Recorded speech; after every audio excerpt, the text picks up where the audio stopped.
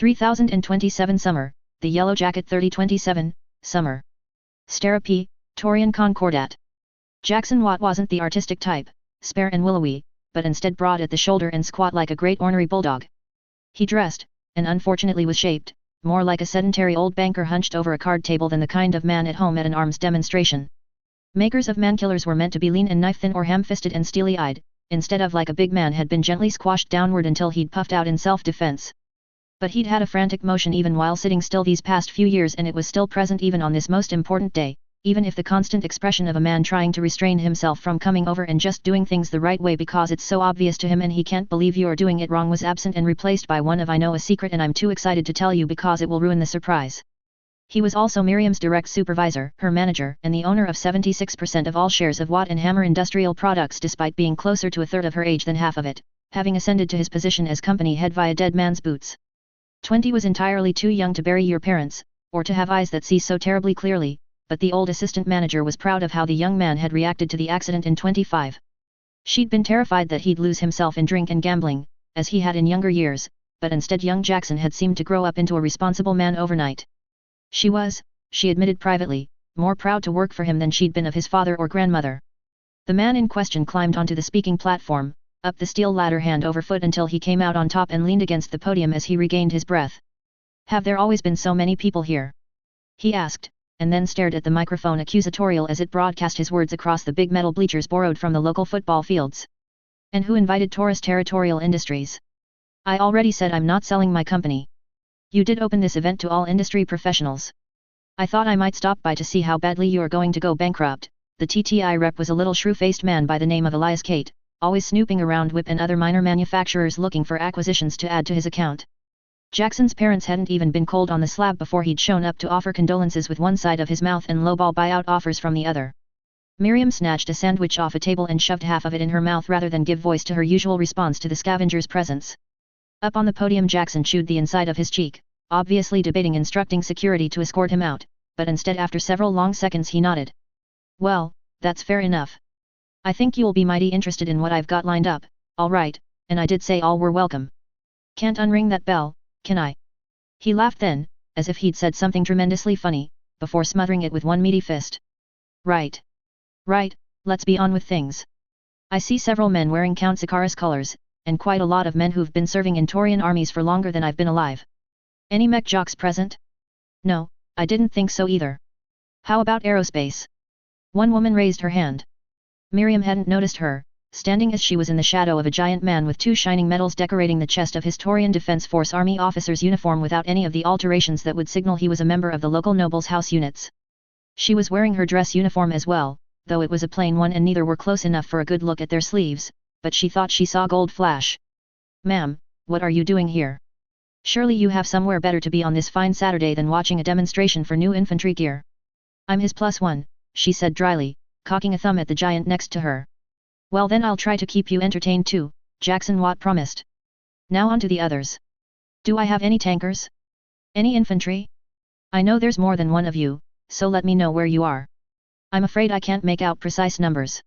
Shouts of "I'm over here, and very funny" rang out from over 3 dozen red-clad people, caps loosely clustered in groups of dark and light green, with a smattering of grey. Most of the attendees were infantry, just as they'd planned for in late-night meetings, Miriam noticed with an approving nod. As expected, but it was nice when things went according to plan. She also noted that most of them were holding bottles, with more waiting to be opened on the tables in front of them. She'd worked overtime to reach out across informal networks as well as the traditional avenues, and hedged her bets by making it known that there'd be free beer. Every Taurian knew that soldiers never turned down free beer. Sure enough, that had worked. "Well, this is mostly for you lot, so put your thinking caps on and think about what the worst part of being in combat is. I've had a good think about that myself, and I'm pretty sure it's the part where you might get shot. Am I wrong?" Amidst the good-natured answers shouted in response as Jackson started building up the crowd, Miriam picked out an undercurrent of speculation. They hadn't put out any information on what this presentation would cover, other than that it would interest conventional arms branches of the Taurian military. Jackson had insisted on secrecy, and while Miriam thought that spreading preliminary details first and getting more important officers present would have a greater impact, she didn't own the company. The boss word was final. Secrecy was had. And now, sitting in the shade of the big awning atop the big bleachers next to the borrowed municipal football pitch, listening to whispered speculation about potential new body armor or a lightweight vehicle as the gathered crowd tried to reason out what an industrial logistics manufacturer could have in its back pocket. Miriam had to agree. She wanted to wipe that smarmy smirk off Elias' face. Barring the inability to do it herself, she'd settle for watching somebody else do it. The old woman settled back and adjusted her seat as the introductory sales patter ended with the familiar shiver in the ground of a mech approaching at a running pace. She still knew the vibration of the way they moved still, even after so many years out of the service. Most of the attending guests who hadn't already been drawn into the sales pitch perked up as Whip's ancient powerman strode into view in the distance. The industrial mecha's diesel engine roared almost as loud as its plodding footsteps as it pushed ancient Myanmar to its limit, the mount holding the menacing machine gun barrels retrofitted in place of its left cargo bay pointing straight up. It loomed over the near horizon, coming over the hill that hid the sports fields from the nearby industrial district just a few kilometers away. "That's our good old mech," Jackson said. "It's about 2 kilometers away right now, and it doesn't move as well as it did when we bought it. Watt and Hammer Industrial Products doesn't need a hauler mech that moves over 60 kp each, so we settled on about 30 since that was a lot cheaper. It loads crates onto trucks by day, and points that collection of nasty rotary barrels at intruders by night. Now I'm not trying to sell you on my powerman, it's not for sale and I still need it, but it makes a good reference point for the next bit. In keeping with tradition it's been repainted in Davian drab green, so once it's through being used as a benchmark you'll get to see a show with simulated explosives." He pulled a pair of binoculars out from within the lectern and peered over at the approaching mech. "Now about that reference point. Those of you with better eyesight than mine might see some little yellow and black things next to it. If you can't, then keep looking. They'll get here in about 3 minutes, now." By this point some of the crowd had pulled out optics or old-fashioned binoculars. The big man with the Air Force date had produced a bulky handset he held to his eyes for several long seconds before hurriedly passing it to the smaller woman with a whisper, who trained them on target and stared intently. "Some of the best athletes in history can sprint 2 kilometers at about 2/3 the speed my powerman makes, and that's with them basically naked but for special running shoes, and at the end of that they're done. The Taurian Defense Force requires infantry to be able to run 2 kilometers in 15 minutes, which is about 8 kilometers an hour and still damn impressive from my point of view. Now I can see those little yellow and black blotches with my eyes now, and I can clearly see that they're still keeping pace with my powerman, so they're about 4 times faster than military fitness standards, and they're a bit heavier than a man with a rucksack and rifle too. That's pretty decent speed." Miriam could see them now with her little bird-watching binoculars, 5 yellow and black striped things throwing themselves bodily forward in great leaps not jumps, Jackson always corrected. Their forward motion came in surges interrupted as they touched the ground only momentarily before launching themselves once more with explosive motion that made actually getting a clear look nearly impossible.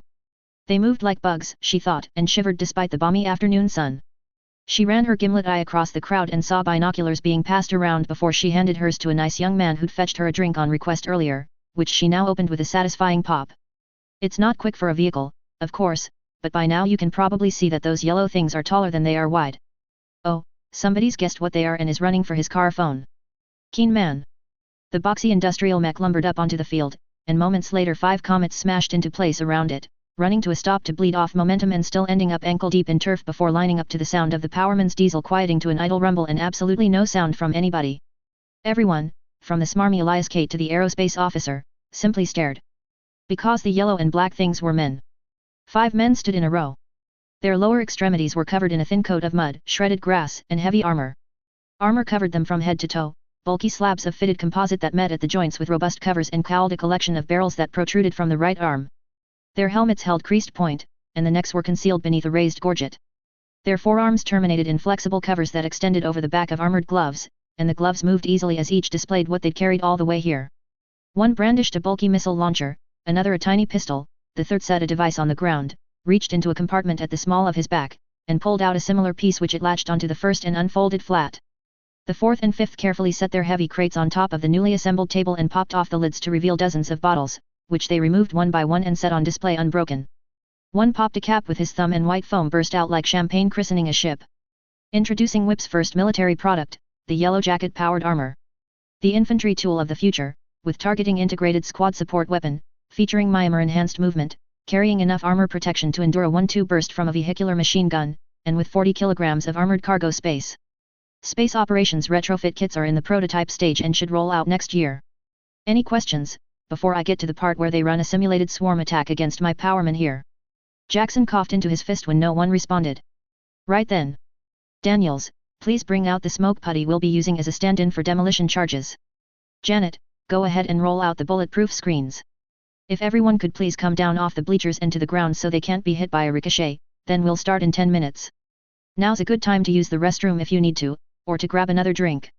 Miriam took a deep swig but stayed seated, leaning forward in anticipation. Any second now. Now that beer on the pitch is going to foam all over whoever opens it, so nobody make a rush for the demonstration boxes. More will be out momin. The bleachers immediately erupted into chaos as every military man and woman present either rushed for the front or to their vehicles, some even leaping off the sides. Miriam grabbed her camera off the table and snapped a few shots of Elias Kate before the TTI rep tripped over his own feet trying to get to his own car phone, and then she shot a few more and howled with glee as the security team in the powered armor had to come hold the crowd back from swarming her boss and knocking him off the podium. Who'd blame an old lady for her choice of entertainment, after all? 3025, New Year's Day, flashback. Stara P, Torian Concordat. The rain fell cold and heavy, soaking Jackson Watt instantly and chilling him to the bone as he stumbled out the door of the casino and onto the main streets of, somewhere fancy. He'd been on a bender all night. It's a hell of a thing to find out that your parents died, and somehow drink had seemed the answer, or at least the friendly women he kept buying them for had thought so. But now he was alone, leaving behind a bewildered dealer, a pair of cute things just a few years older who'd come to the world called New Taurus in search of their fortunes, and some other people who'd been at the card table too. Honestly, he hadn't paid much attention to them. He was drunk. He seemed to have gotten drunk very quickly and with purpose, and was wearing fancy ornate clothes that looked ridiculous on a man of his figure even before they got soaking wet. He needed a new wardrobe. A man who owns a factory needs to be dignified. Even a man who just manages production in a factory needs a kind of timeless dignity or else the workmen wouldn't respect him. The ground car chirped as he unlocked it and collapsed in a sprawling heap across the rear seat, dragging the door closed to keep the rain from drenching the interior. He was drunk. He shouldn't drive. He wanted to be home, to sleep in his own bed, but he shouldn't drive in this state. He'd just lay on the back seat until he sobered up. Somehow he fell asleep and didn't wake up until morning, when he drove home with a splitting headache and eyes that seemed to be seeing two roads at the same time. But he hadn't gambled away Watt and Hammer Industrial Products on a hand of cards. It'd been a good hand with a full house -3 queens and a pair of fours. The odds of anybody beating that were so low, and he'd had so much liquid courage, that he'd almost said the words, almost forced that bland-looking man across the table to either put up equal value to a whole damn exoskeleton factory or fold. And then he stopped. He'd called instead, with the pot a mere 20,000. And that man laid down 4 eights. Jackson Watt was one hand of cards away from losing his own business on the day he inherited it. He could see what might have happened now having to find work elsewhere, for small competitors who'd hire a drunk to manage a production line. Year after year of work, of watching the factory that used to be his change hands again and again, envious, longing, hating his own stupid mistake, spiraling inward even as he pushed to excel as if doing so would prove that he could have been a success story. Pulling himself up when his own self-loathing got to be too much and he had to either improve his life or take it. He'd quit the drink, or at least the habit, and he'd probably end up working at the factory he'd otherwise own, if only to feel some kind of connection to the life he'd lost. A man can live a long time. Yet Whip was a sinking ship even if he still had it grasped in his greedy hands, and he'd known it in his hindbrain even when he was young and stupid. Now he was a much mature 18, and he could see the writing on the wall. Tauren Territorial and Stara P Defense were squeezing out the smaller manufacturers around, trying to get local monopolies and competing against each other to see who could take the biggest stake on the grill. TTID already folded in a Myanmar manufacturer, and if they bought out a few more companies then they'd be able to corner the planetary market for exoskeletons because they wouldn't have to buy Myanmar and other components like Whip and the other small producers did. Fewer intervening steps involving middlemen needing to make profit meant lower overhead, and therefore a lower floor for prices than Whip could compete with. They'd have to sell. Tauren Territorial Industries would be happy to buy. And there was nothing he could do to stop it. Most of Whip's contemporaries, like Siren Blue Exo and Arm alike, had more shares floating loose around the market than he did. They also had more debt, bonds and notes that TTI was doubtless already buying up in order to exert influence and make a legal case that it deserved a say in the firm's directions and eventually ownership. It was all perfectly legal. It was all so obvious in hindsight what their actions meant. Well, the answer was simple, he realized as he came out onto the factory floor. He'd just have to introduce a new product, access an undiscovered market niche and pry it open to get at what was inside, and then he wouldn't lose his factory not to his own stupidity and cards, and not to TTI buying him out a few years down the line either. And I'm working with this, he muttered as he stared down at the horrible mess of a factory floor. Somewhere along the way his memory had slipped, and he'd started remembering an imaginary version of Whip that was quite a lot nicer and more advanced than it actually was. Everything would be so much easier if he'd worked on a heatsink line in those deja vu memories instead of on the bloody Asterion, Jackson Watts swore in the privacy of his own mind. Everybody'd line up to kill their own mothers if he could swagger on into Sterapy Defense Industries and start talking about the industrial production of freezers instead of remembering all the tricky troubleshooting bits for a third-generation model of a kind of combat platform that didn't actually exist yet. Hell, he could probably tell the first protector that he wanted to rule his own colony world and he'd damn well get it. But no. He hadn't ever worked on a freezer line. He rubbed his hands together. Right then. First things first. I need a test model to prove I'm not crazy, so I've got to get an engineer on board to actually make the thing. Then I'll need to get the rest of the staff read-in so that they can get on a prototype, and lastly comes working out how to produce it in bulk. No wait, do that first. Young man, what are you talking about? You'd best not be day drinking.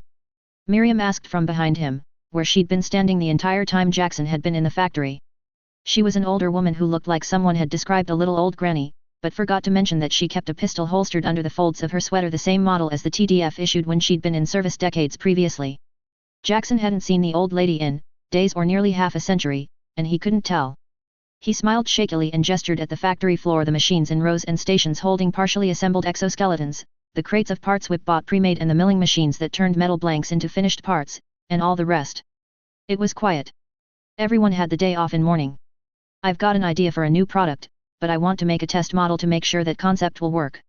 It feels a little underwhelming, but I think it'll have a market. I'm sure the planetary nobles will want some to bulk out their militias, at least. Well, at least you've got enough sense not to jump headlong into things, Miriam said, but there was a note of approval in her tone that was sorely welcome. She did a lot of jobs around the place, got paid for all of them, and Jackson remembered his mother telling him she was worth every bull of her ridiculous salary.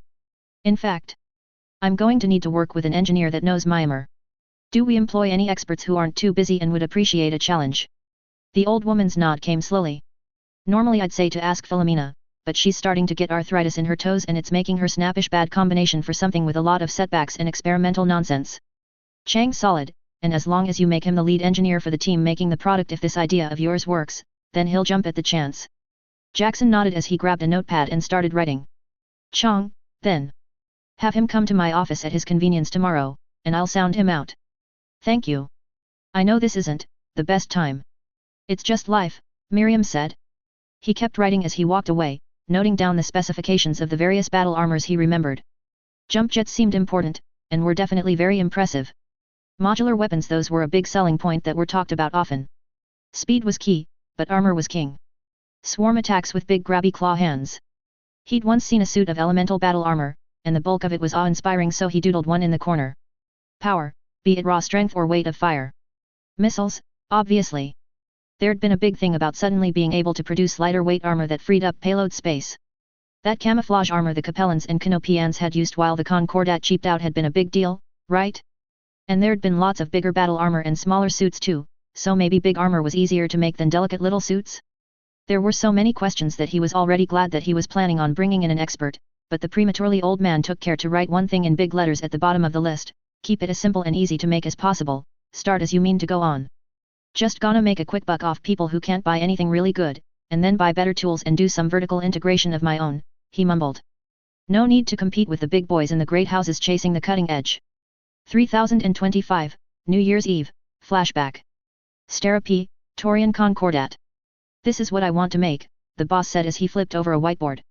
The outline on the other side was dense and well drawn in a precise, if blocky, draftsman-like style. It was rounded, with a body like an upside-down egg and arms that ended in big pinching claws. Its legs were overbuilt, notated as containing jump jets. Chang, last name only in professional contexts please, stared at the monster of a white elephant project and did the mental math on how long he could drag it out before the young man across from him realized it wasn't going anywhere, and how many extra raises he could get out of heading a doomed project. 3, he thought. He could make this last 3 years, making prototypes and ignoring practical constraints. The first thing he'd do would be to plug it into the wall instead of running it off a battery and call that a temporary testing measure which he'd tragically never be able to overcome. What his mouth said was, "Sir, what the hell is this?" Battle armor, Jackson Watt said, and then corrected himself. A wish list for battle armor. I want to make a test model of a weaponized exoskeleton. I know I can't fit everything I want on there, but I'm reaching for the stars with this proposal. It's up to you to tell me what's within our practical engineering limitations. That's what I thought it looked like. You want to combine these technologies and make a new combat platform out of them, I understand, but this thing is all make-believe, Chang said. His dreams of 3 years of easy work and extra salary went down the drain, sunk by the need to correct someone obviously, stupendously, wrong. You want to give an exoskeleton a medium laser, a small laser that turns into a flamer, big claws, a backpack full of missiles, vacuum operations adaptation gear, and have it run for half a day before recharging? And what are those things on the torso? Mounts for normal infantry weapons, modular, Watt said gruffly. It can't hold guns with those battle claws on. The engineer nodded. That part makes sense. Got to have normal guns for stuff you don't want to waste the big guns on, but boss, that much gear has got to weigh at least 5 tons. No exoskeleton ever made can carry that much weight, and none of our machinery could make it even if we did. You'd want something like a light mech factory instead, or an ultralight mech factory if those exist. And the performance specs you want, the frame just won't handle it. It's got to either be smaller or carry less load. But each of those systems has a purpose that it serves to the utmost, which makes it better, yes. Every Torian adult did their civic duty in either military or other service in the public good. The boss had done his term as a logistics officer, but Chong had carried first an auto rifle and later a short-range missile tube. He'd seen action against pirates, shooting 3 missiles from at a tank he'd tentatively identified as something like a vedette alongside other long-range fire from his unit, fending it away from his post. He hadn't stormed any real fortifications or fired at a person, but he'd trained with fake weapons and drilled until he wanted to drop dead doing otherwise would have been suicide on garrison duty with so many pirates plaguing the Concordat. So he had a different perspective on what made a good weapon than Jackson Watt did. Now he just had to explain that to the man who'd be signing his paychecks and approved his raises. Leaving aside whether we can make it, I think it'd be a good idea to look at what this battle armor is trying to do. Be sold to as many people as possible, Watt replied instantly. Chong laughed at the joke. His boss didn't. It wasn't a joke. Ha. Well, there are 2 kinds of things that everyone buys. There's the stuff that's so versatile that it can do everything, and there's the stuff that does something so commonplace that everyone needs either it or something like it to fill that role. Like a multi-tool compared to a pencil, his boss said. Exactly. Now the more complicated a multi-tool is, the more roles it takes on, the more expensive it gets. There's a balance point where it does everything it needs to well enough, for a cheap enough price, and if you go past that then it takes more and more money to get less and less performance, just like Whip doesn't make the galaxy's best industrial exoskeletons, because they'd cost too much and nobody would buy them. Your proposal is a giant, super complex multi-tool and every system that's added to it is going to compound how complicated it is and therefore how hard it is to manufacture. Even if we solve every engineering issue and can make the thing, the more complex a tool is the more often it either has to get maintenance or it breaks. Maintaining exoskeletons costs money. Something like an exoskeleton but with all those added features is going to require lots more maintenance and lots more money because the individual parts have to get smaller and more delicate unless you want the frame to be larger, which will require more mimer to move it and beefier internals. And I can't do that, Watt said. Right. So then, simpler. He pulled out a sheaf of paper and started sketching, and then writing down specifications with lines pointing to various parts of the outline. What he ended up with was another suit of so-called battle armor marked as weighing 1 ton, still wearing what seemed to be an entire hill's worth of armor, still with the jump jets that Chong hadn't even tried to address the absurdity of, but this time with just a medium laser on one arm, a small laser on the torso, and the other arm ending with a claw. What's this bit? Mag clamp, SOA. Watt leaned in and pointed at the expected 30 km per hour ground speed. It's slower than mechs or vehicles, and too heavy for normal infantry transport, so I thought that if it could magnetically latch onto the outside of vehicles and ride along, then that'll make them a lot more mobile. The space operations adaptation gear for sealed exoskeletons that work in the nebula defenses and asteroid bases? That's got electromagnets in the arms and legs that the workmen use not to drift off. We could use that kind of thing. Chong wanted to say that was a stupid idea. He really wanted to, but at the same time he was stopped by a thought other than that he shouldn't keep telling his boss that he's wrong. Because this time he was right. That was a pretty neat idea. It might need more magnets, or bigger ones, he said as he pulled a pencil out of his pocket and chewed lightly on the end. But that's a good idea. Procurement will fight buying replacement APCs for infantry, so you can bet the budget crunchers will throw a fit at the idea of having to buy designated transports for this stuff. But if you tell them that they can ride on any old piece of armor, then that'll sound a lot less expensive. Moving on, he ignored the weapons and focused on the armor. After borrowing some paper and doing some figures with generous amounts of estimation, he writes a careful 0.9 tons down and circles it. If you approximate an exoskeleton as a series of connected boxes, and then look at the surface area of those boxes and multiply by the thickness you want, with some overlap for joints, then it'll weigh almost a ton. Chong was about to continue by saying that such an amount of armor was surely overkill in the extreme, and that it could be safely brought down by more than half, but his boss waved him off. The armor's just finicky and irritating, he said. It'll weigh about half that, in the end. The weapons, then. Why lasers? They're simple. You plug them into a power pack and they shoot things. No need to source ammunition, just to recharge. Yeah, but whip doesn't make lasers, and the power source is the worst part. Chong exploded, jabbing at the paper with his pencil and putting a big X over the backpack. This is supposed to contain enough energy to make a literal ton of weight move around for 12 hours without recharging? Where are you getting that kind of energy?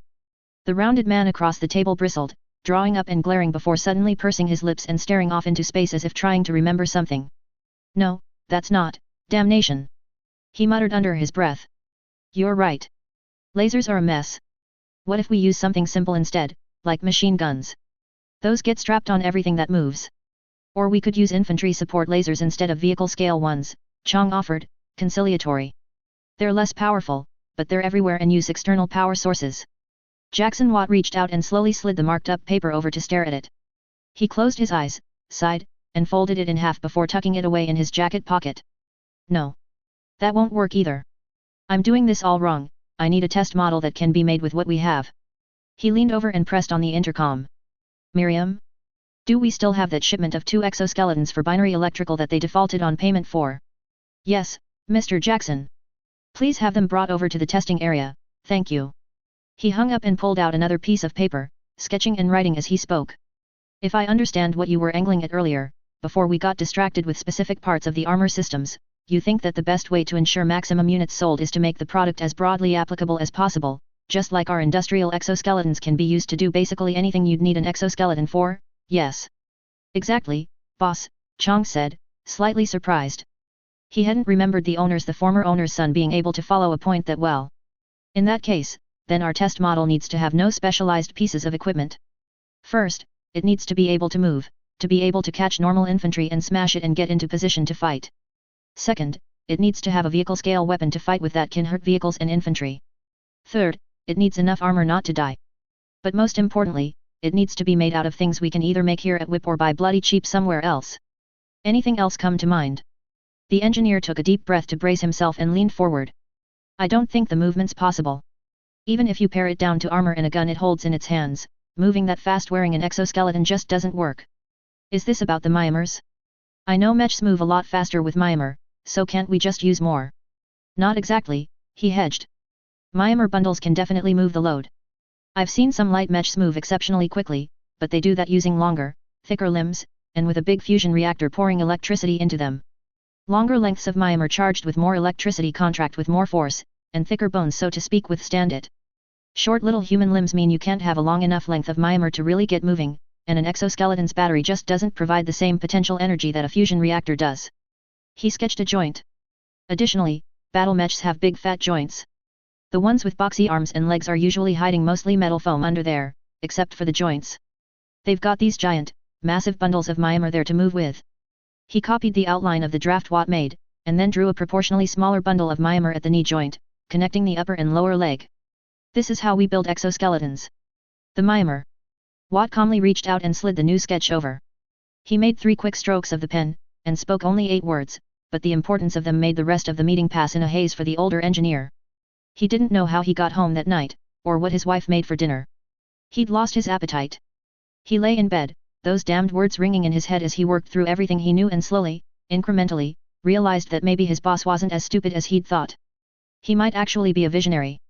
That picture, that sentence, he shook in amazement at just how simple the idea was, and in stupefaction that he hadn't seen it himself. In fact, he realized coldly, the tubby man might be exactly the kind of rising star he could hitch his wagon to. The image he couldn't get out of his head was of 3 lines drawn from crotch to foot, and the words were, from the outside, not in the middle, c. 3025, Spring, Flashback 3. Stera Torian Concordat. It was, Jackson Watt thought as he stared at the thing in front of him, the most abysmal battle armor he'd ever seen. And yet, he thought, it was a suit of battle armor. Technically by the thinnest technicality. Just not at the moment, he reassured himself at the thought that he'd never dream of releasing something so assured to tank his reputation as this glorified box lifter. Battle armor had to have guns, and proper BA had big thumping great ones to boot. By that measure the test model was an abject failure. By most measures Jackson Watt judged it a failure, but it moved. It could carry armor, once he bought some. That was, something.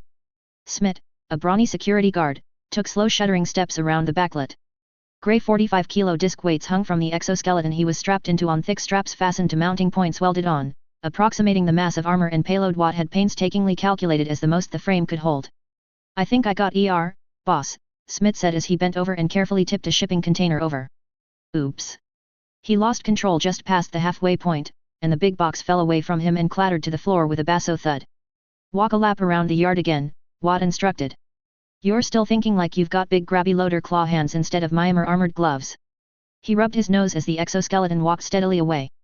"Only a sixth the speed it should be moving at. I just don't understand it. There's no reason for him to be slower with the weight on than in a normal exoskeleton. The structure and Myanmar counterforce handle the load for the operator." Chong grunted from where he knelt beside a thick box with a barrel shroud protruding, a fat blackened one with thick holes to dissipate heat. It'd been bolted to the test model's arm until it ran out of paint rounds for the fake gun inside to fire. "I don't know what to tell you that I haven't already." "Then tell me again, but differently. Maybe that will help jog my brain and get it thinking again. Whether a machine can do something and whether a man with a machine will do something are two different things. You build up an exoskeleton with a new, weird-looking Myanmar layout, told the man it'll be stronger and more responsive than anything he's ever used before, and told him to do things in it while you watch. He heard you say the words, but he doesn't feel the meaning. So he's going to take it as slow as he feels is safe because he doesn't want to get his leg snapped in half even if the disability benefits are great." Jackson stared at the lumbering man machine as he reached the midpoint of the improvised course, picked up a barrel full of concrete by grabbing the rebar handles coming out the sides, and set it to the side. The motions were smooth, easy, with the familiarity of use. That was a normal exoskeleton task, so Chang's advice made sense. The hips didn't shake or warp at all under the increased weight either, unlike the ill-fated first test models. If his numbers were right, then there shouldn't be a difference between picking up that weight and walking with it, and moving more rapidly. It was all just force exerted per moment, and the forces matched. "So you're saying that it's psychological?" he asked musingly. "The suit needs to look like it can move faster too." The engineer hesitated to make a hard commitment. "I'm saying that it's only natural for the test operators to be cautious. That's a lot of Myanmar wrapped around the operator. If something goes wrong and the structure it's pulling against breaks, then somebody's losing a limb minimum. More likely is that they're dead before they can get to the hospital. The engineering is all well established, but I get it now. It's a marketing issue. The product has to look like it goes fast too. That's simple enough to fix. Or not so easy, I suppose there's no harm in giving it a good try." Now that the current problem had been identified, and a resolution made to fix it, the factory owner's dour mood vanished. Still, there'd been more of them lately, as the months went on and this new project kept getting sized back from his initial vision. "Smith, my good man. Come back over before your battery gives out. And remind me to keep looking for something more energy-dense later, somebody. Standard exoskeleton power packs just don't have enough longevity when constantly moving 400 kilos, instead of intermittently doing it for short periods. We'll need to source from a proper military supplier, most likely." As he bustled away he just barely heard, 7 hours of use is perfectly fine, and why not just patent the damn Myanmar layout? It's not like. But a week later a foul atmosphere had settled over Whip's offices again, where they hung over the factory floor, on the overhead structure. A TTI supply catalog fluttered across the air before crashing into a pile of other military-industrial corporations' advertised offerings. "Not a one," Jackson muttered. "Not a single company in the entire Concordat supplies endosteel at any price. We should be swimming in the stuff." "Why would that be, Jackson?" Miriam asked from her desk outside his office door. "We've got loads of orbital infrastructure, asteroid bases and space stations and such. Surely somebody should have converted one into a microgravity factory by now." "We don't have the funds for something like that," the old woman said simply, though her tone implied that if he attempted to brush off that obstacle she'd happily raise more objections held in reserve. Fortunately, he didn't know the first thing about making the damn stuff other than what that Capellan advisor had said 4 years ago or a damn long time in the future, and even then only because she'd been oddly flattered to be deferred to by such an old man, which had made him feel dashing for the first time in a decade. "You took steel, titanium, and aluminum and forged them together in microgravity while subjecting them to treatment that ensured the different materials were evenly distributed and all the particle things were pointing the same way, which created a lightweight, strong alloy. It was that same alloy that was required in specific key points of battle armor's design in order to withstand the force required to move a ton-weight suit, all leveraged against itself by contracting Myanmar. And it was the lack of that alloy which drove him to flinging catalogs across the room.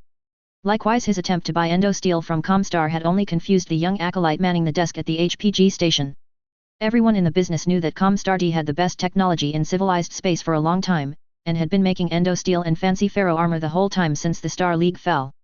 Nobody said it officially, but everybody also knew that those of means could buy said technology at a steep markup. Truthfully, and he was almost always truthful because nobody could blackmail you if you never did anything worth being blackmailed over, asking the young man at the help desk had been a desperation play. He'd only done it after going through all the 2-year-old catalogs behind his desk, requesting new catalogs, and reading those only to see a lack of anything he couldn't just buy on the open market. Now, after going through both sets of order forms and advertisements again, he stewed. There's no armor plating fit for battle armor either, he muttered. That much made sense.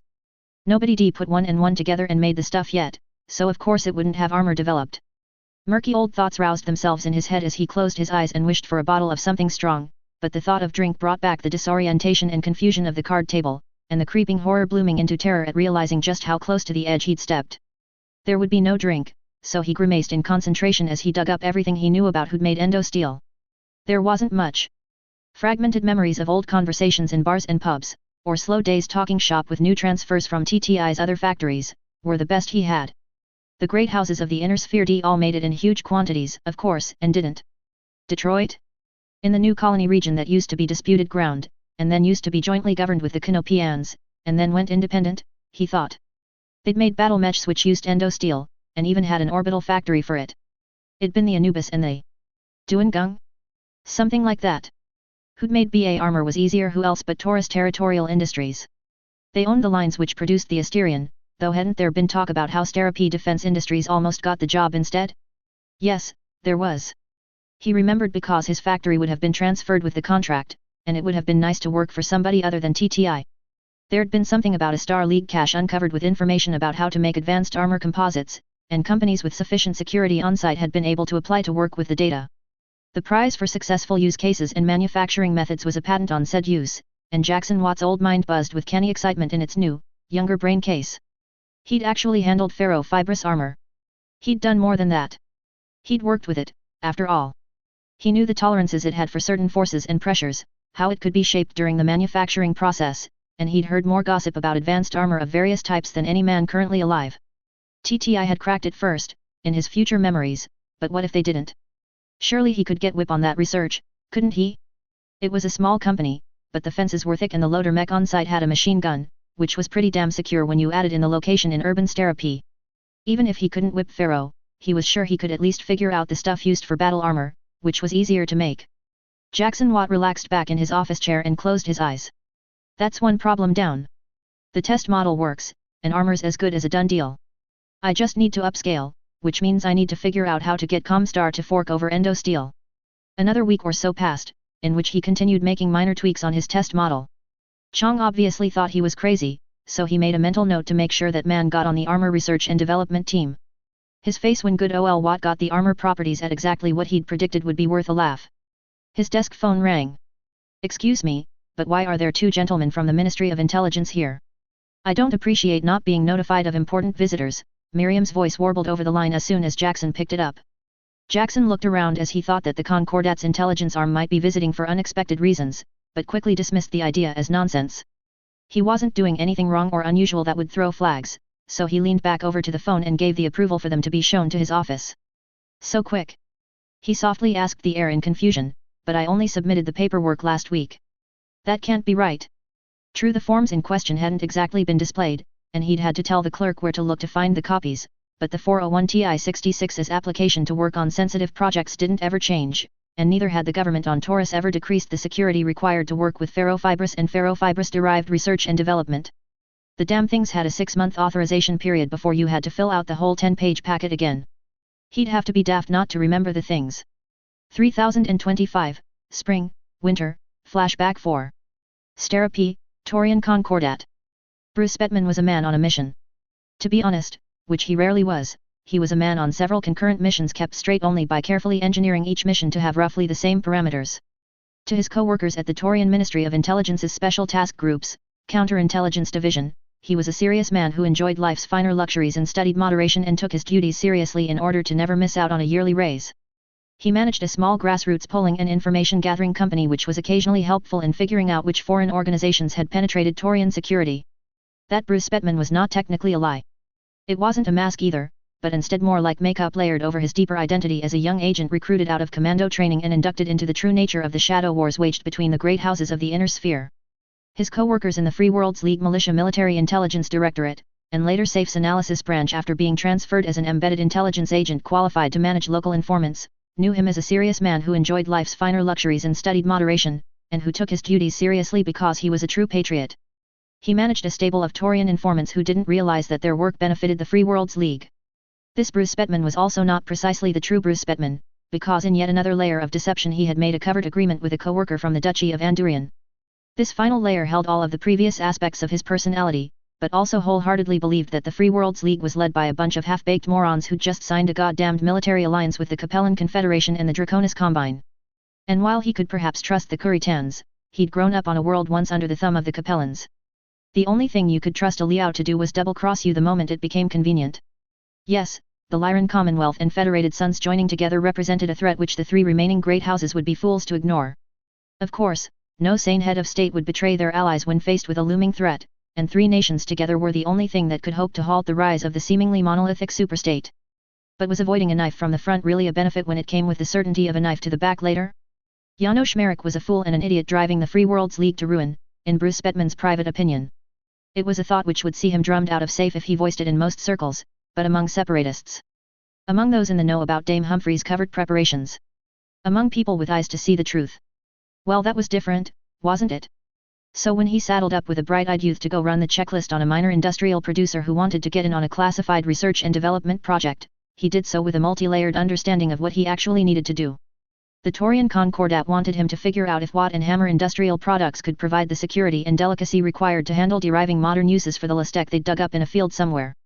He had a list of civil rights which had to be respected given the current level of emergency, low, and a smaller list of rights which he could ignore if he was certain doing so would lead to retroactive just cause.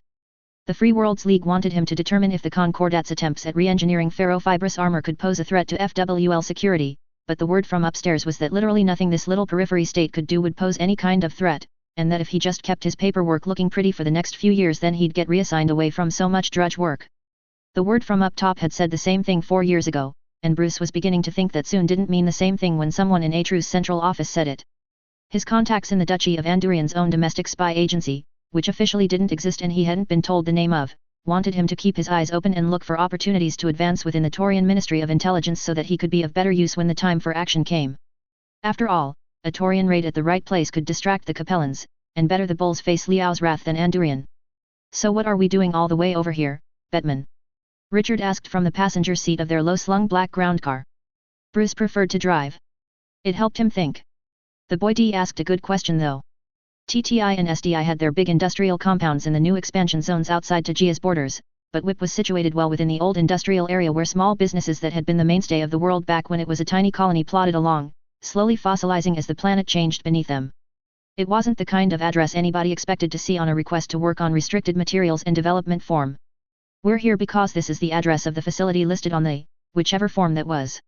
I can't remember off the top of my head, but the Armor Project 1, Bruce said as they got out of the vehicle and made their way past the manager on duty, a dotty old woman who really shouldn't be working in a factory at her age. What are your first impressions on site security so far? Well, the perimeter wall is a good first step, as is the modified industrial mech.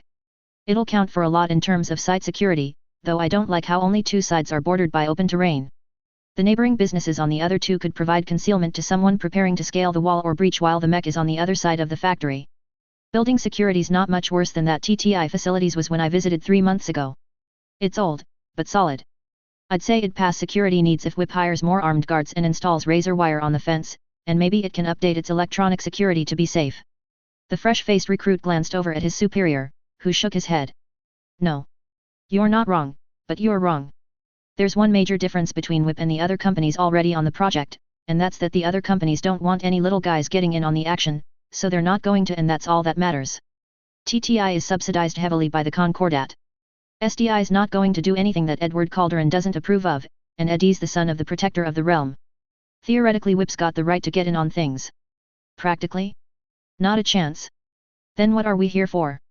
To look around, make derogatory noises while nitpicking everything we see, promise to get back within a week, and then send a letter informing the owner that he needs to contact either Taurus Territorial or Stera P Defense about negotiating a way into the armor project. Richard pressed his lips together into a thin line, his boyish face seemed ill-suited to the serious expression, but nodded agreement. Bruce was the one calling the shots, not the rookie. Well, if I had to start, then that exoskeleton looks wrong. It's strangely overbuilt, and uses far too much myomer. He nevertheless gave his best effort. His senior nodded encouragingly. Not very efficient, is it? Seems like Whip likes to waste materials, tisk tisk. They soon came up on the factory owner's office, and within was Jackson Watt himself, a silly little round man with a face like a tomato, who quickly spun up into a spiel about the same security precautions Bruce D already noticed and potential upgrades which Richard had already mentioned, before saying something which hadn't been expected. Of course I don't need real ferrofibrous armor. That's much harder to make than armor plating for battle armor, after all. I suspect it'd take a year to get the details of production worked out. Bruce held up a hand. You want to use Lestech to make infantry armor? I'm not sure if that's insane or brilliant. Technically I suppose BA are infantry, but I wouldn't say that too loudly. I'm talking about battle armor after all. The infantry equivalent of a battle mech, runs as fast as a ground car, shrugs off machine gun fire, carries enough firepower to wipe a squad of infantry out by looking at it. That kind of stuff. Jackson Watt didn't look quite so funny as he had when they walked in, as he gestured to a series of notes and engineering drafts. BA armor's not that complex when compared to real ferrofibrous anyway, see. The tubby little man wasn't as funny jabbing a pencil at a breakdown of an armor schematic which looked similar, but not exactly like, the advanced armor composites while saying something about production timelines and bottlenecks. Bruce took deep breaths to hold his composure steady as he read a label pointing to the illustrated leg of an overbuilt exoskeleton reading 30 km per hour and considered how durable something roughly man-sized would be carrying 500 kilograms of advanced armor. He imagined a battle mech writ small, and he wanted it more than he lusted for smooth whiskey and loose Canopian women. This felt real, it felt exciting. It was just like a childhood fantasy of being a spy and meeting working with one of the real movers and shakers. Funny, how only now on this backwards periphery planet did he find what he'd dreamed about as an excitable teenager. Now he was working with a steely-eyed man of action, of motion, and progress, instead of that shit pencil pusher Yosef on Atrus.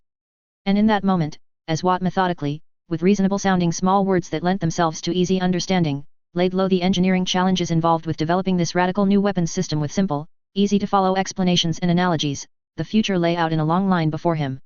He could deny the request, write a report back to Atrus about a potential new weapons system being developed in the periphery, and it would sit in a drawer collecting dust for decades until some future archivist dug it up and used it as proof for the FWL's systematic failure to evaluate threats, or he could take action. Bruce Bettman dared.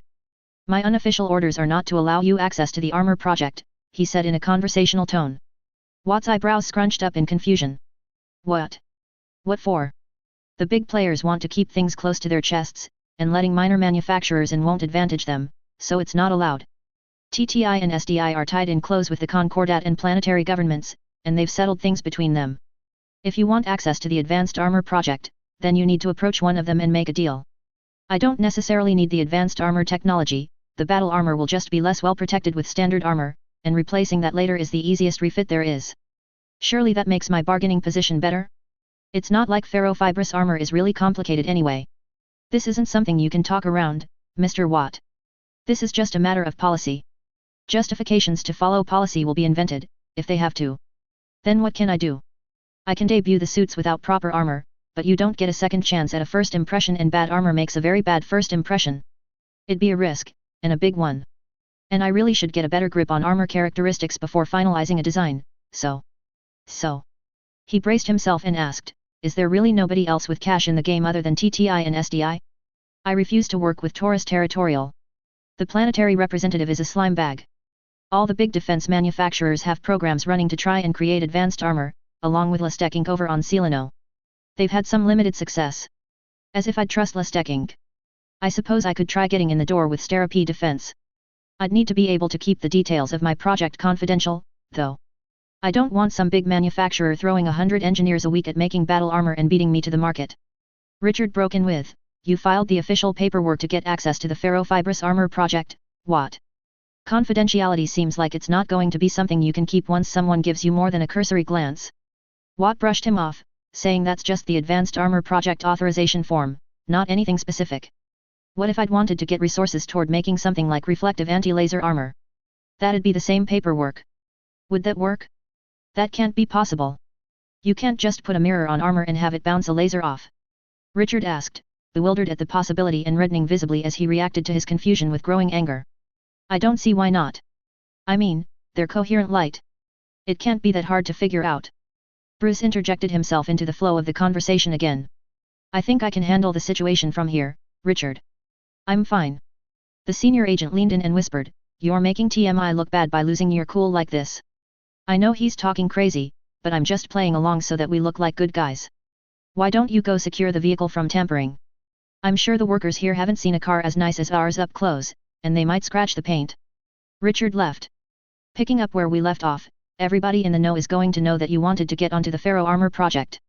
That's a matter of government record by now, so you're going to have to give anybody looking at you what they expect to see or else they'll think it's suspicious, and start digging. From the mulish set of Watt's jaw, he understood. And I need to keep my battle armor project quiet to avoid getting beaten to the punch, yes. I see your meaning. I fully intend on raising the subject of your application with my superiors, Bettman said, not mentioning which superiors he'd mention it to. If there's not a way to get you access to the relevant data through correct channels, then the Ministry of Intelligence might be able to get you a back way into the program. Not really my cup of tea, that kind of thing. I try to avoid doing dark deeds. You can't be blackmailed if there's nothing to blackmail you about, after all. But, as long as I can direct any awkward questions to TMI, then that's good enough I suppose. The industrialist smiled as his mood improved. That'd keep things on the down low, too, at least more than opening up a new armor foundry of my own would. Ideally, yes. I think that I, of all people, can understand the needs for secrecy and discretion you must be under. Bruce Bettman said.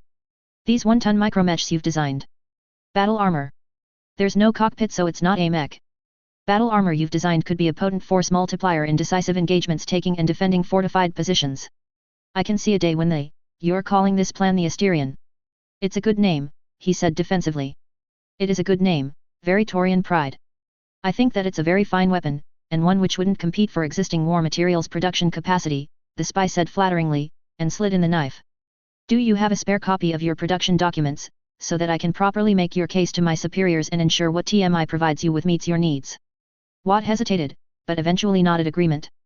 I suppose if you wanted to spread the idea around to my competitors, then you wouldn't need the design docs.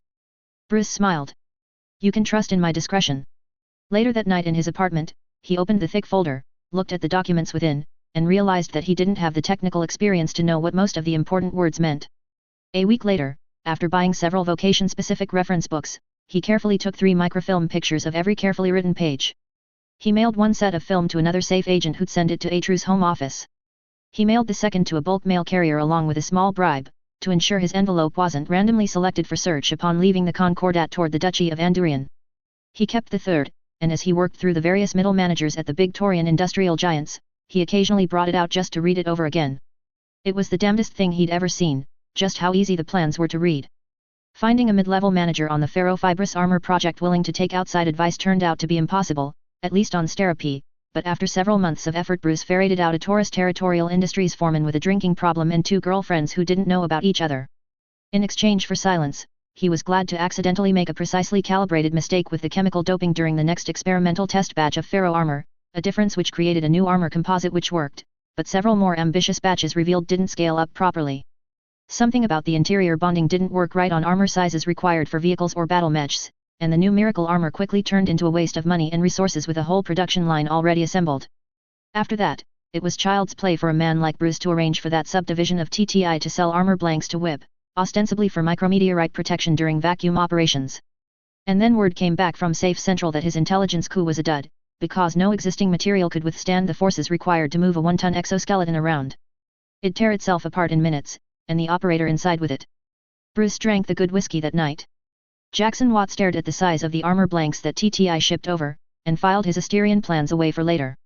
He stared at his whiteboard with trepidation, licked his dry lips, and whispered, "All right then. The cheapest, lightest, simplest battle armor possible. I'm sure someone will buy it. The planetary militias, maybe." 3027, Summer. Stera P, Taurian Concordat. Jackson Watt stared at the veritable riot in confusion. Then he leaned into the microphone and said, "Why are you all so excited? There's more to come. Now you can either behave or I can end the presentation here, before the demonstration of anti-mech swarm tactics." The crowd shut up, to the last man. As he continued the presentation, Watt considered just how happy he was that nobody managed to beat him to the punch. Once he got the armor sorted, the rest was all just a matter of figuring out what he could manufacture with only the items on hand, plugging in commercially available off-the-shelf solutions for the things he couldn't handle in-house, building a prototype with enough interior padding that the men on test duty stopped being afraid of bruising themselves, setting up a production line to meet the initial demand, and training the line workers on how to actually build the things. Most of the past year and a half was just setting things up and making sure his men knew their jobs, and that they knew the company stock he'd promised to buy off the market for them after launch day would be forfeit if they spread the news about what was going on in his factory. Not that he was proud of what he'd done. In fact, he was glad everybody who'd ever seen battle armor before was currently in the middle of the space boonies. People treated battle armor like they were some exciting new frontier of weapons technology that would revolutionize the sphere and periphery like the battle mech did hundreds of years ago, but for all the talk and bluster nothing really changed, in Watt's experience. War continued to grind on, bursting into conflagrations of death and clashing steel whenever somebody thought they had a sharper poking stick than their neighbor did. It didn't win the clan's terra, for all the hype, and those were real battle armor, not this thing he'd made. The Yellow Jacket. The hunk of junk was a masterpiece of kludged together rushed engineering that did practically nothing more than give an infantry soldier a suit of armor with Myanmar to throw himself bodily around, enough armor not to instantly die against a real enemy, and a built-in gun. The one thing he was proud of was taking the electromagnets out of 2 sets of space operations adaptation gear for industrial exoskeletons meant to operate in vacuum, and turning them into a basic magnetic clamp system so the Yellow Jacket could hitch a ride onto the battlefield on any friendly vehicle. It couldn't charge en route like real BA could, not without that fancy Omni technology, but that was what extension cords and the second battery were for. Oh, and it had one of the nicer optics sets ripped out of an expensive helmet too, the ones with night vision, zoom, and that could link up to a weapon to help targeting. Now that was something Jackson Watt was proud of. Back the first time round he'd told the bloody foreman that you could replace most of the fancy spec kit the Capellans sold at a premium markup with the stuff inside a basic commando helmet and save bundles, but the idiot didn't listen because the Capellan liaison had him wrapped around her finger. Not that he blamed the man. If he'd been 30 years younger and less bitterly involved in his work he might have tried to do the same. The Cappies already knew how the Asterion worked anyway, so what was the harm? A half-dead clan or elemental with one eye would go through his security squad in their yellow jackets before they could blink, let alone some of the exotic stuff that he'd heard about being developed in the years since 3052. This thing was, Watt considered with the faint exasperation of an irritant he'd come to accept was necessary but still wished he could do away with, somewhat like the Inner Sphere standard battle armor, the dreaded monkey suit shoved into production to meet the clan advance with no regard for anything but aping a superior design in as cheap and easy to produce a format as possible. Nobody liked piloting the bloody things, and for good reason. They had all the grace and comfort of a hammer, and were inferior to their peers in every way. Of course, the factory owner considered that there was at least one major benefit to being a first adopter. Nobody had anything to compare the Yellow Jacket to, so it'd take at least a year before they realized what a piece of garbage it was. He'd also done everything he could to keep the manufacturing process as cheap and simple as possible, because WIP wasn't a company that did things halfway. When he decided to produce the cheapest, most basic suit he could, he meant it. The margins were going to be slim, but healthy enough that outfitting a few companies or divisions of planetary militia would get him the money he needed to streamline his manufacturing process and bring the parts suppliers for the exoskeleton factory line inside WIP's corporate umbrella to protect him from the big companies manipulating component prices to drive him out of business. Then he'd be secure. Jackson Watt stood on his flimsy, cheap stage with flimsy, cheap battle armor on either side and promised them he could turn sea-bills and bulls into gold, if the audience would only give him their checkbooks.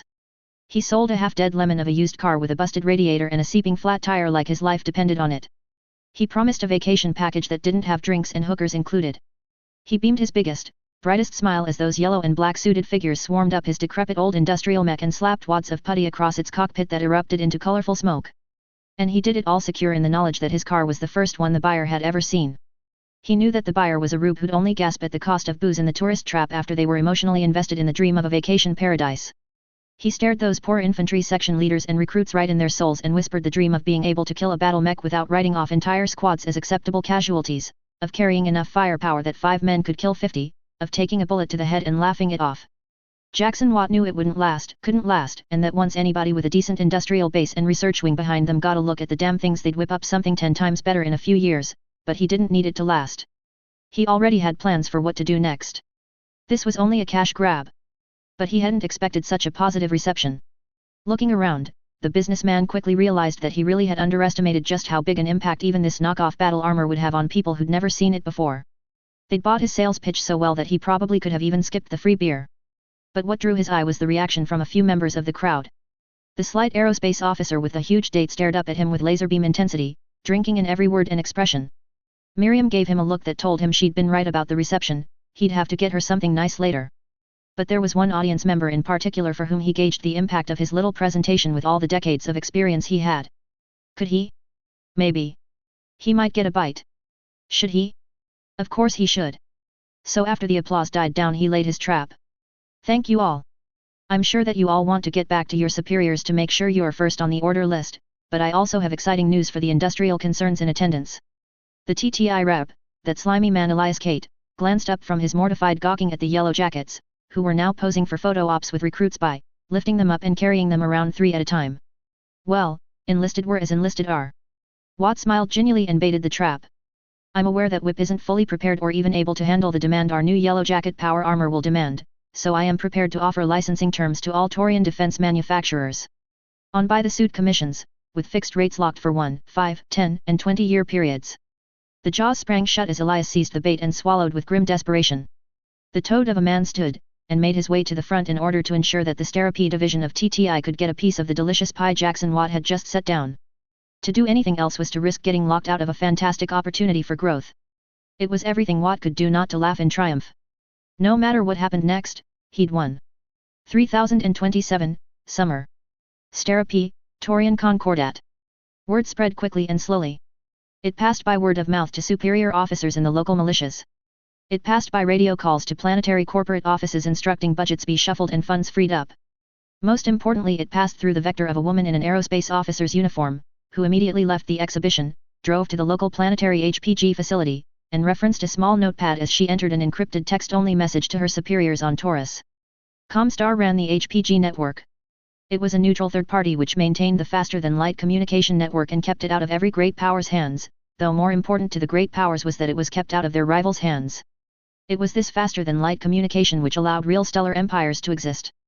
Its members held a religious devotion toward Jerome Blake, the man who brought civilization through the ages of savagery and forged a noble calling in an age of strife. Most people regarded Comstar as an organization of religious kooks who were happy to putter about with their HPG stations and hold Terra in trust for whichever successor house eventually came out on top of the centuries-long scramble for primacy. Most people were not entirely wrong. You see, Comstar read the mail they delivered. Jackson Watt knew this, as the whole secret had come to light sometime in the future between the invasion of the clans, which can't really be explained without diverging from the subject, and when a splinter faction called the word of Blake waged a war of annihilation against literally everyone else. Encryption generally didn't help for 2 reasons. First, Comstar was perhaps the single most trusted and reputable organization in the entire sphere by most polls, lagging slightly behind the Triple F Burger fast food chain. Second, beneath the veneer of religious doddering lay a core of fanatical steel and the galaxy's most effective espionage organization, ROM. Highly trained, fanatically devoted, and backed by one of the galaxy's best-kept secrets, ROM held true information supremacy. What made ROM so dangerous, apart from the near-universal lack of suspicion Comstar was regarded with, was that of technology. While the rest of the galaxy backslid through the endless decades and centuries of grinding war into a depressed technological state, Comstar had maintained arsenals of advanced technology. It held entire secret planets garrisoned with remnants of the Star League's might, and most importantly, fully functioning parts of its industrial and technological base. Which is to say that roughly 2 minutes after the aerospace officer's message was logged for transmission, Comstar Sterapy's planetary authority was reading the decrypted message and realizing that he was going to have to make a phone call. Precentor Sterapy was viewed by Comstar as a junior position best suited for up-and-coming, but exceptionally promising, new precentors to get their feet under them. After all, no amount of time as a demi-precenter was enough to prepare an adept for the responsibility of running an entire planet's HPG network, managing the associated support staff, and performing the required administrative and religious duties. So promising young precentors showing promise of further rotation into more important climes, or even further promotion, were typically assigned to one of a number of approved duty stations which were considered sufficient to cut their teeth on and take their first hesitant steps into the field of interstellar faster-than-light message delivery and the systematic penetration of their clients' privacy. Truthfully, the current precentor Sterapy hadn't ever had to liaise with the demi-precenter ROMs he'd been told to contact for intelligence-related operations, other than sending a fresh copy of the normal message, nothing to report. But not this time. This time, he double-checked his instructions, followed procedure exactly, and communicated precisely what information was appropriate regarding the situation at hand. The response: transferring call. Please hold. This is Precentor Rom, the speaker in the innermost chamber of Comstar's secure Sterapy installation said, echoing the words spoken on Terra itself with only the delay required by the speed of electrons on the speaker and receiver. I was told you have information for me. The new Prekenter glanced at the list of protocols affixed to the desk with clear tape, then his own notes, and then responded slowly but with confidence. In accordance with the Primus directives on the proliferation of advanced technology, I have intercepted data with details on a new weapons system developed on Stera-P, to be marketed to the Taurian Defense Forces in general, and the infantry arms in specific. It is a powered armor suit known as the Yellow Jacket. It possesses 100 kilograms of armor and a machine gun, and triples the movement speed of the infantry wearing it. Preliminary estimates are that manufacture lies within the capabilities of normal industrial centers within the Taurian Concordat. The message is due to be transmitted to Taurus with tomorrow's data transfer. I staged an equipment malfunction to delay tonight's. I see. Does it appear that this Yellow Jacket is descended from the SLDF Nighthawk, or our tornadoes? That was a loaded question, and one of the ones the young man was so nervous about. I do not believe it to be so, Prekenter Ram. Nor does my senior demi-presenter Alpha, who has seen tornadoes in action. He swears before Blake that the Yellow Jacket bears the signs of a mechanism designed from the ground up, instead of one re-engineered from Listec. Can you remove it from consideration? Sadly, no. The inventor held an exposition to the local military, and has already made several licensing deals with deliveries of design documents happening day of. My local intelligence assets did not have foreknowledge because there was total secrecy. Not even the attendees knew what it was about. They appear to have mostly showed up for the free beer. Now, I would have to use deniable assets. Loud deniable assets. And that wouldn't. No, of course not. No need to take drastic steps over something so small as better infantry performance. Assuming it really is as primitive as you say. I can assure you, this Yellow Jacket powered armor is absolutely primitive. It's innovative in the arrangement of parts, but contains no true innovations. The most complex facet of its construction is the magnetic clamp system, and that serves only a logistical and tactical maneuver purpose which allows the infantry within to deploy more rapidly. My concern is that a more innovative and active power might apply advanced technologies to it. And it is technically advanced technology. I've included the design notes. The Prekenter Ram was quiet for some time, before quiet laughter came out of the speaker. Alright then. You did everything right, so take a moment and relax.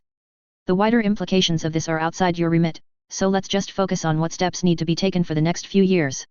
In my opinion, and according to standing orders, we need to instruct MU to carefully analyze Concordat transmissions for the development of specialized stealth technology going forward, and direct that the successor houses should not obtain any actionable news about this development for as long as is feasible without burning many assets. Your goal is to ensure that this stays secret for as long as the Taurians can keep it secret. Stay within the bounds of convenience, though. No need to bleed over something like this, but I'll be sending you some veteran ROM assets so that you don't have to retask anyone. A thought, sir. The Taurian Ministry of Intelligence is riddled with spies already. Should I instruct Ro to arrange to let our adversaries take care of themselves? The presenter's smile was audible. Why not? It shall be so. Thankfully the Bulls didn't dig up any Nighthawks in that field of theirs. Imagine trying to keep a lid on stealth systems. It'd be a disaster, but this?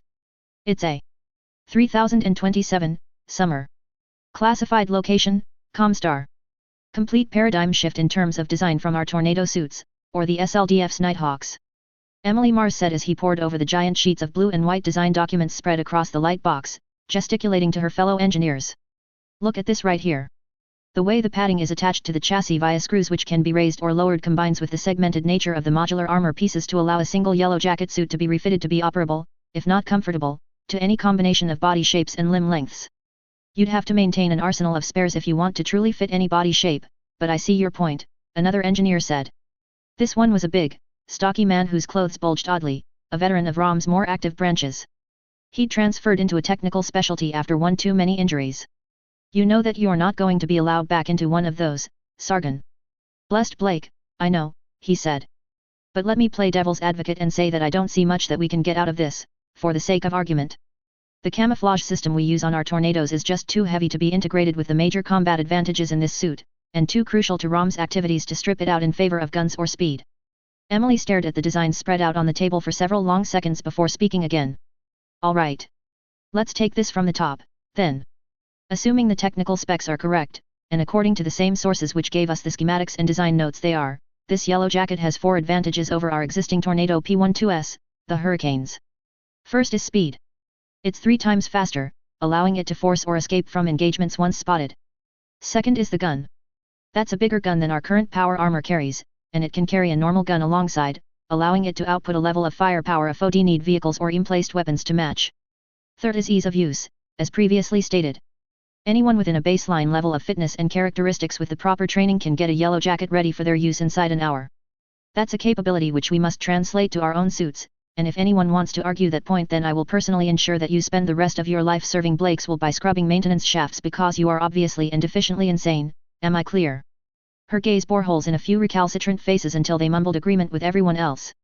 Some of them had seen the way those bottle green eyes gleamed with intent before, and knew that there was danger there. Green like glass, yes, but sharp-edged like a broken bottle held in a bar fight. Emily Mars was a fanatic. The less devoted tread carefully around her, and only old Sargon would contradict her directly. Fourth, and finally, we come to the sticking point. The yellow jacket has clearly been designed from the ground up to be mass-manufactured using the least amount of advanced parts or manufacturing techniques possible. This isn't some technology that will be confined to a bare handful of manufacturing worlds. If you strip out the electromagnetic grip system, these mag clamps, then this is nothing more than a rearranged industrial exoskeleton with electronics out of mass-market military headwear strapped to a machine gun. Inside 20 years there'll be yellow jackets or something like them guarding every single site of importance in the whole inner sphere, and I don't like our tornado's odds against something that can laugh off a full magazine of laser rifle fire. The faces looking at her now were grim with understanding, and the senior engineer nodded. Yet, unless we can make the tornado a more capable combat platform, then ROM's going to lose its tactical strike capability against any worthwhile defended targets. So how can we fix that? Kill the weed by tearing up the roots, one acolyte suggested. Good idea, but it won't work. The damn fool who made it has already spread licenses and design docs around the planet he's located on like crazy, some backwater in the Taurian Concordat. Killing him won't do a thing but make us feel better. Cleaning up those in the know would mean going louder than ROM can afford, Blake bless. Sargon cleared his throat. It might be more appropriate to look at this development as a blessing in disguise, or a test. When powered armor technology proliferates, then surely that will allow Comstar another advantage, to replace what was lost. After all, everyone knows that Comstar is a peaceful organization, and surely we will not develop powered armor with stealth capabilities. The successor houses will blame their neighbors for ROM's deeds, with the proper framing. That's a doctrine solution, but I want a hardware solution, Emily bit out. So anybody with ideas, speak up. Otherwise we'll begin with redesigning the tornado for modular wearability and ease of manufacture. There was a discussion then, and it lasted several days, only to be halted by the delivery of a second data package. This one had been discovered in the backtraced transmission logs belonging to a Free Worlds League spy in the Concordat, and it contained an earlier draft of Jackson Watt's design notes. It was this that Emily Mars put up on the big display table the next day, a single note jotted in the margins blown up and circled. Need endosteel to resist Myanmar motions for proper battle armor. Her smile was thin, and her face wrapped in a rictus grin. A test indeed, and a test we shall prevail on. If the camouflage system is too much of a burden on powered armor to increase our capabilities, then what about battle armor? 3027, Summer. Taurus, Taurian Concordat. Thomas Calderon stared at the night sky, hands clasped behind him, immersed in the twinkling lights. Flanagan's nebula set the darkness alight with billows of reds, lit sporadically by the bright pinprick stars which twinkled through the enveloping dust and stellar gas. Some points of light moved with purpose, dropships going about their business carrying men and material. He knew there were thousands and thousands more people up there on dark space stations and stealthed asteroid bases, hidden by the sheer volume of asteroids containing the group of planets and stars known as the Hyades Cluster. It was a defensive array which had only been breached once, by the Star League Defense Force itself, manned by regiments of elite, fanatical soldiers, and yet, it wasn't enough. Few others could see as clearly as he could, and it just wasn't enough. He'd seen the Third Succession War grind to a close, living through the turn of the millennium, and that hadn't been so bad. So long as the successor states of the inner sphere stayed embroiled in that slow slog of a war, they didn't have much spare attention to pay for those in the periphery. He'd inherited a position as the head of the greatest periphery power, with the knowledge that if he simply held the course and didn't meddle too much in outside affairs, that the people he governed would continue to live happy lives, free from the barbarian war of the inner sphere.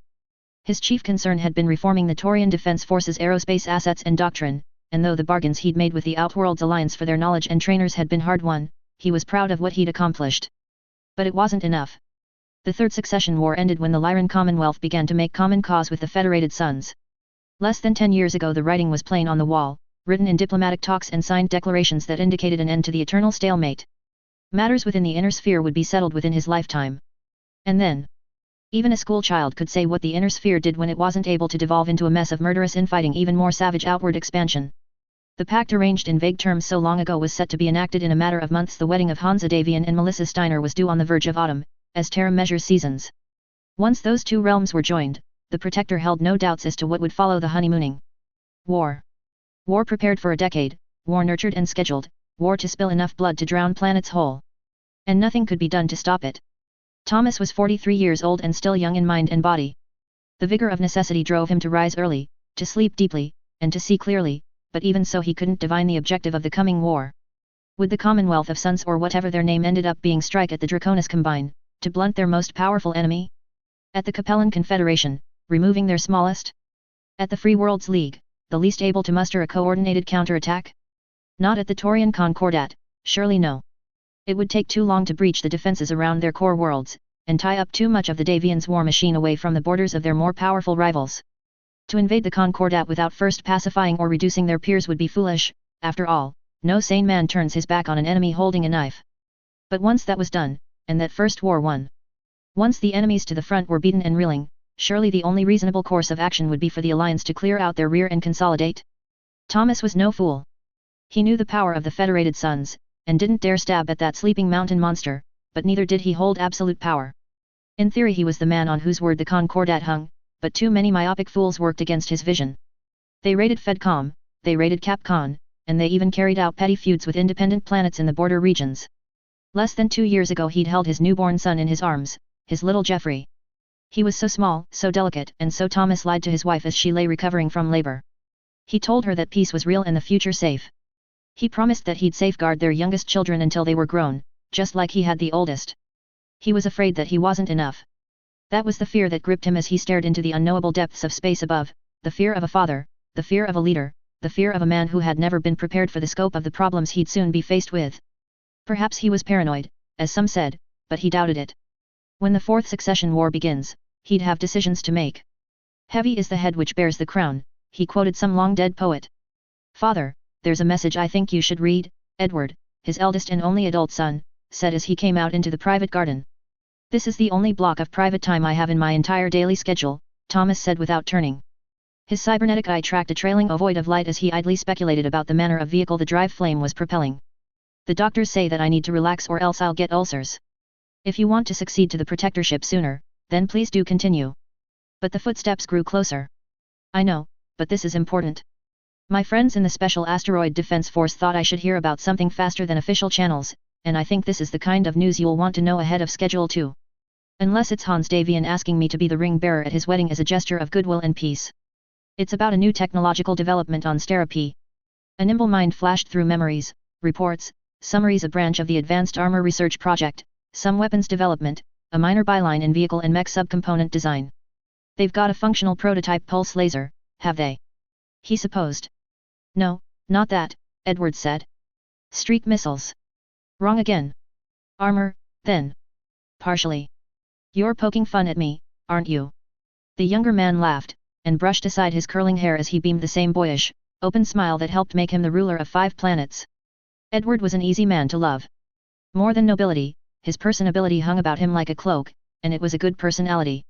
He was fair, forthright, and earnest without being an open book or gullible. Despite his father's good health, many openly expressed anticipation of the time when the young man would rule the whole Concordat, instead of just parts of it.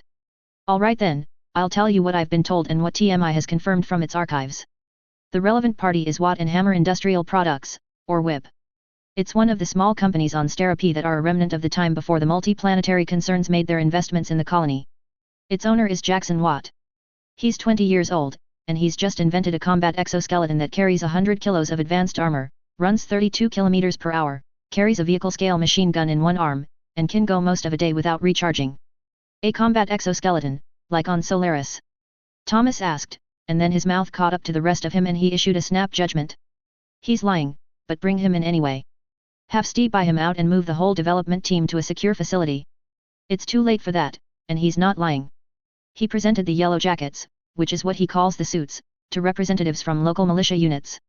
Fortunately a friend of a friend from the Space Commandos was on vacation, visiting her boyfriend's family on Stera-P, and he thought it'd be fun to heckle the rube trying to save a failing business by getting a military contract. There's more to this that you're not telling me. He's already sold manufacturing rights and comprehensive manufacturing instructions to everyone on Stera-P who can scrape up the cash or a loan to buy them. Apparently the thing's as easy to make as an industrial exoskeleton, once you know the tricks, and he's willing to lease out production terms to any Taurian company that can pay. Several long seconds of silence lingered before the Protector spoke, low and steady. I want every one of those yellow jackets produced going to Concordat military forces. I'm authorizing you verbally to do this for me, since Stera is your planet, and I'll do the paperwork later. And I want this technology locked down. Already done, Edward said cheerily. Good, but what'd you have done if I hadn't given that order? The younger man smiled bashfully, brought it up as my own idea, and then told you I'd already done it once you agreed. But, there's one more thing. When I sent a request to TMI for information on what, I got some odd news back with it. Apparently several enemy spies inside the Stera branch gave themselves away when they came across this yellow jacket news, breaking established patterns of behavior and the like. They've already been scooped up. Good. Information control, this is going to be a mess. Thomas Calderon reached up and stroked his cheek, fingertips brushing against the casing of his electronic eye. We can't keep word from getting out if we're to make something of this, if the yellow jacket turns out to be what this Watt character promises, but maybe the news can be spun. If it's based on an industrial exoskeleton and made for wartime use, then it's probably vacuum rated, to keep chemical agents out. It can be labeled vacuum engineering equipment. All information contrary to that can be kept verbal only, or disguised as reports on multi-purpose combat engineer feasibility studies. Good. That's a good idea. It won't keep anyone seriously interested in snooping around from realizing what they're looking at, but maybe it'll buy time for a decisive first use. Not on the Federated Suns, I hope. Thomas laughed, a dirty chuckle that shook him all over. No, no. Well, not unless he loses all common sense and gives an opening too good to ignore. Unrelated to the previous subject, Stera doesn't have a garrison, does it? Thomas said. He already knew the answer, but wanted to see what his heir would say, given that prompting. Edward immediately grasped his intent. And that's a critical vulnerability in our defense apparatus. The Concordat needs to defend its planets, its industry, and its citizens. Soon 100 million people will live there on a permanent basis, and that's worth recognizing. I can have a proposal to assign a battle mech regiment to it waiting on your desk when you wake up in the morning, and a short list of the best candidates by lunch. Assume that I want a decision now. An element of 2 Corps Brigade. Sending such a prestigious unit to have its headquarters on Stera will be an honor. The Concordat Cuirassiers, High D's Light Infantry, or Longwood's Bluecoats, if we can get the mercenaries to agree to a change in contract. I'd lean toward the High D's. If they're offered a place to call home, then they'll defend it. Thomas nodded, and they have a firm grasp on how infantry work with mechs, too. They've got pride in their infantry support group, and will find the idea of improving their impact worth investigating. A good choice. See that the proposal is on my desk, and I'll approve it. I'll pass orders down the chain of command to run those yellow jackets ragged, really find their limits, and if they're as good as they look. I'll need to see about having a talk with Watt. I think I'd need to meet him first, and warn him about you. Are you the reason nobody's mentioned the damned Davians in goddamn it must be months? He exploded, face purpling with sudden anger, lips thin and bloodless. You are. How am I supposed to make sure important officials understand the magnitude of the threat at our borders if you've told them to keep away from all my best segues? I can't just start ranting about Hansa and the rest of that den of snakes at the drop of a pin or everyone will think I'm crazy. Is that what you want? Do you want to be protector early because everyone thinks I'm crazy? The damn boy waves the accusations away. Don't be so serious. I just want to spare your blood pressure. Your doctor says going off on you-know-whose sins is a detriment to your health if you do it too often. I'd rather have more support than I already do before I take your seat, and I want you to be able to retire, instead of becoming protector because you're dead of a heart attack. Thomas Calderon seemed to collapse in on himself like a tent suddenly deboned of some peripheral but vital pole. Slowly he pulled himself back into a presentable shape. I know. I'm sorry, son. Protectorship, it ruins you. A man wasn't made to be responsible for so many lives, living in the shadow of giants, watching for a falling boot. You've handled things admirably, father. Not the same way I'd have done things, entirely, but it's worked out all right. And I know you understand the stakes, the threats, the burden. I shouldn't have accused you like that. It wasn't right of me. He turned to face the stars, stark in their beauty, the roving bits of dropship flame, the nebula. All so far away, remote, seemingly untouchable yet tamed by Taurian hands. And I think you'll make an excellent protector. If you can keep internal politics from dragging you down like they do me, then I think you could be the greatest protector the Concordat's seen in hundreds of years. Thank you. I mean it. I know. Thank you. I mean that too. They stood there, watching the stars as time ticked slowly on, leading to a string of reckonings which would leave the destiny of humanity cleft from its previous state. 3027, Autumn. Stera Taurian Concordat. Things were going well for Jackson Watt, quite well indeed.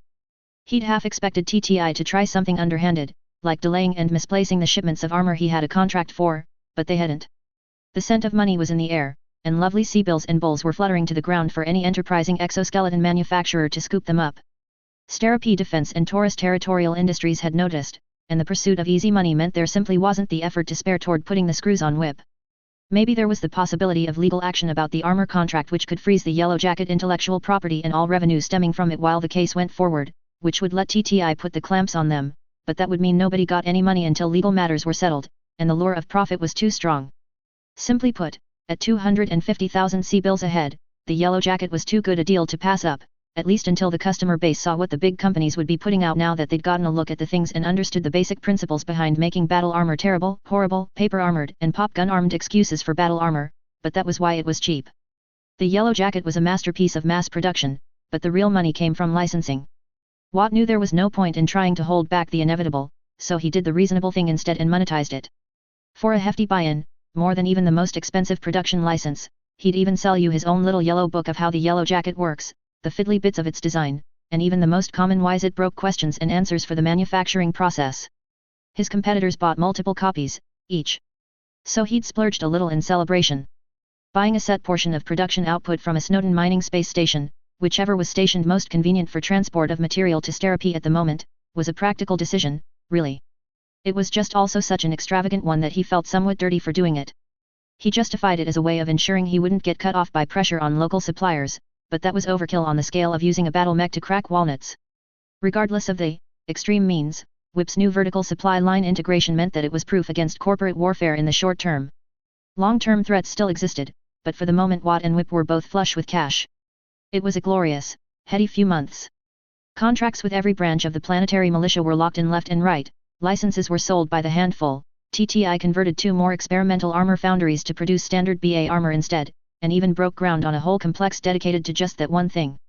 Which is why Jackson Watt wasn't surprised at all when the Protector stuck his hand down and made a mess. What he wasn't expecting was Edward Calderon.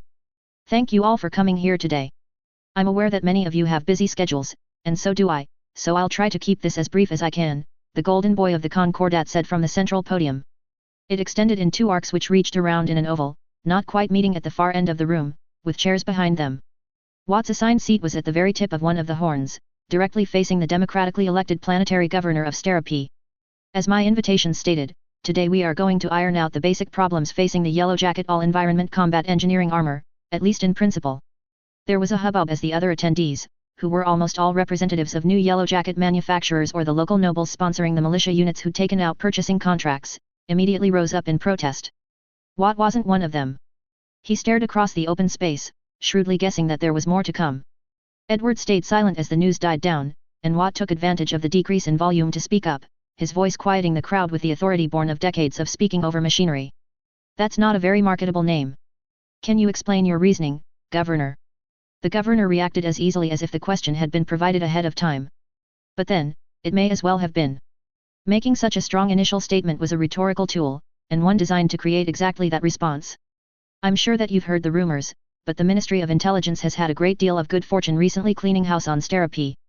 We have an opportunity to do something sneaky, but even TMI can only do so much, hence the change of designation. We can't hide that something is going on, but maybe we can hide what's going on. The Concordat's spaceborne engineers are among the finest of their kind, and developing that capability further would be a defensive measure far less interesting than a weapons platform which can be used offensively. Now in a quieter room, Watt spoke with the learned tone of one at the pub talking politics, meeting the governor's authority with his own absolute confidence. Leaving aside the minor matter that neither the Concordat nor the planetary government of Stera-P has the legal authority to change the name of a product owned by a company it is not the primary shareholder of, the Yellow Jacket's not an all-environment suit.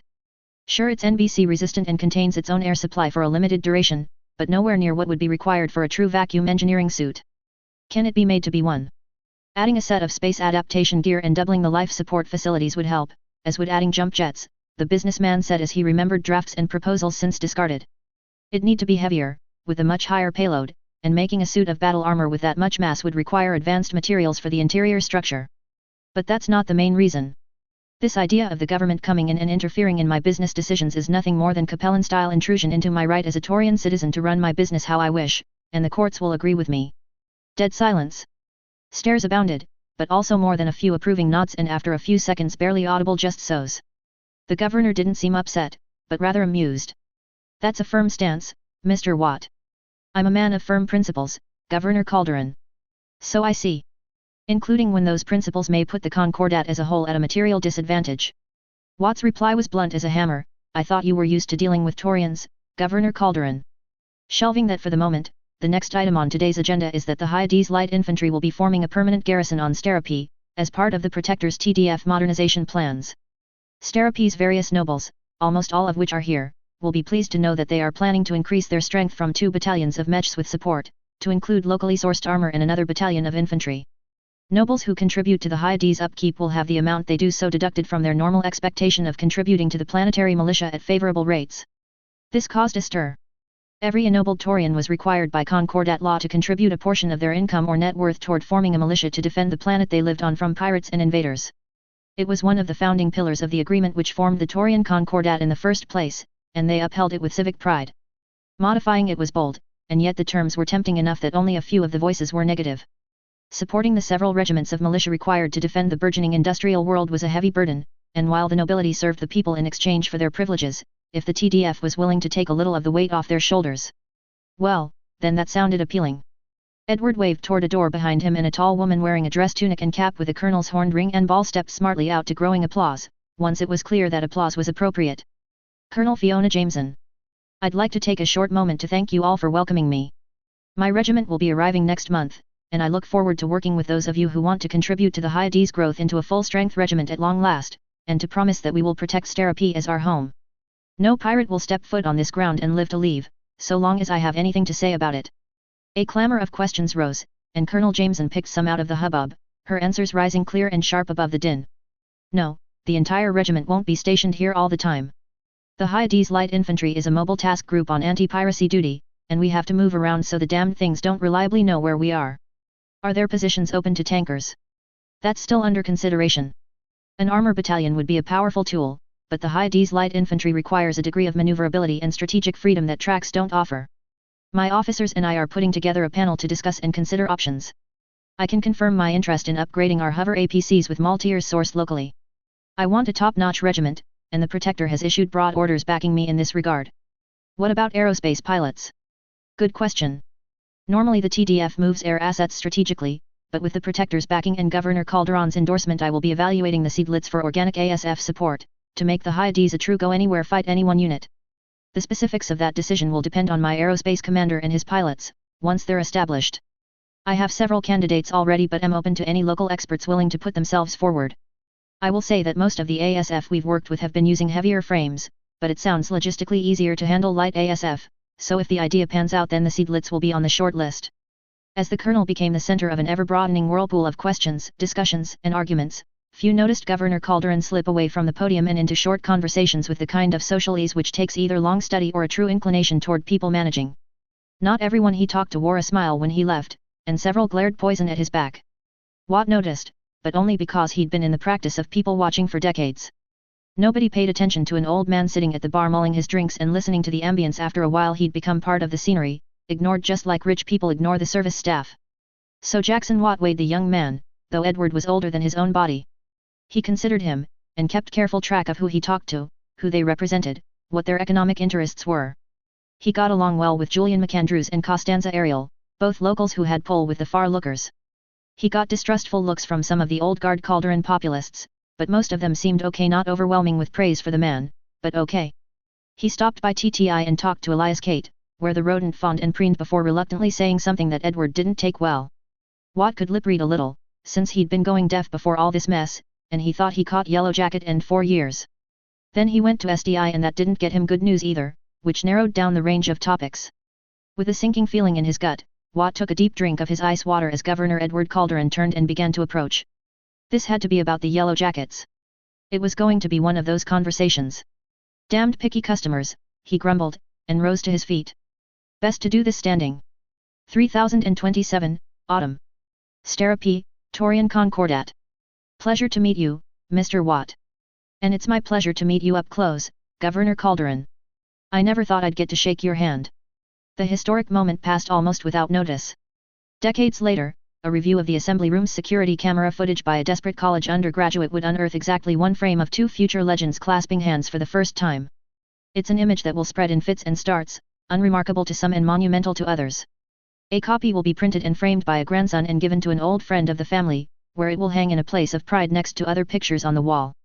But that's far in the future. Now, the two men made small talk for a short while before getting down to brass tacks. It helps that the industrialist seems to genuinely admire the other, though he looks like he's looking past him for a little while, as if seeing double. "You make an impressive piece of equipment," says Edward. "Anybody could have done it. I was just the one who saw how the pieces fit together. For what it is, the yellow jacket's not very impressive." "So you say, except," the governor said, "in being remarkably easy to understand, simple to make, and durable in use, according to my sources. It had to be. You shouldn't make what won't sell, but you definitely can't sell what you can't make. The licenses are good money, but without working production models nobody'd have taken the design seriously." The heir to the protectorship eyed the cheery little round man. "You were a lot more hostile earlier. Work is work, and pleasure is pleasure. Treating the two the same is just asking for trouble, and it's my pleasure to work with you, Governor Calderon, it really is." "I've said it before but I'll say it again," Jackson Watt said beamingly. "I still can't believe I'm talking to you, and that this is all real, sometimes. I never would have guessed that so many people would want a machine like the Yellow Jacket, you know. It's a solid design, very economical, but... well, I had bigger dreams and bigger plans starting out, and the materials science just didn't support them. Endo steel's the sticking point. Fine jointed couplings but you don't want to hear me go on about engineering problems. You've been asking questions to all the other Yellow Jacket manufacturers and not liking the answers, so go ahead and hit me with it." "Alright then. How soon can you fulfill an order for 300 Yellow Jackets?" Watt sucked on his teeth. "That's a sticky question. I've planned expansions to WIP's production capacity, but not huge ones. In 6 months we'll be up to our maximum sustainable rate of 400 per year, but even at a regiment every 12 months our production schedule is booked solid with pre-orders for 4 years. Edward Calderon seemed confused for a moment, and then realized the issue. "A regiment at 400? No, Yellow Jackets will be organized along infantry lines. 810 to the regiment. Still, 4 years is too long. Damn. We can't keep this under our hat for that long, we'll be lucky to get 3 years, and 4 is impossible. That's rather a lot of power armor. What are the other suppliers promising in terms of production rates?" Watt said to buy time as he furiously thought the situation over, face reddening and eyes focusing into the middle distance as he furiously pored through memorized production license data. Something felt wrong. His mind ran smooth and clean, seemingly as fast as lightning, and he relished the easy clarity that let him recall so many things. Studying and memorization were skills, and skills he was well practiced in. As was listening he nodded absently at the expected reply of 4 years to find space in the production line after all existing contracts are fulfilled, and 2 years after that. And then he rewound the past few seconds in his head to make sure he'd heard what he thought he had. He made the connection between 4 raised fingers and wait a bloody minute. "That can't be right?" Watt protested. "TTI should be capable of putting out 600 a year starting next year. And with the existing contracts and expected production rates all producers should be able to clear the existing body of orders in a year and a half, based on the projected license fees WIP's been notified of." "Governor, somebody's giving you a run around. A bold accusation to make. Can you back it up?" Edward asked, seeming to dare the industrialist to keep going, staring him down with eyes that glinted like rifle scopes in the fluorescent lighting. Watt thrust his chin up and nodded down in a firm swipe, despite the sudden pressure. "Absolutely. I know better than anyone else how the Yellow Jacket's made, what requirements it has, and which parts can be outsourced or bought in bulk off the market." He explained in layman's terms how the main production choke points were in the special armor, Myanmar, but most importantly in workforce. It's not hard to train an experienced exoskeleton plant crew in making Yellow Jackets. They already know how to handle and attach Myanmar strands, and how to handle the wiring and battery systems. The problem is that teaching those skills is time-consuming and labor-intensive. TTI, SDI, and everybody who makes exoskeletons for logistics and construction work all have those knowledge bases and should be able to easily expand production. The armor's no problem. TTI's existing line for that will cover all of the existing production base, and once the others come online we'll be stacking the stuff up in warehouses because it's not that much more complex than Bar 10. The Concordat's golden boy considered that. "I was told that there are significant problems getting the initial production line set up, with suits performing well below expected benchmarks. Well, we just finished filling a 20-suit order last week and they're all working just fine, so whatever's going on over in their plants is due to them not following the production directions and troubleshooting documents properly. Typical big business, thinking it can find efficiencies in efficient enough processes and bungling things up because somebody in there wants to get clever and earn a raise, then leave before the completely foreseeable side effects kick in. This wouldn't be an issue if we weren't trying to keep this bottled up on Sterapy, instead of spreading it around the Concordat. Edward ignored the grumbling. Then he made a decision and leaned in. You seemed publicly opposed to the idea of the Concordat, or even the planetary government, leaning in on you earlier. Do you have any objections in principle to supplying yellow jackets to clients other than those agreed on, with the consent of the original buyer? The buyer tells me where to deliver them and who's authorized to sign the receipt. Once that's done, then they're none of my business anymore. I'm considering telling the sponsors of the planetary militias that transferring their yellow jacket equipped forces to the High D's light infantry will count as a contribution of light tanks for the purpose of rebates, instead of infantry. That gave Watt pause. He chewed that over for a while and then grunted noncommittally. Sounds like it'd set a precedent that'd let you federalize an awful lot of militia, if the Concordat government can scrape together the money. Might make planets feel a little less independent. That could be a benefit, down the line. It could be a problem. Depending on the person with their hand on the trigger. Edward nodded solemnly. There are benefits to the great degree of organization that inner sphere states have. There are risks involved in attempting to gain that organization. Any system of administration in depth can be used by the unscrupulous to gain power.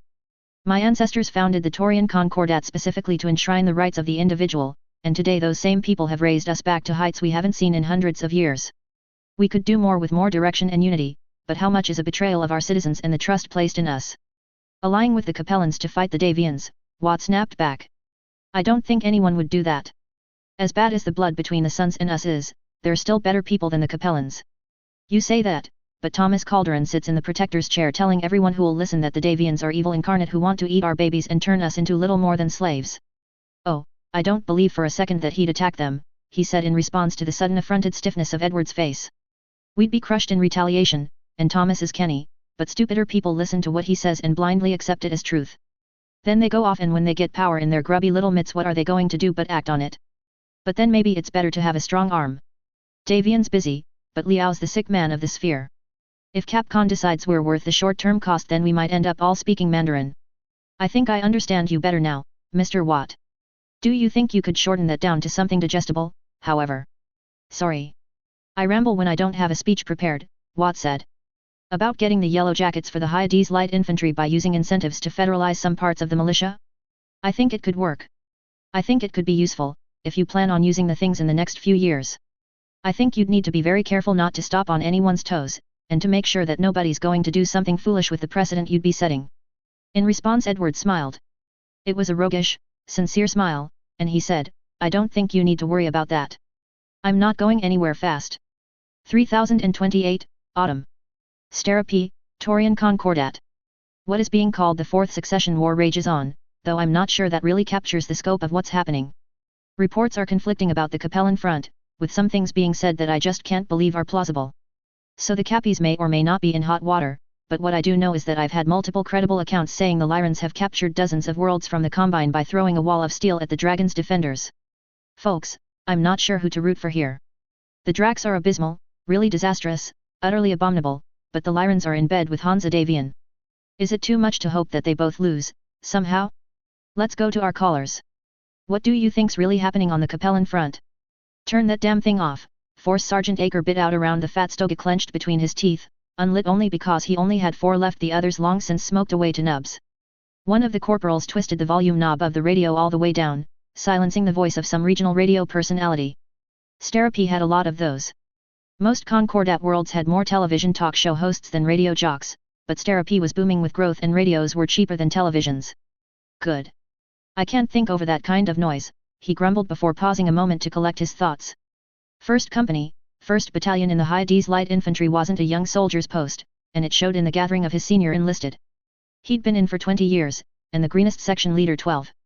Some of the corporals still looked like they belonged on a TDF recruiting poster, but they were all hard workers and sharp as knives. You've had yellow jackets for a month, using and misusing them, and the cornet's breathing down my neck for a recommendation on whether they're worth the trouble.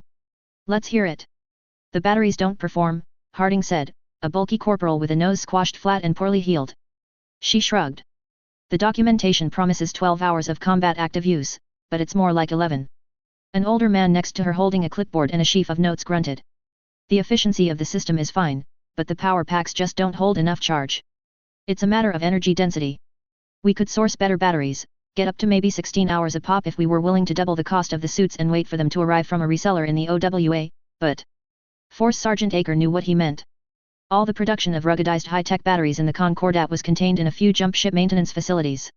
And like most of their heavy industry factories, they couldn't afford to actually run the things at their intended operational tempo. Not enough buyers.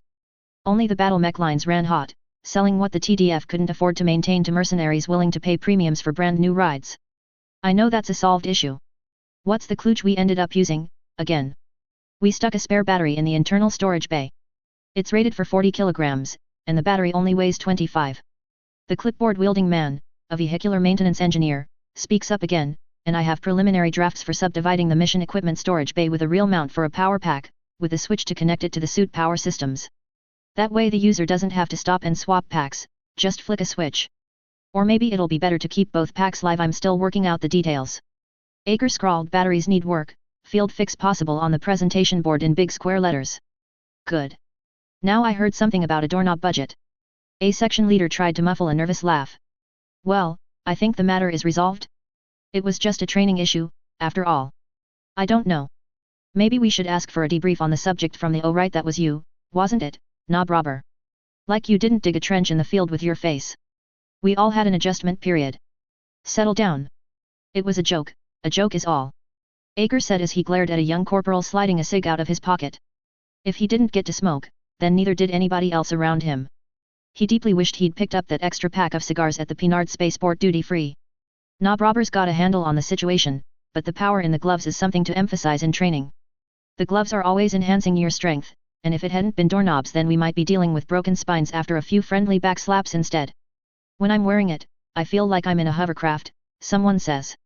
I get that same feeling of speed and sudden acceleration.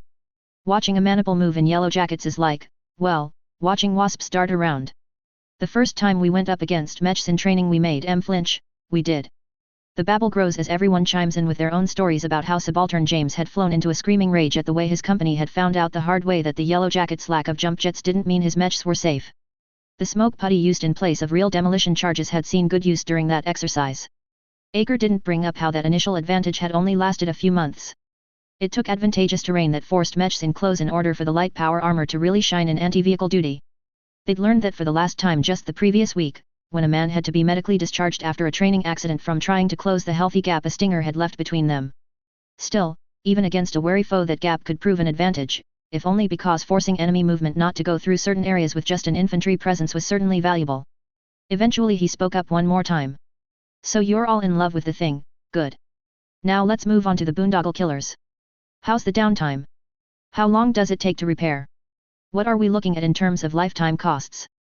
We can strip off the damaged armor and replace it with a fresh set in 10 minutes. The internals are trickier, but it's all plug and play in terms of replacing parts with spares, so 10 minutes to replace a dead leg or fit in a new arm. If it's the core that gets punched through, you can still swap the parts out, but I'd want to do a full overhaul before I trust the thing to do more than walk and shoot. It's remarkable. It's a leap ahead in terms of design paradigm. In fact, I'd stake my pension on the Yellow Jacket being created from the ground up to be as rugged as possible, and to require as few maintenance hours as it can. The damned thing's even entirely self-contained, so unless it gets a hole blown through it and the soldier wearing it then it can even ignore grit, dust, and mud. You can take it underwater and sure, the MG won't work submerged, but it's still got hands to carry something that does. He leaned forward, eyes gleaming. I even took one up with me into orbit on a dropship, and it's just as vacuum-ready as the documents say it is. I don't remember seeing anything about the Yellow Jacket being suited for vacuum work. It's buried in the hazardous materials section. It makes awkward moving because the mag clamps are in the forearms and legs, so you've got to sort of waddle on your knees, but it's got enough carbon scrubbers and spare air to be a viable use case for boarding actions. I can see you've got an idea, so let's hear it. I've been thinking about what it'd take to make the Yellow Jacket really work for vacuum use, and I think the hardest part would be the jump jets. It wouldn't need to move fast on its feet, but I don't know how small-scale jump jets would work without a fusion reactor, and there's no way one of those is fitting on power armor. I have a cousin at Taurus Territorial Industries, and he says that he's willing to get us sent prototypes of jump jet-equipped Yellow Jackets as soon as they're off the prototype stage. The old officer's smile was as thin as a knife. With whose authorization? With your permission, Force Sergeant. Send me your cousin's contact information and I'll see what the Cornet will authorize. And lifetime costs. It's expensive, but as long as we're transitioning existing veteran troops into Yellow Jacket units, and the financial support from the local nobles covers the buy-in price, then I think it's doable. Alright. I've heard your opinions, and I've seen the data tables and affidavits filed previously. Luckily, things seem to line up with my own opinions and those I've heard from my fellow force sergeants. That is to say that, unless something unexpected happens, we'll need to retrofit the new Maltiers we've ordered to carry yellow jackets.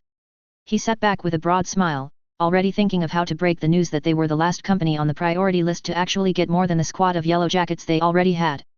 Jump jets. Don't talk to me about jump jets, Jackson Watt griped, and idly kicked the square-backed executive chair he sat in into a slow spin. I'd say putting the damned things onto battle armor is impossible if I didn't know better. Bruce Spetman poured himself another whiskey from the mini-bar of Watt's newly renovated office. It still squatted above Whip's production lines, just below the roof of its warehouse assembly plant, but just like the lines themselves it had changed. No longer was it a box of fading painted steel filled with the remnants of luxury. Now it had fresh paint, and better liquor for guests. He glanced down at the factory floor itself, now filled with belts and holding racks that moved partially assembled components in neat lines between stations where workmen performed specialist tasks. There was a second Whip factory already, cannibalized from an exoskeleton manufacturer who'd been happy to take a big check and a steady paycheck as a new line foreman. Some of the old-timers he'd seen present on his first visit were over there with copies of Watt's Yellow Book. Why not talk about jump jets? It's a development that makes sense from a product catalog viewpoint. You've made infantry into miniature mech warriors. Now they just want to be miniature aerospace fighters. I understand why they're important, but I don't know the first thing about jump jets, Watt said. Every time I ask my engineers if an idea would work they come up with all these numbers and diagrams explaining why it'd never get the power armor off the ground, or blow up in combat conditions, or what have you. It's just a jetpack, right? Bruce said, knowing full well that it wasn't. He knew how jetpacks worked. A spy's life could hang in the balance of whether or not his emergency jetpack could get him out of a police cordon around his home, and only a bad spy didn't know how to repair his own tools. Maybe it could be a jetpack if you only ever wanted to use it for 30 seconds, and then were fine with replacing the whole thing. No, the bloody thing has to be rechargeable. It's got to be usable in the field, which means that it's got to be some kind of jet instead of just a rocket. Taurus Territorial Industries has a few prototypes they're testing, the spy said cautiously. The expected blow-up didn't happen, though. Watt wasn't as volatile as he'd been the first time they'd met, when he was hanging by a thread and betting it all on coming up with a miracle. He'd gotten his miracle, and seemed to be content to ride it instead of jumping back in the deep end searching for another. Instead he just motioned for a drink himself. Just a half, enough to taste. That's better. TTI, yes, they have prototypes and designs aplenty, just like I was afraid they would. Multi-planet corporations just have too much heft to stay ahead of for long. Eddie's put me in charge of personally consulting on why they're missing the production goals I hit, and it's a nightmare. If I hadn't already received the first payment I'd have quit. Everybody thinks they know better than me, and won't shut up about it until I fix whatever damned improvement they've made to my designs or layouts and things smooth out again. And how are you getting paid? It can't be in bulls, since you're close to the richest man on the planet if you include stock valuation. That's the word, stock. Stock in SDI, of which Eddie is a principal investor and has plenty to trade away. This time next year, assuming I don't throw in the towel, I'll be the owner of 10% of Stera Defense Industries. The Concordat really wants these yellow jackets, Bruce. It scares me a little how badly it wants them. It scares me how you keep calling Edward Calderon Eddie, he said lightly. A man like me and a man like him, we were raised differently. He was born knowing that unless he bollocksed it up he'd one day sit as protector of the whole Taurian Concordat, one of the most powerful men in the entire galaxy. Me? I knew from the time I was 12 that Whip was on the knife edge of solvency and one bad decision could send it spiraling down into debt, asset forfeiture, and repossession. Your past forms a way of understanding and seeing the world, a way of reacting to things. If I think of Eddie as Edward Calderon, the right hand of Thomas Calderon, ruler of 5 planets, media darling, and politician supreme, then I'll bias what I think. I'll bias what I say to him. I'll start thinking how do I make this man happy enough with me that I'll benefit, and that's not a healthy way to think. So. Eddie? I don't think I could do that. The guy who makes sandwiches at the place near my office is named Eddie. If I called him Governor Calderon he'd throw me out and call the psychs on me. Jackson Watt huffed in amusement. That'd be the day. The day we get competent psychiatric care is the day that Maniac Shripplin gets put in a nice padded room. Bruce wondered what a planetary noble near the Capellan border had to do with anything. Whatever. You know how I'm the chief intelligence officer in charge of keeping as much as possible obscured about the Yellow Jacket and your personal involvement, right? Because everybody else in the running turned out to be a foreign spy, or compromised. And you're the only TMI agent on the planet who's the perfect trifecta of loyal, competent, and clever. Something like that. Anyway, my boss has asked me to pass you some news under the table. He heard from his boss, who was asked by his boss, to do this subtly in order to avoid any remaining compromised parts of TMI. Have you been following the war? The Fourth Succession War? Watt asked. After receiving a nod he nods himself. Yes, of course. It looks like the Fed Sons are going to eat near half of Capcom. I'm not sure if I should cheer or not. On the one hand the Capellans are losing, but on the other, the Federated Sons are winning, yet. Story of the Succession Wars. Anyway, this may or may not come from the Protector of the Realm himself, but depending on how things go the Yellow Jacket might see its first real combat deployment within 2 years. Maybe we'll hit the Canopians for a few worlds in the disputed region while the Capellans are busy, or something. Regardless of where, Thomas Calderon wants to field a whole regiment of Yellow Jackets while doing it. All he needs is the suits, and a target of opportunity. 3029, Winter 1, Calderon 2. Stara P., Torian Concordat. Fiona Jameson, Colonel of the High D's Light Infantry and veteran mech warrior, needed a third drink like she needed an asteroid full of gold, the number of that cute young man she'd seen sword dancing at the circus, and while she was in the wishing mood she wanted a storage hold full of old SLDF freezers and a better holotape of Immortal Warrior, Season 3. But she finished the speech she was giving at that smooth bastard Edward Calderon's dinner party with a pretty smile because she had to make these people like her. They were the most important citizens of Stara P, the movers and shakers, the big businesses and the nobles, and it was their support that was making her dreams of taking the High D's Light Infantry to a new, better level of warfighting potential possible. And finally, after a short evaluation period I have determined that the performance of Seedlitz fighters, and testimony from other units currently using them, is sufficiently convincing that the High D's Light Infantry will be buying locally produced Seedlitz. What she didn't say was that most of the fighters they had lined up orders to purchase were whatever assorted medium-weight craft were currently for sale inside the reach of the Concordat's purchasing agents, which didn't extend too far outside their borders. They'd buy whatever they could get and fill the empty spaces with these paper-thin locally produced ASF, but they'd make a bigger deal about the Seedlitzes, to keep people happy. On the subject of new equipment, undergunned underarmored ASFs weren't all they had to deal with. The Maltier APCs were their own problem. The HLI relied extensively on being able to use their infantry battalions in air mobile, jump mobile, or normal formats, and had previously kept a large number of heavy hover APCs because their extra-large transport bays could fit an entire platoon of jump infantry, or 2 afoot.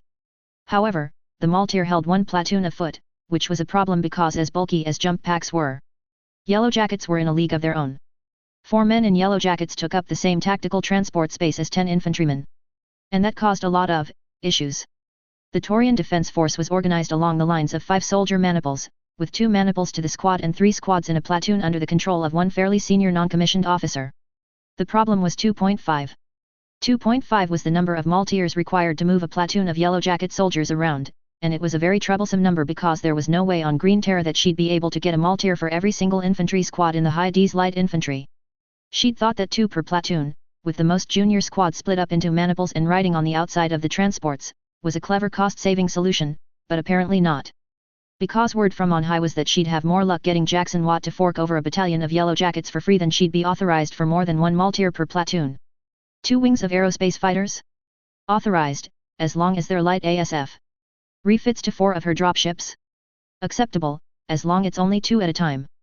Drop 76.6 million C-bills on outfitting every single frontline soldier in her regiment with a brand new combat system? The Protector insists. But another 6 million C-bills on actually being able to make the damn things mobile was completely out of the question. Unacceptable wastage. An absurd request. It made Colonel Fiona Jameson want to spit blood. She had 7 of the good OL unions, 4 Leopards she'd gladly trade for anything heavier she could get her hands on, 2 Trojans modified to hold infantry and their vehicles, a Lone Seeker, and the crowning jewel -1 Intruder-class dropship. The problem was that the Trojans were currently docked in the asteroid field surrounding Taurus on the other side of the Concordat, getting their bays rearranged because it turns out that battle armor takes up even more space once you factor in the spare parts, maintenance equipment, and the like. And that didn't even count how she needed to fit another set of light vehicle bays in, which meant removing cargo space. The worst of it was that they didn't have time to actually add more bay doors, so that poor Intruder was going to get the Trojan special, something her infantry officers brought up as an unacceptable short-term compromise turned long-term solution every year. It went a little something like this. Take a Trojan blockade runner, which is a civilian dropship converted for light military use with weapons, 2 light craft bays, and a cargo bay used primarily for storage of material and supplies while moving or staking out a location for pirates. Put a dividing wall around a third of the cargo volume, including one of the 2 cargo bay doors, and convert that third into a combined light vehicle bay and infantry compartment. Ensure that the bay door opens into the vehicle bay, so that the APCs and Carnovs can roll out the door as soon as possible instead of being laboriously disembarked. Consider the infantry trooper in that situation. They cannot quickly disembark while the vehicle bay is full, because it's packed full. Any combat disembarkation must occur by mounting up through the bulkheads in the infantry bay facing the rear doors of the APCs, which then drive down the ramp and out of the dropship. Infantry intended for air-mobile roles must disembark via APC as previously mentioned, then the Carnovs disembark, and then the infantry leave the APCs to load themselves onto their air transport. In other words, a functional mess that only kept going because cutting holes in the structural shell of a dropship was something command didn't enjoy authorizing. Colonel Jameson made a mental note to make sure her nephew, who wasn't Nura helmet compatible and so had enlisted with the TDF infantry instead of as a mech warrior, had his platoon assigned to her lone seeker. Being the only infantry carrying dropship where the infantry had their own dedicated embarkation gate was about to make the most sought-after ride in the regiment, and there had to be perks for being related to the person in charge. But she didn't betray any of those thoughts as she stepped aside and gestured as Edward Calderon, Lord of Two Bloody Many Worlds, and did he want a medal for being born a Calderon too, to take the stage. He coughed slightly to test the microphone, and fell into that easy playboy smile of his. It's been too long since I've been able to stay for a beautiful New Year's Eve on Sterapi, even if it's not strictly New Year's here. The night was cool and the air was soft with a faint breeze that drifted through the thin January air around the planetary governor's palace. Edward Calderon wined and dined his guests, holding court like a king of old with sumptuous food and the finest company he could muster, including many officials and visitors from the other planets he ruled, and the capital of the Concordat, Taurus itself. It was a grand affair. A pity it's only a distraction from grim news, Edward said during a quiet moment. Sir. One of his bodyguards, forsaking their normal plain clothes in favor of rich uniforms, asked. Nothing, nothing. Just thinking out loud. While news was still muddled and very few sources available to the general public had their facts straight, the Concordat's intelligence services had recently begun functioning much more efficiently without the many foreign spies and corrupt officers that had been rooted out over the past year. What was euphemistically called Operation Stablehand had proven its worth many times over already. Trusted military and civil officials in the Concordat had been briefed through secure HPG calls and verbal messages about the facts of the Fourth Succession War, and they were worrying in the extreme. Soon he'd have to reveal things, to make a public statement so that the Concordat's government could at least put an initial spin on the situation, but war had changed. Over 2 centuries of precedent had just been overturned as, in less than a year, the Federated Suns took close to 50 planets from the Capellan Confederation. The front between the Lyran Commonwealth and its neighbors, the Draconis Combine and Free Worlds League, was less shocking, but it would be nearly impossible for it to be more so.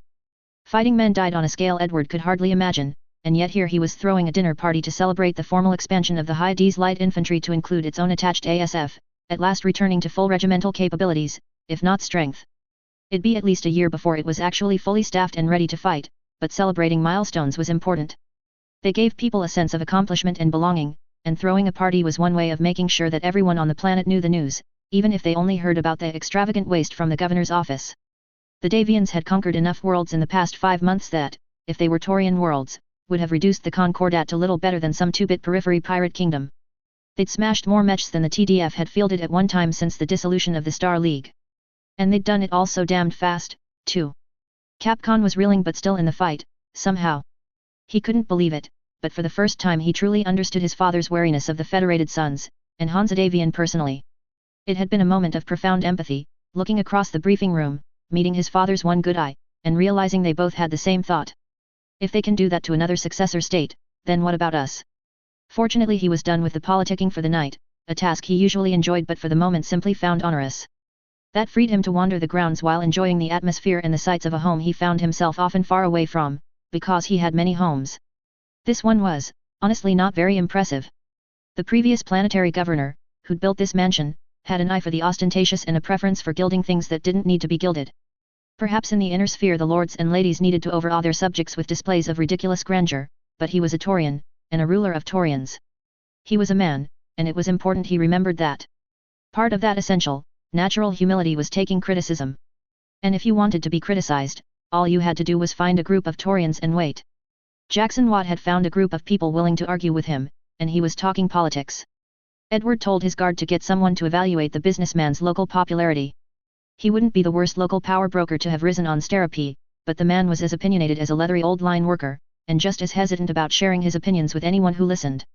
Right now he was going on about how the state of the Fourth Succession War meant that the Federated Suns wouldn't be a threat to the Taurian Concordat for the foreseeable future, because they'd be too busy digesting their gains from the Capellan Confederation.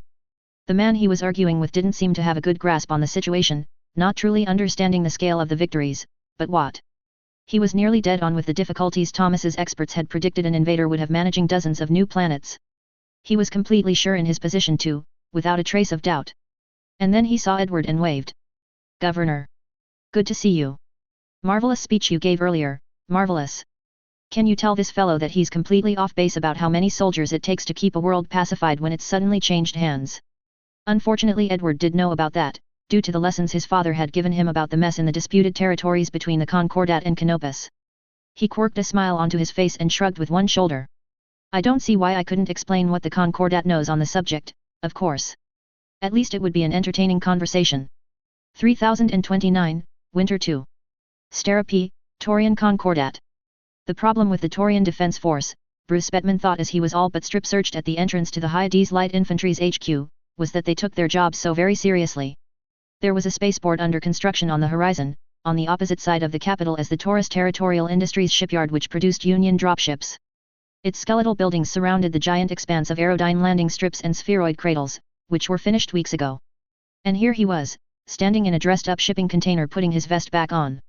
Colonel Jameson, it's a pleasure, he said after he was fully clothed and escorted to the temporary command post, which was in the same building as their central data core. That was a nice touch. Most planets only had the one, even in the inner sphere.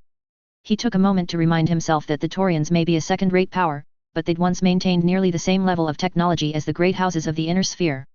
Even after the ravages of the succession wars. No.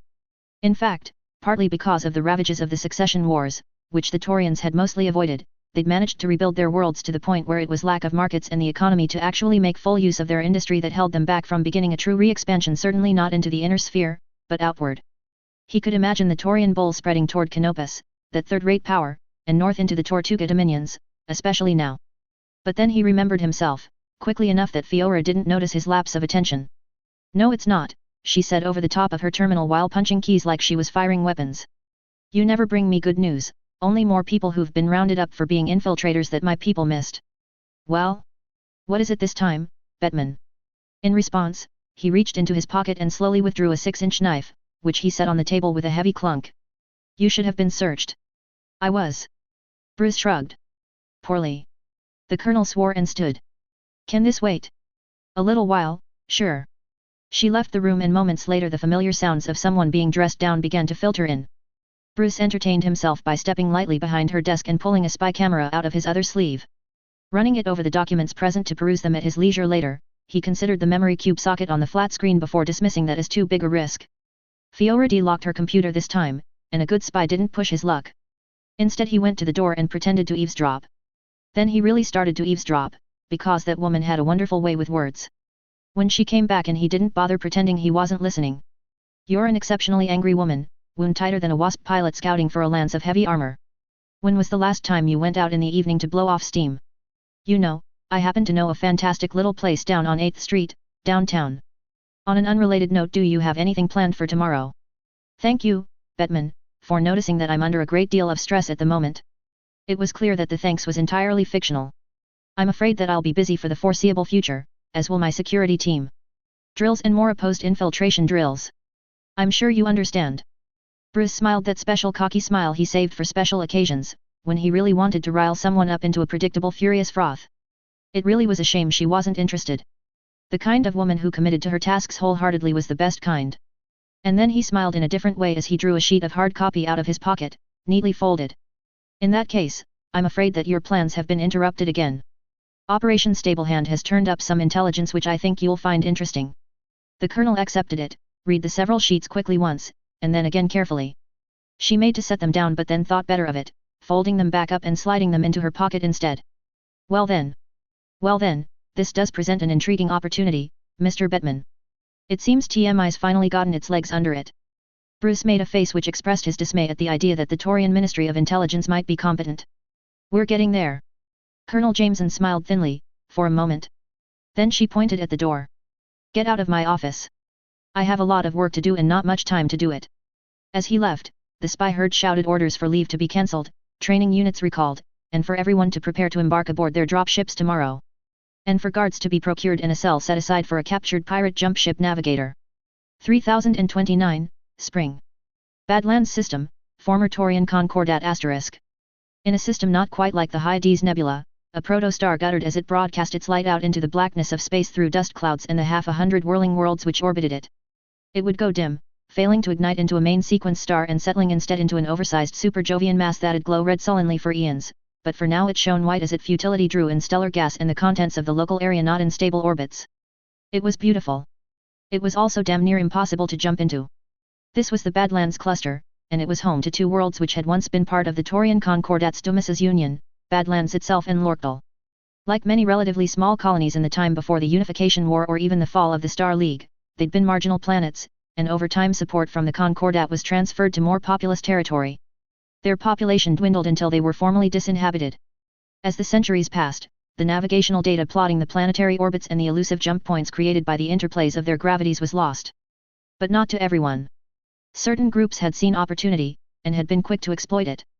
That same inaccessibility made the Badlands Cluster prime real estate to pirates, smugglers, and political dissidents, and over time it came into another name: Pirates Haven.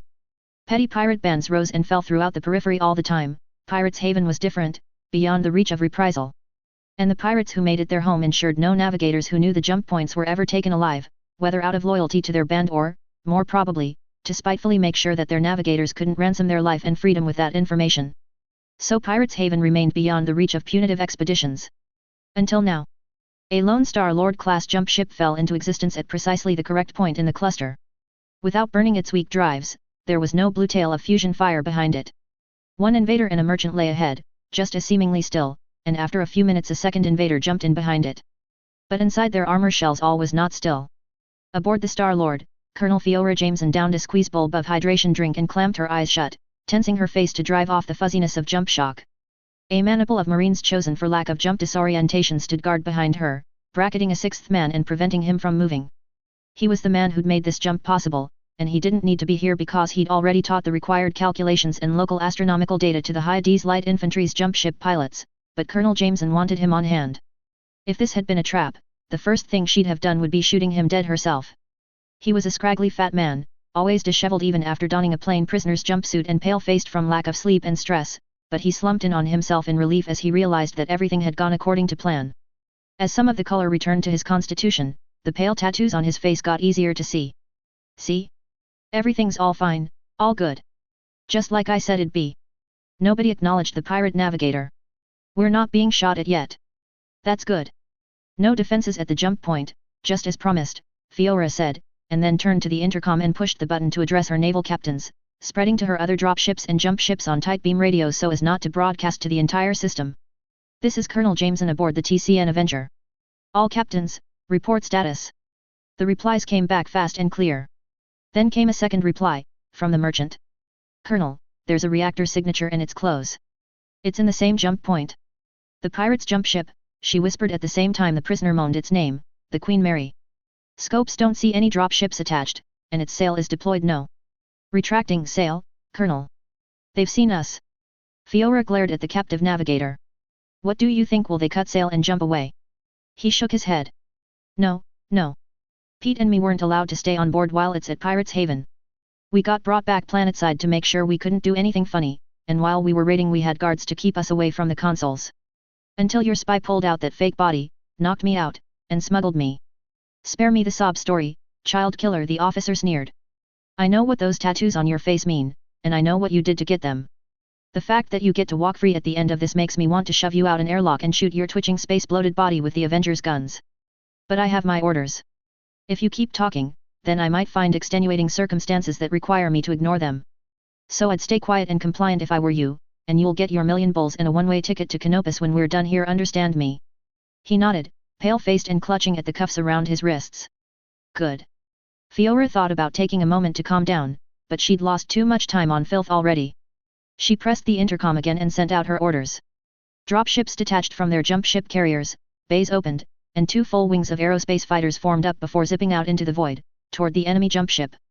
She watched as the lightseed lights closed the distance and severed the solar sail with brief flashes of laser fire, wishing she knew enough about space combat to give recommendations for how they'd improve. They did the job she asked, though, and she was grateful. Relying on officers, even competent ones, to interpret her orders made her neck itch. Her ASF officers were elites pulled over from established units, and they drilled their pilots hard. It was their advice that had convinced her to assign the greenest pilots to the fragile light fighters, and safeguard the veterans in airframes with more armor. Maybe in a year she'd feel confident putting the rookies up against hostile ASF. Maybe. The jump ship, an invader class with a busted dropship collar, didn't turn off its reactor.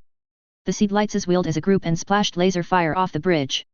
By the time they turned around for another attack run, the reactor signature started to dim, then go out. They'd surrendered. Laggery, take a platoon no, however many Marines will fit into 2 shuttles and ensure that jump ship stays surrendered. She ordered, and then mentally cursed. She hadn't considered that the normal boarding party strength would be far reduced while using yellow jackets. The light craft used to carry them were equipped for normal Marine operations. Something else for the after-action report. She watched the shuttles depart as the light ASFs returned to their docks to be refueled, just in case. The heavier frames with more endurance continued to hold stations near the Queen Mary. When her best Marine Force sergeant reported back that all crew were securely bound and that the reactor and jump controls were secured, she felt herself relax. Naval engagements were the worst. As a colonel with regimental command she was theoretically in charge of her dropships, jump ships, and the ASF forces, but she always felt out of her depth while fighting in space. She was a mech jock, and she'd worked with her infantry enough to know their limits and capabilities, and she knew how ASF worked in relation to ground forces, but in space? Out here where she could die a slow, lingering death with nothing to do but watch, commanding units she didn't have the depth of experience to be truly certain with? It frayed her nerves, but at least it was over. Take the prisoner to his quarters. His cooperation has been noted, and we no longer require his services, so get him out of my command center. She took another drink, this time of water, and closed her eyes as she calmed herself. The jump point, and therefore she, was close to the planet, though which of the 2 Exdorian worlds it had been was a mystery lost to time. These days it's just Pirate's Haven, or Haven in more common usage. With a few short orders her dropships began burning at 1 gravity's acceleration toward the not-so-distant planet. It was grey and tan, a wasteland of waterless desert. Maybe it was Badlands itself. Maybe there were ruins of some importance down there, some technologies or infrastructure from the Concordat's golden age. Fiora didn't care right now, but she'd check later after everything was combed through in a few years, just to see. She liked to check up on the places she'd fought, liked to see what changes had happened, and the outcome of her own actions. Her little fleet hadn't announced itself, hadn't broadcasted in the clear, and bore few distinguishing markings. Still, anyone on the misbegotten planet filling her screens could count the ships and their classes, and they'd know who she was. They'd know what she was here for. But she was going to tell them anyway, just to make sure they could curse her name in the devil's face as he shoved them into the freezing ice at the bottom layer of hell. She punched the intercom button, the broadcast in clear button, and finally the radio boost to make sure every open scanner and receiver in the system could pick up on her voice. Attention pirate scum. This is Colonel Fiora Jameson of the High D's Light Infantry, 2 Corps, Taurian Concordat Defense Force. Surrender now and you will be judged only by the crimes you have personally committed. Resist and you will die. Lay down your arms, shut down your mechs and fighters, and land your dropships. Your jump ship, the Queen Mary, has been seized and my Marines will destroy its jump core rather than allow it to fall back into your hands. My own crews are ready to do the same with their ships. If you do not surrender then you will never leave this place. Your ghosts will haunt the desolate ruins of your pathetic kingdom until the stars burn out and the night sky goes black. That is my word of honor. Her words issued from thousands of speakers, into hundreds of headsets, into cockpits and frantic ready rooms, and into the squalidly opulent palace rich with the loot of 100,000 lives. It rang out from every public broadcast system in her ships, and every enlisted soldier heard their commanding officer's voice issue the ultimatum. And Fiora Jameson didn't have to wait long for a response. A communications officer leaned forward at his terminal, one hand on his headset to press its pad up against his ear for over a minute before nodding once and turning to face her, laconically reporting, "They said no, sir." Fiora broadcast once more, this time only to her ships, and said, "Contingency 1. Contingency 1. Contingency 1. The Badlands pirates have not surrendered. I am proud to have brought each and every one of you with me to this place. None like us have come here before, because there has never been any unit like us before. Today we stomp out a nest of parasites hostile to all mankind. Today is the day of do or die, because the High D's Light Infantry can go anywhere. Can do anything. To you ready stations, and to battle." And death descended on Pirates Haven, riding plumes of fusion fire. 3029, Spring 2. Badlands System, former Taurian Concordat. At first glance, a lance of urban mechs don't fit into a light unit which plies its trade based on maneuver and positioning. Maneuver implies speed, and most of the unit's mechs were fast lights, but there was one lance of urban mechs. This fact may seem like a distraction from the ensuing battle, and how the dropships of the Hyades light infantry have flipped over and are slowly firing their gimbaled fusion drives in tiny amounts in order to make extremely precise corrections on their ballistic courses toward the planet they were, just minutes ago, actively accelerating towards with full thrust. That's because it is. Thinking about urban mechs as a distraction from the ballistic horror of her current situation is a vital process undertaken by a single junior non-commissioned officer aboard the leading dropship. It's been used in similar situations by the relatively young corporal for the past 6 years. Corporal Harding liked to think of urban mechs as the hunchback's little brother, shorter, uglier, looking a bit like a trash can, and packing a big enough pop gun to make anything up to a weight class higher take it seriously. Also, it was as heavily armored as some tough medium mechs, with twice as much armor as a commando.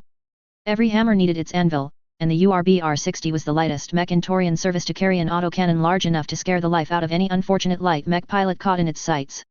One urban mech was a joke to a marauding pirate band. A whole lance of 4, crewed by trained and steady mech warriors? That was a mobile fortified position. It just wasn't a very mobile one, is all. The trick to using urban mechs offensively, Harding thought as she clutched the crudely reinforced brace bar, was to make sure they didn't have to walk very far. That meant their dropship landing very, very close to the enemy. Somebody had to make sure the enemy didn't do something like throw half a dozen Inferno SRMs through the dropship's bay doors while the slow mechs ambled down the ramp, which was why she was standing in the infantry compartment of a hastily refitted heavy APC, trying not to fall over as the intruder-class dropship shuddered and shook around her. As the best armed and armored dropship capable of carrying infantry, it took the natural role of regimental flagship. And in the HLI, that meant it led from the front. Landing in T-30 seconds. The loudspeaker blared. The corporal closed her eyes, grateful for her powered armor's helmet because it meant she could center herself properly without her maniple staring and possibly noticing that she looked about 2 inches from throwing up. Combat drops from orbit were the worst. Just then the intruder's fusion thrusters eased on, opening up full throttle to 1 gravity of acceleration, 1.5, then 2. A roar ran through its frame that was felt rather than heard, and Harding felt the padding in her suit shoving down on her shoulders as the magnetic clamps kept her from floating into the air. She pursed her lips, and thought about urban mechs instead of just how damn fast she was falling toward the ground, and how slowly the giant plasma flares from the drives were decelerating the colossal vessel. The Taurian Concordat didn't produce any urban mechs, which made them an odd choice for her favorite light mech. It made locusts, wasps, stingers, and other bug mechs that could run like the wind and carried just a few tons of weaponry. They used big machine guns, flamers, and lasers just powerful enough to threaten a heavier mech's rear armor, or blow a hole through most other light mechs. Or to slaughter a platoon of infantry in the wrong place at the wrong time, crisping them or tearing them to shreds in an instant. She hated bug mechs. Infantrymen who liked bug mechs were morbid, weird, and probably cracked in the head. Urban mechs sucked at killing infantry, by comparison, which was excellent. T-20 seconds. She also thought about heavy hover APCs, and how technically speaking she was riding stolen property. The order'd been given to turn over all their old APCs in favor of Maltiers, though strangely enough at that time they'd all been on board the Trojans that were getting refitted back on Taurus, sitting in storage. The colonel had apologized for the inconvenience to the desk officer from Central who'd come to take receipt of them, but explained that there was no practical way to remove them from storage at that time. When he came back a few months later there was a similar issue. It was clear to Harding that the solution Colonel Jameson found to their transport issues was, simply put, refusing to relinquish their old ones until the proper number of Maltiers was made available. Given that they were no longer Hyades light infantry property, this was technically theft, but it was the kind of theft that rich and powerful people did. So instead of getting 5 years in a work camp, Fiora Jameson got a sternly written letter written to her from the Marshal, which she also promptly lost. T-10 seconds. The dropship shuddered as all of its weapons fired at once, LRM batteries and PPCs blasting away while lighter weapons fed heat and light into the air to distract gunners and scare the weak-minded. She braced for impact, and remembered her favorite urban mech fact as reassurance. Urban mechs scared away bug mechs. All they had to do was hold on and pour down fire until the urban mechs and the colonel's command lance of heavier machines could beat back the locals, assuming they were going to contest the landing. She assumed they would. Infantry didn't remain infantry for long if they weren't pessimists, on the modern battlefield. The world lurched around her one last, great time as the intruder suddenly adjusted course to one side before settling down with a relatively gentle flex. Its landing gear absorbed the shock of impact. The signal light flashed orange and the APC's driver revved the engine until it whined in complaint, lifting it off the ground and throwing the vehicle forward at maximum speed as soon as the bay door opened. The view slits were worse than useless with how fast they were going and how close everything was, everything passing too quickly. But she knew approximately where they were, and had known long before the pre-mission briefing that morning. It was the only real choice. Given the need to land multiple dropships in close proximity so that they could support each other and create a beachhead allowing the Leopards to land in a crowded urban environment. They'd hit the spaceport. Face rear and prepare for combat. She heard her section leader order firmly over the suit comms, and she was in the middle of turning around when the APC rang and briefly slowed before suddenly peeling off into a new, zigzagging evasive course. Just a few missiles. Nothing to worry about, laddies. It hit the front, where there's lots of armor for just that purpose. Silently thankful for the reassurance, despite being a veteran capable of recognizing the sound of short-range missiles splashing against armor herself, she said something similar to the 4 veterans under her command. Doing so calmed her. Was that why her section leader had said it? Did things like that go all the way up the chain of command, she wondered? Her APC slowed to a stop and they piled out, seeking cover and finding it immediately in the crater-filled ground. She realized as soon as she looked around that the spaceport wasn't designed to be defended against threats from the inside. Tall reinforced walls loomed around it, but the big turrets crowning it faced outwards toward the city instead of in, where they could threaten the pirates' precious dropships. Dropship. A single Union not painted in the HLI's familiar autumn colors sat in the middle of a low fortification in the middle of the spaceport, nestled in a minimal docking cradle while their own craft had come down in a cluster off to one side. Its armor sloughed off in great sheets as she watched, joining most of its guns where they lay twisted on the ground as scraps. The low walls around it, raised to keep slaves and peons away from the pirates only right off this hell-damned place, were only partially intact. Unfortunately, the parts that were left had enough support guns behind the concrete vision slits to spare. But the fire heading toward her was nothing compared to the fire laid across the sky by the monolithic bulk of the intruder and 4 of the regiment's 7 Unions using its smaller silhouette as shelter because despite the difference in size, the flagship carried twice as much armor as they did, and far more guns. Autocannons thundered furiously overhead and the background noise of the sky was filled with the electric crack of PPCs and the whooshing smoke of missile launchers converging on a single target, that lone pirate Union. The pirate dropship's guns fell silent one by one as they were torn off by precise fire. The external cones of its fusion drives were already so much slag, rendering it unable to take off. Belatedly she noticed another pirate Union behind it, cracked like an egg by fire from above during their descent.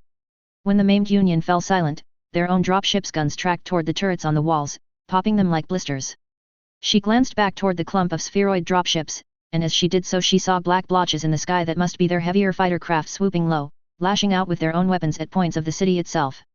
A garish red-painted castle loomed over the urban sprawl atop a crag, and the ASF shied away as one of them was splashed by a torrent of missiles from within the fort that left it smoking as it limped through the air. Movement was visible even at this distance as tiny ant-like shapes moved down the main road toward the spaceport. The pirate forces had been held back, and now came out to meet them. Take out those positions around the dropship. Her section leader barked, and the entire squad moved as one unhesitating organism. Thousands of hours of training and dozens of live combat took over as Harding erupted from cover and fired her SRM tube at the closest bunker, joined by the APC Somme launcher.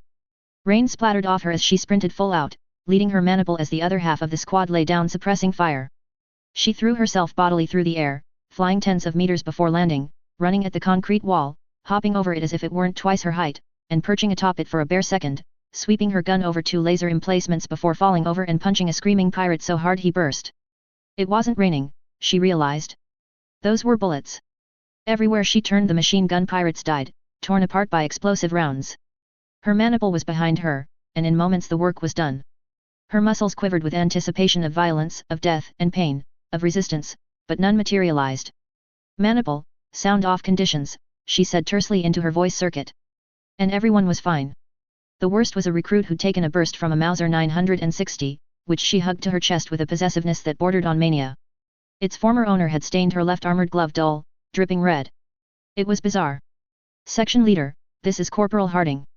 Those guns have been silenced. Good work. Keep them secure while the rest of the dropships land. Fall back to the APC in pairs to reload and rearm. Pick up dropped SRM launchers and double-check for grit in the works. Don't get sleepy. The force sergeant estimates we have 20 minutes before the pirate mechs and armor can mount a coordinated assault on the spaceport, but that doesn't mean they won't try an uncoordinated one sooner. No more than half a minute had passed since Harding D left the APC, but so much had changed. They'd taken the spaceport before the battle mechs had even finished unloading from their base.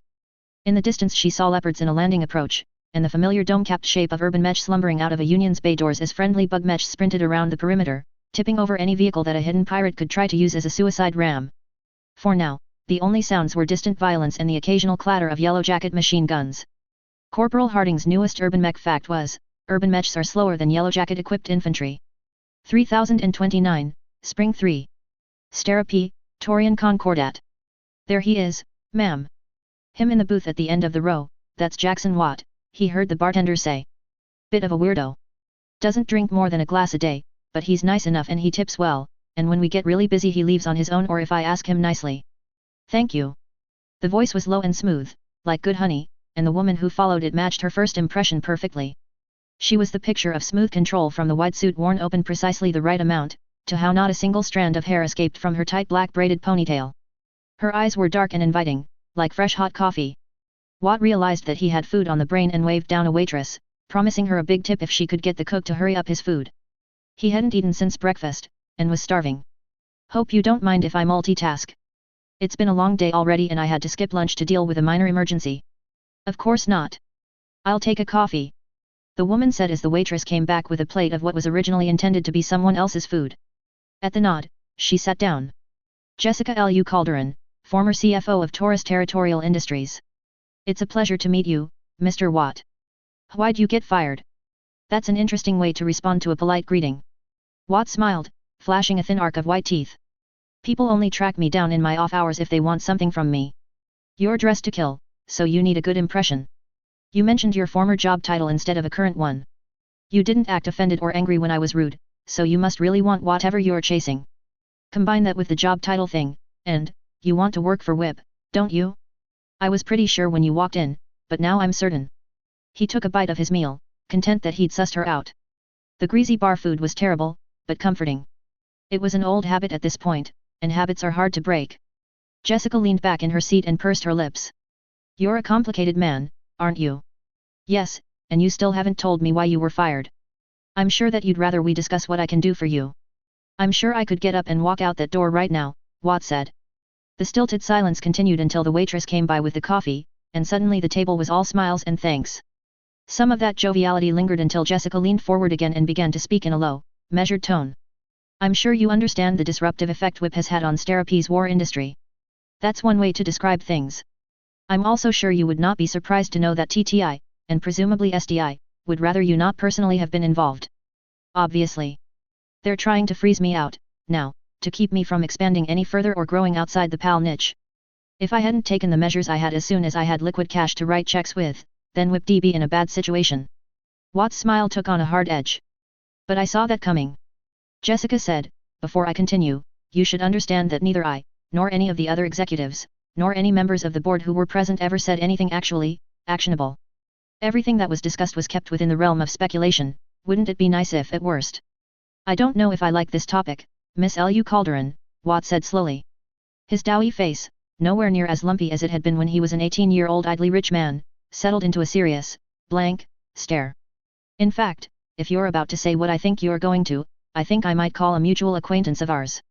I'm on quite friendly terms with Edward Calderon, and I don't take threats kindly. The former executive's hands were both on the table, and she spread her fingers to show that there was nothing in them, as inoffensively as she could. Mr. Watt, there are certain unsaid truths among the powerful. One of them is that it's easier to pry what you want out of a dead man's hands than a live one's, and there are good reasons why major factories possess extremely large and well-trained private security forces. My distant relation, and your friend Eddie, has made his opinion of certain hypothetical situations, known. Emphatically. It's only due to my connections among certain far-sighted members of the Concordat and my relation to Protector Calderon's grandfather that I was treated with as light a hand as I was. You may have been able to weasel your way out of prison, Watt bit out, but that's no reason for me to spend time around you. You've got 30 seconds to convince me not to leave. Tell me what you're offering that's so bloody important that I'll be willing to put up with you. You don't know how to operate at the political level of business, Jessica said bluntly and simply. Once a company gets large enough, then it needs to consider intercompany politics and relations with factions in the government as well as market forces. You can make a profit and keep your company intact without reaching into it, but you'll never be one of the true giants if you can't navigate the circles I've been raised and spent my adult life in, and I don't see a man content to languish in mediocrity as doing what you've done. I'm offering you a woman on the inside, who can handle those things for WIP. There was a misconception in the popular idea of wolves in sheep's clothing, Watt knew from long experience answering to a corporate ladder.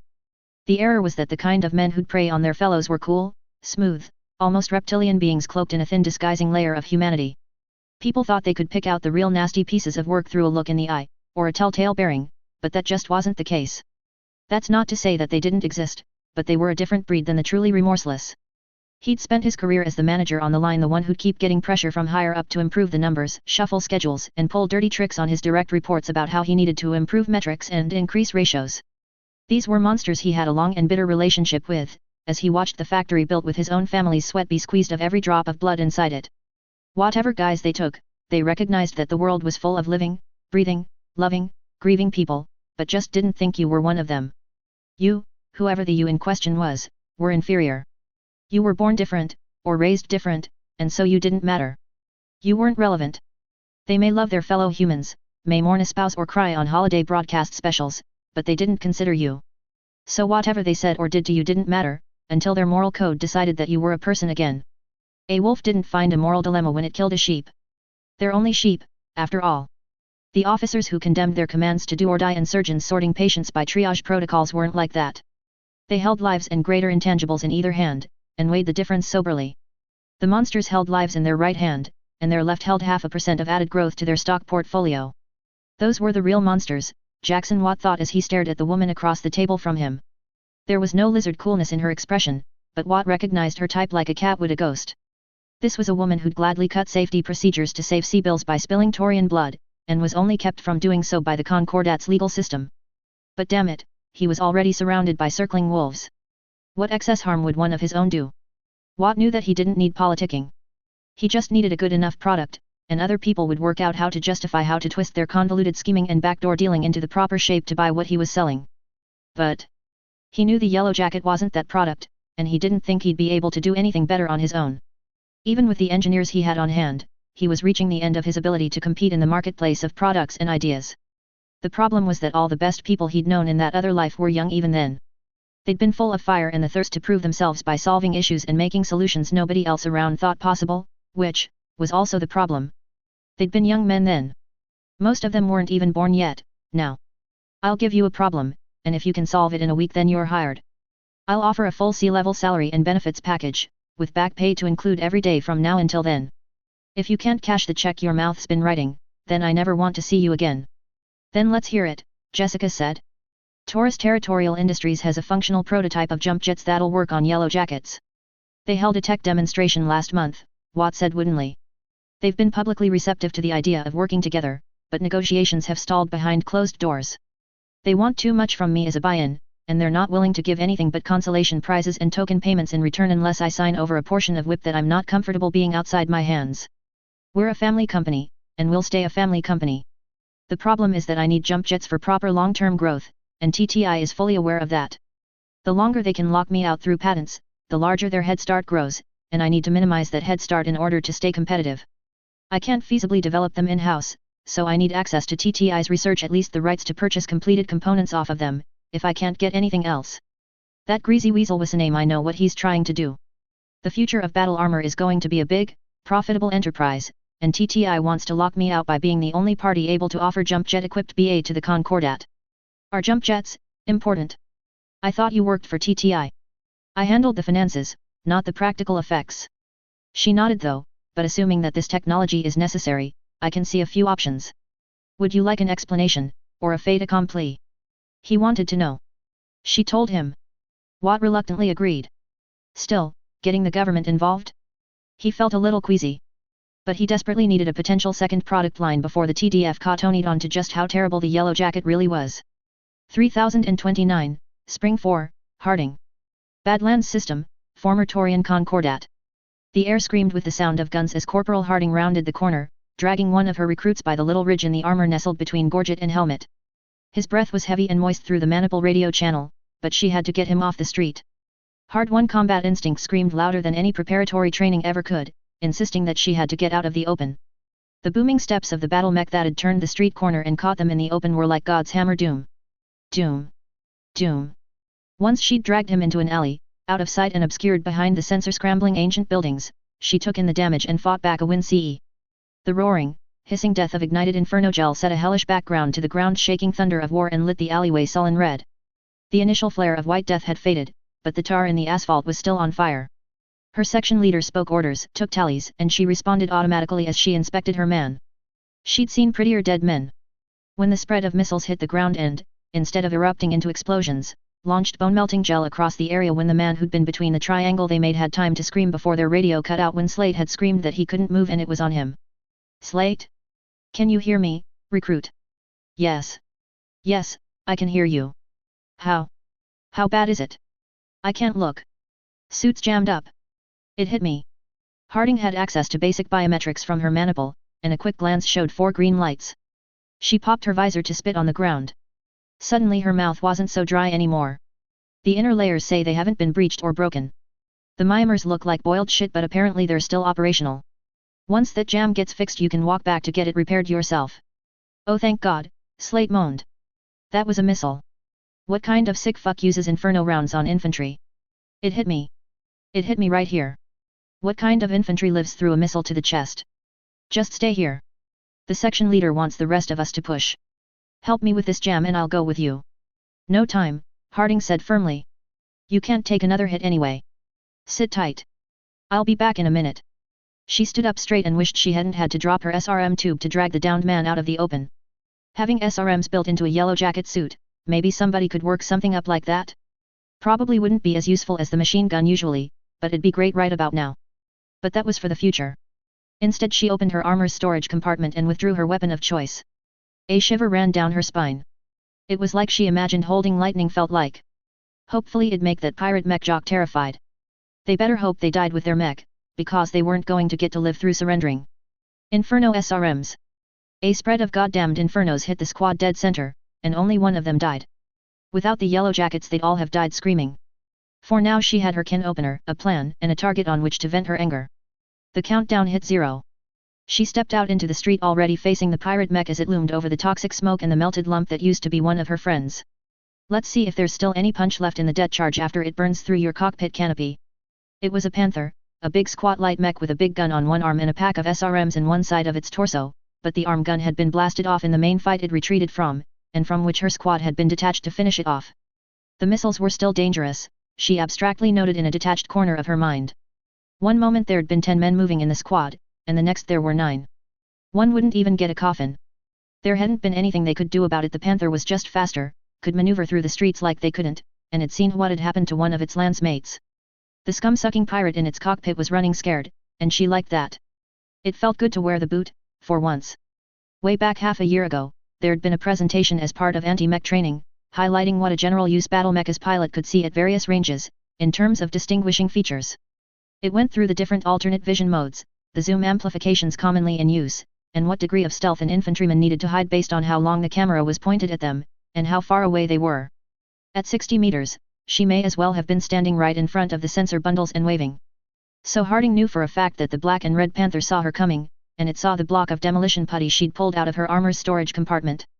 Her ferrous armor, painted in the classic orange-red of the High D's light infantry, stood out like a sore thumb from the dull grey reinforced concrete that made up the pirate city. The Panther swung its torso as it turned to face her with 2 booming steps, bringing that hellish torso-mounted missile system to bear. In the same time she took 2 of her own forward, bounding down the street. She didn't have a jetpack to correct in midair, but she'd performed swarming attacks dozens of times in training. She knew that if she could latch onto the right side then its remaining arm wouldn't be able to grab her. It knew that too. She'd seen the other squad's maniple drag a pirate out of the shattered cockpit of a Phoenix Hawk and throw him 10 meters to the ground below. It surely had too. It wanted her dead before she could apply her can opener, so it stood still and lined up its shot. Harding knew she could die here. If the timing was off then she'd burn. At least it would be quick. And then the rest of the squad opened up, and they hadn't dropped their SRM tubes. Plumes of smoke erupted from the buildings on either side of the road, slamming into the rear of the mech. It staggered and turned again, instinctively torso twisting to shield its vulnerable backside before its sensors picked up on the yellow jackets swarming out from behind walls, spraying gunfire and sporadic second missile shots that arced out, seeking any of the gaping rents in its armor, searching for reactor shielding, gyroscopes, and ammunition. The pirate mech warrior crossed some critical threshold between desperation and cowardice. Anger and bloodlust outweighed by desire for survival, the Panther's jump jets ignited and it flexed its legs, throwing itself into the air and out of reach, turning gracefully to point its torso-mounted missile pack at the infantry-packed buildings below for one more spiteful parting shot. The ruby beams of lasers cut through the air as one of the HLI's own battle mechs paused in its own battle to snap a shot off at the Panther silhouetted against the horizon. The deadly beams raked across the ragged rear armor as it drifted through the air. It cut its jump jets, desperately trying to fall below the roofline once again, too late.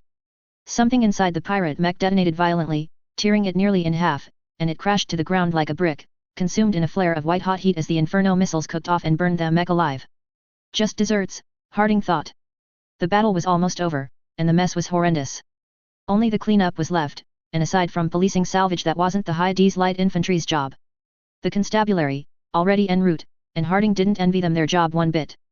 Normally when the HLI fought pirates it was either in open ground or defending a city of Torian citizens, but some of the looks she'd gotten from the civilians once the fighting stopped and they began to poke their heads outside. Just how long had the pirates been squatting here in their decadent little kingdom? She was afraid that entire family lines had grown up here as the pirates raided for generations. Someone whose ancestors were kidnapped and kept as slaves a century ago, would they even want to return to the Torian Concordat, or would they identify with the pirates they'd brought to justice? And if people could even identify with pirates, then what did that say about those worlds that Fedsons had stolen in long ago glory days? Were the people of the Pleiades even Torian anymore, or were they Federates in truth after 400 years under the Davian yoke? I guess people really can get used to anything, if it never stops, she muttered to herself. The pirate force had been outnumbered from the start, a mere overstrength company with ramshackle armor support, but they made up for it by fighting like madmen. The HLI had fought like madmen too, and they had more than one company of battle mechs. Lances of medium-weight battle mechs, normally parceled out one per platoon to give the more numerous light mechs some heavier backup, instead smashed into the pirates all as one unit. Armored vehicles burned, or their crews were dragged out through torn open hatches by swarming yellow jackets and shot on the spot. It had been a bloody massacre, and rumor had it that Colonel Jameson was going to paint another skull on her griffin today, this one wearing a thin gold crown. Part of the aggression had been logic.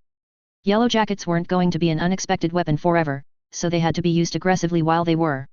Every victory with them had to be an absolute, crushing victory, won by leveraging their strengths to the hilt as quickly and as often as possible. An odd mania had come over the HLI's infantry, and it had spread through to the rest of them like osmosis. The High D's light infantry were forming a new doctrine, and time would tell what it was worth. But for now, it seemed all right. Part of the aggression had been hate. No loyal Torian could feel anything but hate for the likes of pirates. It was a dirty word, a condemnation said in the same breath as Cameron. Not even the Davians were as hated as the least of the pirates that plagued the Concordat. And part of the aggression had been that everyone had gotten carried away by the infectious energy of the massed infantry in orange and red.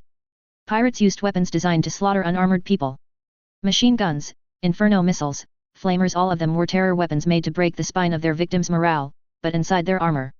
Inside their armor they'd felt an echo of what it must be to be a mech warrior, to be bulletproof, to tear through armor with their bare hands, to inspire fear and dread at their appearance. And with their ASF overhead, there was nowhere to run. So they'd had to hit hard and fast, being unwilling to give up their advantages just to entice the pirates into not breaking. An entire city of perhaps 100,000 people had a lot of places for pirates to hide, and nobody wanted to root the pirates out of every square foot of a centuries-old cityscape, so they'd forced them to put it all on the line and then chase them down like dogs in the streets. That's not to say no mercy was offered. The colonel had made the call to reduce the number of potential enemies, and to make sure that the pirates didn't try to hide among their slaves and servants. Every civilian and military broadcast band on the planet was filled with promises that anyone not personally guilty of a capital crime would be granted a pardon and either passage elsewhere or Concordat citizenship, once the situation was under control. But anyone sheltering a pirate would be killed like a pirate. Since they'd blown up or crippled the pirates' dropships, seized their jump ship, the only way off this desert hellhole was by seizing the HLI's own ships. After that, the pirates' own leader had done the rest of their work for them, rounding up his band and coming down en masse to do battle, because that was the only chance he had of living out the week. It was a daring plan, reliant on everyone going all in from the very start, and a less tempered unit couldn't have pulled it off.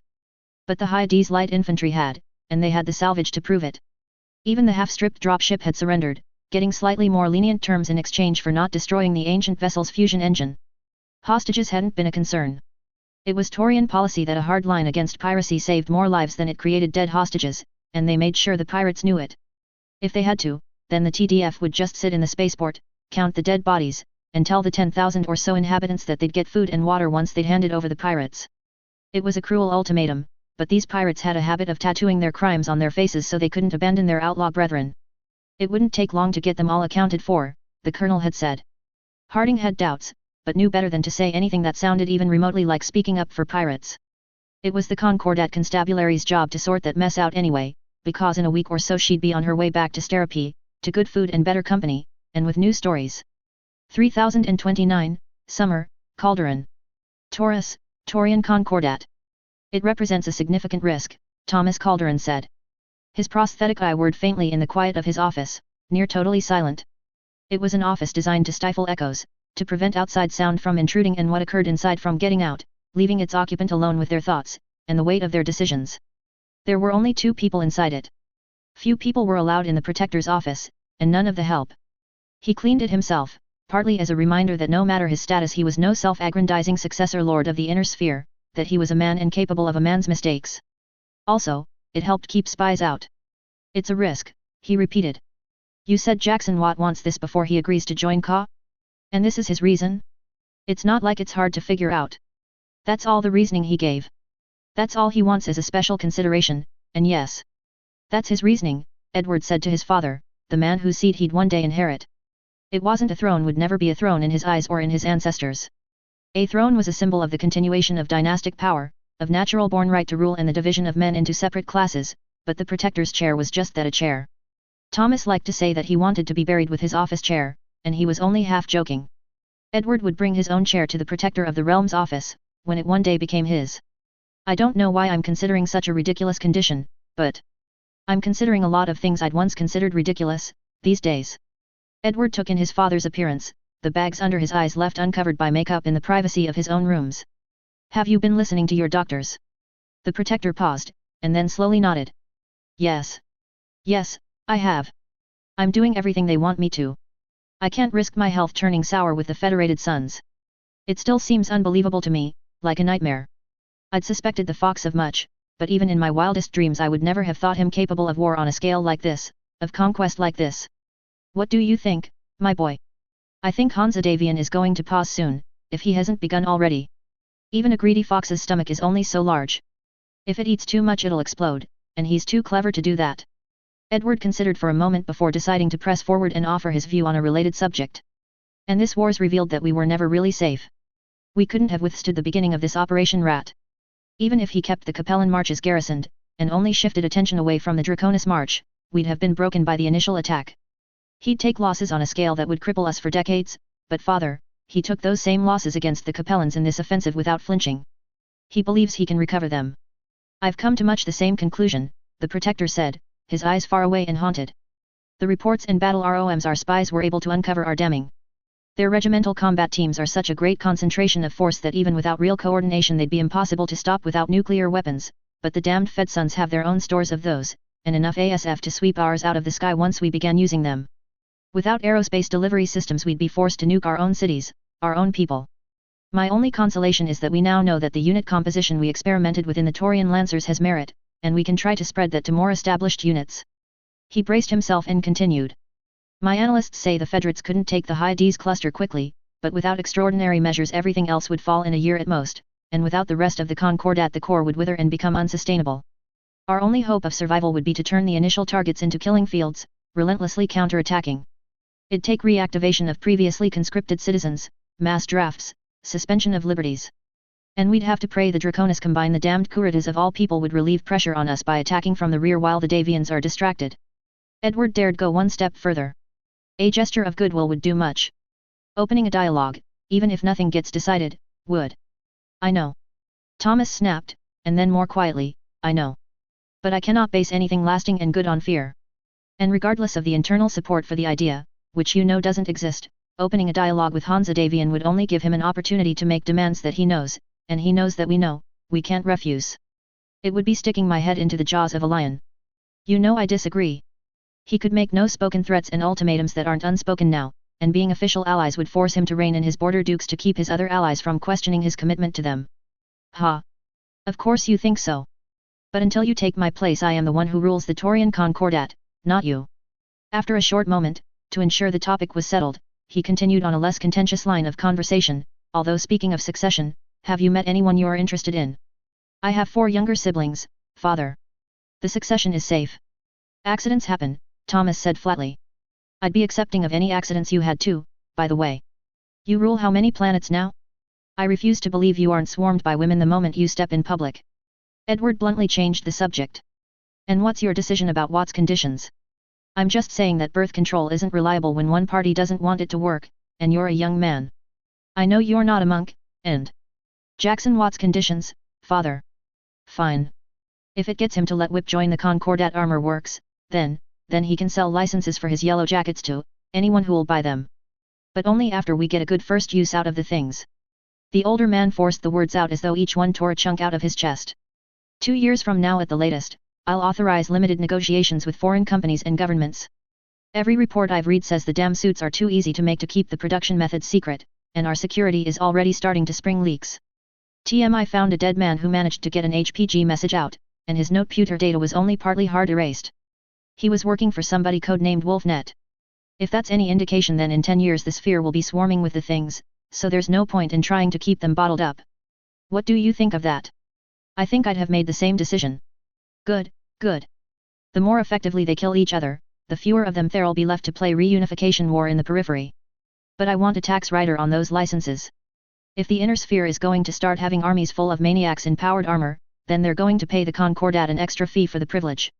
After a short contemplation, Edward could only agree. And about our first public use? What were you thinking? Well, there is the disputed territory between here and Canopus, with that trading confederation. Not aiming to join in on attacking the Capellan Confederation while they're all busy running from the Federated Suns.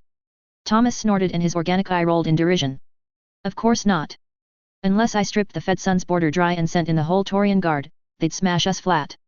But the disputed regions, if I pulled the Hyades light infantry and, maybe Gordon's armored cavalry. Beef them up with the Taurian Guard's 1st Battalion under Josiah Tellwater, or maybe the 2nd with Haji Doru. 3029, Winter 1.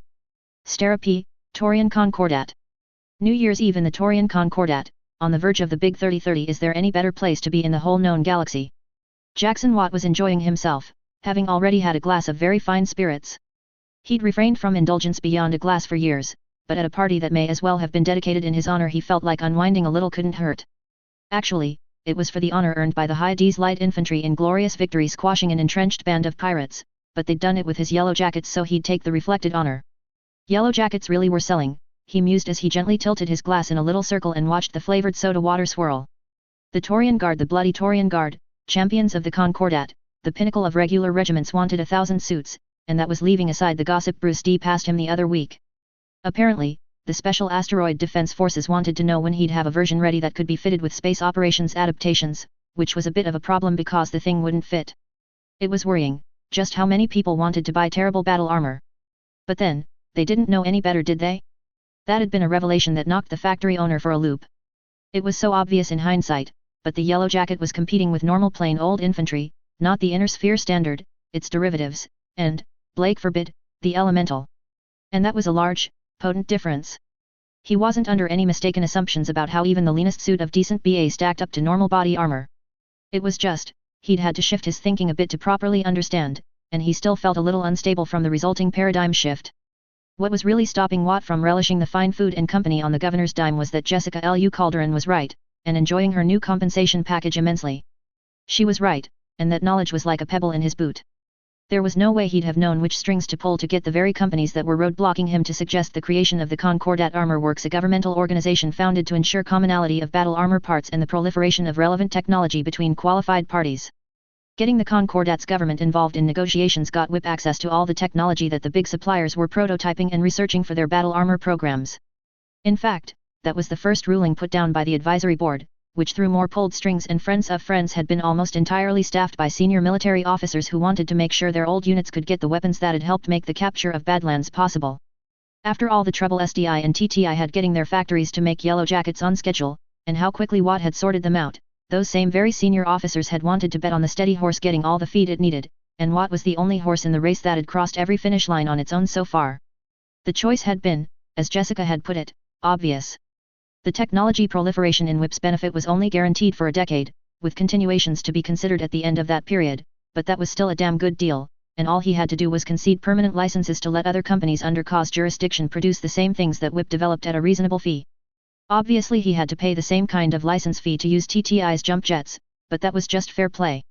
No, the real kicker was how CA could penalize attempts to violate patent law, and WIP held the patents on the correct Myanmar layout for PAL. He sat next to another industry magnate on one side, and next to that a striking woman wearing a red formal military tunic on the other. There were 2 white discs on her lapels. No. They were moons. He struggled to remember which mercenary unit had that rank designation before a fuzzy memory intruded. The TDF had changed its rank symbols at some point, he remembered. He was used to the rings and horns, but in this era they used stars and moons instead. Colonel Fiora Jameson, she said as he sat. Jackson Watt. Pleased to meet you, Colonel. It's my pleasure. I wanted to shake your hand, because those suits you designed are fantastic. I've got a new dropship getting repaired with parts brought over from the Hyades repair docks right now, and casualties in the infantry were so low that for the first time in my service I couldn't see pavement when they all mustered back up in formation. If there's anything I can do for you in the future, then name it. I'll keep that in mind. Thank you, Colonel. I'm touched. After a while the conversation moved to the topic of conscription. Jackson sheepishly admitted that he'd only been enlisted for mandatory service for a few months before receiving a deferment. Fiora didn't show much, but she obviously didn't think much of the idea. While in theory everyone in the Taurian Concordat served for 4 years active duty when they turned 18, there were always edge cases. In the event of qualified life events, such as inheriting a family business that might go out of business without diligent work, or apprenticeship in specific industries, a citizen could have their mandatory service deferred. If he stopped qualifying for the deferment before he turned 30, then he'd have to immediately begin his service term in the TDF. She seemed more interested when he mentioned that he'd passed the neurohelmet compatibility tests, and laughed when he mentioned that while he was a nimble walker the safest place to stand when he used AIM-X guns was directly in front of the target. You could still be trained up, she insisted. Everyone loves mech warriors, and you could afford a brand new heavy off of Taurus. Don't you want a Marauder? Oh, I'm a crack shot with my Colt and that's enough for me. It's a nice little auto pistol. Obviously I couldn't bring it with me through the secure perimeter, but I keep in practice. Watt said, and tried not to let the memories of his last time through rattle him. He had been a mech warrior, in fact. Briefly. He never could get the guns pointing quite straight, and had been busted back to the infantry in short order. I'm sure you aren't that bad. You could ride hot seat in my Griffin, if you visit my headquarters sometime. Piloting a new, well-maintained mech instead of the ancient wrecks the mandatory service trainers use makes a world of difference. Jackson couldn't escape the conversation without promising to visit, but he extorted a meeting at the construction site of Whip's new factory complex from Fiora Jameson, in return. There was already a small arms firing range there, and a larger one for the security team's yellow jackets, and the prototypes with jump jets. Yes, jump jets.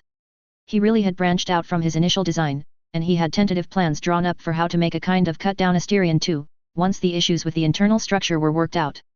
That share of material output from Taurus Majoris mining was performing as expected, though the transport costs of getting it to his casting plant here on Stera was higher than he'd thought. Jessica D said the numbers didn't work, but that there was another buyer willing to trade for output rights from their asteroid miner in the New Vandenberg system. If Whip expanded to New Vandenberg then he wouldn't have to pay jump ship costs, which cut operating expenses. But he couldn't. Whip wasn't allowed to expand off Stera until the Protector gave the word. It was a security measure, apparently, to keep spies from getting into the corporate structure. TMI had Stera bottled up tight, but New Vandenberg had too many people on it to weed out all the moles. Sometimes being a vital secret asset was barely worth the cost. If it wasn't making him fabulously wealthy then Watt would have broken the news himself by now. All the security precautions around him and his work were slowing things down. And how secret was the yellow jacket, really? Somebody's had to have talked by now, he said to his drink. Just how much longer is Thomas Calderon going to wait to use the things in public? James Maxwell, a nice chap who just so happened to be the primary non-government shareholder of Stera Defense Industries, of which Watt was now the second largest non-government public shareholder, shrugged in his seat as he poured himself another 2 fingers of some spirit or another.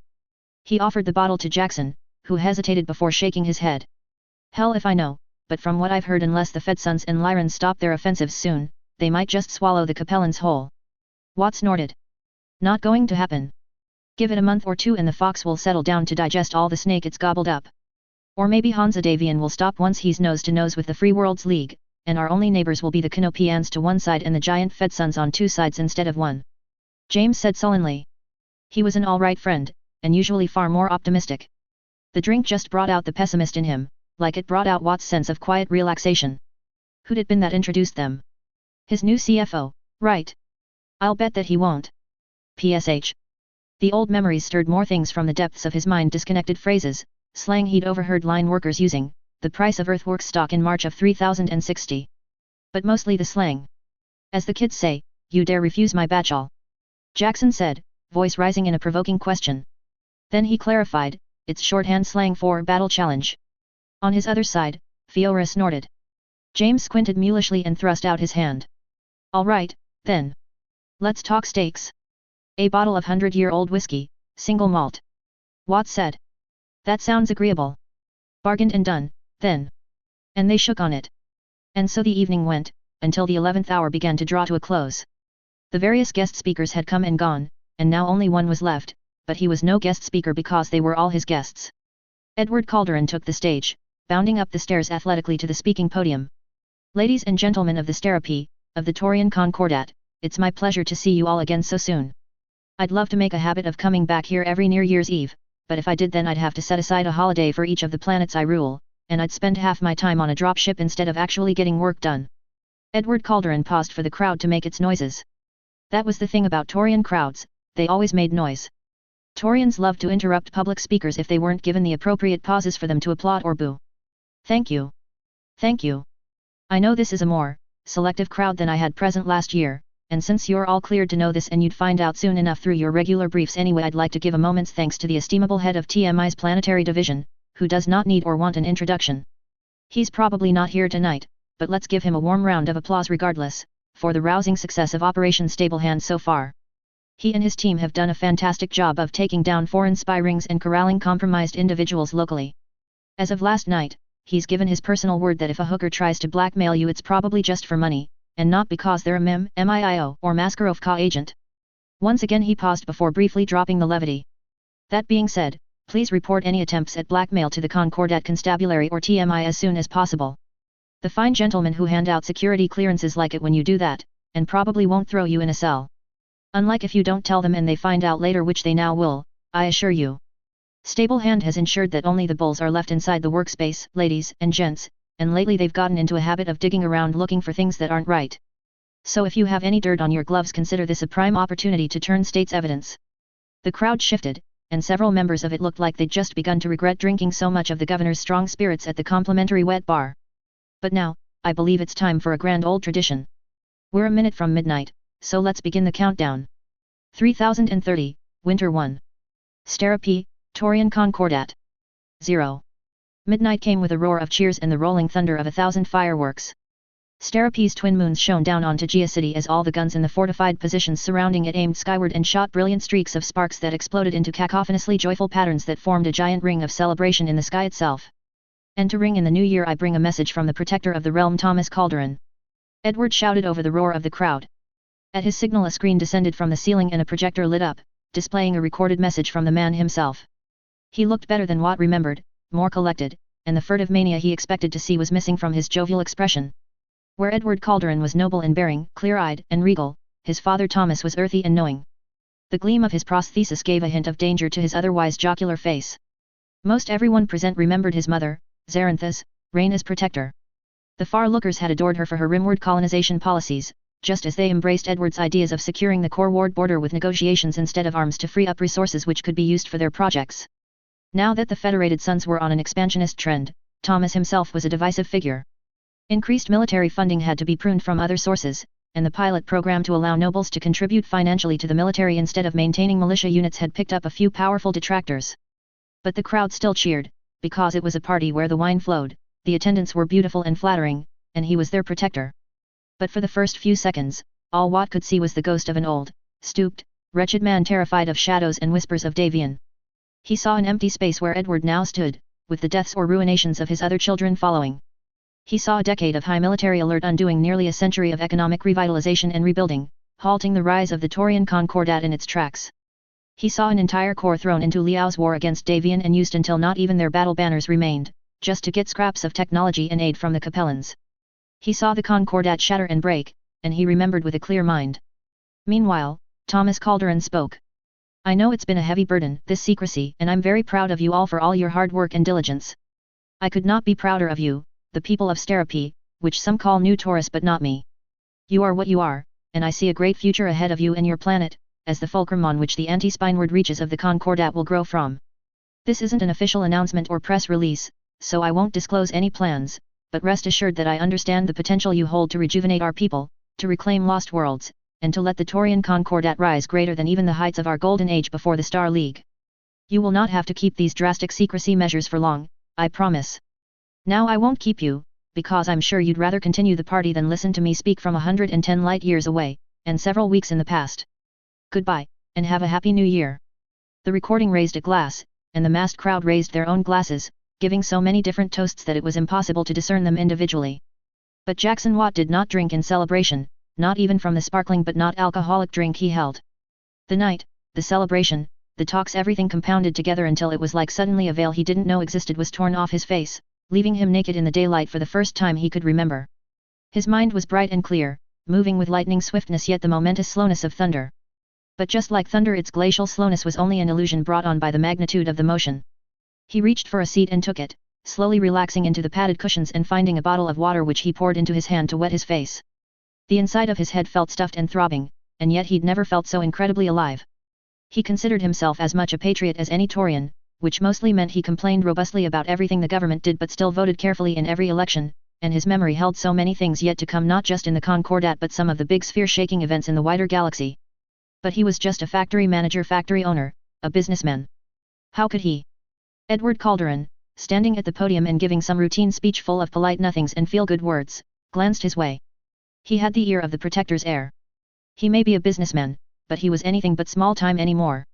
Hadn't that been the entire point of hiring Jessica Lu Calderon, that whip had grown too big to ignore politics? He may not be able to change the fate of worlds with the sweep of a pen, but he knew someone who could. He knew someone who'd talked to him, who'd asked him to solve problems, who at least in some way trusted him. Him. Jackson Watt. So he just had to figure out what to do first. Jackson Watt's mind spun with the energy of youth and the intricate knowledge gained from long experience. He considered everything he knew, from facts and rumors only verified as facts after decades of silence or mutterings, from the clan invasion to the secret that the Blakist religion was a scam designed to hide the true power of Comstar from the rest of humanity. He mused over everything like a housewife browsing the fruit aisle of the supermarket, keenly searching for the best deal. And just like a routine-bound housewife picking up a fresh bunch of bananas because she's always believed they're a vital component of breakfast, the most vital meal of the day, the rounded man settled on what he believed to be the most important matter to the well-being of the Taurian Concordat. It'll have to be the new colony region, he muttered. Got to stop that from being a bloody mess. Author's note: I don't normally do these, but I feel like it's important at this time. With this update, at 42,000 words, China Shop has moved into its second act. I'm astounded. This is the first piece of Battletech fiction I've ever even tried to write, and both the response from the thread and my own enjoyment of writing it came out of nowhere for me. I'd like to thank everybody in this thread whose ideas I've stolen and pretended I had planned all along for your enthusiasm and responses. Some days in those 70+ hour work weeks, waking up and seeing that I made a bunch of people have a good time enjoying something I made is the boost that gets my day started on a good note. That being said, I certainly hope you weren't expecting China Shop to cool down. I don't have a name for Act 1, and Act 2's real name is a spoiler, but Act 1's dev title was Screw Around, and Act 2's is Find Out. So get situated in the rumble seat and strap that 5-gallon Home Depot bucket neuro helmet down tight, because everything that's happened up until this point? It's been nothing but prep work. 3030, Winter 2. Stera P, Taurian Concordat. In the words of an ancient Terran philosopher-musician, Bruce Bettman was suffering from success. The winds of Operation Stablehand had swept through the ranks of spies and agents infiltrating the Taurian Concordat, picking them out like a farmer stalking between corn rows with a hoe, delicately using the fat, blunt blade to cut off the roots of any unfortunate weeds. The weeds would be the foreign intelligence assets, and just like leafy stalks deprived from roots, the infiltration of the Taurian Concordat wasn't an immediate crackdown that killed entire organizations. Instead, it delivered massive, unsubtle damage and let the remainder slowly wither from being split into incomplete pieces. As one of those foreign spies, Bruce had to admit that TMI did a decent enough job of actually stopping spy networks, once it was aware of where the spies were. They weren't fantastic, he was happy to admit, but they were very enthusiastic. He took a bite of a crisp, crunchy apple as he pored over the morning reports, paying particular attention to the lists of damages. In the Free Worlds League, specifically in Andurian where his true loyalties lay, counterintelligence detained spies with subtle traps and sedatives so they'd simply pass out and wake up in an interrogation cell, or they kept them surveilled and selected which information they received. The maxim of minimum disruption, maximum stealth was obeyed whenever possible. According to this report, the current modus operandi championed by the Taurian Ministry of Intelligence's special task groups was more along the lines of "we are the fist of an angry god," and involved descending on identified spies and agents with all the enthusiastic vision of an organization desperate to prove that it didn't intend on being the laughingstock of the inner sphere's intelligence community anymore. He'd seen after-action reports for more zany schemes than he was entirely comfortable with a periphery powers intelligence organization attempting, let alone actually pulling off, and that was what had started him down a particularly disturbing rabbit hole several months ago. Because of his promotion to branch head of TMI's Therapy office, he had the unique position of supervising and reviewing its local operations in their entirety. Because of his role as a triple agent in the employ of the Free Worlds League and in service of an anti-Merrick group within the FWL, he had the required expertise to judge when someone was feeding somebody information. And the success of Operation Stablehand was definitely not the sole result of TMI's newfound diligence, or even his own efforts at uncovering other spies in order to prove his own innocence. And so Bruce Bettman did what had drawn his recruiter to him in the first place. He gathered data that was marginally related to his subject of interest and used the shape of the known data to narrow down what the unknown data could be. It was just like identifying a mech you'd never actually seen by its weapon fire, speed, and footprints. So after examining 28 cases in depth and eliminating the usual suspects one by one, he was reasonably sure that there were no potential answers as to who was covertly helping the Taurian Ministry of Intelligence plug its leaks on Stera-P. Well, no conventional potential answers. With the benefit of hindsight and the full body of evidence gathered over the term of Operation Stablehand, Bruce could confidently lay out the following facts. Fact Alpha: every spy or foreign agent within spitting distance of the Yellow Jacket project died in the first wave of the crackdown, except of course him. The AFFS Department of Military Intelligence, Lyran Intelligence Corps, Capellan Confederation Mascarovka, and Kanopian Mike all lost at least one spy, with the Lix local ring apparently being wiped out entirely because one of them sent their report to the fax at their cover job instead of to a CO conspirator. All, Bruce carefully noted, before they heard more than rumors of the first public Yellow Jacket test. Fact Beta: the two spies who were confirmed as successfully infiltrating WIP, and the one already in TTI at the time that company gained access to WIP's data, all obtained copies of Watt's Yellow Book, as his compiled explanations and instructions on powered armor design and manufacture were known. All of them made fatal mistakes which led to their capture or death immediately afterward. Fact Gamma: Stera-P's HPG station was a Class B station, transmitting twice a week instead of twice daily. Of the spies who could have but weren't confirmed as compromising the Yellow Jacket secret, half of them died after depositing messages for transmission. Fact Delta: Comstar policy on Stera-P is payment due on transmission, via electronic wire. Bank accounts of deceased individuals are locked, and all outgoing payments voided.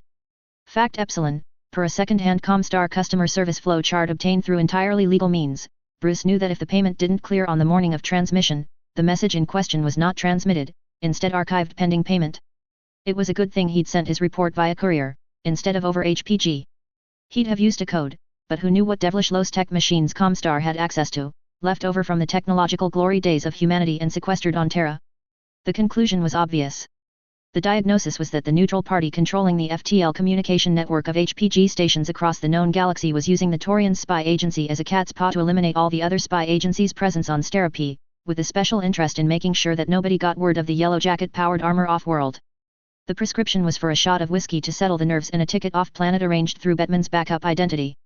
A steel mill worker on the other side of the city with a face that was nearly a perfect match for his own had a ticket off-planet booked in his name, but it was the spy who picked it up last night. Not that he intended to leave the planet. Not yet. No, the ticket was what is known in certain circles as a ruse. Because Bruce Bettman wasn't going to let a glorified telecommunications company make a fool out of him. He was the most competent man in SAFE, in his own opinion. He'd safeguarded Jackson Watt and WIP from the beginning. One man planting his feet and deciding that yes, he was going to do his best to make the Capellan Confederation consider the Taurian Concordat an actual threat in order to draw heat off of Andurian. He shot the wings off flies, drank like a horse, smoked like a chimney, and had a hollow cube with everything there was to know about powered armor production in his pocket. And he wasn't leaving without reminding Comstar that he was nobody's tool. It was a quiet night in Tajia. The air was cold and the wind bitingly harsh as he sat in his office at work. The lights were dimmed and his weapon of choice weighed heavy in his lap as he sat in his big red armchair and waited. He worked late. He was a hard-working, hard-playing man, and the whole office knew it, so the whole building was deserted save for him and the cleaning team working their way up from the first floor. They'd get to his office on the 10th in a few hours. It wasn't the most comfortable wait, because he didn't exactly fit in the chair at the moment. A light on his desk blinked. Then another. A third. Someone was at his door, but the little video monitor set to display the hallway surveillance cameras showed an error code instead of video feed. Somebody knocked on his door. "Excuse me, sir? I have a delivery for you and it wouldn't fit in your box in the mail room." Bit of an odd-shaped package. It was a voice he recognized. Jimmy H., from down the hall. He had a habit of watching sports broadcasts on his office flat screen. Never would have taken him for a spy.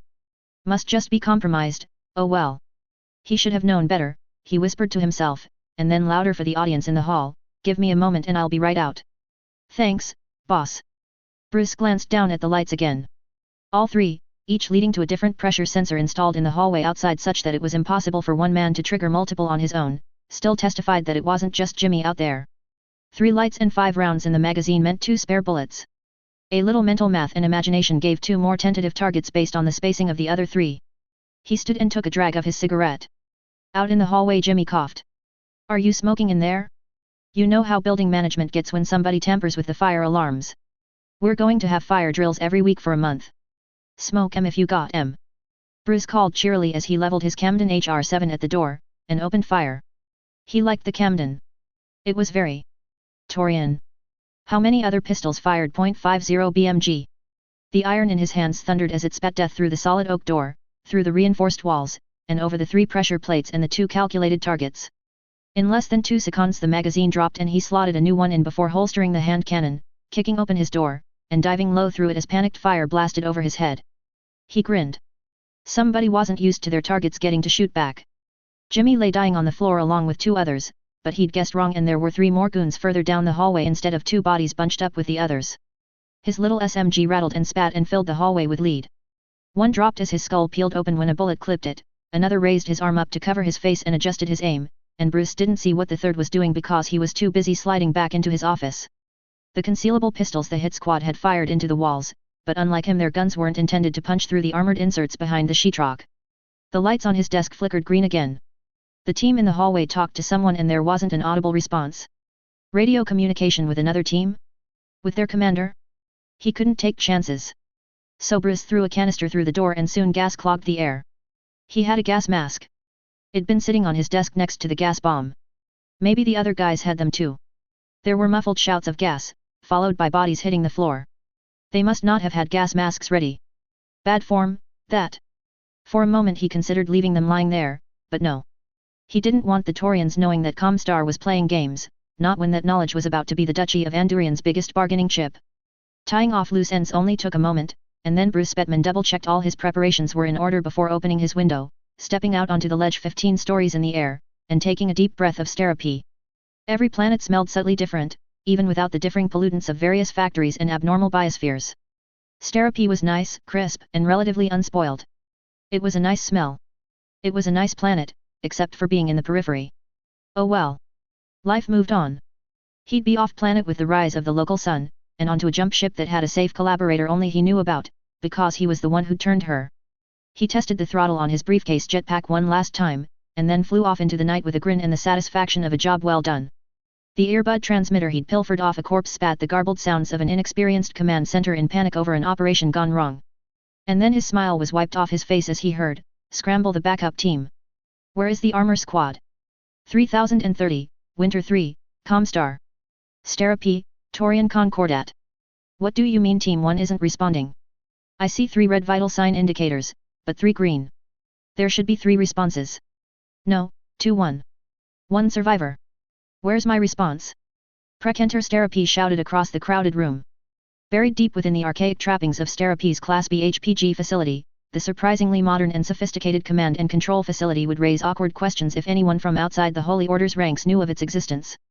Questions such as, why does a pacifistic Holy Order devoted to running interstellar telecommunications need a vast array of command and control equipment currently considered low-tech? Does the planetary governor know you've tapped Therapy's data networks? And do you consider it ironic that a telecommunications company seems not to understand the importance of comms discipline? These would be very awkward questions, and the Prekenter might ask questions of his own in response instead of answering, such as, how did you get past the security measures, who do you work for, and why haven't the guards subdued you yet? Therapy's Prekenter had grown over the past 3 years. Success had burned out his hesitancy and replaced it with both a solid faith in his own judgment and a tendency toward quick, decisive action. It was his decision to turn the foreign spies on Therapy against each other which let the Torian Ministry of Intelligence root out the spies within it for the first time since the fall of the Star League. It was his leadership, his vision, which had stopped the proliferation of power armor technology across the inner sphere thus far. And a bead of sweat trickled down his brow as he suddenly became intimately aware that it was his leadership, his decision to continue using Bruce Bettman to ferret out other spies instead of disposing of him, which had let the agent of SAFE gather enough information to suspect some of the hidden truths behind Comstar. He'd been too greedy, he realized as he stared down the barrel of a gun of his own making. He should have killed Bettman off a year ago and put a ROM agent in place as the next local TMI director's secretary, or something. Letting him have access to so much information, letting him see the aftermath of so many ROM operations, seeing so much altered data and arranged circumstances, had been unforgivable. Blake only knew what he'd discovered that'd put him on alert, but Prekenter's Therapy had a good guess. After all, there'd been a few close calls where spies had almost gotten technical reports on the Yellow Jacket out to their superiors, and he'd been greedy. 1 year keeping it quiet was expected. He'd been praised for it too. Word from his peers was that 3 years would mark him as one of the command circuit's greatest rising stars, perhaps marked for special consideration by Rom. So he'd been greedy, and with all the data at hand those near misses might look less like coincidences and more like the result of hostile action. Which of course they were. He should have had Bettman killed when the initial attempt to expose him failed, instead of sitting back and waiting. He should have had the planetary TMI headquarters attacked by a virus that'd destroy all the collected data. He should have let that Combine spy get word back to his superiors. Once word of this got out, he'd be lucky to ever sit in a presenter's chair again. Certain aspects of Comstar's organization were understanding of failure, but not his direct superiors. This had to be made right, the breach contained, and the loose ends cleaned up. He'd been too complacent, so he would resort to action now before it was too late to fix things. He'd still end up off the fast track, but cleaning up his own mess, that had to count for something. He slammed his fist onto the console in front of him, rattling it and stilling all the dozen cross-conversations in the massive command room. When he raised his hand his smallest finger sat crooked, broken, and the steel console cover held a fat dent. "Scramble the backup team. Where is the armor squad?" he barked. Bettman used gas. 3 members of Team 1 fell unconscious, and he glanced at the screens, one of their trackers still indicates vital signs. "Presume one of them is alive and taken hostage. Our holy secrets are at risk, and we shall not be allowed to be extracted. Blake Lowvolt." "Blessed be," chanted the masked acolytes and adepts, suddenly unified by common religious fervor. The two-full operations room fell suddenly silent as all off-topic conversations ceased, and familiar roles were reassumed under their leader's urging. Precentor Starapi leaned back in his chair and nursed his broken finger and bruised hand. "Yes, I know they're out of position. Nobody expected him to have a jetpack." ROM Team 2 performed final safety checks on their equipment as their ground car rocketed down the deserted streets. They were new suits, but of the 6-man team, only one had trained on the old P-12 Hurricanes, instead of the new P-13S which had been smuggled into the system. Among the numerous manufacturing and ease-of-use features, the new suits bore an overall design similarity in profile to the old ones, but at second glance there were numerous divergences. The one each of the veteran ROM agents felt most keenly was the armor layout. Gone were the ridged, segmented overlapping armor bands over the arms and legs, reinforced only in key areas with plates of armor, requiring extensive refits to match the precise size and length of the limb within. Now the entire armor system was contained inside discrete, modular components which could be fitted via internal padding mounts to any individual. It was a revolution in armor layout, and the local acolytes were grateful for it. It was that change which allowed their superiors to smuggle in 6 of the new suits, the first Hurricanes the Starapi posting had ever warranted. The most senior acolyte's name wasn't Jeep, but that was how he'd introduced himself, and the rest of his level 1 unit was too junior to argue. He'd come to Starapi from Terra itself, handpicked from the ranks of ROM's most elite intrusion teams. Jeep's steely eyes swept across his men's armor, and he didn't find any errors. He nodded approval. He'd trained his men well. They'd been a conventional team before his arrival earlier that year, and after 5 months he was sure they were as drilled as thoroughly as he could. Privately, Jeep wished that Blake had seen fit to grant him his wish for the new battle armor in development, or at least some of the new magnetic accelerator weapons the Beta and Omega divisions were developing. Still, there was nothing wrong with the Hurricanes, even if the platform was specialized in ways that hadn't been considered until recently. And he hadn't said a word about real battle armor. He wasn't supposed to be read in on that secret, and he kept his trap shut so nobody would realize he'd snooped back on Terra. Bettman doesn't have surprise on his side anymore, and he doesn't know about our armor capabilities, said their adept handler over their helmet speakers. He was a local recruit, like most of the Starapi station. We do this clean, surgical, and by the playbook. The Precentor wants this done cleanly and without leaving evidence he did anything except vanish into the woods. Jeep thumbed off his mic and gestured for the rest of the unit to do the same. Conversationally, he said, forget the playbook.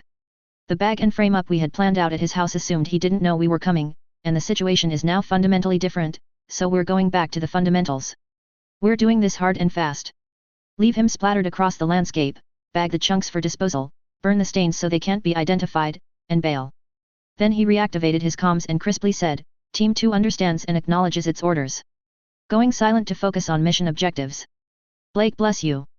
He very carefully didn't say what he thought of Blake's supposed blessings. Jeep could be tactful. You didn't last long in ROM if you couldn't keep your mouth shut about the official religion. Instead he once more muted his comms and started handing out specialist gear. Laser rifles and automatics were standard fare, but the missile launchers he handed out were far more sophisticated than what the Taurians had locally. Maybe their elite units had something like that, but Jeep doubted it. The target's headed through the forest to where intelligence thinks he might have a cache. There's a factory under construction out there in the woods along his projected route, about 15 minutes out. We should intercept in close to 9 minutes. I want you and you, he pointed to the two acolytes with missile launchers, to blow his car into scrap. Kill the car, kill him, and silence the potential leak. Then we ditch our car in the river and go evasive until we reach backup site Delta, where we signal for a pickup. One of the more junior acolytes spoke up. The Precentor is most deeply inducted into the deep lore of the word of Blake. It is not our purpose to doubt the decisions of our superiors.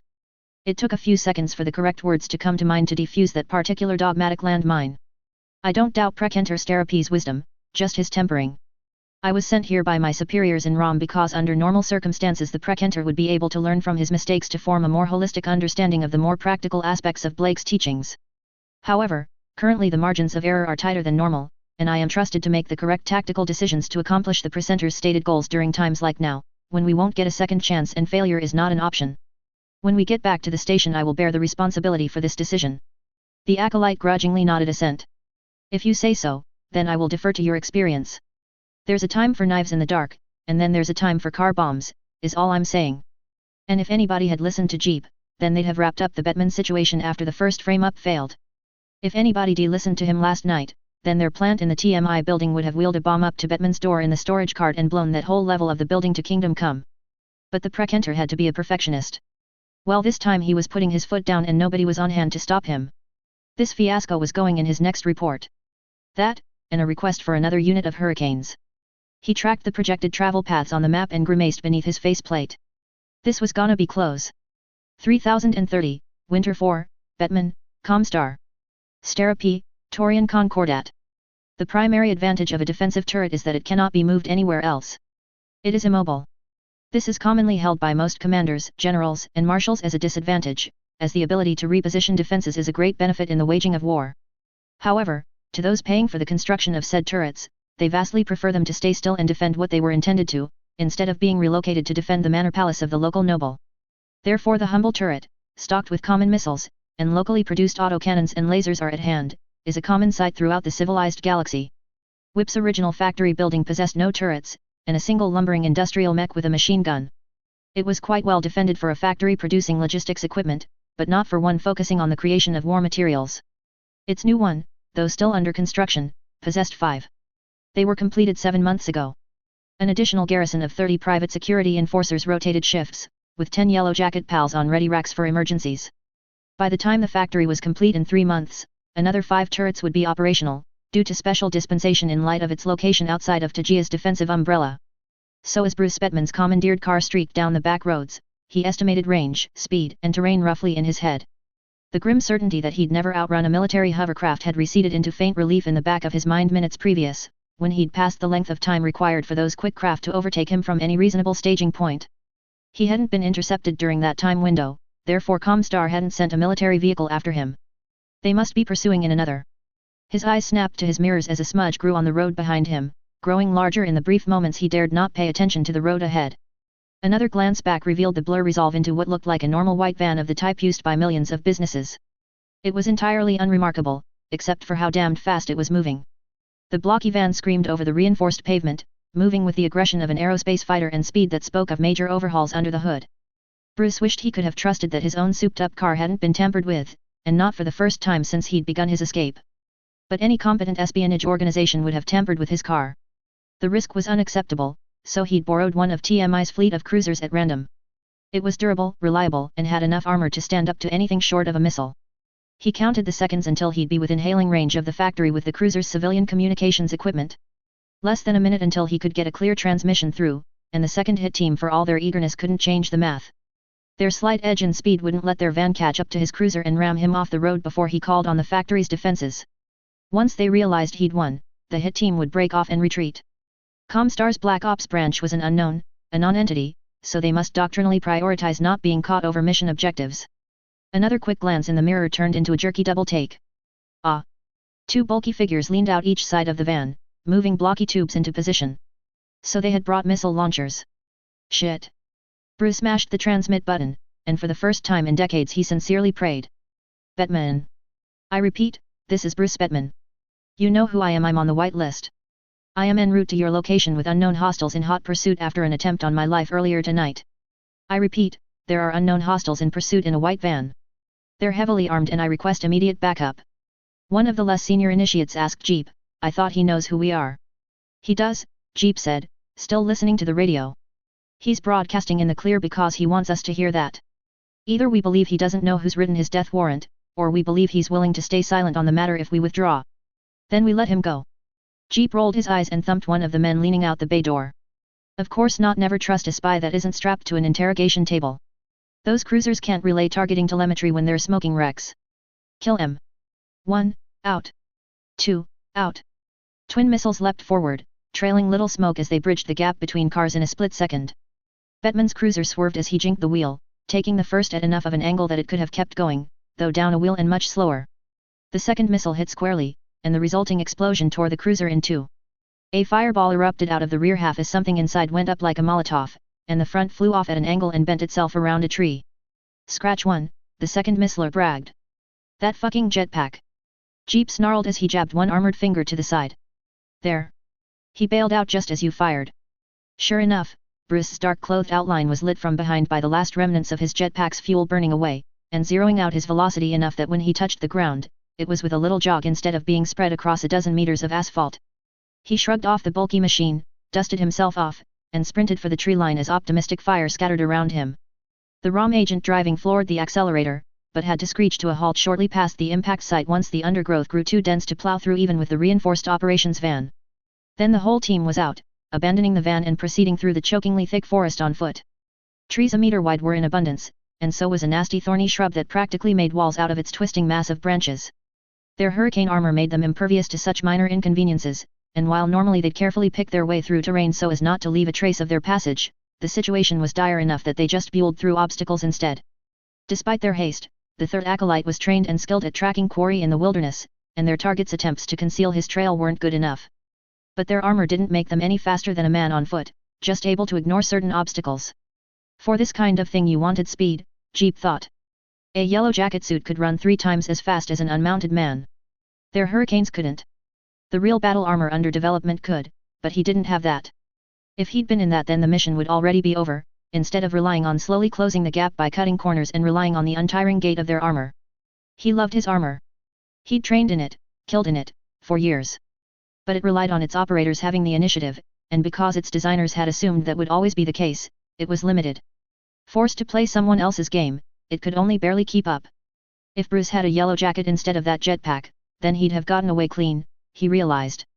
That only made him grit his teeth and push harder as determination filled him like iron in his bones and fire in his belly. They had to catch Bettman. There was no other option on the table. ROM did not fail, not in the goddamned periphery of all places. A few long minutes later, he finally caught sight of movement through the trees.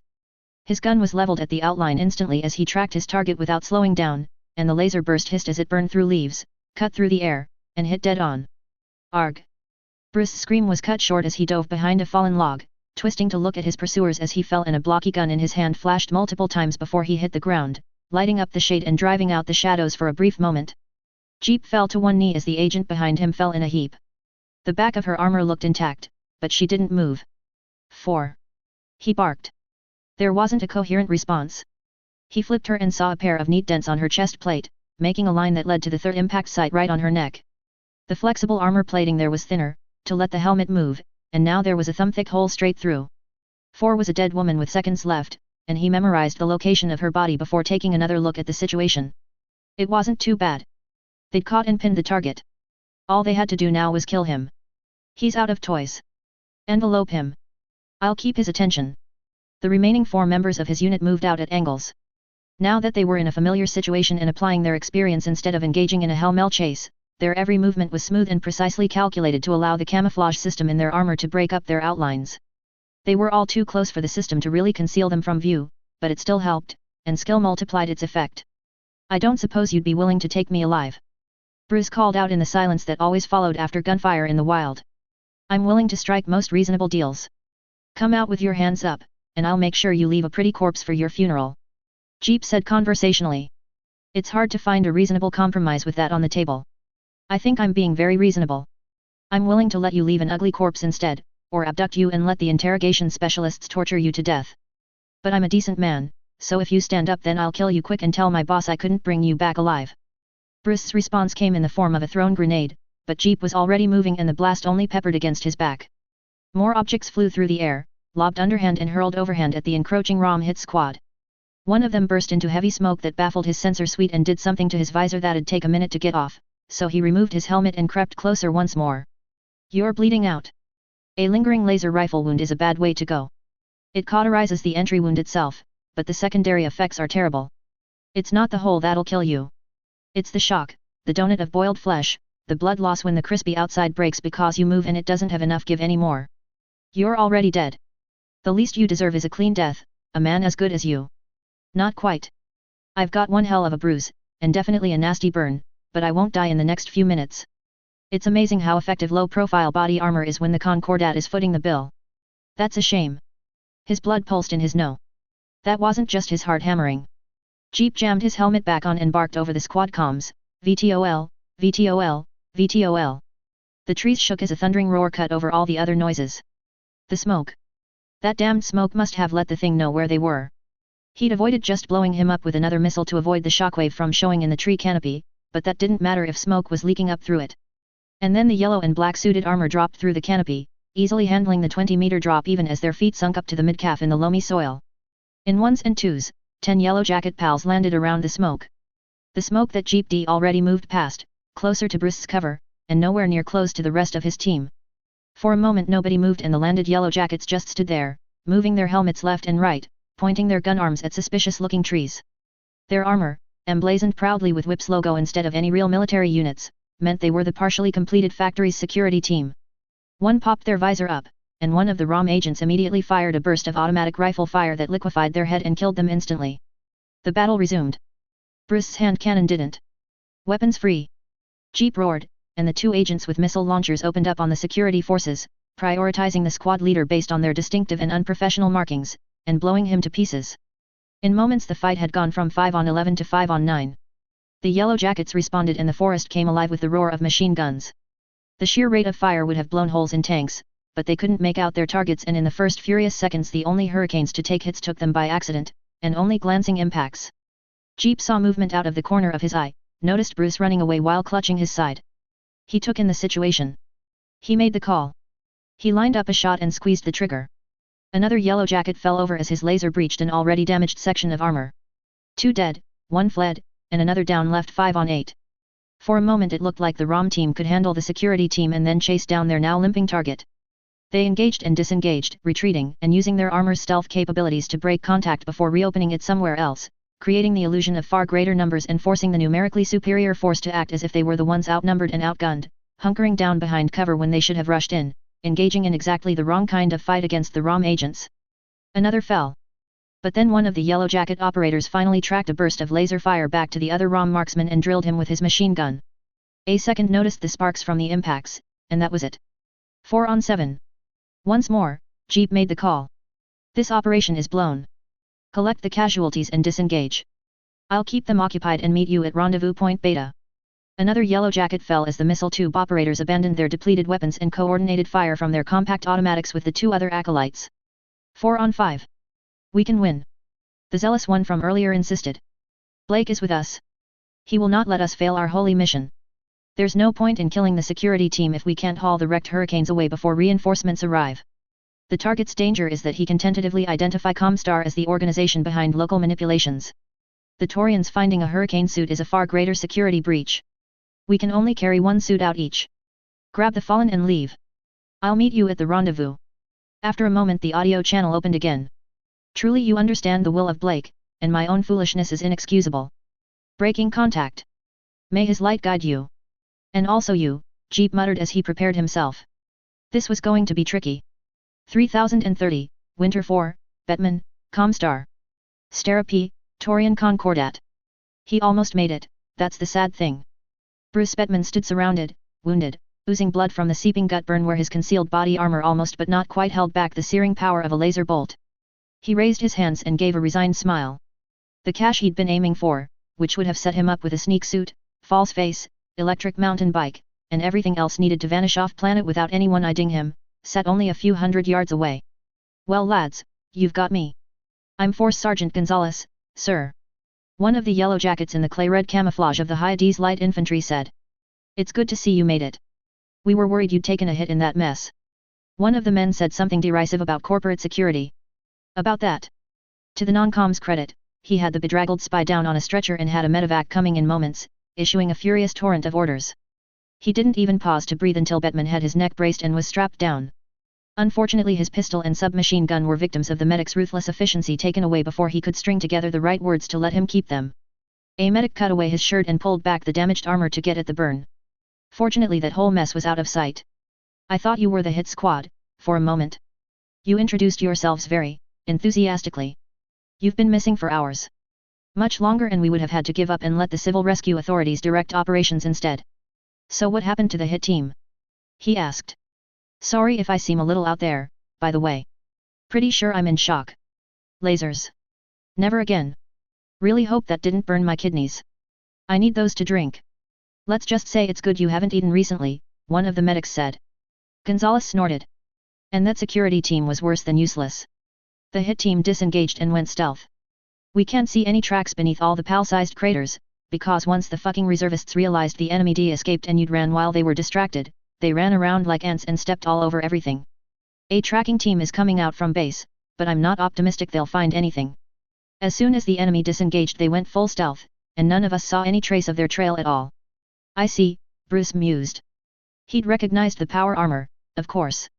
It had obvious differences, but despite the heat of the moment he'd recognized several design similarities with the basic Yellow Jacket design. Comstar's was more form-fitting, slower, and lacked the integrated weapon, something he was extremely grateful for.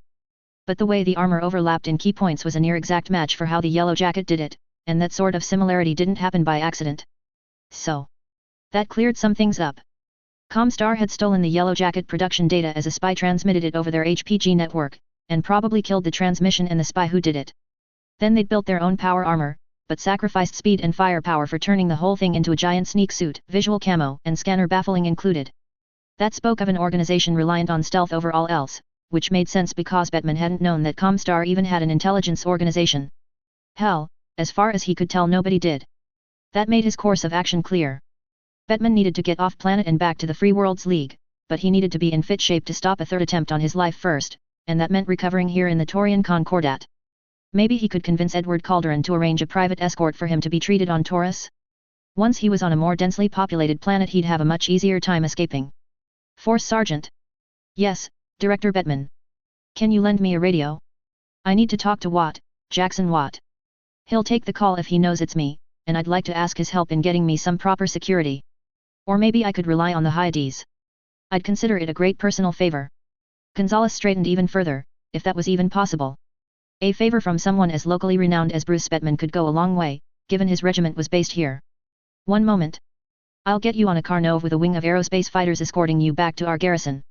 Our surgeons know laser wounds better than the local hospitals, I'm sure, and I'd like to see anybody get through the security we've set up. Somehow, that didn't reassure Bettman as much as he wished it did. But it was out of his hands now. The last conscious thought he had before he lapsed into numb static was that of relief. At least the Comstar hit squad had used their stealth capabilities effectively. It seemed nobody from the security team had identified them as wearing powered armor. That was good. It meant Andurian would be the only people to get the information and all the dirt he had on Comstar in the little hollow cube in his pocket, digging into his thigh. That was good. He'd won. Screw that jumped up telecom. He'd won. Rumor said that the Draconis Combine's Dest commandos could hijack a battle mech in motion by scaling it undetected, hacking the cockpit controls, forcing the canopy to open, killing the mech warrior inside, and using specialized technology and manufacturer's information to remove it from the battlefield, or even pilot it immediately against its unsuspecting allies. Dest commandos are supposed to be experts in all fields of war, supermen of the battlefield. ROM preferred to operate in the shadows, but it had its own brand of fanatical zealots, and enough of them to select for extreme natural aptitude and then train those individuals up to their exact limits, just like any successor house. Not all of them believed in Blake, but they all stood firmly behind Comstar's ideals and vision of the future. Jeep's long, delicate fingers tapped through the control sequence on a keyboard, and then wrapped lovingly around the control yoke of the now empty gunnery station. Well, it was empty if you didn't count the 2 corpses shoved out of the way, or the dead guard outside. Even corporate security knew better than to leave a gun emplacement unguarded. He wasn't wearing his armor, of course, but the generic Taurian-sourced sneak suit he habitually wore underneath the Hurricane. He'd buried the Hurricane suit in power-saving mode, with just a trickle of power maintaining its stealth properties, and left a coded message at Rendezvous Charlie that would let his team recover it while he completed the mission. Infiltrating the factory complex had taken skill with the HLI showing up in force, but they'd been on the planet for long enough that Rom's therapy knew their patrol routines. And Jeep had the requisite skills. He was one of the most experienced field agents in Rom's active divisions. In another 2 years he'd be too old to serve as a field operative anymore, and he wasn't good enough at making friends to make the jump from acolyte to adept. Stealing aboard the VTOL with the surviving security goons, infiltrating their communications net, and finding his way to this room undetected while spoofing the readiness check-ins stretched the borders of his capabilities, but they weren't exceeded. Not yet. So this was his moment. With a twist of the wrist he centered the target reticle with smooth, deliberate motions and gently squeezed the trigger once. 30 missiles roared out of the turret over his head, streaking through the air and screaming death. "Dest can go fuck themselves," he said as the Carnot VTOL in the High D's light infantry drab red colors, carrying Bruce Bettman and his valuable intelligence, took nearly 20 missiles across its rear arc. The left wing tore off, the rear spilled open like a burst sausage, and he tracked it all the way down until it hit the forest below like a lawn dart. Then he toggled the selector to load a salvo of incendiaries and fired again, saturating the crash site. The primitive volatile warheads burned hot enough to turn bone to dust. Nothing would survive. Armored boots slammed through the secure hallway, muffled swears echoed through the door, projected by helmet speakers, and then an armored glove punched straight through the steel door and lock, grabbed the mechanism within, and tore it free. Hands in the air. The grating helmet speaker screeched. And as the door peeled open, revealing the Umber armor crowding the hall behind it, Jeep made the call one final time. He'd done his best. He'd accomplished one last damn near impossible mission. The low-profile pistol in his hand was light as he raised it one last time. Never leave loose ends. Never leave evidence. And never leave regrets. Damn you all, Taurian mongrel dogs. God and Avian. God and Avian. God and Avian. He pulled the trigger and blew his own brains across half the room, obscuring the flat screen showing the smoking remains of Bruce Bettman's fiery grave. 3030, Winter 5. Stera P, Taurian Concordat. Jackson Watt stared at the table and the printouts strewn across it, square face screwed up so tight as to be unreadable. He'd dropped down in one of the many leather office chairs scattered around his residence and all of Whip's office spaces. It'd been many long minutes since Eddie D walked in and dropped the packet down, and the governor was starting to get impatient. "Well? What do you think?" the older man demanded, and Jackson had to remind himself that he was dealing with Edward at the moment and also that the Calderon was older than he was supposed to be, even if he did look terribly young.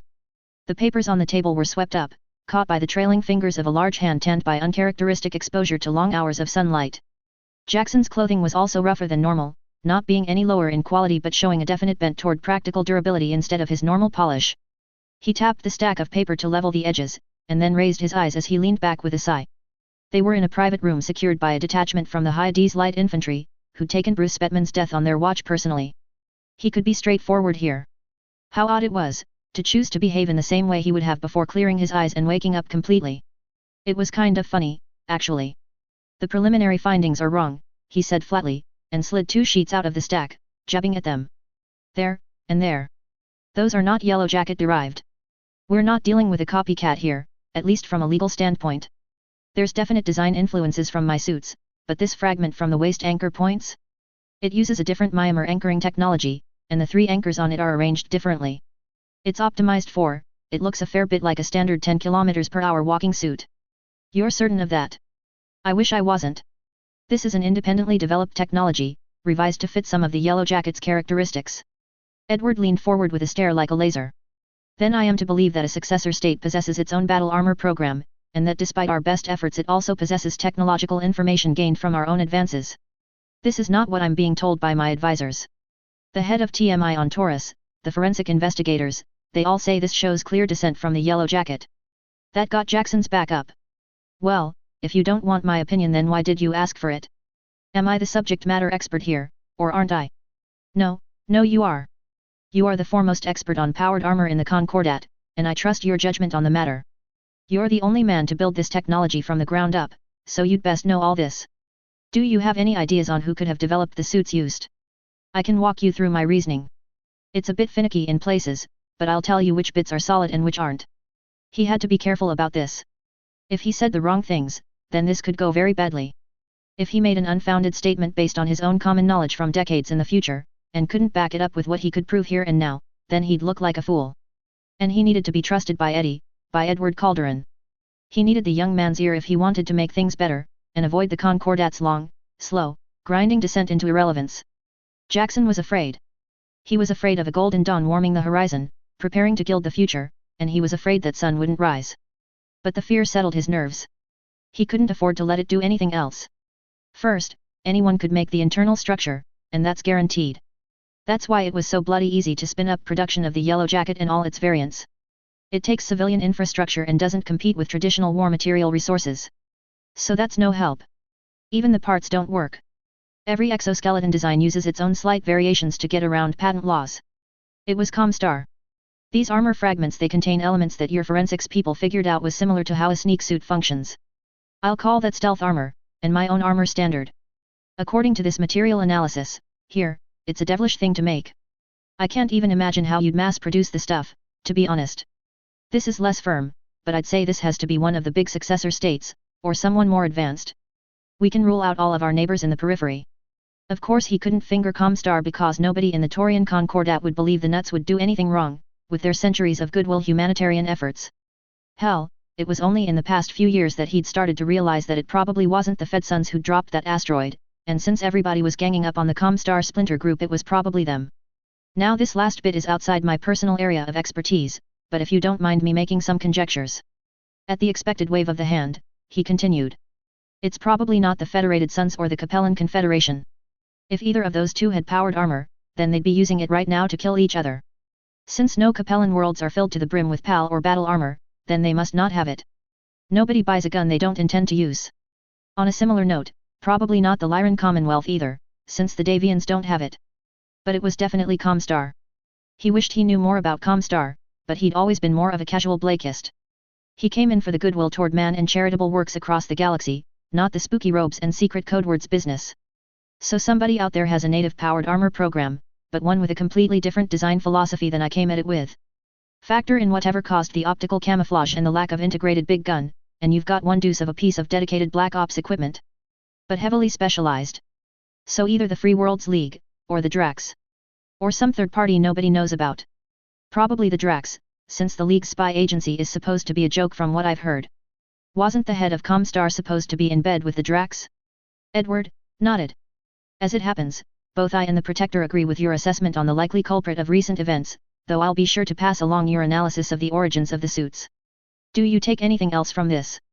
I know Fiora, that's Colonel Jameson, has been running her people ragged figuring out everything my security team did wrong. According to her, sudden decisive aggression once combat starts is key. Yellow Jackets have speed, armor, and firepower, but unless they want to get picked off or focused down, they need to take the initiative. They thought they were fighting sneak-suited commandos, not power-armored commandos, so they should have rushed toward the gunfire and turned the sniping match into a melee. No infantry armor in the sphere can take a PAL punch to the chest. That, and expecting a security team to fight off a commando unit is less than wise. Jackson grunted. Humph. They did as well as could be expected, but I'm looking to hire a mercenary unit to provide security soon. I'd have done it sooner, but I just didn't realize I'd gotten big enough to be worth slash and burn espionage. It snuck up on me. The HLI's doing it now, but they can't do it forever. And speaking of the future unofficially, do you have a target for the Yellow Jackets' public debut, and a timeline? I'd like to know when I can officially start work on things on that ferro-fibrous armor project I'm trying to get into. Father wants to make a lightning offensive, like the Fed Sons and Lyrans did when they kicked off the latest succession war. He's planning on staging on New Vandenberg, and then pushing into the contested territories. He's been reaching out to Canopus about making some kind of hard border and settling the dispute of who owns what once and for all, now that Max Liao's got enough problems on his plate to keep him busy. There hasn't been anything actionable coming back yet. That prompted a few memories.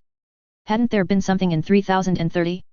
Distractedly, he said, well, they'll be happier to settle the border question when the midpoint between the Concordat and Magistracy is closer to Canopus than it used to be, I suppose. And now that business is over, I should be going. I've a long day ahead of me, and I'll be jumping non-stop via relay straight to Taurus tomorrow. Thank you for making time to meet with me. I know you were close with Bettman. To be honest, I think Fiora took it harder. They got along like cats and dogs, but funnily enough I think she kind of liked it. The two stood and made their way outside. The stouter of the two took the chill breeze on his face without flinching, and laughed as he tapped his waistline. Natural insulation comes in handy. Not in a mech, it doesn't. I'm something of a mech warrior myself, you know. At least so long as it doesn't involve trying to hit a target. Yes, well. Edward said as he dug around in one of the pockets of his coat. He handed over a flat black box that fit neatly into the hand. Congratulations, Baron Watt. You might want to work on that accuracy. It helps if you can pilot a battle mech, in your new social circle. What? I was originally going to wait until you asked for a title, you know. God knows you've done more than enough for the Protectorate to qualify. There was even a betting pool going about when that would be, but given the circumstances. Well, it's been called off. So. There you go. Congratulations. Jackson flipped the lid of the little box. Inside, nested between two red blocks of crushed velvet, sat a plain bronze ring set with a flat thumbnail-sized sapphire. You're serious, he gasped. I am. You're a good man, Jackson, and the Concordat needs good men. You're innovative, hardworking, humble, and you care for those less fortunate than yourself. To be ennobled in the Taurian Concordat is not a privilege that can be claimed by accident of birth or a badge to elevate you over your fellow citizens. It's a recognition that you are already worthy of the trust the position entails, and that you are already deserving of greater trust and responsibility than the normal citizen. This isn't inheritance, Jackson. You've earned this. So just send my people a design for a family crest, they'll check it against the database, and then you can get it engraved and start ordering new silverware. You can change the setting on the ring if you want to. The stone's the only official bit. And what if I don't want to? To not get the ring engraved? Sorry, but that's not an option. There's already a lady over on New Vandenberg who's got nothing as her coat of arms. Not that. This. The industrialist waved his hands. All of this. I didn't plan on this when I woke up today, Eddie. Edward laughed. I know. Forgive me for having a little fun. But. Well, there's an old saying about only trusting those with power who don't seek it, but that's horseshit. There are loads and loads of people with neither the temperament nor the talent to handle it, but who've found the wisdom not to pursue the shining sword. They're the most common kind of person. The average person just wants to live a life of comfort. And I'm one of them, Jackson said, slapping his gut again for emphasis. Do I look like the kind of rich man who gets up early for a pre-breakfast run before downing a smoothie, or whatever motivated people do these days?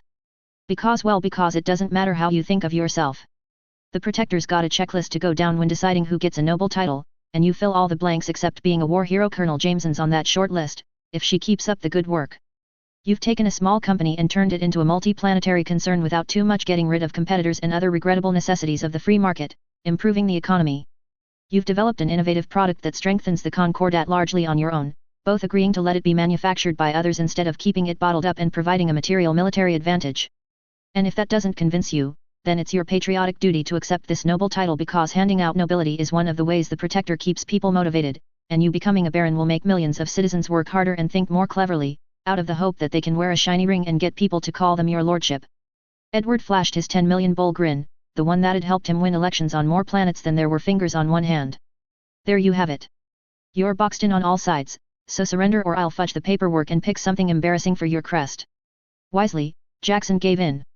3030, Spring, Fall 1, Calderon. Taurus, Taurian Concordat. The privy chamber was a nice room. Pity about the occupants, Thomas thought. Half of them were his political enemies, and the other half were lackluster allies at best. He had a few solid supporters, but not enough. Not as many as his son did. The boy D find out eventually that everybody was nice and friendly when you had the potential for power, but when you actually had it, well. The problem with political power, the real problem with power of any kind, was that people expected you to use it. And they expected you to use it for the things that they wanted it used on, and if you didn't do that then they'd do their best to make you regret it so that next time you'd think twice before rejecting them. Dozens of worlds and so many citizens, the numbers lost meaning, their fates rested in his hands. It was a heavy responsibility, and one that dragged on him like iron fetters. Theoretically, he had absolute power over the Taurian Concordat's military, the Taurian Defense Force.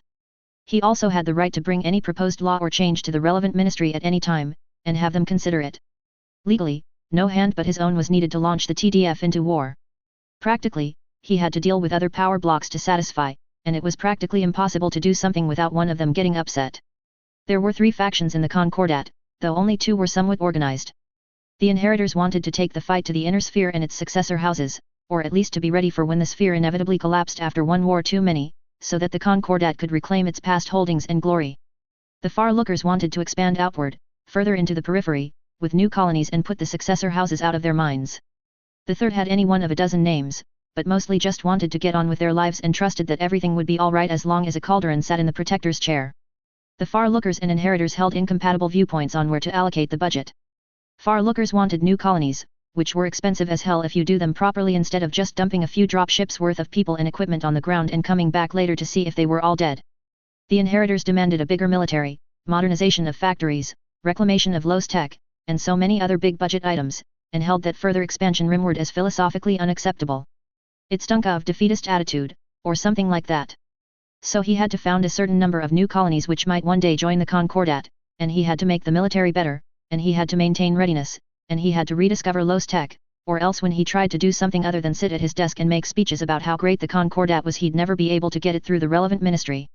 Or worse, he could force it through the ministry, but then some major economic concern would cause him trouble in retaliation, or the school systems would get instructions to phrase his efforts negatively, or he'd be requested to chair 14 days of regulatory trade meetings back to back.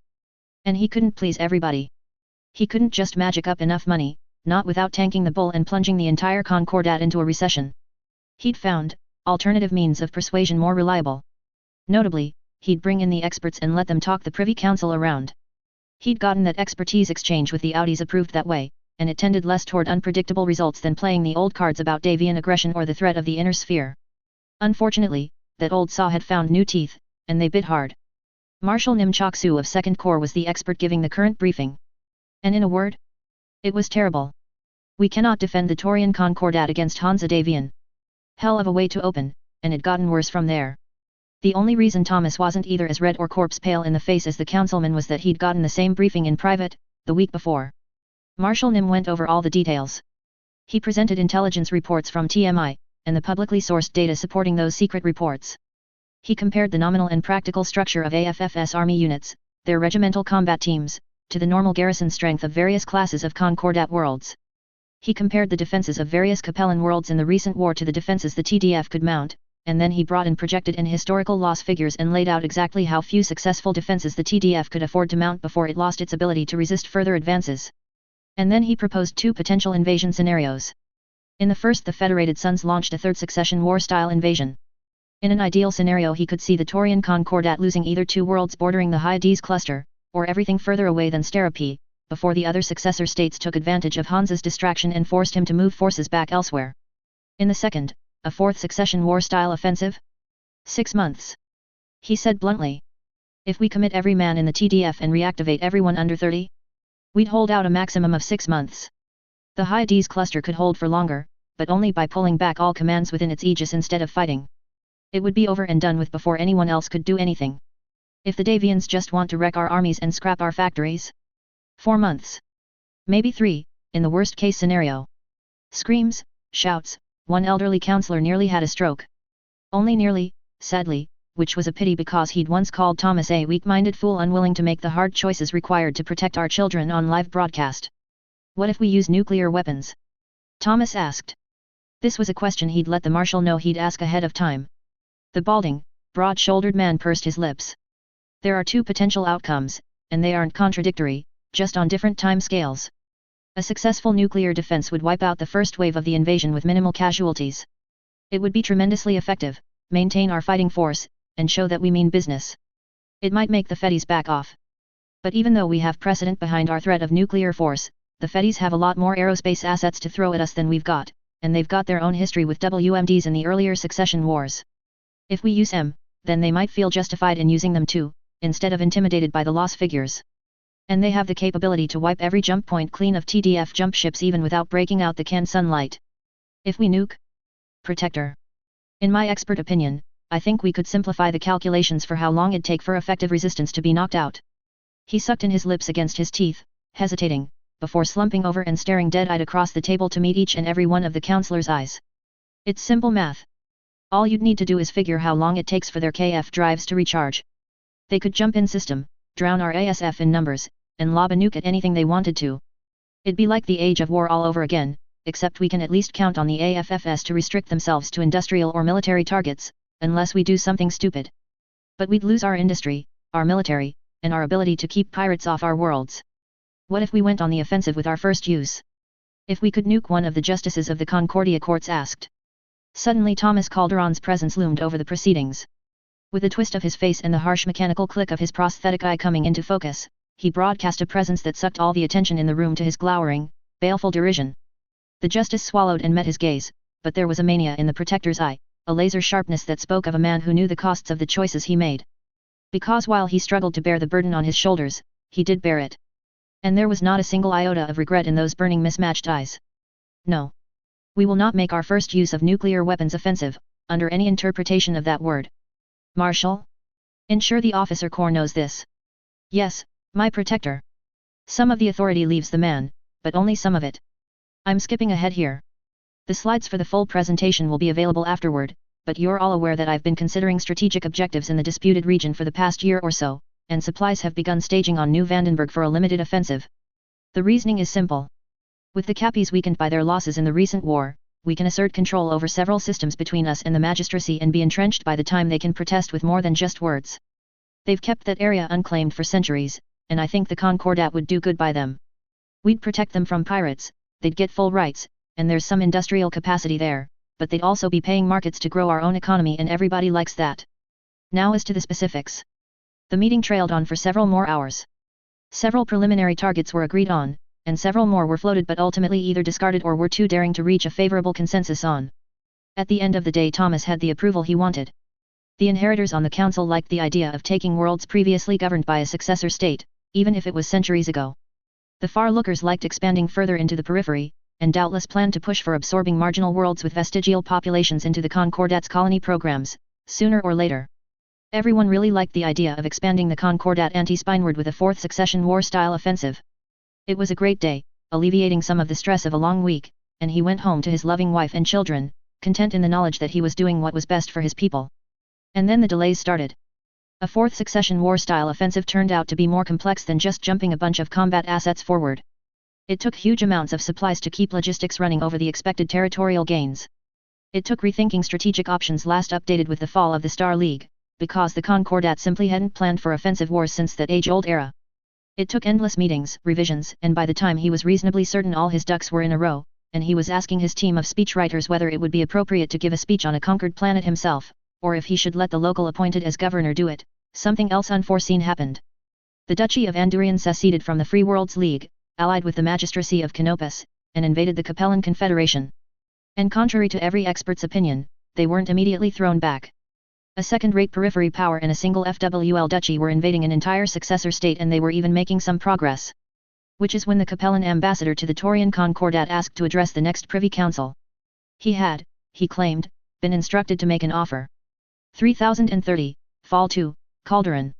Taurus, Taurian Concordat. Archibald Macaron knew how to lay on the charm, and he knew his target audience well. Despite knowing that at least part of his jocular, irreverent attitude had to be an act to make sure he was well received, Thomas felt like he'd known the mercenary commander for years. The tall, dashing man had half the Privy Council eating out of his hand in 15 minutes, and while that wouldn't get him very far, even the happiest Taurian politician would argue and haggle given the opportunity, just for the pleasure of being right or winning, it did predispose the room to him. And he had a good story, too. 2 regiments down to barely more than 6 battalions of Mechs, if you can believe it, but we made the Federates pay for it. They threw everything at us. So many damned regiments. So there I was with my 4 regiments, and I'll put one of mine against any 2 Davian scum, but those were bad odds. And there were some regular Capellans too, around. But the first Davian combat drop put them right in the middle of my men must have been blind or stupid, but they got sorted and that narrowed the odds a bit. But see, they weren't coordinated. They weren't disciplined. They came in spurts, and I did what I could, but eventually there were just too many Feddies to fight fair. They left a gap in their lines and I slipped out, encircling them. This was the Screaming Eagles and the Black Cobras, but then even more reinforcements showed up and we had to make a fighting retreat. Will you still be around tomorrow? One of the Privy Council asked. Archibald flashed a smile. Sure I will. How about we meet for drinks? I'd love to hear more war stories, but I think my protector would rather keep to the schedule. Of course, of course.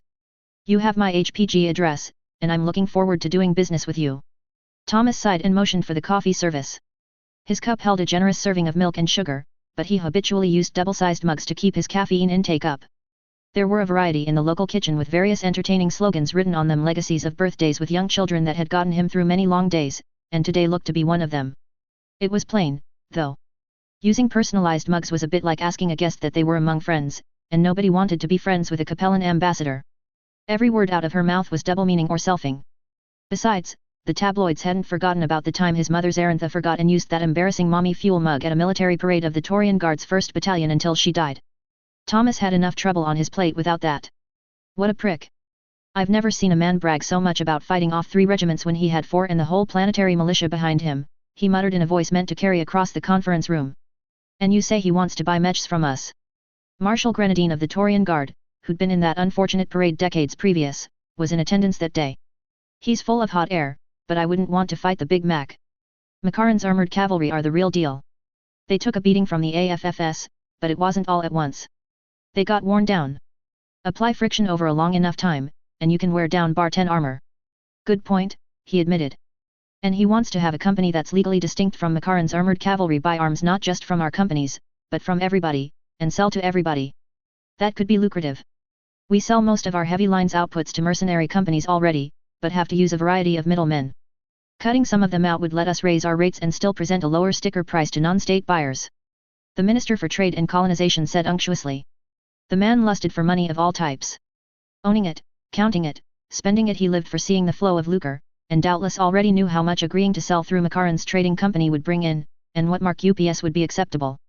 The Taurian Concordat produced many in-demand heavy mechs, after all. Too damn many, in Thomas's eyes. He'd gladly give up a Marauder factory for twice as many, making less expensive medium mechs.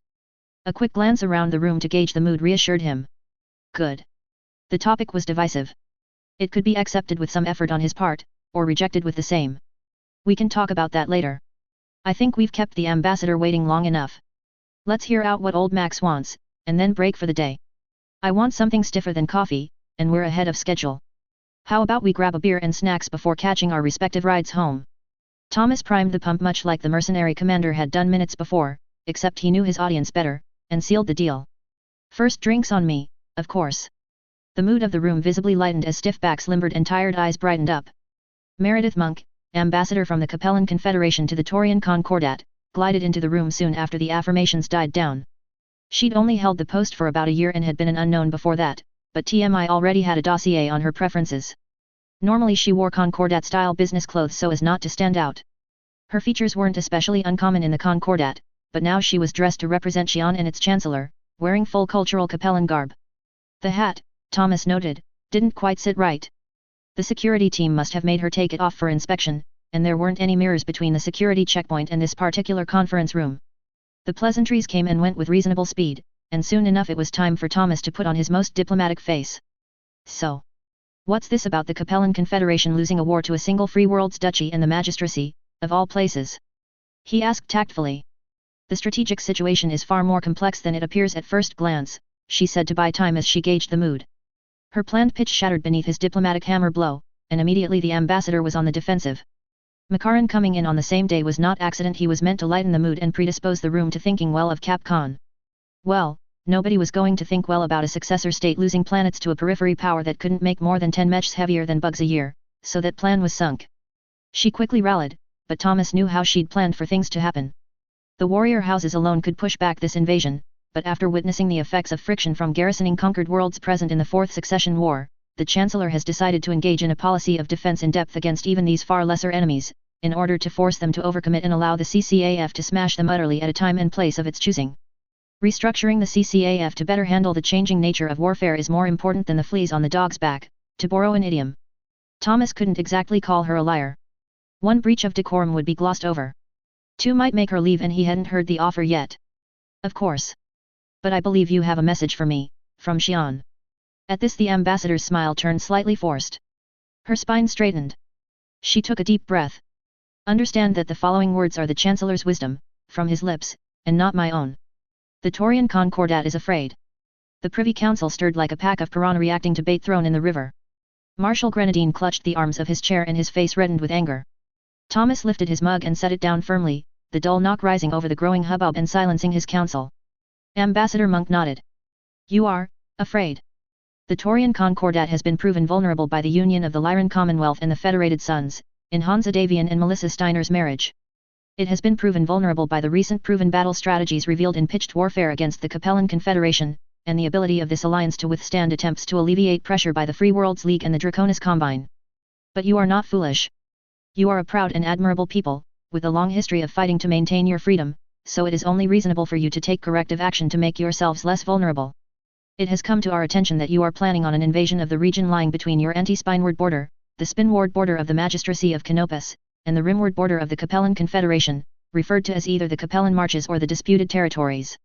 Our experts believe you intend this region to be a counterweight to the exposed areas spinward of the Hyades Nebula, shielded from Davian aggression, and able to serve as a viable long-term investment in your future as a nation. I guess that secret's out, the Minister for War said.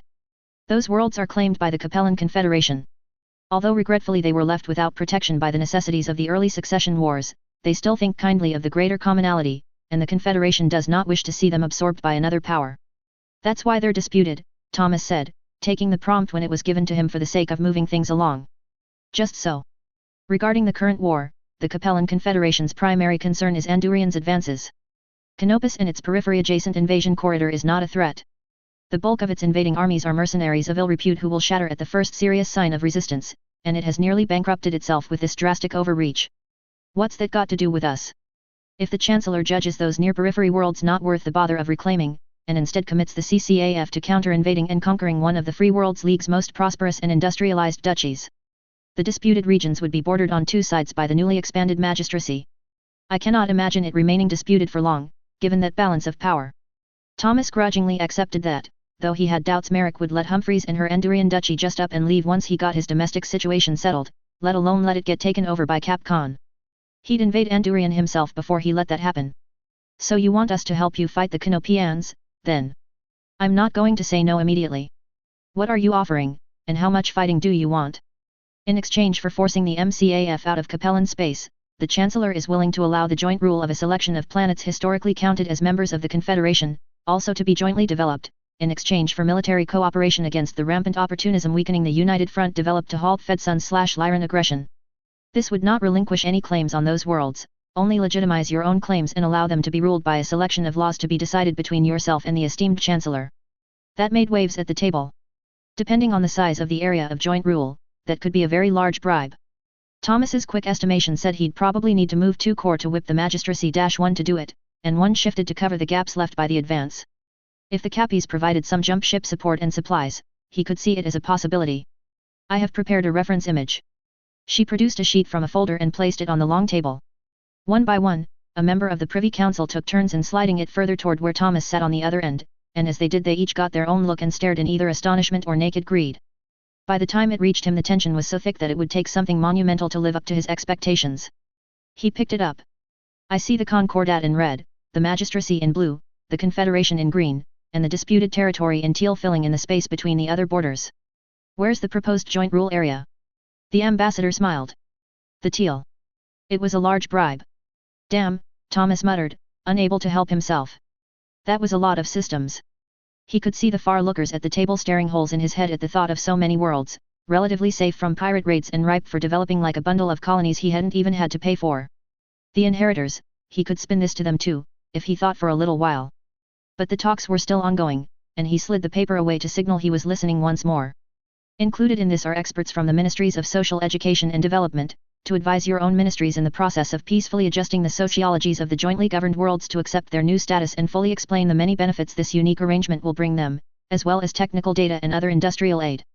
At this time, any such aid would be limited to advisors only, but once stability resumes the Chancellor is willing to discuss deepening this offer in return for reasonable mutual considerations.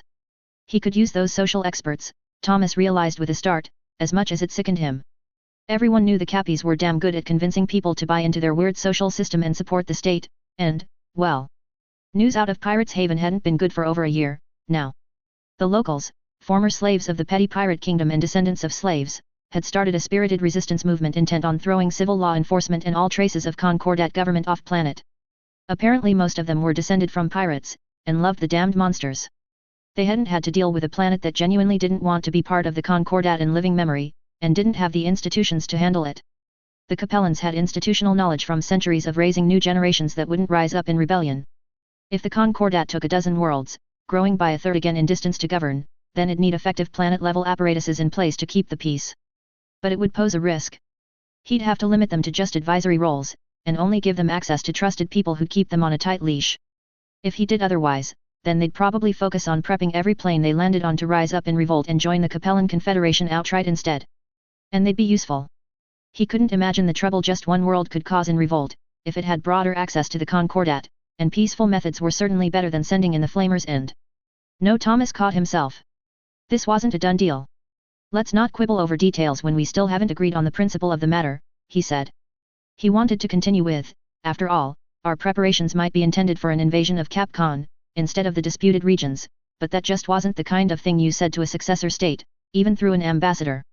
It'd be like walking up to a cop and telling him you might be planning on knifing him stupid.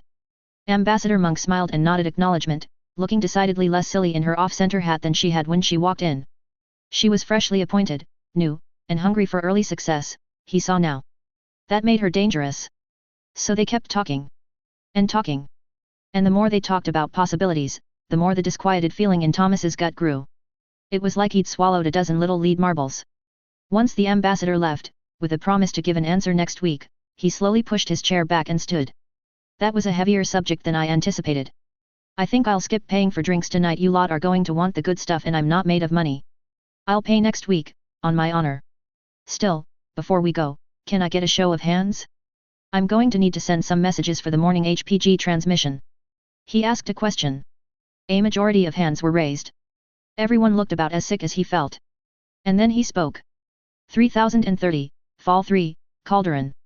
Taurus, Taurian Concordat. Thomas Calderon took a deep breath, filling his lungs like a billows. Was this how his ancestor had felt when the Star League declared war? Was this how Nicoletta Calderon felt when she issued the order to rise up in rebellion during the Amaris coup?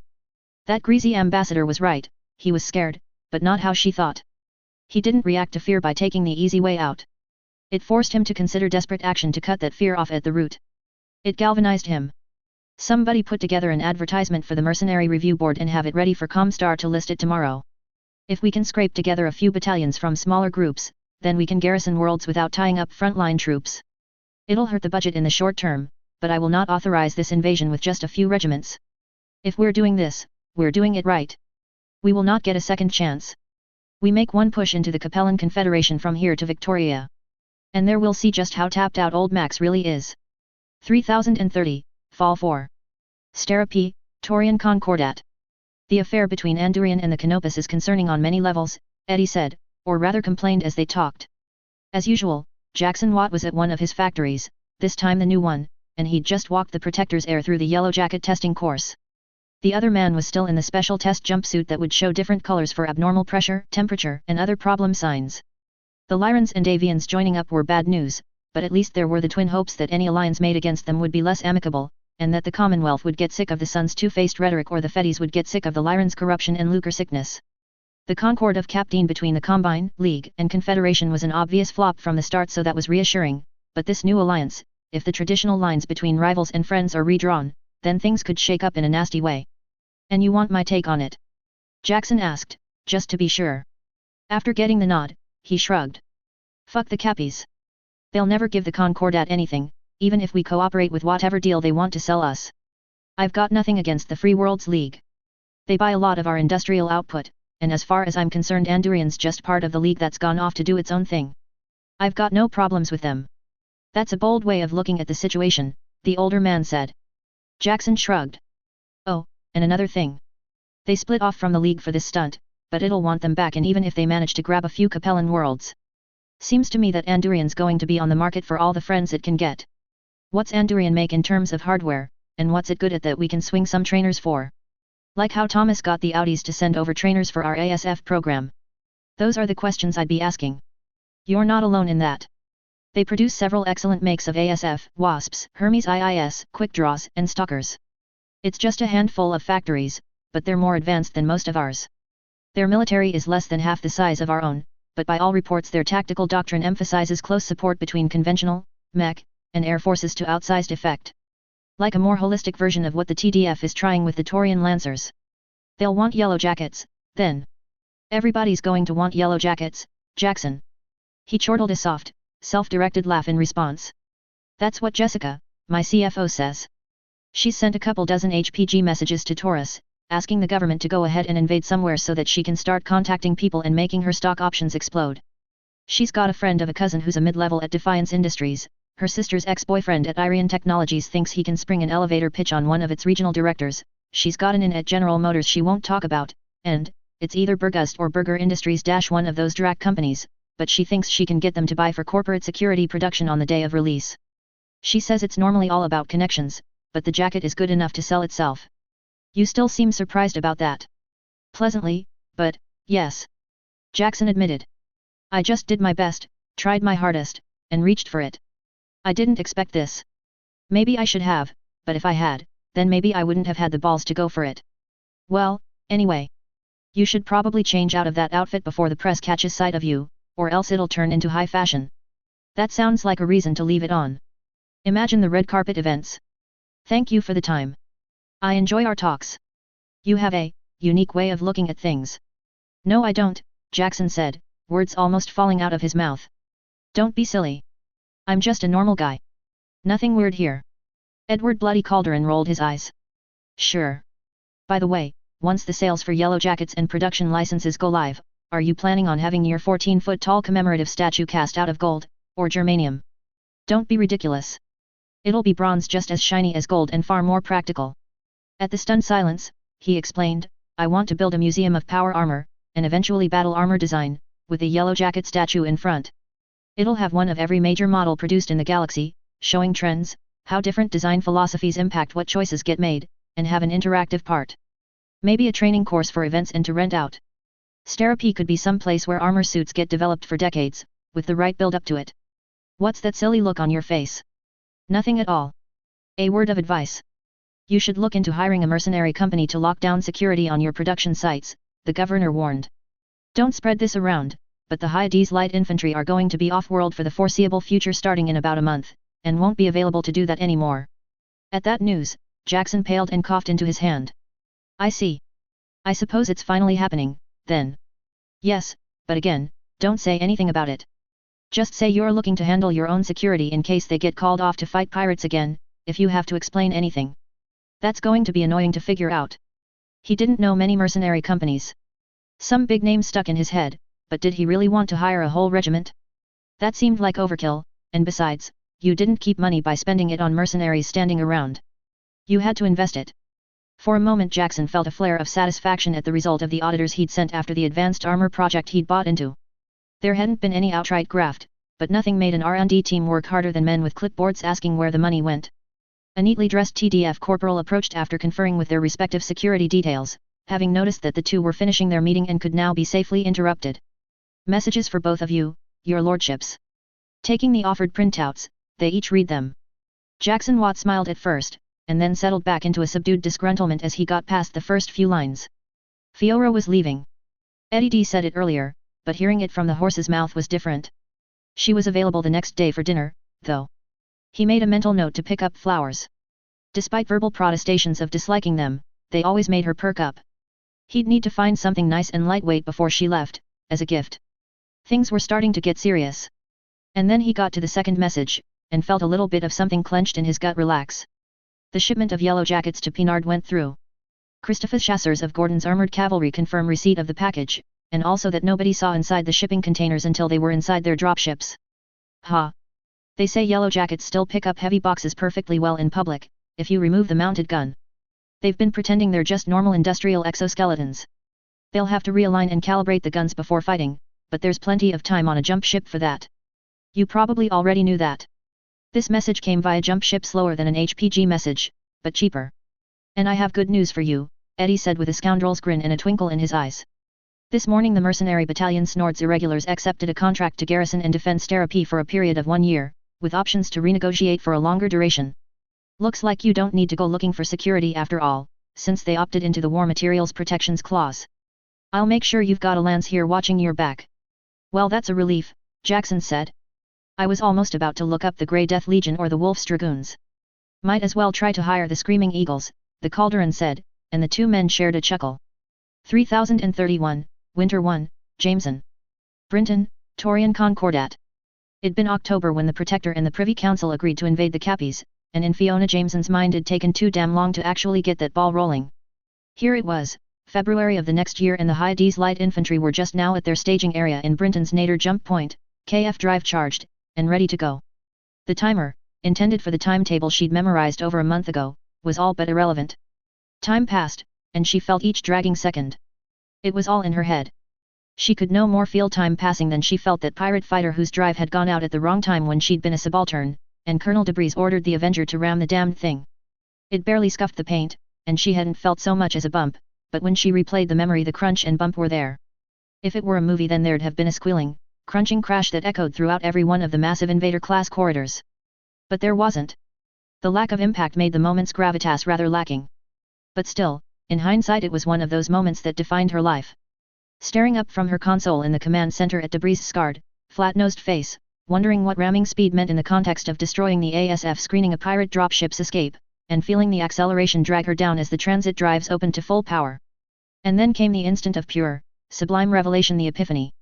It was a memory she often returned to in times of great hardship, such as every time she had to remember that Edward Bloody Calderon was on her ship, attached to her command, and that he hadn't even had the good grace to do anything wrong that she could punish him for. Subaltern Calderon, we need to talk. She half expected him to say something smarmy, something like, never a good thing when a woman says that, but for once he kept the witty remarks and banter to himself as he followed her into one of the nooks set about the ship for private conversations. He'd gotten a lot more tolerable since he first reported in at HLIHQ's therapy, orders attaching him to her command in one hand and travel bag in the other. It's almost like he'd finally figured out that there wasn't an election going on. What's wrong, Colonel Jameson? He asked. According to intelligence reports, the 5th Confederation Reserve Cavalry had 2 battalions of Mech stationed in the area as of a year and a half ago, potentially with both on Lursha. Potentially not.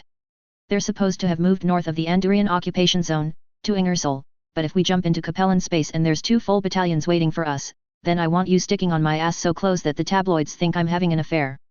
All the jovial levity seemed to slide off the young Calderon's face, neatly packed away to be taken out again later. It made Fiona's spine wriggle. You're not going to order me to stay in the dropship? No, Fiona said. No, I am not. My orders said to treat you as one of my mech warriors, and so I will. You've brought a marauder so new that I've gotten disciplinary reports about my techs fighting over who gets to pull off which piece of peelable plastic film. It's the heaviest mech under my authority, and I'm not going to waste it because of frustrations over a political appointee. If even 1 battalion of the 5th are there, I'll need you. They're a heavyweight unit, and the HLI is going to need every advantage it can get to punch above its weight. I'll do my part, Colonel. That's why I'm here. Fiona nearly laughed at the sanctimonious nerve. No, she didn't say, you're here to get more of the public behind you so that when you take over from your father you'll have more political capital. She didn't say it because that was just how power worked. She didn't blame him for that, specifically. Not exactly. Instead she said, no. You're here to get a taste of war. You're here to be blooded, and so that when you're protector you won't make the decision to spend lives lightly. That too, but it's important that the Calderons are part of this. It's important that the person issuing the go order has skin in the game, he said. She couldn't disagree. That was important. I'm surprised you aren't with the main thrust, Calderon. He, and her other less well-behaved guests, had joined the HLI's fleet on Megaris, 4 jumps back. It'd have made more sense in her mind for him to be on MacLeod's land, between Taurus and the Capellan border, instead of way off in the anti-spineward corner of it. I think my father expects fierce resistance on Zanzibar, he admitted quietly. It has a Duchy regional training center and might have a mercenary garrison. It'll be the hardest target in the initial stages of the invasion, if what I've picked up is accurate. All I know is strictly informal.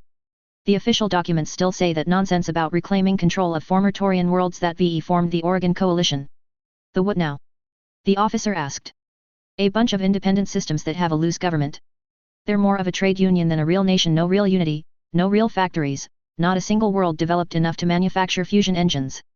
But anyway, I don't suppose that you could tell me what the invasion plans are, in confidence. She mulled the situation over.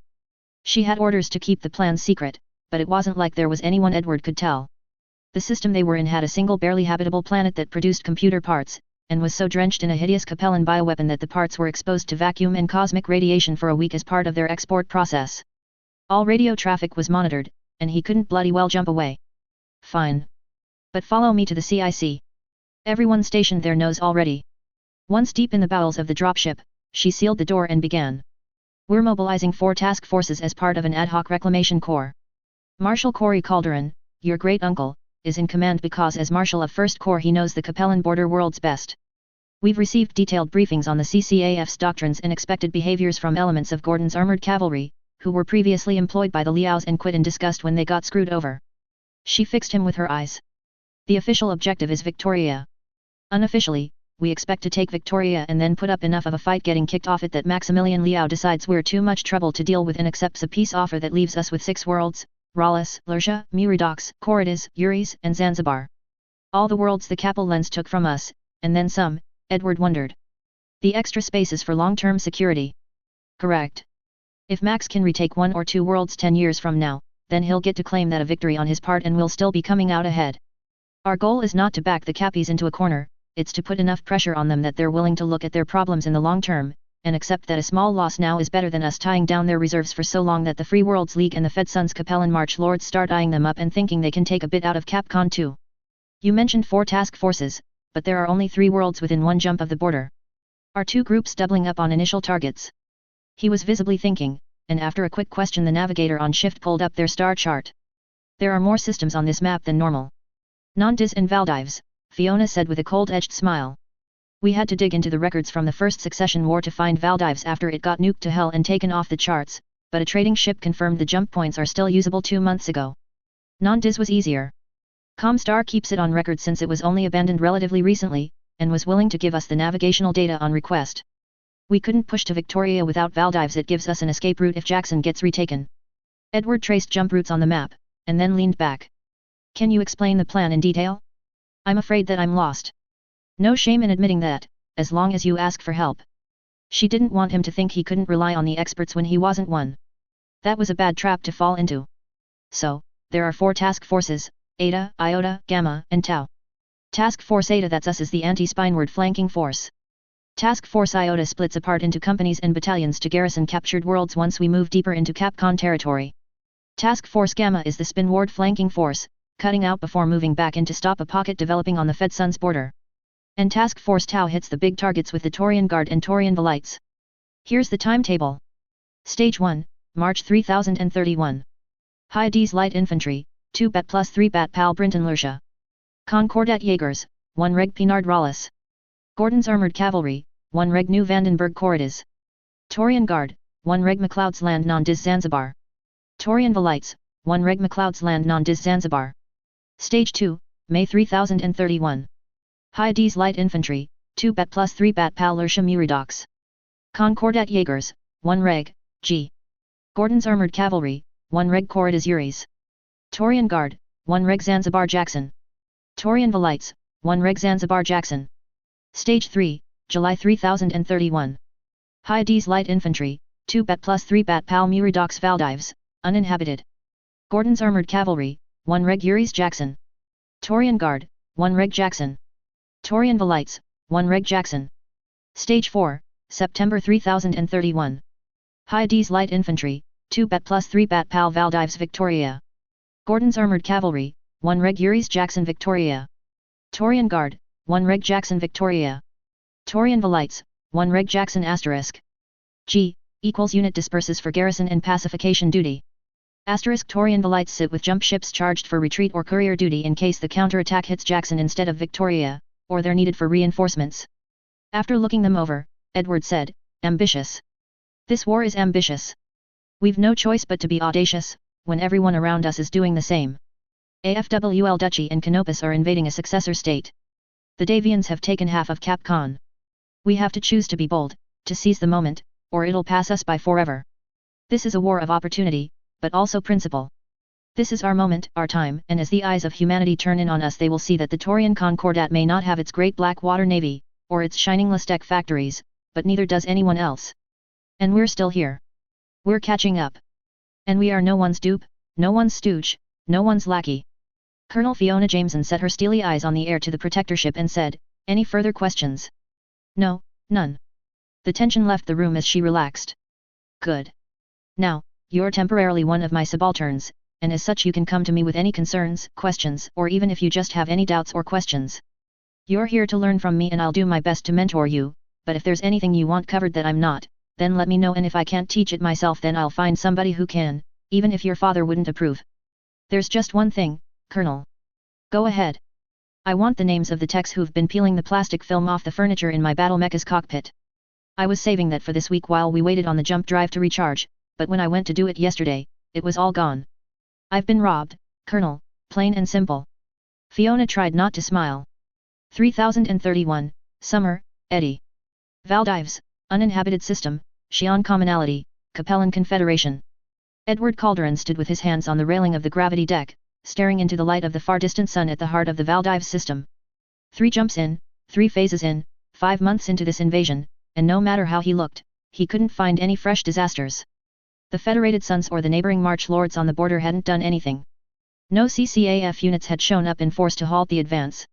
He'd stepped foot on 2 Capellan worlds and tread their pavement with his battle mech. One had reacted with confusion and then hesitant celebration, and the other with a suicidal but brave defense led by the local nobility. It had been a brief defense. Brave they'd been, but 12 mechs couldn't stand in the way of 100. He couldn't believe he was wishing for grim news now, at the penultimate step of the plan and with 7 fresh planets under Taurian stewardship. Any kind of real bad news would do, just so long as it stemmed the relentless tide of optimism he'd found growing within him in the past months. He knew it by name, that foulest of contagions, worse than the scourge of Brinton by a mile because it killed more than the body. It targeted the mind, destroying good sense and infecting it with unlimited greed. Victory disease. He'd been born an optimist, born able to see how the oily grit tainting the minds of those around him could be brought out, refined, and turned into productive chemicals and polished to make them shine like polished brass. Where others saw monumental obstacles, he saw opportunity for greatness.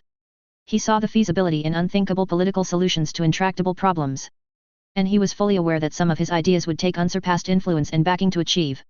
Even the Protector didn't stand alone. True, his father commanded the TDF and other federal agencies, but the Taurian Concordat's government was, by design, limited in what it could compel from its component planetary governments. It was a system that only truly functioned by custom, because the Protector had little legal recourse to compel obedience from any given planet, so long as it paid its taxes and guaranteed the rights of its citizens. So if a new Protector were to, purely hypothetically, propose a treaty of peace and limited mutual trade with the Federated Sons as a way to free up several TDF regiments to stamp out rimward piracy, secure the Capellan border, retake the disputed territories, and massively expand the economy? Massive instability. Tens of millions in the streets as local leaders and party spokesmen incited their followers in mass protests. Schools would instruct their students on his cowardice and complicity with the Davian agenda. The economic sector would collapse as there were rushes on basic foodstuffs, guns, and toilet paper. At least, unless that Protector had those who held the levers of popular support behind him. Then well, if Edward was honest with himself, there would still be riots, but he'd probably only be burned in effigy on 4 or 5 worlds, instead of 30. That was why he was here, on the grav deck of a jump ship floating at ready condition in an uninhabited system 24 light-years from Victoria. That was why he was so afraid of victory disease, and why he perversely hoped for bad news to temper the wild expectations that had grown in him against his will, as the months rolled by and world after world fell to the Taurian advance. He needed success, and the fame and capital participating in this success would bring him, but so far the worst he'd faced was a handful of hovercraft that had made a mad rush for the light infantry's command lance. They hadn't lasted long. But he also needed to stay grounded in reality. A single Capellan regiment in the wrong place could ruin everything. If some of the forces committed against the Canopians withdrew and hit the HLI before running amok in the battalion and company strength garrisons on the conquered worlds, the Concordat could lose nearly a core of combat strength in a few short months. The advance would collapse back in on itself and take only a few worlds, and he'd have to work a lot harder if he wanted to actually change anything in the Concordat after his father retired. Someone finished a drink behind him, sucking the last of their snack out of the can through a straw. The wet rattle as they rooted around for the last remnants of liquid was almost impossible to describe, but broke the somber mood irrevocably and instantly. "What's up to, boss?" Subaltern Joe asked in his thick drawling accent. "I'm scheming, Joe, and you shouldn't call me boss." "We're the same rank," Edward said. "And I keep telling you that you can call me Billy. I don't feel right knowing one day I'll be saluting and pledging to your picture. Hearing my last name from you sounds like I'm in school again. It's your accent. I can't help myself. And besides, the Colonel's the Colonel. You're just boss." Edward swore to never let the lanky, cheerful SASF officer meet Jackson Watt. He'd end up getting called Boss Eddie in every tabloid across the Concordat. It'd probably end up on his birthday cakes too. His mother wouldn't be able to stop laughing. "What have you been up to, Joe?" "I've got a few ideas of my own. Some are real clever." The career soldier tapped his nose and winked. "Been talking it over with the others, and I think we've got a few winners. The other sassies, I mean.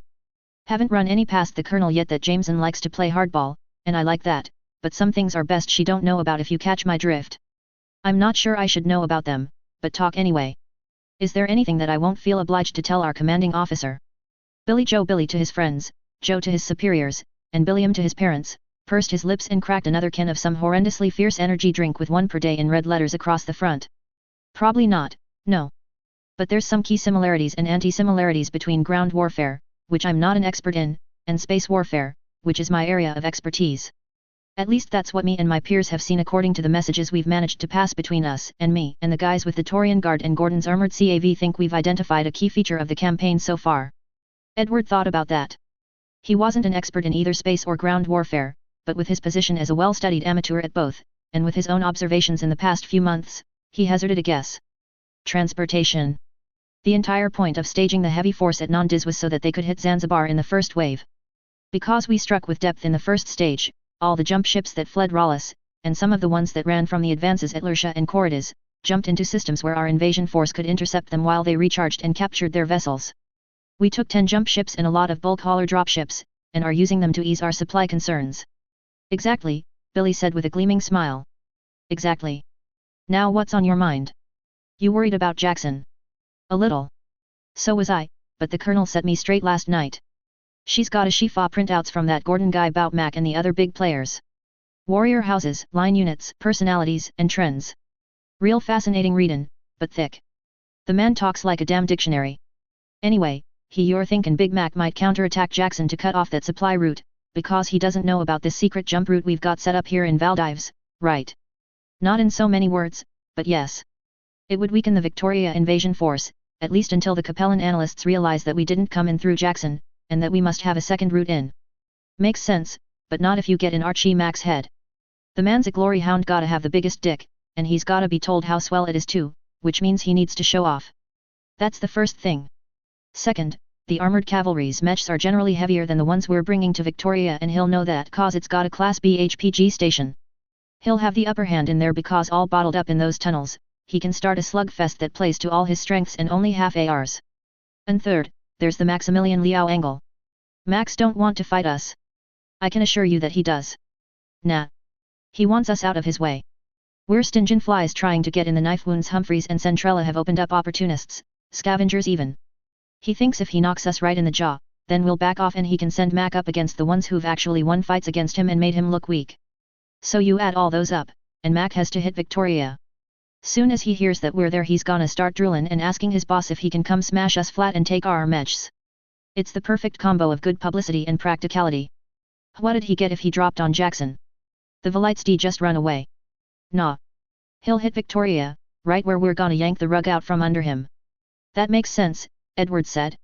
I'm just passin' on what Colonel Jameson told me. The man scraped his straw across the bottom of his can, and then produced a third one of those horrible drinks. He frowned, weighed it in his hand, but put it back into his flight suit pocket. Oh, and one more thing. Jackson settled down and the marshals decided to keep pushing while we're still in the green for supplies. The safety margin's a bit lower than predicted, but we'll get some of it back if we move the times up. So we're moving soon. In 3 days, Billy said. We're gonna take Victoria in 3 days, and thence we see what Maxi boys dug up to try and smash us with. Edward held out his hand. I don't suppose I could bum one of those drinks off you, to keep in my cockpit. Ha. Sure, sure. 3031, Fall, Jameson. Victoria 2, Xi'an Commonality, Capellan Confederation. And with that signature, all academic, research, and industrial facilities on this world have been granted protected status by the Capellan Confederation and the Taurian Concordat, for the duration of 5 years or until a treaty recognizing its ownership status is negotiated.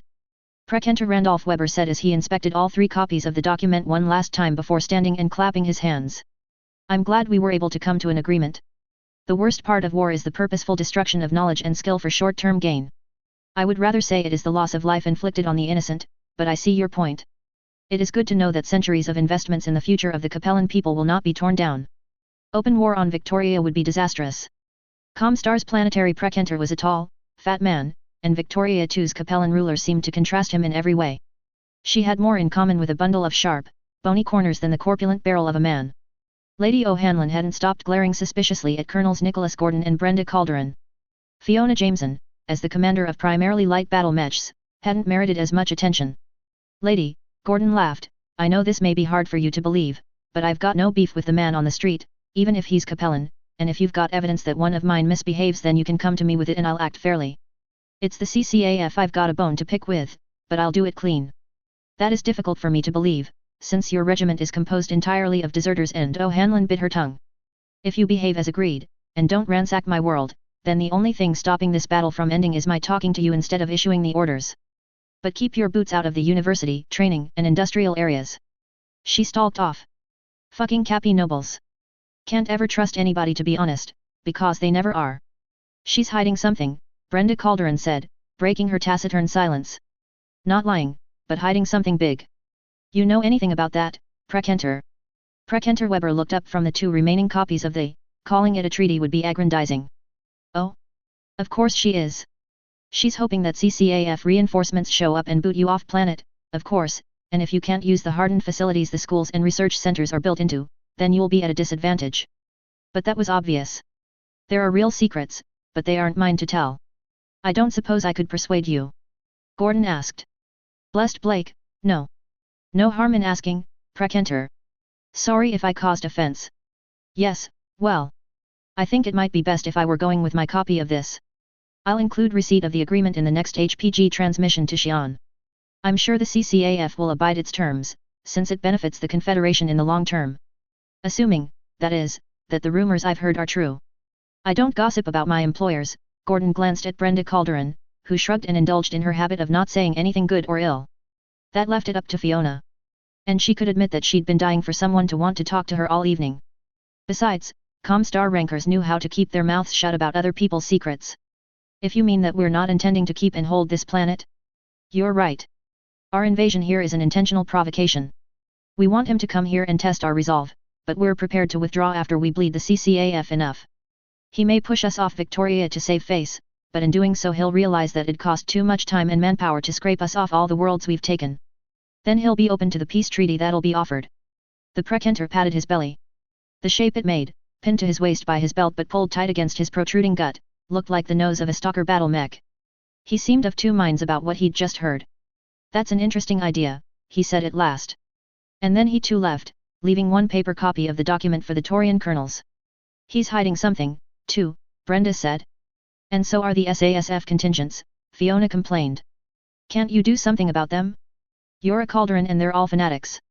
I'm not that kind of Calderon. A message runner whispered something in Gordon's ear, and he clapped his hands together. All right. Fighting's winding down, and preliminary casualty reports say that aside from a few vehicles with thrown tracks, and that 1 commando that needs a new leg, we only took armor damage. Chalk 1 up for superior force and moving very slowly while we negotiated ceasefires. Who was it that came up with the idea for an open planet anyway? The Prekenter.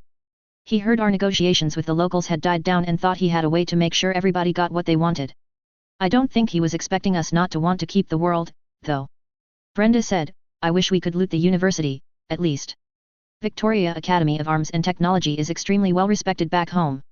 If we could steal its coursework and reference materials, then we'd all get medals and parades. Gordon chuckled at the thought. We'll all get medals and parades by the time this is over anyway. If we looted this place to the bedrock, old Max D never let it go. It'd be a huge embarrassment in front of his supporters. He'd be forced to pursue us, no matter how badly we bled him, or he'd lose control of the Confederation. The Chancellor's a near absolute dictator, but only as long as he is the Chancellor, if you know what I mean. Trust me, I know the Cappy nobles. If the cost of getting out of this war with 7 or 8 more worlds, some of which are highly industrialized, is not looting a 9th world? That still sounds like a great deal. Fiona admitted, and it did feel a little dirty to say. She remembered how worried Edward Calderon seemed about getting too used to victory, and hated to admit that he was right. I wish we hadn't had to agree to let the bitch keep her mechs and tanks, though. Even if she's sworn to keep them as garrisons to the places we've agreed not to go. She'll keep her side of the bargain, Brenda Calderon said confidently. Then, after a moment she corrected herself. She currently intends to keep to the deal. We won't have to worry about her stabbing us in the back, but if she gets killed then her replacement might. Or she might if the Chancellor threatens her enough. Good enough for me. I just don't want to still be digging tanks out of tunnels when the counterattack hits. That'd be a nightmare, Fiona said. Even if everyone knew Brenda had gotten promoted so far, so young, was because of nepotism, she had to admit the woman had a good eye for reading people. Jump signatures. I'm detecting jump signatures at the zenith point, and a lot of them. The call came early one morning, nearly a month later. The entire Taurian invasion flotilla of jump ships, including enough drop ships and ASF to keep it safe, lurked at the star's nadir point. The zenith was wide open an invitation. An invitation the Capellan Confederation armed forces had no choice but to accept. So they'd sent one of their best and most loyal battering rams. I hear Nicholas Gordon is leading the little party you've got going here, broadcast in the clear toward the planet. Put him on the tube. Tell him it's his old pal Archie. Half an hour passed before the return broadcast came. This is Colonel Gordon, under the command of Marshal Corey Calderon. This is my tea party you're crashing. Fortunately I brought enough cake and biscuits for you and all your friends, but there aren't enough seats at the table. Please form an orderly line, and we'll get to you when it's your turn. I don't think you understand the situation. The only reason we're still talking is that you realized how big a hole you'd dig for yourself if you broke anything actually important, so this is the only chance to see sense I have to offer you. Leave. Immediately. Take your whole rabble of backwood hicks and traitors and run back to your side of the borders so that I do real work, or else. Or else what, exactly? I've got some of the finest ass-kickers in the galaxy behind me, Gordon, and while I can't say I've ever thought about whipping Taurians before, I've shot target practice with your face. So stick around. Make my day. I've got explicit orders to paint the tunnels with the splatter you'll make when I step on your cockpit, just to show what traitors to the Capellan Confederation get. This planet's not yours.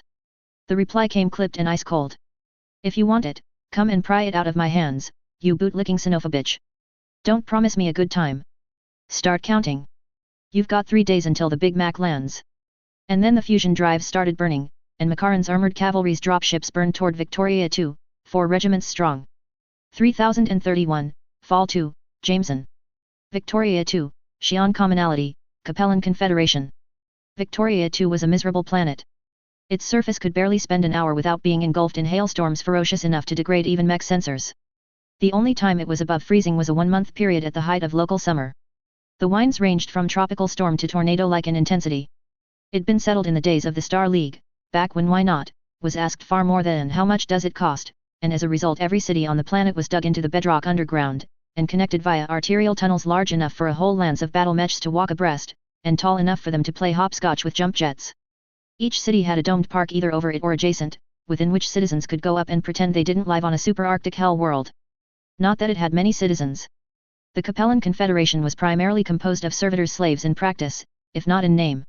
One of the first things Brenda Calderon had done as provisional military governor had been to open them up to all residents, at least until the CCAF's reinforcements had shown up and entry had been forbidden as a security precaution.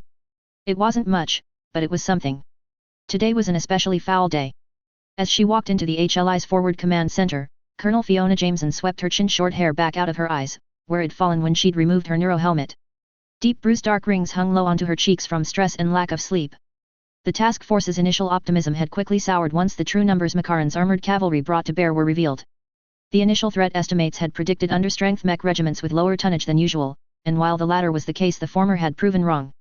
Preliminary reports are back from communications intercepts and the few servitor class in max drop zone that are willing to transmit to us. We know where Makaran found enough elites to fill all those mechs. Take a look at this. Edward took the offered cube and slotted it into the reader, flicking through the screen before stopping on the image of a man with a potbelly and unit patches from the Third Succession War. His hair was salt and pepper, but mostly salt, and wrinkles stood out plain to see on his face. He brought in the retired veterans, he realized.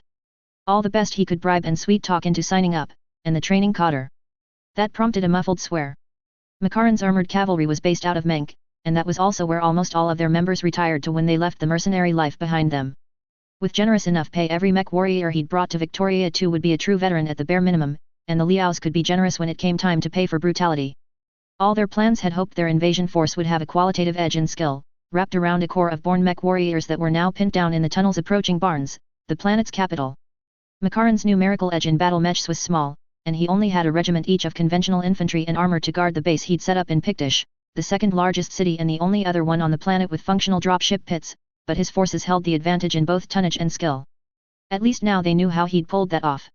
Each trainer we kill or capture is going to set the Big Mac back in the medium term, Edward said. The long term doesn't matter if we get whipped in the short term, Fiona said. We need a good showing here, or Max won't take us seriously when we threaten to ford up and make him dig us out. What's the latest status from the combat engineers, and is there any news on the local militia? There's some good news there, he said. On both counts, even. The engineers say they've prepared another 4 kilometers in the A, B, and D tunnels. They had to collapse Tunnel C after today's push, so they only got 2 kilometers further there. We lost 3 mechs there this morning, and we put that thunderbolt we dug out of the rebel 2 days ago back into service on our side. 2 of the casualties can be repaired, but we're permanently down a Shadow Hawk. Damn. Still, that was a good trade. From the look on his face, Edward was thinking the same thing she was. And how much ground have we given up today? 20 kilometers. Gordon's and the guard report about the same. That was unfortunate. Expected, but unfortunate. They'd begun with 340 kilometers between their location and Makaran landing zone, and were down to 160 already. Terrain-shaped warfare on any battlefield, but here that was especially true. Because the infrastructure was underground, some SLDF bureau with more funding than God had decided to connect every single city and industrial site on the planet via tunnels, leading to a confusing spiderweb network. If there were only 3 regiments of enemies, then they could have forced them to group up to achieve enough concentration of force to be effect, but 4 was enough that now they were the ones overstrained. Mac had brought more than the 4 mech regiments, 2.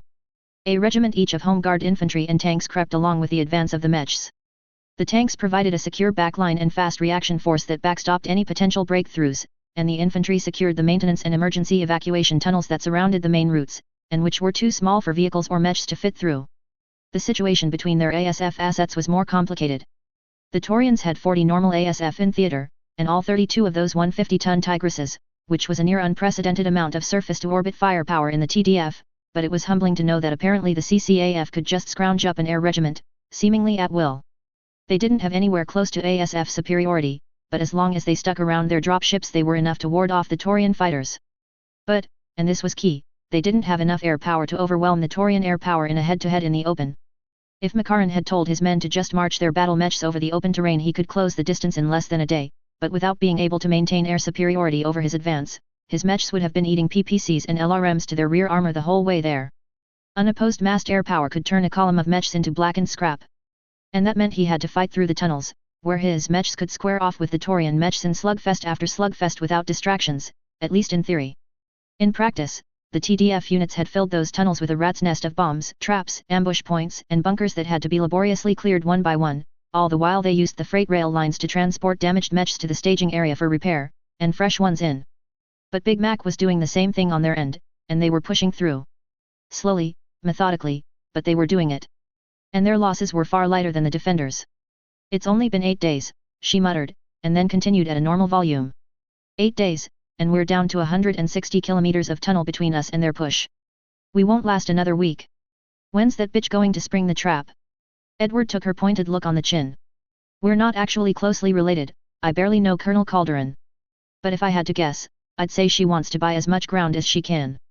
The more distance the Mac warriors have to retreat back through to get away from the threat of PAL swarming out of the access tunnels, the more we'll be able to take down mechs with swarms of PAL coming out of the access tunnels." Makaran and his commanders had known from the start that they'd be grinding down prepared positions. How could they not, with so many Victorians willing to report on the mass use of industrial exoskeletons? That deception had been Colonel Gordon's idea.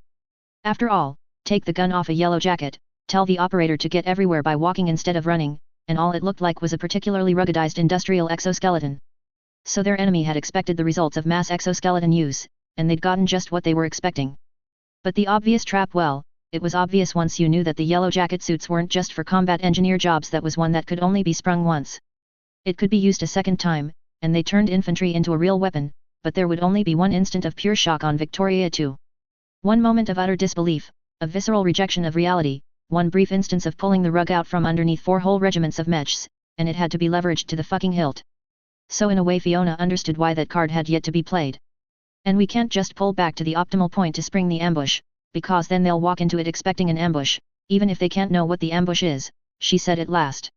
"I'm going to catch some rack time. Wake me in 6 for the report to Colonel Calderon." The report went as expected. Gordon's armored cavalry were having chronic problems with their communications. Some kind of sabotage had done something in his area that reduced his effective transmission strength, so he'd routed everything through the High D's Light Infantry's HQ instead of pushing directly to the Taurian guards. It worked well enough, but meant that Fiona spent most of her meeting reading off text transmissions before making her own reports. Partway through her own reports, the hologram of the commanding colonel refocused as an adjunct came into the frame and handed over a message. Brenda froze. Her holographic face glitched, the projector showing a warning glyph because it thought for an instant there wasn't a living person on the other end. That's how still she went. She whipped around and began firing off questions and instructions to her own people off-screen. "Where are the sassies? Get Subaltern Pepper on the radio with a location and what the hell she's doing, because she's not in her staging area, and She's not answering her radio. No, the signal isn't going through. One of her command staff shouted over the ensuing hubbub. Cut the chatter. Now, get me a fix on every ASF asset and dropship we have. She barked, and now Fiona could believe she hadn't been given her rank lightly. She stood every centimeter the picture of a Taurian officer with their blood up, stern and steely like armor plate, eyes shining like knives. All accounted for and in their assigned positions. All Tigresses are docked in their carrier vessels on the surface and ready to sortie. So they haven't flown off. Then where is my SASF battalion?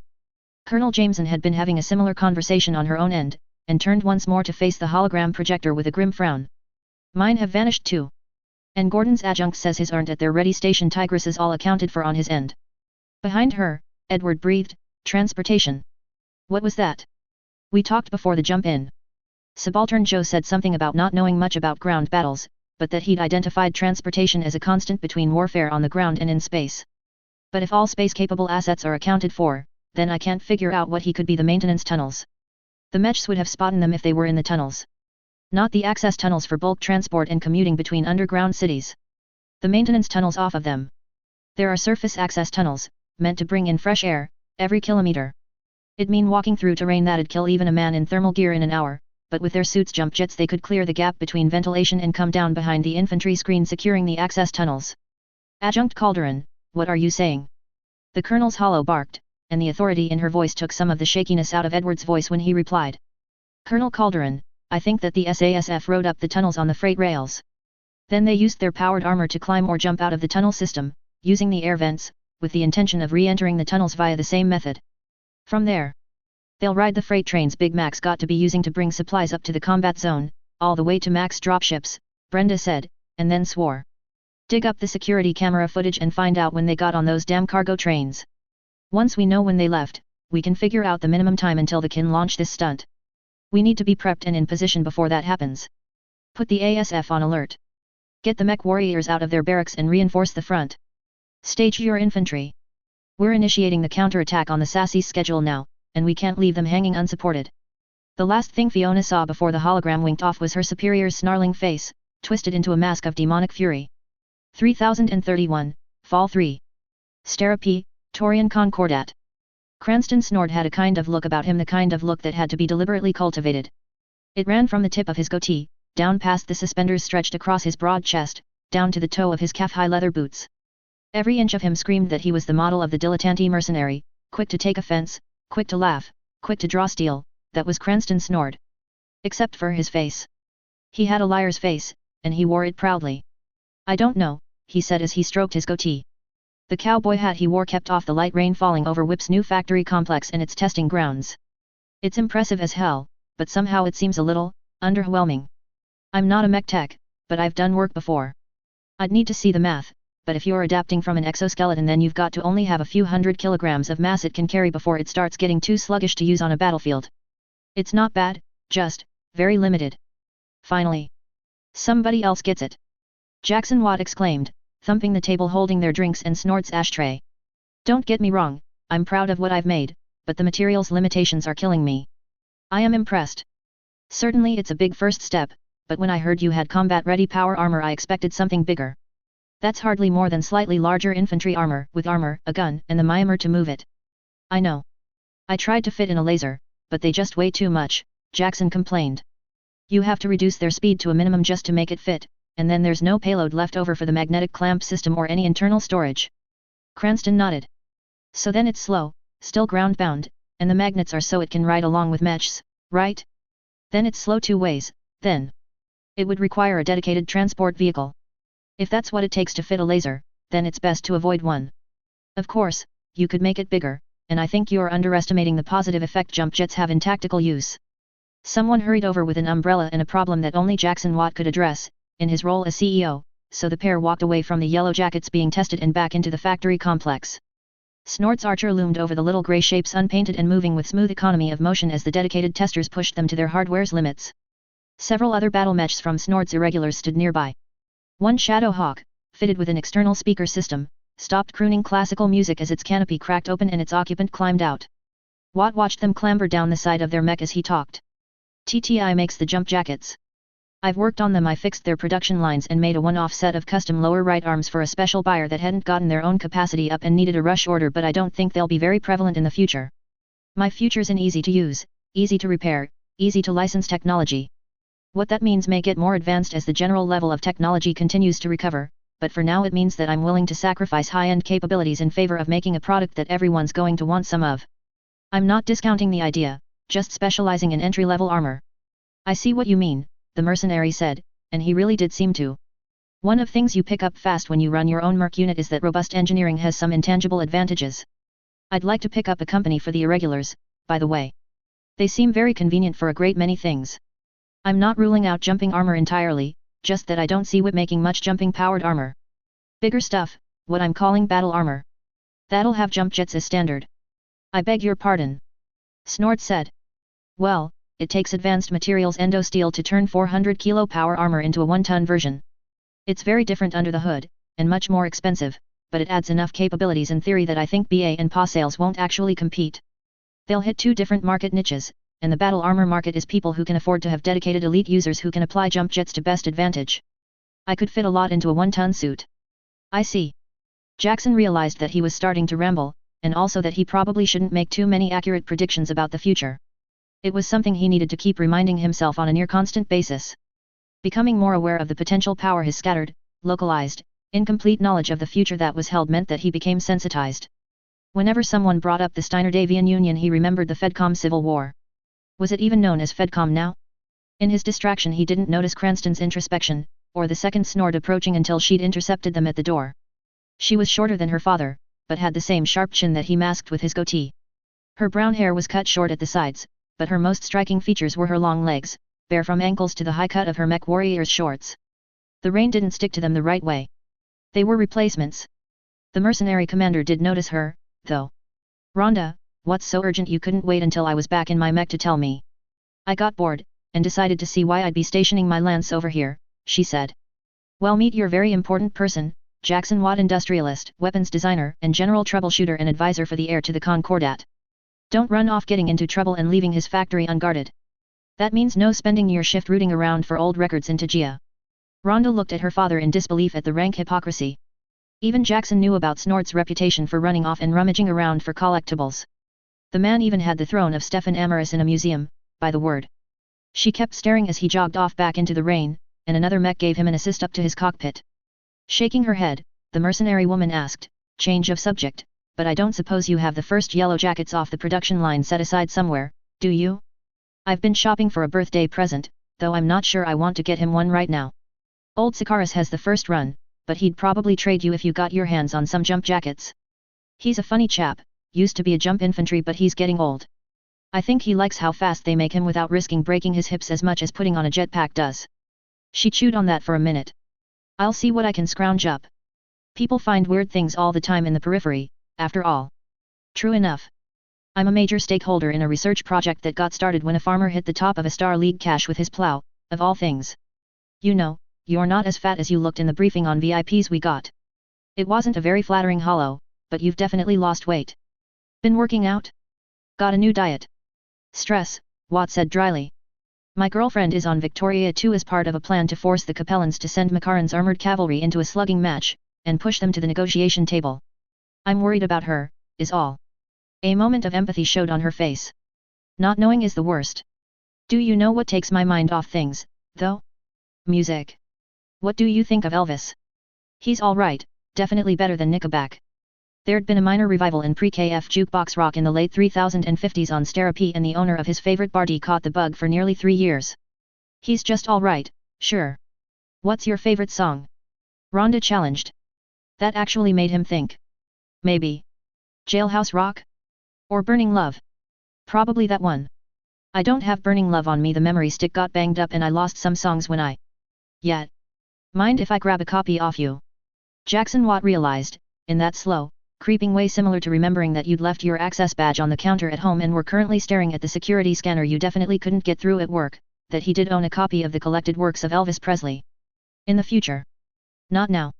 He mumbled an excuse about hearing it in a bar, and wondered how hard it would be to track those down again. It couldn't be too hard, right? 3031, Fall 4, Harding. Victoria 2, Xi'an Commonality, Capellan Confederation. Section Leader Harding's promotion had come with orders to report to the 3rd Infantry Battalion attached to the HLI. There hadn't been a 3rd Infantry Battalion the previous day, but apparently the marshals were experimenting with the new yellow jackets and force balances. Harding didn't mind. She'd gotten a promotion without having to wait on her old section leader to rank out or die, which was nice because he'd have needed 4 more years to rank out, and it was rude to hope your boss died because you liked their rank insignia. Unfortunately, she was fully aware that she was currently nowhere near the urban mechs, which made contemplating them as per her normal pre-battle meditation difficult. Those were too slow for the kind of hit-and-face combat the HLI had engaged in against Makaran's Armoured Cavalry's 2nd Regiment, and were left guarding the end of the tunnel that exited out into the spaceport. So instead, as she rocked gently back and forth with the sway of the cargo train she was riding to the front, jammed so full of infantry that some were even clamped to the roof and outside walls of the cars, she dredged up briefings on the situation. There were 4 big tunnels leading to the capital, and Big Mac had sent nearly a whole regiment of battle mechs down each one, leaving the Taurian battle group of 3 regiments to put 2/3 of each of theirs up against each of Mac's. Fortunately, Taurian regiments were about 1/3 bigger than Capellan ones, so the numbers weren't too lopsided, but the tonnage was.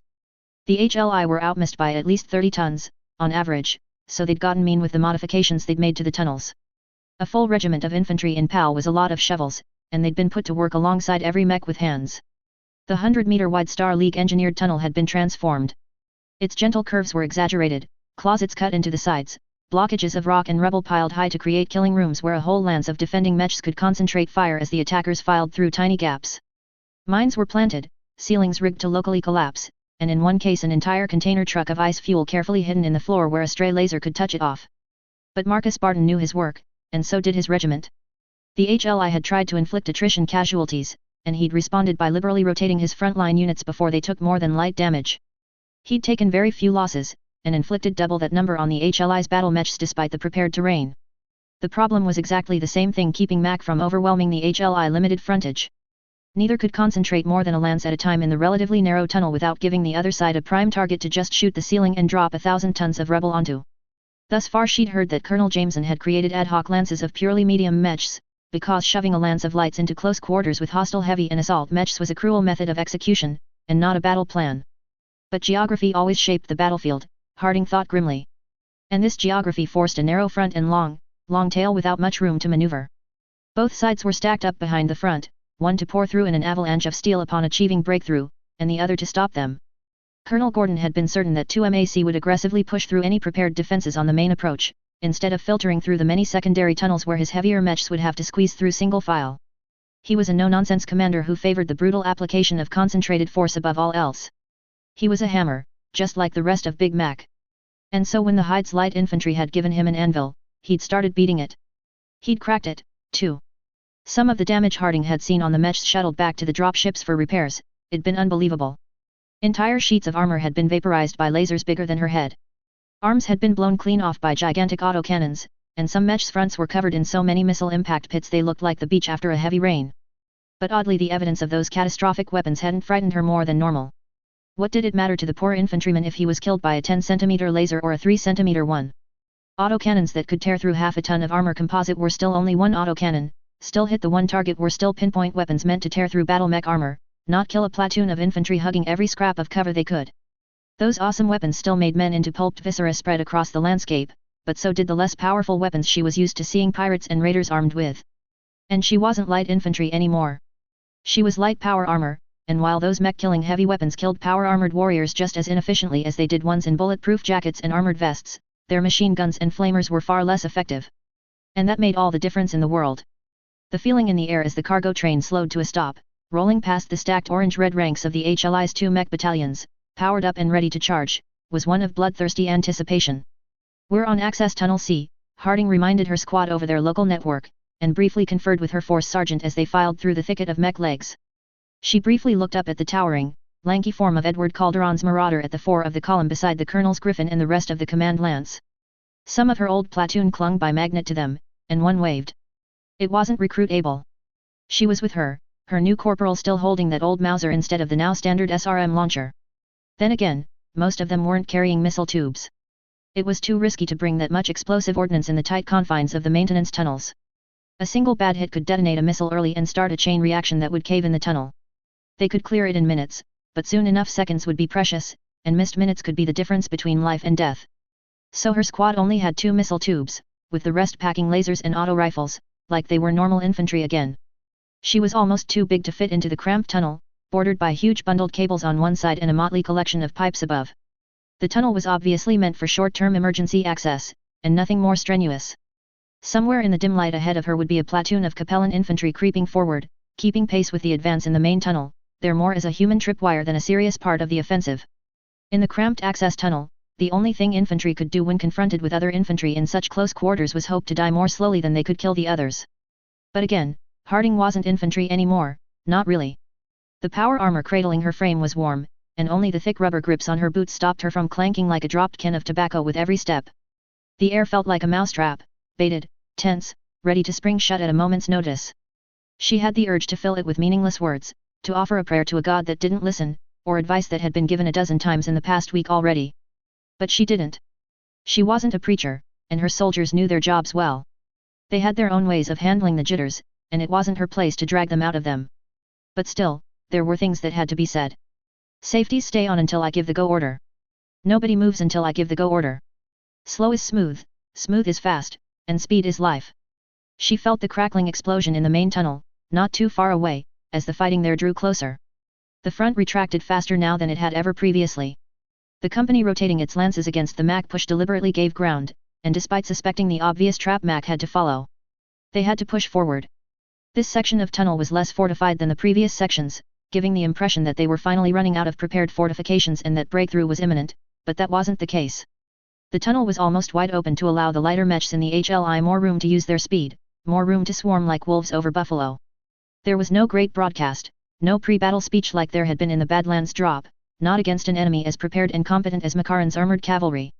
Blunt instrument or not, 2MAC was a deadly competent force. Instead, Colonel Jameson flashed her radio on for 3 seconds, then 2, then 1. And in the access tunnels, dozens of armor-clad boots pounded forward at breakneck speeds. Platoon by platoon, they advanced at a sprint. Harding could tell when their first wave hit the Capellan infantry because their machine guns roared, underscored by higher-pitched handheld guns for a little less than 5 seconds. 20 seconds later she was slowing down to stop from slipping on the bodies already trampled by 60 others. None of the dead were their own. Some of them looked like civilian technicians. Volunteers or voluntold. She was moving too fast to know. She ran 60 meters, 120, 200, 300, and then in the main tunnel behind and beside her there came the sudden intensification of violence. The noises didn't get louder, but between one moment and the next there was just more of them as the HLI's mechs charged into battle. She couldn't hear any evidence, but knew that a battalion of power armor was part of that shocking rush, intent on breaking the first 12 battle mechs as quickly as possible. At 400 meters she stopped at one of the hatches leading out into the wider tunnel. She'd been running for less than half a minute since their leading element smashed through the infantry screen. They were already in position. She could hear the thunderous footsteps of battle mechs in the main tunnel, just on the other side of the door, as the rest of 2MAC responded to their vanguard being attacked with alacrity and professionalism that made Harding jealous for a moment before she buried it. Then came the signal. Colonel Jameson's voice transmitted with only the faintest distortion, loud and brave like a trumpet's call to arms. Come at us, you Liao-fed dogs. Come and fight. Come and die. We are the High D's light infantry, and we'll kill on any ground. Harding threw open the access hatch and charged the closest mech. There were dozens visible, 2MAC having removed all the blocking rubble to create a clear staging area. Even as she ran for the grasshopper in her sights it twisted, picking her up on sensors, but then it kept twisting, hesitated, panned its guns wide because every squad and platoon in the flanking forces had burst out into the open at the same time and they swarmed like wasps out of a nest hit with a stick. It fired, and there were so many yellow jackets that it could barely miss, but even as the tunnel lit up with thunderous fire more PAL poured into it and their battle mechs engaged the front. How many died in that first bare handful of seconds? It was impossible to know in the heat of the moment. All Harding knew was that there were 3 red lights. 3 of her squad were casualties. She reached the grasshopper with the rest of her squad, 2 more joining her along with the 4th sergeant. The heavy mech jumped into the air on a pillar of plasma fire but she was already digging her armored gloves into it, already peeling loose a sheet of plate and jamming her gun into it, filling the foam lattice structure with shells and looking for Myanmar.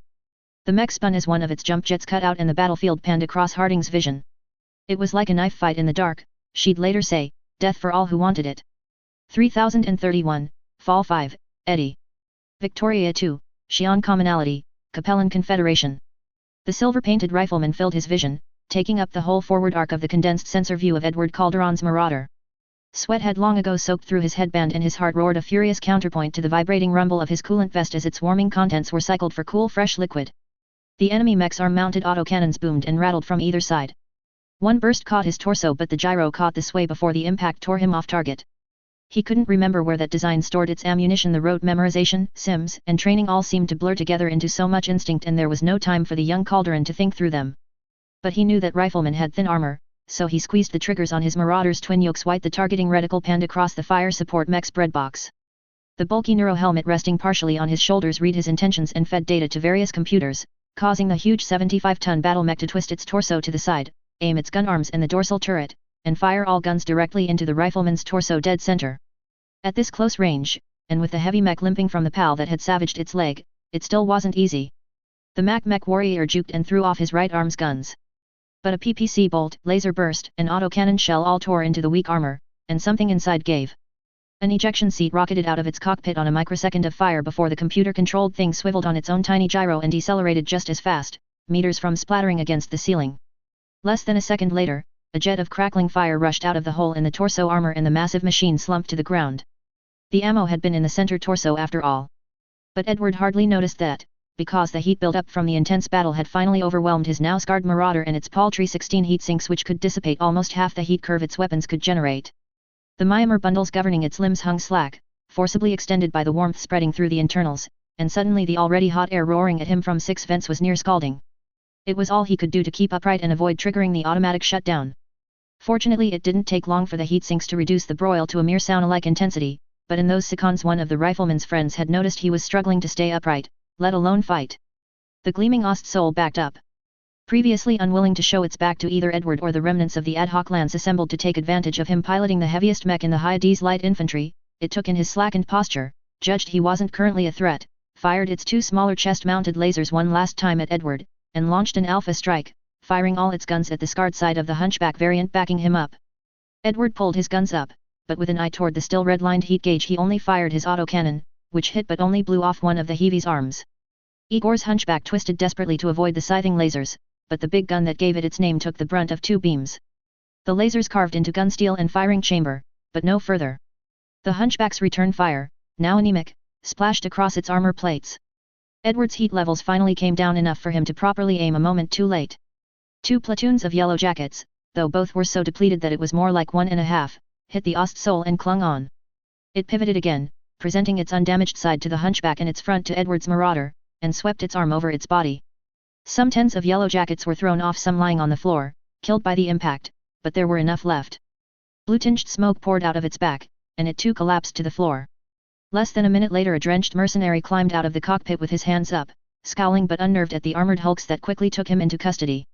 The oppressive pressure relaxed slightly. For the first time in what seemed like an hour but had to only be a short few minutes, the immediate fighting had moved further down the tunnel and left Edward time to process what was actually going on. It'd all been so sudden. Arnold had died instantly, the flanker's commando lit up by all 3 of the big Mac mechs as soon as his lance rounded the corner into the side tunnel they'd been using to hide from the main push. The threat of Igor's big gun had bought them enough time for the infantry riding on their mechs to leap off and close the distance in the tight quarters, but the 3rd Capellan mercenary had been piloting a Warmer and a few shots had been enough to knock Mulligan over, only to have its head blown off in return. And then had come those last few frantic seconds. "Mulligan, are you able to get back up?" Edward asked his 3rd lance mate. "I can stand, but I won't be going anywhere fast. My gyro's non-functional." Giving truth to her words, she stood back up. Mulligan also piloted a hunchback, but one with a bundle of lasers on its shoulder instead of one big autocannon. Her torso sides were a mess of missile pock marks, but a single deep pucker creased her main plate right through where the gyro sat. "You're both out, then. Fall back to the supply depot. Take 5, but don't leave your cockpits. Maybe that gyro's just jammed, and the techs can get it running again quickly. You should fall back with us, sir. Your mech took some hits, too. Only light damage. You have your orders. If you want something to do, then work on building up the fortifications again. We can't rule out another push, if we don't break 2 Mac's spirit. I have the heaviest battle mech in this regiment, so I need to use it. It's the only responsible thing to do. If I can have any impact, make any change. I have to. Come back safe, sir. I'll do my best." Edward considered it a mark of bravery that he only hesitated a little when he came back out into the main tunnel. The dead lay in heaps of metal. Shredded and torn armor lay scattered in piles along the sides like rocks kicked to the edge of the sidewalk, pushed there by the passage of hundreds of giant feet. Lifeless, motionless battle mechs dwarfed mangled power armor. The red and yellow Hyades light infantry colors were everywhere, but far more mechs wore the brilliant silver polish of Makaran's armored cavalry.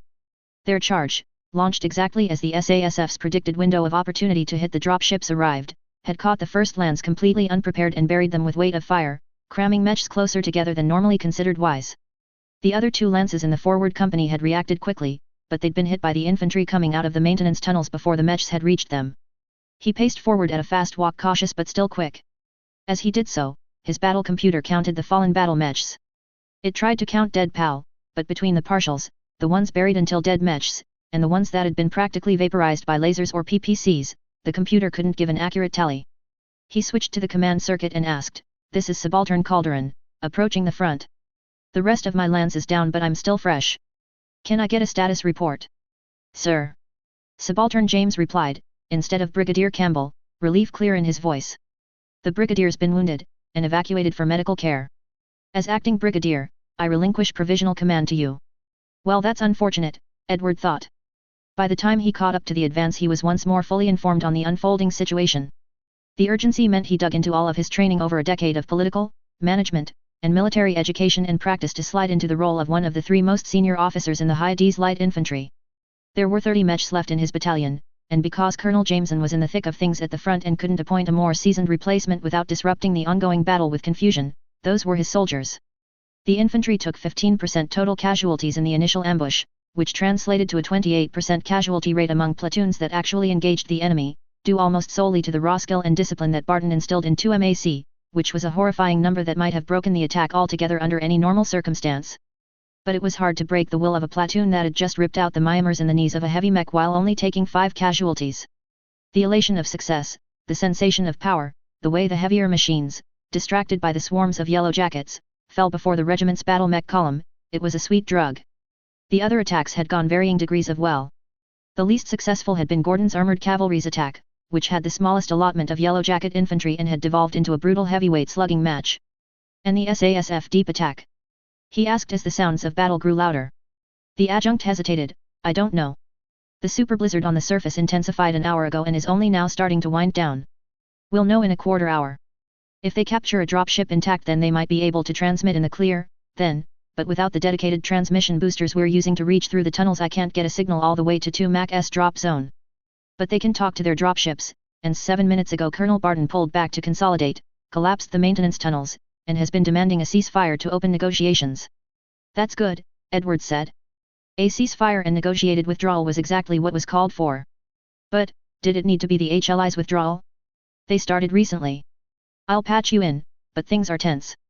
I can't imagine why. My analysts count you down a whole battalion, Barton." Jameson's voice was a whip crack over comms. "I don't see what there is to negotiate." "Me either," Major Barton drawled. "Fork over the dropships you stole and we'll leave. I've got permission to say all the armored cavalry will, even. You can keep this dirty snowball for all I care. It was just a job." "Which drops Hyos?" "All of them." Jameson's laughter was thin.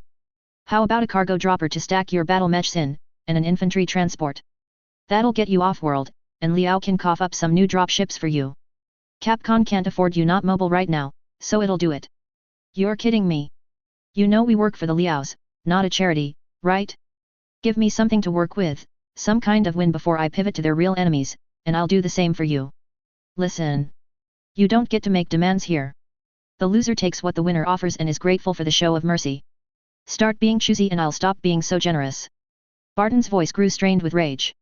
"No, you listen here. My command outmisses yours twice over, and those nasty bastard jump infantry you've got won't be able to step foot into the open without getting vaporized, now that I've got their number. I know they're using the access tunnels. My men have orders to blast every access point and bury them in rubble, so unless you want to send them down the main tunnel to get vaporized they're not even going to waste my ammo. You don't hold the cards here, Jameson." "I do. And I'm willing to let you walk away. I'm making a generous offer here, and you're spitting on it." "No. I've got you whipped, Barton, and I'm not giving you back your damned dropships. I don't even know where they are." Barton paused, sighed, and his tone set with grim determination. "Sometimes you just get the shit jobs," he muttered almost too faint for his mic to pick up. "Fine then. Archie says your command's the weakest and greenest, so it's my job to smash through you if you won't see sense. You've given the Big Mac a nasty sucker punch all right, but we're all holding on and I'm ready to see how many of you I've got to kill before you break like the jumped-up bandit lords you are. We'll see how well you Taurians negotiate when 2MAC comes down one of those other tunnels from behind, after walking over your wrecked mechs. Needless to say, the remainder of the negotiations was short and similarly unfruitful. And shortly, rank after rank of gleaming silver battle mechs strode around the bend in the tunnel at a run. 3031, Fall 6. Victoria 2, Xi'an Commonality, Capellan Confederation. Life was tough for those born with a ruler's name.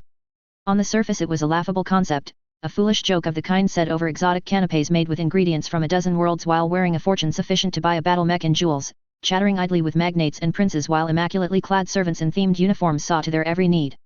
But consider, how many people shared the same last name? How many Smiths populated the galaxy? And while there were far fewer Calderons than Smiths or Lee or Jacksons, there was more than one family. That family had branches, too. Even if you could trace your family's tree to the original colonists of what would become the Taurian Concordat, what use was it to you now that 10 generations of fathers and sons separated you from a protector of the realm? Half the Concordat was probably closer related to Thomas Calderon, protector of the Taurian Concordat, than Brenda Calderon, but that didn't change her last name. Everyone heard the Calderon name and wanted something from her, be it recognition, official status, social cachet, or favors under the table. And when she couldn't give them what they wanted, well, there was a reason she'd accumulated a reputation for stinginess, for aloofness, for refusing to engage with her peers. When everybody wanted to drag you down, you had to look out for yourself first. You had to be pristine. Every investigation started by slanderous rumor had to run face first into an armored wall of incorruptibility, professional integrity, and skill. She had a saying, fortune is luck compounded by effort. There was no telling when an opportunity would present itself, so she had to constantly do her best, constantly strive for forward motion so that the moment her feet found traction in the world they'd propel her forward. She had to be ever vigilant for treasure hidden in the trash to seize every opportunity. And today was a good day to look for gold. Her Taurian Guards regiment and Gordon's armored cavalry had been forced to split into 2 battalion groupings, fighting with a not insignificant numerical disadvantage against 3 Big Mac regiments with their 2, but TDF org charts packed more mechs into a battalion than the Capellans, and therefore Mac did, so it wasn't that bad. Combined with their defensive fortifications and the hidden reserves of powered infantry, and they could have held on for weeks. But the High D's light infantry were greener and lighter than their opponents. It was a bad combination. Her multi-regiment task force had always been working on a timer. How long would they have until the HLI were driven back too far and had to choose between either springing the trap or rooting? The SASF's foolhardy attack came with a silver lining. If they succeeded in attacking Mac's landing zone, and all indications said they had even if the storm prevented communications, then Mac was backed into a corner. There was a saying about a man being at his most dangerous with his back to the wall, though. To the Mac regiments holding ground in the 3 other tunnels, including the one opposite her, Barton's 2MAC breaking through and flanking was all they needed to achieve victory and walk off this world victors instead of taking a disgraceful bargain, or being annihilated outright. They were facing glory or death. That wasn't the saying Brenda preferred, though. There was another one more about putting men up against the wall to execute them. Brenda Calderon decided that today was going to be an example of that saying. Her battle mecha's stride was long and its steps were slow as she advanced at the head of the column. 4 times today she'd sallied forth to test the lines of Makaran's armored cavalry, 4th Regiment. This would be the 5th. Each time prior she'd led the charge, led the push, and fired off missiles and autocannon rounds with no eye to conservation and traded hits judiciously, because while she had rail-supplied mobile rearming and repair facilities a kilometer behind her lines, 4MAC had nothing. Her Atlas A gleamed with red and gold in bold wide stripes against a drab brown background. Its colors were mirrored in the 2 stalkers flanking her, slightly mismatched. One was a 4N, the other a 3F. The 4th member of her command lance piloted his Orion VA before her. Unlike most command lances, she piloted hers alongside elements of the Taurian Guard's 1st Battalion composed entirely of assault-class battle mechs. The first time she'd sortied with a company of assault mechs 4MAC had charged out to meet her in the open tunnel. The air had been so choked with missiles from both sides of the gap that their laser fire had detonated some in mid-air. For a brief minute it had been the most glorious kind of battle, the kind of brutal slugfest between equally matched opponents that showed up so often in media and almost never on a real battlefield. To all appearances the Taurian Guard wanted to trade a company for a company, and the enemy had obliged. But then she'd started to pull back behind her line's earthen fortifications as soon as her armor dropped to 2/3, still firing in a fighting retreat that 4 MAC's frontliners were too experienced to take the bait on. They must have thought that was the trap to send out a target willing to do battle and hope they got lost in the fight and pursued them into an ambush. Brenda Calderon didn't like traps the enemy had any say in. They might not have understood by the second time she attacked, with fresh armor and ammunition, but by the third time she noticed the mechs facing her were energy weapons heavy, and she'd worn a rictus grin that matched the leering skull of her battle mech. Every time she attacked, more ammunition bins clicked dry. Every time she attacked, more armor panels were half-slagged and rendered too thin for comfort. It didn't matter that few mechs actually fell in her sorties, because she had fresh armor and ammunition. And Makaran's armored cavalry didn't. Eventually, no later than tomorrow, 4MAC would start running out of mechs that weren't battle-damaged.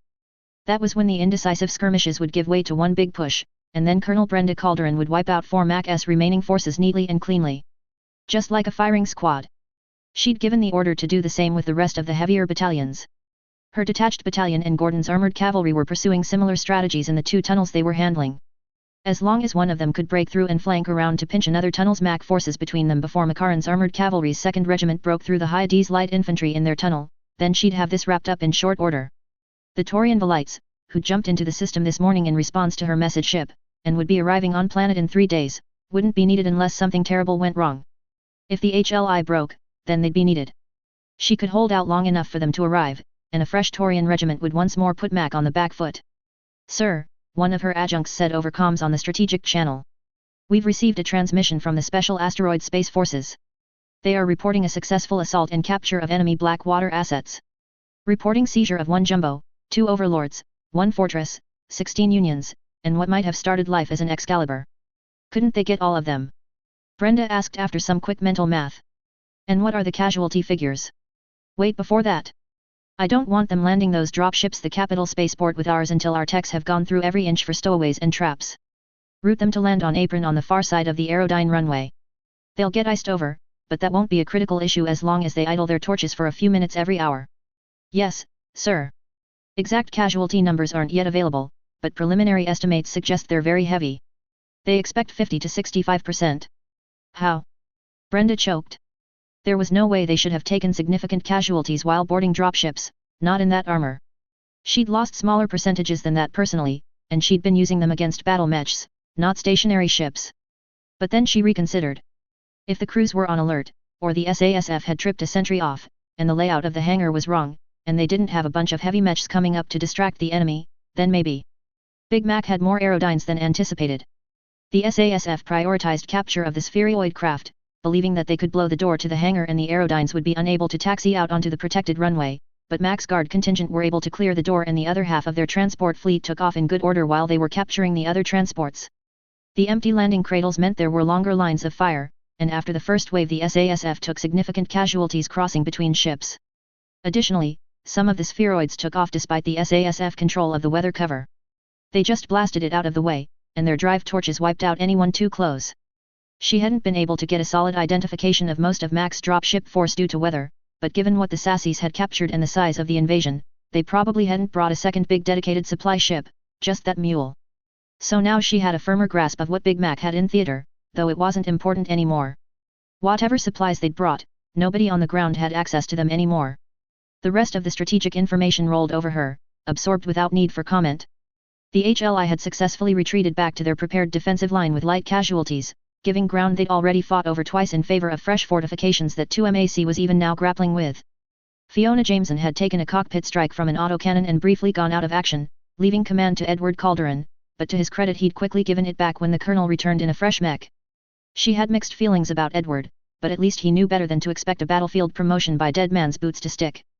Gordon's armored cavalry had attempted an aggressive push against 1MAC and gotten savaged badly enough that they were incapable of maintaining a push until repairs were complete, but they still had an almost intact reserve of powered infantry due to not using them extensively. She sent a message reminding him they existed and trusted Gordon to figure something out. They had to keep pressure, so that Mac couldn't shuffle their forces and find reinforcements for 2MAC. As her lance reached the edge of one of the great mounds of rebel earthworks built up on either side of the no man's land between their forces, she knelt down to let the maniple of troopers easily climb up onto her mech. Her command lance did the same, as did the company behind them. Then she sent the signal, and another squad fired missiles that spewed smoke and chaff around the corner. Enemy fire poured into the smoke as they tried to bottle her up, but the Taurian guard knew how to take hits and keep going. She strode through, smoke stirring on either side of her passage, and waited for a target to present itself. While the tunnel system was huge, as wide as a big sports field was long, that was still knife fight ranges in terms of battle mech combat. There was just enough distance between her earthworks and 4 Mach-S that SRMs lost thrust and guidance before hitting, too. In short, the battlefield was absolutely perfect for her 1st Division's assault mechs, and she knew it. By this point, the enemy did too. A silver victor resolved in her sensors as it charged into the open with a longbow behind it, followed by a catapult and a comparatively small quick draw. She squeezed the trigger, firing everything but her LRMs. 30 SRMs, a pair of ruby lasers, and her autocannon erupted from her Atlas torso and arms and slammed across the victor's right arc.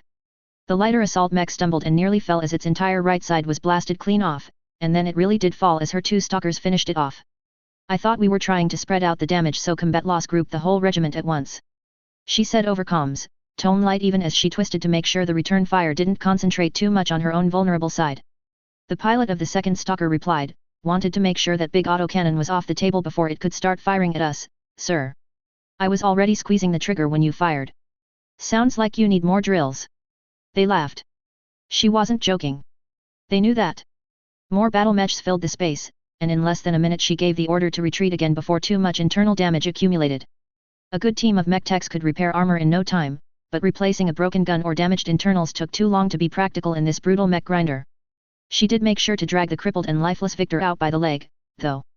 That was 1 down and 11 more that needed fresh armor panels they couldn't get. Every piece of damage she could repair and replace, but Mac couldn't, was more pressure on Archibald Makarin, another ratchet tighter on the noose around his neck. She knew the kind of mercenaries that plied the inner sphere, and had even considered using the weight of her name to get in good with a reputable company when she was younger. No contract was a suicide compact. Being a mercenary commander was a business like any other. When the numbers leaned too far in one direction, any successful mercenary would do the math and realize the job wasn't worth their life. Makarin would fold. All she needed to do was keep pushing, keep stacking up damage, and he'd read the writing on the wall. Later that day, Brenda Calderon smiled. In the end, she'd only needed to sortie 8 times before the writing on the wall was clear. With no more undamaged mechs and their one sortie with a depleted company resulting in catastrophic losses, Makarin's Armoured Cavalry's 4th Regiment began ceding ground. It was soon followed by the 3rd Regiment doing the same. Their 2nd was bogged down, barely through a third of the still fortified distance the HLI had prepared, and down to a mere battalion and a half in numbers. Powered infantry had climbed up onto the surface and dropped down onto their rear lines via the air intake vents in a daring suicide attack that ruined most of the supplies they had left, and destroyed several mechs down for what maintenance could be performed by cannibalizing worse-off ones. Archibald Makarin did the math, and took a loss he could walk away from instead of one he couldn't. Don't look so smug, Calderon. We're both in the same boat now, the Capellan Confederation's shit list, me because I couldn't beat you, and you because you've got what must be half your army extended into Capcom. Little fish don't play in the big fish's pond without getting eaten, and all this is going to accomplish is getting it smashed once the other minnows get theirs. You're fucked, and the Chancellor is going to laugh from here to Xi'an when it happens. Given the CCAF haven't thrown back the magistracy of Canopus invasion, I think the Concordat can take its chances, Brenda said. It's only a matter of time, Colonel Leo Hickney said, full of blind faith that she couldn't really blame him for. The Capellan Confederation had a long history, and it was only recently that it suffered the kind of all-encompassing defeat that the Taurian Concordat had suffered in the reunification war. It took time to realize that such a thing could happen to a great and powerful empire. Whatever happens, will happen. You can go smash Canopus flat for all I care. We're done here, and I don't carry grudges. Who knows, if you decide Capcom's too hot for you, then maybe you can get a job defending the Concordat's new planets. They were on foot in the middle of the cratered and blackened no-man's land with a squad of bodyguards each, shaking hands in a gesture of goodwill now that the fighting had ended and overlooked on either side by looming battle mechs. Nobody wanted to pick a fight when their own commanding officer would be the first one gunned down. Leo, suddenly looked a little queasy. His hand felt cold in her own as he perfunctorily shook it. He licked his lips. You should be careful, he said quietly, and without moving his mouth much. Very careful. Liaos take personal offense to things, and so do some of my peers in the cavalry. Archibald's furious, and Barton's steaming. He wanted to keep pushing and gamble it all on achieving a breakthrough before your reinforcements arrive. They feel like they've been humiliated and robbed, and they're scared of retaliation. Brenda guessed. Nobody could blame you for this. You went up against a similar number of mechs and several regiments of new enhanced infantry, and you had to take prepared defensive positions. You and your men did more than could be expected of you. I don't think the Chancellor will see it that way, the mercenary officer said grimly. Yeah, well. Watch your back, and I hope I never fight you again. Your regiment's a real monster. That got a small smile out of him. Worry about your own back. As she was hurried out of the open and back into the cockpit of her Atlas to begin the long walk back to her staging ground, Colonel Brenda Calderon wondered just how many mask operatives there were on Victoria 2. She had a nasty feeling that was going to be a very topical question, soon. Still, on the outside she made sure to present none of her worries and only her satisfaction at both victory and the prodigious amount of salvage she'd kept. Archibald hadn't wanted to leave nearly 3 regiments of heavyweight battle mech salvage behind, but she'd let him bargain her out of all the assault mechs the TDF had salvaged during the battles, and she'd send him the mule with all its supplies once he was waiting at the jump point and safely not her problem anymore. It'd been worth it. It's all been worth it.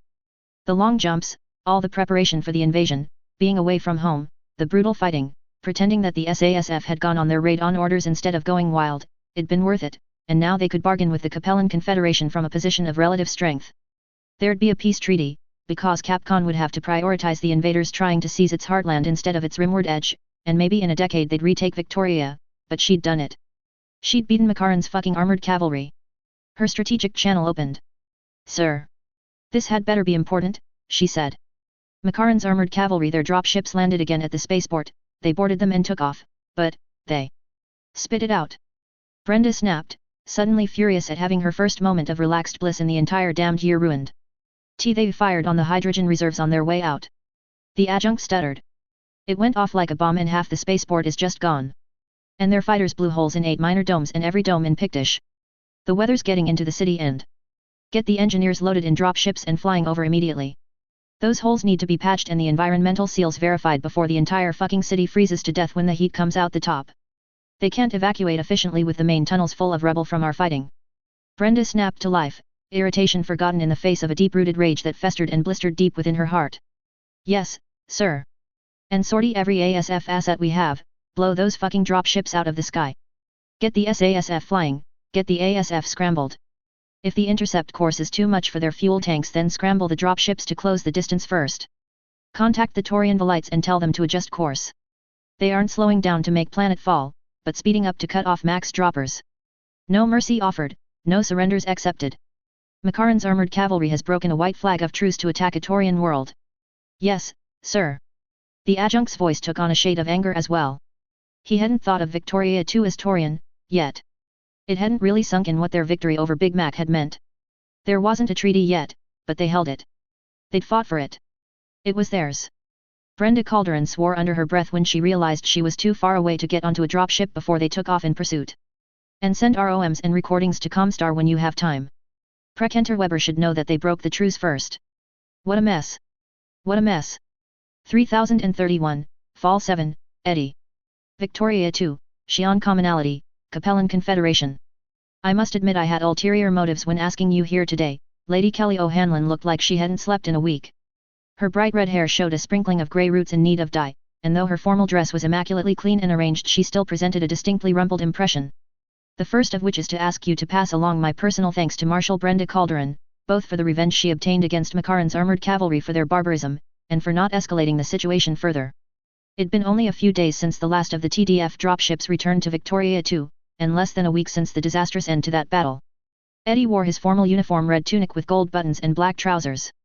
He left the beret in his quarters, though.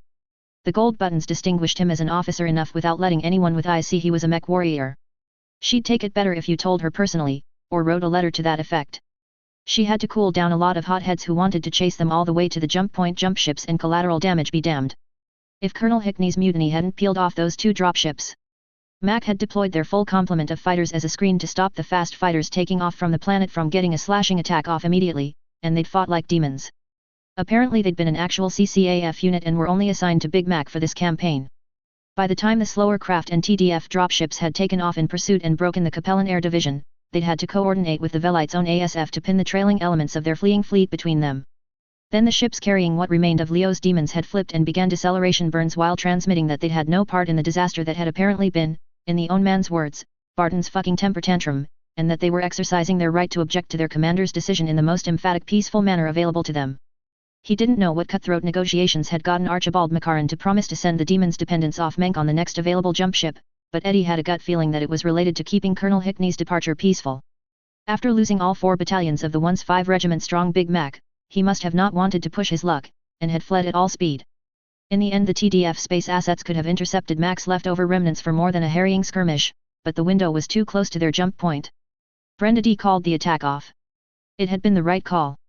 In the eyes of the wider political landscape, attacking jump ships was far less forgivable than massacring a mere few thousand civilians when the domes went, and displacing hundreds of thousands more.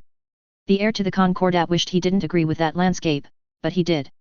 As cold as it was, people were easier to replace than jump ships. There were reasons nobody dared attack them unless they were pirates, or attacking pirates. I would have let her know personally, but the good colonel has let my people know that she's too busy for polite conversation at the moment. Since she's saving my people, I don't want to disagree. It would be counterproductive. In that case, any material aid you could provide would let you pass along a small message, and would be a message on its own. Lady O'Hanlon's face could have been carved from granite. That leads to the second reason I asked you here.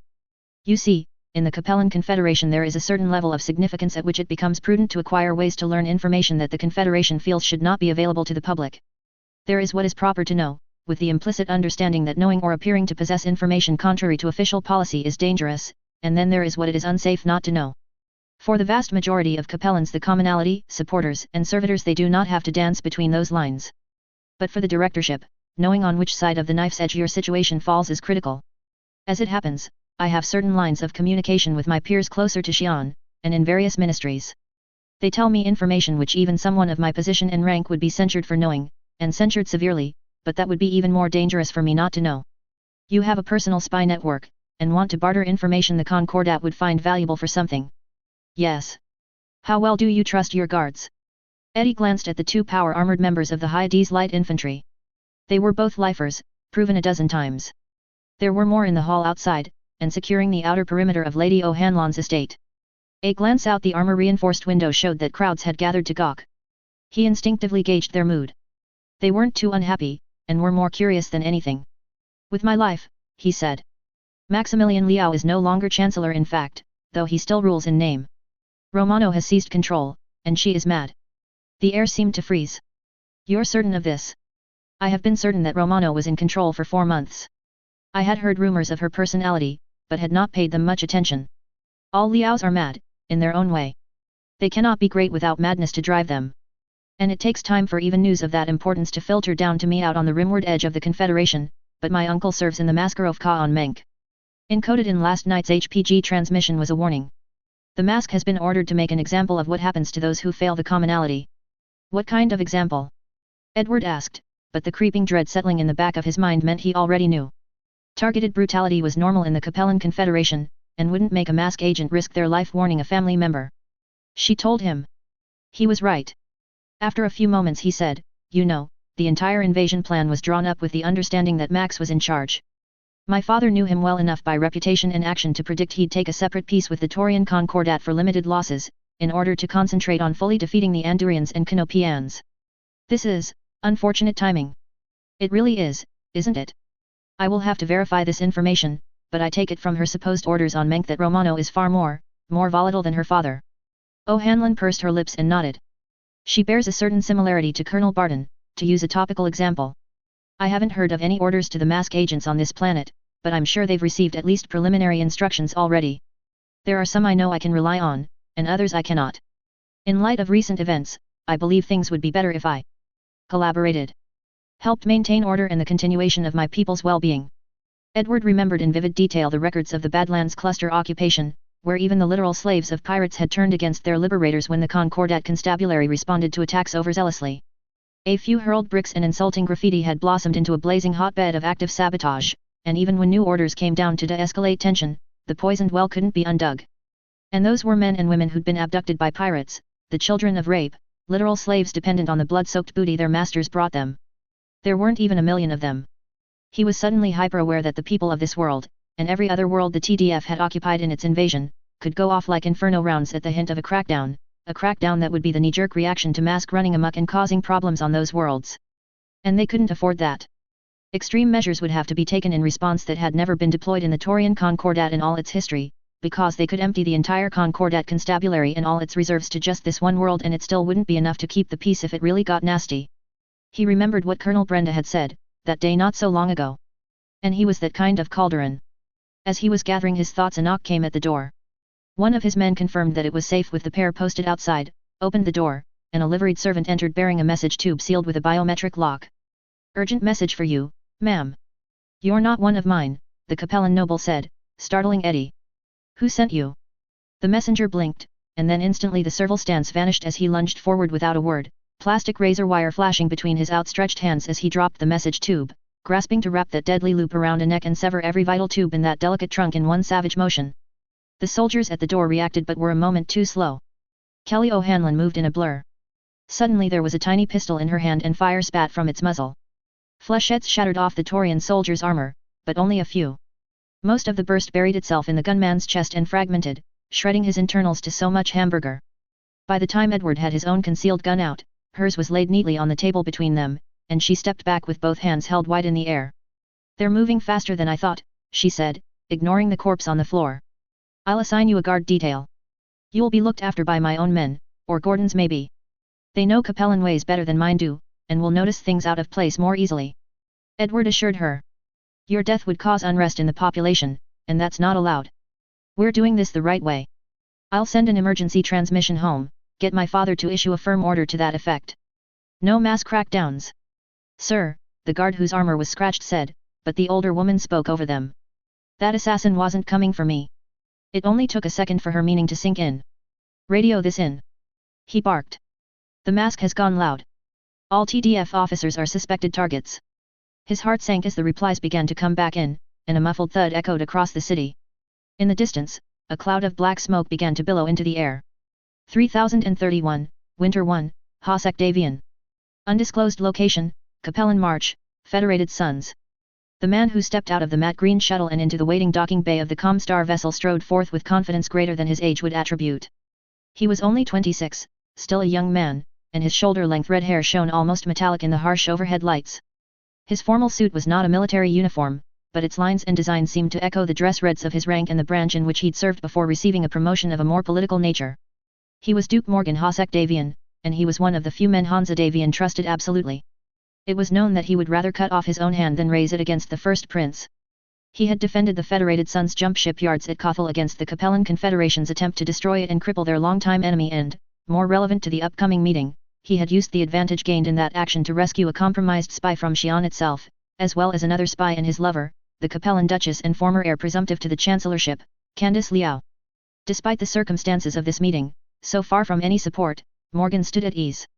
He flexed his knees and appreciated the depth of pile on the great grey carpet rolled out to cover the scuffs and marks that accumulate in any docking bay. MIIO and agents of St. Ives' own security intelligence service had verified the integrity of the location and jump ship, and were even now stationed discreetly both in and around the shuttle bay. It must be odd, Morgan considered, for those former Mascarovka and current MIIO to work together after being enemies for so long. But they could do it, and he could too. The shuttle across the bay hissed under a slight pressure differential as its door opened and a pair of blank-faced security personnel swept out to perform last-minute checks, before backing away to let Duchess Candice Liao exit. She wore green slippers and a red dress, and though she too had once served as a mech warrior there was no hint of martial favor in her clothing. Her dark hair, pulled back in a long braid, hung low down her back and her face as just as stereotypically Capellan as his own was Davian. Lines marred a brow that had once been smooth. They had last met only a few years ago, but they'd weighed heavily on her. Or perhaps she was only now free to let the signs of stress and pressure visibly show, free from the ever-present threat of assassination and the constant pressure of Xi'an's poisonous court. It was likely the second, Morgan decided, and chided himself for his tendency to think unkindly of the independent Duchess. He had his reasons, but there was no excuse to let valid criticism lead to slanderously baseless suppositions. As she proceeded at a stately pace, and he also began walking toward the great Comstar insignia at the middle of the bay, he realized that the scene bore an unbearable similarity to one he'd seen only in Holovid. Morgan Hosek Davian grew grim as he once again remembered the first time he'd seen his father's casket, carried down the ramp from a Capellan shuttle much like the one before him now. Save for the different emblem emblazoned across it, and the lack of visible guards at his side, Candice might be walking the same path his father's pallbearers had. He hated it. He hated working with any Liao, even one that had seemingly left her family's evil behind. Candice Liao's story was a popular one in the Federated Sons. Redeemed by love for her husband and people, she left behind the nest of vipers that was the Sunset Court and struck off, creating an independent realm out of her Duchy of St. Ives, but that Morgan had been quickly disillusioned of. Earlier this same year, when Hansa Davian had declared his intention to open a third front against the Capellan Confederation and finally put an end to their history-old feud, she'd refused. Even when told that Hansa intended to place her on the throne and let her rule as she saw fit. She'd threatened him with war between their respective nations as ridiculous as a wasp threatening a bear, but the first prince had backed down, just as he'd backed down from offering to station troops in St. Ives to help her put down the unrest she'd had to spend over a year quelling. Candice Liao played at being more moral than the average member of her house, and perhaps she was, but in Morgan's keen military mind he could tally what she'd cost the Federated Sons. At some point propping her up might have seemed both a net positive for the Sons and Hansa Davian personally due to her marriage with Justin Allard, the son of MIIO's director and a celebrated war hero, but lately she'd gained much from the Federated Sons with words of justice and honor, and refused any chance of reciprocation. It was enough to make the less emotional parts of Morgan Hossack Davian's mind wonder if she really was any different than the rest of her dynasty, if some latent mad evil in her blood had risen to prominence despite her best efforts. It was a softer thing to wonder about than if she had always held this Liao greed and disregard for the bonds of honor. That was something that ate at him, because he was a man of honor and duty. He was a man who knew that it was a noble's responsibility to ensure that their word was as binding as Pharaoh steel, their honor as immaculate, and that they always repaid service done to them lavishly. It was those principles which ensured that he could always rely on his men to follow him into battle, even if it was near certain death. Integrity, honor, and greed, those were the chains that bound fighting men and the thin threads which held them above barbarism. It was integrity and honor, both his own and reciprocated, that bound Morgan to Hansa Davian's service. But what bound Candice Liao? It couldn't be loyalty to the Capellan people, or desire to preserve Capellan culture as she professed. It couldn't be desire for personal power. In either of those cases then surely she would already have conquered her sister's realm with the aid of the Federated Sons and Lyran Commonwealth. Morgan wondered. And yet despite his own distaste at the coming proceedings there was no trace of his inner anger on the young duke's face. It wasn't his place to question his liege's decisions, and so all of that had no effect on him in the slightest, except for his smallest unconscious reactions. And besides, he thought Candice Liao wouldn't be coming away from their current meeting entirely pleased, and that lightened his mood as his long, measured strides closed the distance between the two of them. He wondered how Candice Liao saw him. She would know his father died on Xi'an, bargaining with Maximilian for support on an invasion of the Greater Federated Sons, but did she believe that? Did she think him the son of an honorless traitor, or did she know his father had been trying to lure her own father into a trap, to further Michael Hossack Davian's ambition of seizing the first prince's throne for himself? Did she see him as a dog tamed by his captive education at Hansa court, or a noble raised with a warrior's duty and honor in his heart? Her husband would know the truth of him, for sure, but not even spouses held all the same views. At last they stood not 2 meters apart, both treading on the oval and star emblem from opposite ends. The tail end of the star shot off under Candice's feet, back toward her ship. Duke Hossack Davian, thank you for attending this meeting in the first prince's place, she spoke first. Think nothing of it. I heard that you have a son now. Congratulations. I hope you, and he, have long and happy lives. I have a second on the way. The doctors tell me all is well, but it's still the early stages. You have my congratulations to your daughter, as well. I hope your wife recovers swiftly. They spoke similar small talk for a time before moving to the real reason for their secretive rendezvous. In the end Candice had to do it.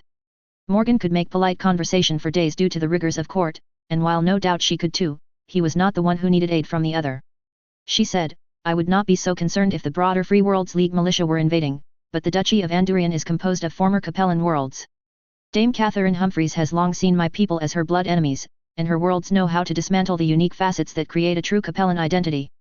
It would be a crime if the Capellan commonality, that sense of unity and belonging, were lost and all its worlds divided up into 100 squabbling Free Worlds factions too fascinated with spitting on their neighbors to work together. You were not so concerned about the prospects of the Capellan Confederation earlier this year. I do not believe anyone expected the invasion to actually succeed, not even your first prince. If Hansa Davian thought the Capellan Confederation would fall without his intervention, then I would not have had to prevent him from resuming hostilities. He let you persuade him otherwise, Morgan thought. The only reason you succeeded was that we're planning on giving the core ward territory we conquered in the recent war to the Lyran Commonwealth to administer, and the remnants of Cap can provide a convenient buffer state between the Federated Sons and Free Worlds League.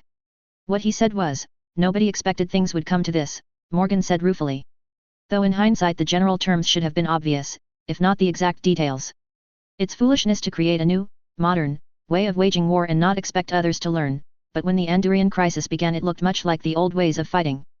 But while the Andurians and Canopians obviously didn't learn from Operation Rat, the Taurian leadership obviously did. Their own invasion is a poor man's imitation, but not one crafted carelessly. Candice spoke with a low, bitter voice, and her dark eyes seemed like pits that reached into his head and plucked his thoughts out of his brain.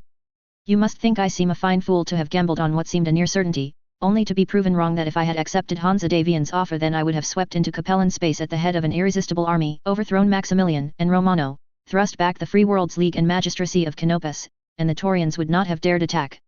And that I would not be forced to ask for aid in preventing the total collapse of the nation I left to fend for itself.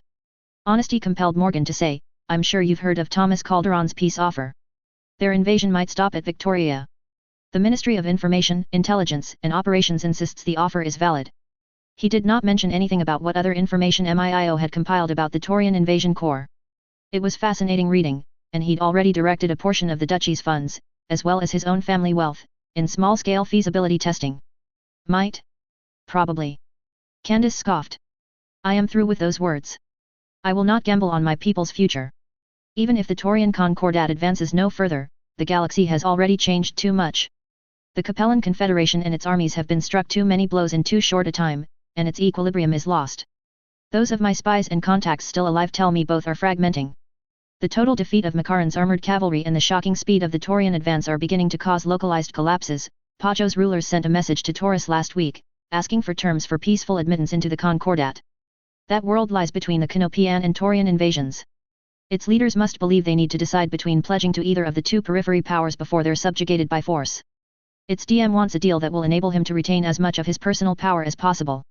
Doubtless he considered sending an offer to Canopus instead, but didn't for obvious reasons.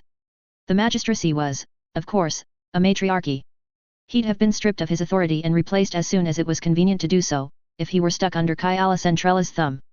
I can't imagine Romano's orders to the Maskarovka have done much to persuade the rimward worlds that support from Xi'an will come if they only do their best to resist, Morgan said. She's using up Maskarovka assets left, right, and center in a reckless desire for revenge. If my husband were still. It's pointless, and aside from terrorizing her own low nobility, killing a few colonels, and almost assassinating the heir to the Taurian Concordat, her actions have done more to hinder than help. If Edward Calderon had not taken command and enforced order, the Taurian invasion might have turned into a fleet of butchers. Periphery barbarians are always half a step from savagery. But that does not matter, Candace said, and a flash of bitter regret passed across her face. The districts of the Free Worlds League are surely already picking out which worlds to sack and plunder. If Orient moves, and soon it surely will, then the FWLM will follow, so as not to be left out. And then the Capellan Confederation will die. And so I am here, humbly requesting aid after rejecting the same so recently. For a time Morgan was silent, considering, and then he spoke. I have orders from my prince, but before I discuss them, I have a personal question to pose. Which, of the three invaders currently inside the Capellan Confederation, do you hold to be the least threat? I know you hold Andurian to be the greatest, both on its own and as a cat's paw of the Free Worlds League, but if forced to stomach one, which would you choose? In truth, I had not paid much attention to the Concordat or magistracy even when they were my neighbors, Candace said, as dry as century-old paper, but she spoke slowly and considered her answer. It was a new question for her, and she was a methodical woman in most matters. Prior to recent events, they were not in the habit of doing anything worth paying attention to. Still, of the three evils, the Taurians hold the official policy that a planet's internal affairs are their own business, so long as their obligations are met. Perhaps that is not so terrible, if it's true in deed as well as word. At that, Morgan made up his mind. That was a good answer. It was a good ruler's answer. So he would help her, within limits. He had his own responsibilities as a ruler, as well as a faithful vassal, after all. As I am sure you're aware, my prince approves of your desire to safeguard the Capellan people. He believes that it would be better for them to be under your guidance than the Free Worlds League, Magistracy of Canopus, and Taurian Concordat. But there are limits to what aid he can afford to offer you. Recent events have left his administration and the armed forces of the Federated Sons overburdened, but the forces of the Capellan March, my forces, are not. Your border garrisons do have experience pretending not to be house troops, Candace said. He supposed it was a compliment, in a way. I appreciate your assistance, Duke Hosek Davian. Any aid you could provide would be greatly appreciated. My prince left the manner of assistance up to my discretion, Morgan said, eyeing his opposite for any signs of discomfort or relaxation at that news and getting none. He couldn't read her. No matter.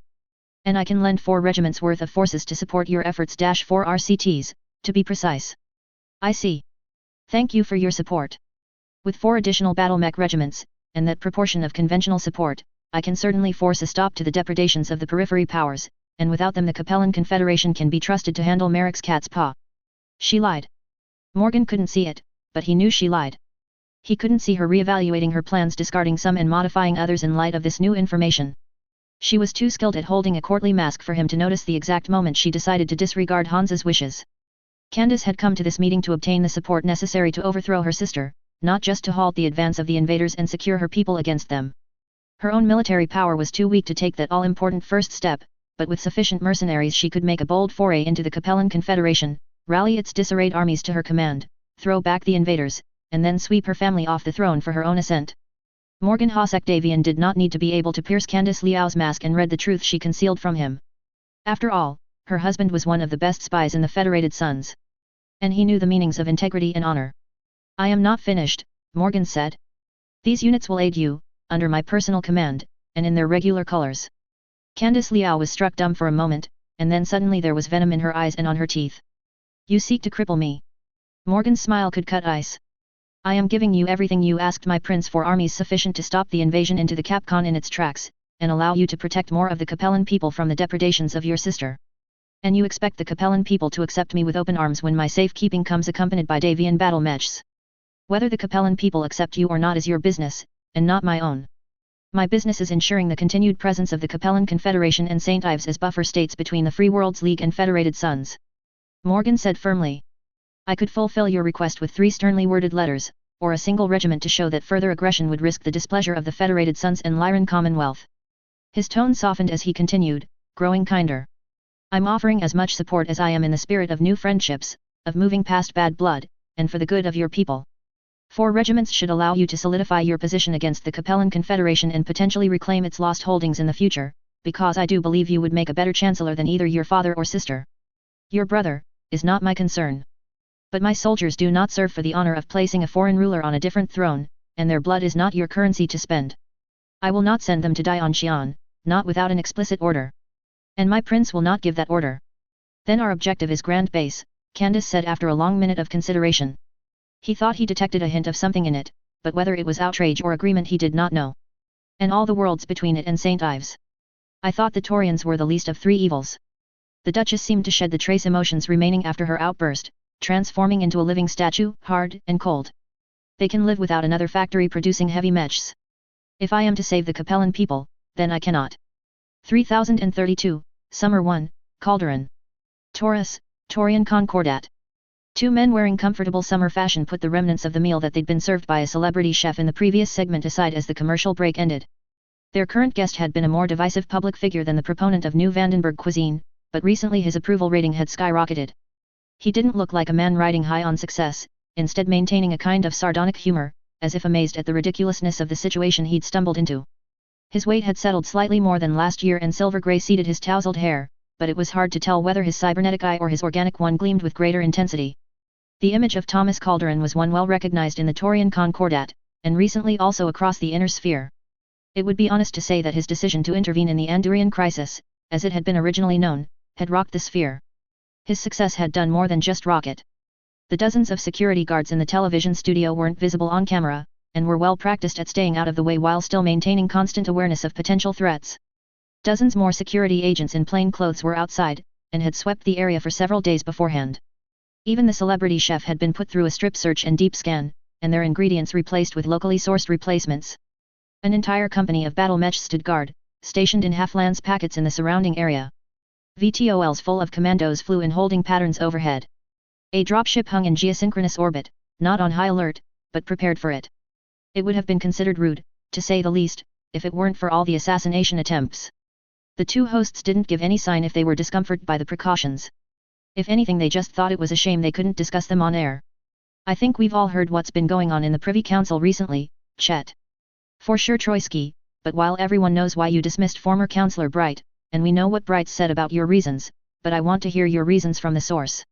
It seems like we'll get something a little more accurate than madness, utter madness. Or at the very least, something different. The Holovid Show, What's Up Taurus, was the second most highly rated and third most watched news/entertainment talk show that aired on the capital planet. 2 hosts, currently Abel Chet and Don T. Try to say my first name on air, Troisky, hosted a variety of panels and interviewees relevant to whatever current situation was evolving that influenced Taurus, the Hyades cluster, the Taurian Concordat, and somewhat more rarely also other parts of the inhabited galaxy. People watched it because it had a simple, easy-to-understand format and they carefully curated their topics and guests, and also because its parent producer had bought the primetime programming spot and they made sure to keep the conversation easy enough for the evening beer at the bar crowd to follow along. Its viewership numbers weren't the highest, but that changed whenever they hosted their most infamous panel, Meet the Protector. Every protector of the realm for the past 2 centuries had done something similar with whatever program caught their fancy, and it never failed to produce great media. It was a chance for the ruling Calderon to speak honestly and bluntly to the most immediate subset of his people, and these episodes were always distributed across the entire protectorate. Better than reading a press release in the morning paper, was the popular opinion, though sometimes the current protector had a little too much fun choosing which program to use. Who could forget Timothy Calderon, the former football player who'd only come to power after an unlucky dropship crash killed all 4 of his elder siblings, and who'd delivered a profanity-laced tirade at the university sports industry for the Torian League Football Championship halftime show 70 years ago? Who couldn't remember when Zarantha Calderon spent an entire interview staring at the camera and guzzling coffee from a 1-liter mug with mommy fuel on the side?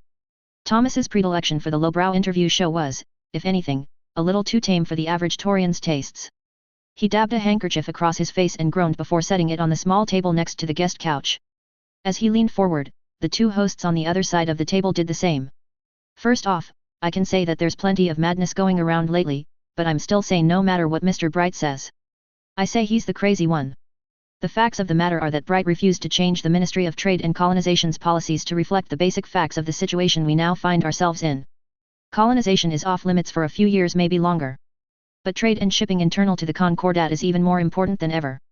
The former minister refused to adjust, and even insisted on more funding and jump ships for colonization efforts in the deep periphery. I don't think Minister Arnold is going to make the same decisions as his predecessor, but let's leave aside the cause of these recent changes to talk about what you just said. Chet chuckled at his CO host. All right. So several of the new worlds are very populous and have some pretty heavy industry too. We've gotten a few that eagerly rejoined the Concordat, and some that were pushed by Liao's decision to have the Maskarov Ka, their secret police and spy agency, commit terrorist attacks and assassination attempts on anyone and everyone they could blame, including local Capellan power brokers who they didn't think resisted the TDF with enough vigor. So those worlds are producing supplies and goods that need shipping. Anything to say about that? It's only because of the good work on peaceful transitions of power, and the overwhelmingly positive response among the common Capellan people to the enforcement of civil rights we take for granted in the Concordat, that even holding Victoria has been possible. Thomas said bluntly. Local support has been instrumental to providing supplies to armies and worlds that want to leave behind the Liao's tyranny, and I thank them all. On to a more surprising development, the inner sphere is fragmented and they fight each other like starving rats in a bucket. I know, but the St. Ives Compact has been on the move against the Capellan Confederation, and that is a shock. St. Ives is a district of Capcom that split off when the frontrunner for heir to the Capellan Confederation eloped with a Davian spy, betraying her family and country. Troisky clarified for the audience. Right, Chet nodded. Its leader, Duchess Candice Liao, has declared herself the true leader of the Capellan people and embarked on a 2-pronged attack. First she went rimward and took Grand Base, which is a major industrial world, and then she moved Coreward and convinced Ares to join St. Ives. Ares produces dropships, but Grand Base makes heavy battle mechs. I'm not sure which is the bigger win for her, and loss for her sister Romano, but there are rumors that even some of the warrior houses have flipped. It was such a shock for old Max that he actually had a stroke and kicked it. Romano Liao swore to, as her first statement as Chancellor, and I quote, destroy all who oppose the prosperity of the Capellan commonality, its people, and the Confederation it forms. To utterly extinguish all traitors who dare further weaken the Confederation in its hour of need, and to make their suffering so legendary in proportion that none would dare oppose her rule. Fun. And how was that received? Well, the polls say she has a 100% approval rating among Capellan citizens, but there's more. Not all the armies conquering worlds for St. Ives are Capellan. Actually, my sources say most of them are Certus Fusiliers regiments, from the Federated Sons. Protector Calderon, can you verify this? Absolutely. Thomas said bluntly. The Federated Sons, through Morgan Hosek Davian of the Capellan March, are interfering in the Capellans' internal squabbles. It's a civil war, but where the Davians don't want their patsy to actually win, just keep the other Liao off their backs. And are you concerned about that? Of course I damn well am. The Protector snapped. Hansa Davian and his alliance with Melissa Steiner are the single greatest threat the Torian Concordat has faced since the fall of the Star League. You'd have to be some kind of idiot not to look at them and see a new Cameron dynasty in the making, if they can keep their alliance together. And yet you've stretched the Torian Defense Force halfway across Capcom, instead of stationing it to defend us. Troisky leaned back with the air of a man who just scored a point. He got a grunt and a glower in response. As you may know if you listen to the recordings of public Privy Council sessions, some of the pirates we've been dealing with have gotten money or goods from Xi'an. Yet, old Max was screwing us from all the way over there. I've also opened talks with those people between us and Canopus call themselves the Oregon Restoration. Half a battalion went rogue and stirred them up a while ago, playing Pirate King. Anyway, a battalion's working with them on anti-pirate duties. Add that to the general slowdown in piracy on the anti-Spineward border, and how the forces that used to garrison the Capellan border can be shifted to cover part of the new one, plus the salvage from the campaign, and the TDF can stretch to cover more ground than it used to. Additionally, I plan to stand up a whole new corps within 15 years. With what money? Troitsky asked. Are Taurian citizens going to be burdened with new Concordat taxes? Chet snickered. Come off it. We went over this last week with Jessica, from WIB. The Concordat government is imposing a special export fee attached to every sale and royalty payment on Yellow Jackets, you know, the new miracle weapon? They're already selling like crazy, and whoever wrote that pricing scheme is evil. The buy-in's cheap for a production license, but there's a little royalty on every suit and the patents are nasty. It's like, remember that firearms history expert we had on? The one with the he made a gesture at his hair. Oh, you mean, yeah, he explained how some of the patents were written so that for a while one company had a monopoly on making actually good revolvers? You're saying the Yellow Jacket ones are like that? Yeah, the Myanmar layout's the only really effective way to do it, according to We're Getting Off Topic. Look up Guns with George and Amber if you want to learn more about it. They do more than guns, people. Sorry about that, Protector. Sometimes we get off on a tangent. It's no problem. I like hearing about how I don't have to raise taxes too. Everybody screams when I mention raising taxes. My doctor says it stresses me out, and there's enough stress in my life. He's got me on 1 drink a day, mandatory, but it's got to be red wine. It's supposed to help my health, but who knows. And about the Davians. The weight in the air hung, trembling with anticipation as Thomas Calderon took a long, deep breath. Then he let it out. I have always been a proponent of vigilance toward the Federated Sons. However, the use of St. Ives as a pawn indicates that they're taking a more manipulative than direct approach currently. This is backed by them allying with the Steiners. It makes a trend. So we have some time. Once properly integrated, the new member planets of the Concordat will offer the Taurian Defense Force, and all Taurian citizens, much greater strategic depth against Davian aggression. Do you intend to take the fight to the Federated Sons? Certain authorities say that the Pleiades cluster is within reach, with new weapons technology. No, damn you. Damn you, you idiots. Can you do basic math? Can you stack up regiments and see how ludicrously outnumbered the TDF is? How can you so casually talk about spending Taurian lives in a stupid attempt to reclaim planets inhabited by people who don't even consider themselves Taurian anymore, and who wouldn't welcome a regime change? He very carefully did not say. But his glare conveyed the emotional component. Instead he said, in a firmly controlled voice, I must talk to different analysts. Regardless, no. There are no plans to invade the Federated Sons. The future of the Taurian Concordat lies in pursuing defensive strength and economic development.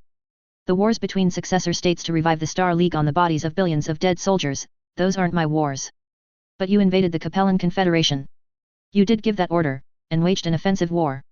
As I said previously, it was planned as a limited action to gain strategic defensive depth.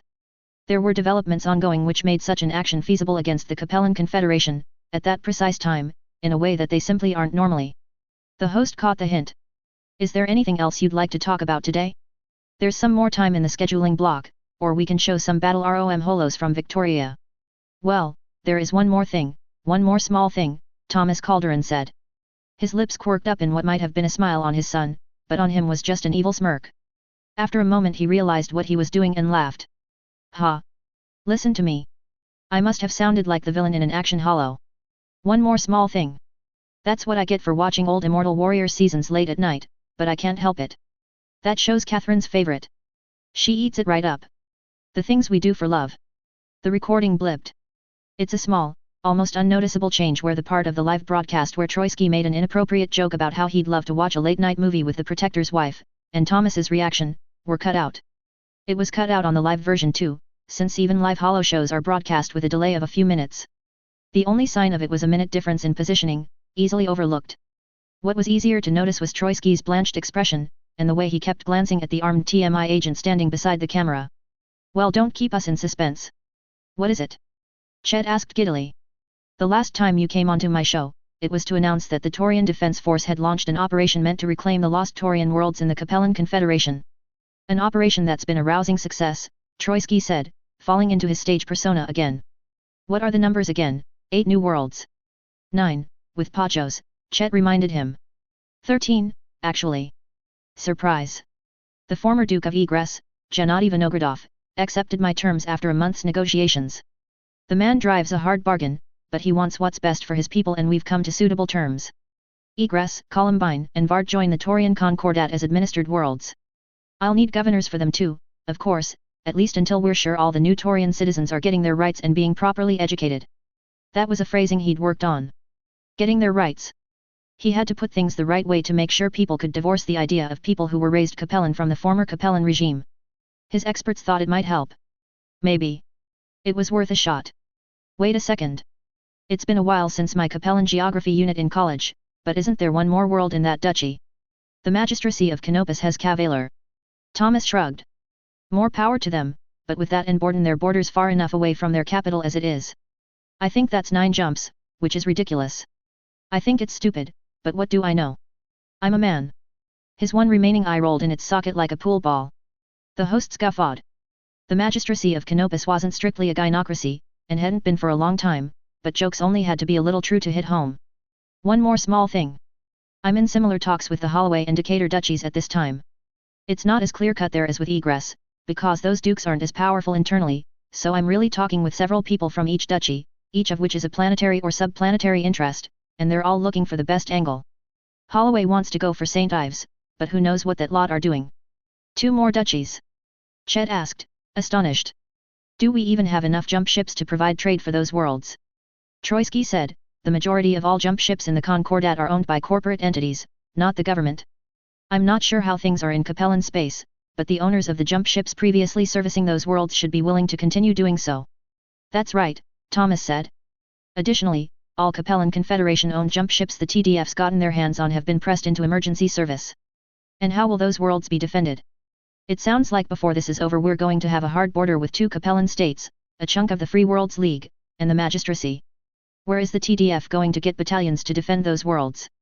You forgot Big Mac taking Menck and Mitchell independent as mercenary stars and Hurek and Ward joining the Oregon Coalition, Troisky interjected. I don't know how I feel about Makaran's armored cavalry being a jump away from a populated world. We took 'em down to 1 regiment from 4 the last time they came to Victoria. Makaran's not stupid. I met the man, and he's a canny operator. He knows what the safe bets are, and that's a Taurian world, now. I'll be sending over a governor to replace my son Edward soonish, and they'll stay there until I'm satisfied Victoria's fulfilling all the obligations a Concordat world is required to fulfill citizens' rights, taxes, self-defense, etc. etc. I see, I see. Now we're coming up on the end of the program, but you've been a wonderful guest as always, Protector Calderon. Some of the guarded tenseness left Thomas as he stood and shook the host's hands. It was my pleasure, but I'm afraid I have one more quick thing to say. How many more one more things can there be? Chet asked, playing along. But this wasn't playtime anymore. Now it was time to break the rules. Just this one. Just this one. You see, Victoria, in addition to the publicly known assets, also contained a Star League research facility. The Capellan Confederation had found and reactivated it, and it contains 4 incomplete battlemech production lines. Exact details are classified, but Edward Calderon's actions in the aftermath of the first round of Capcom-sponsored terror attacks convinced the locals to come clean, instead of destroying the place. It also contained a data core. A data core. Star League Field Library Facility, Helm, DA 890-2699. There are rumors that there was something on Helm, I think, Troisky said, uncertain.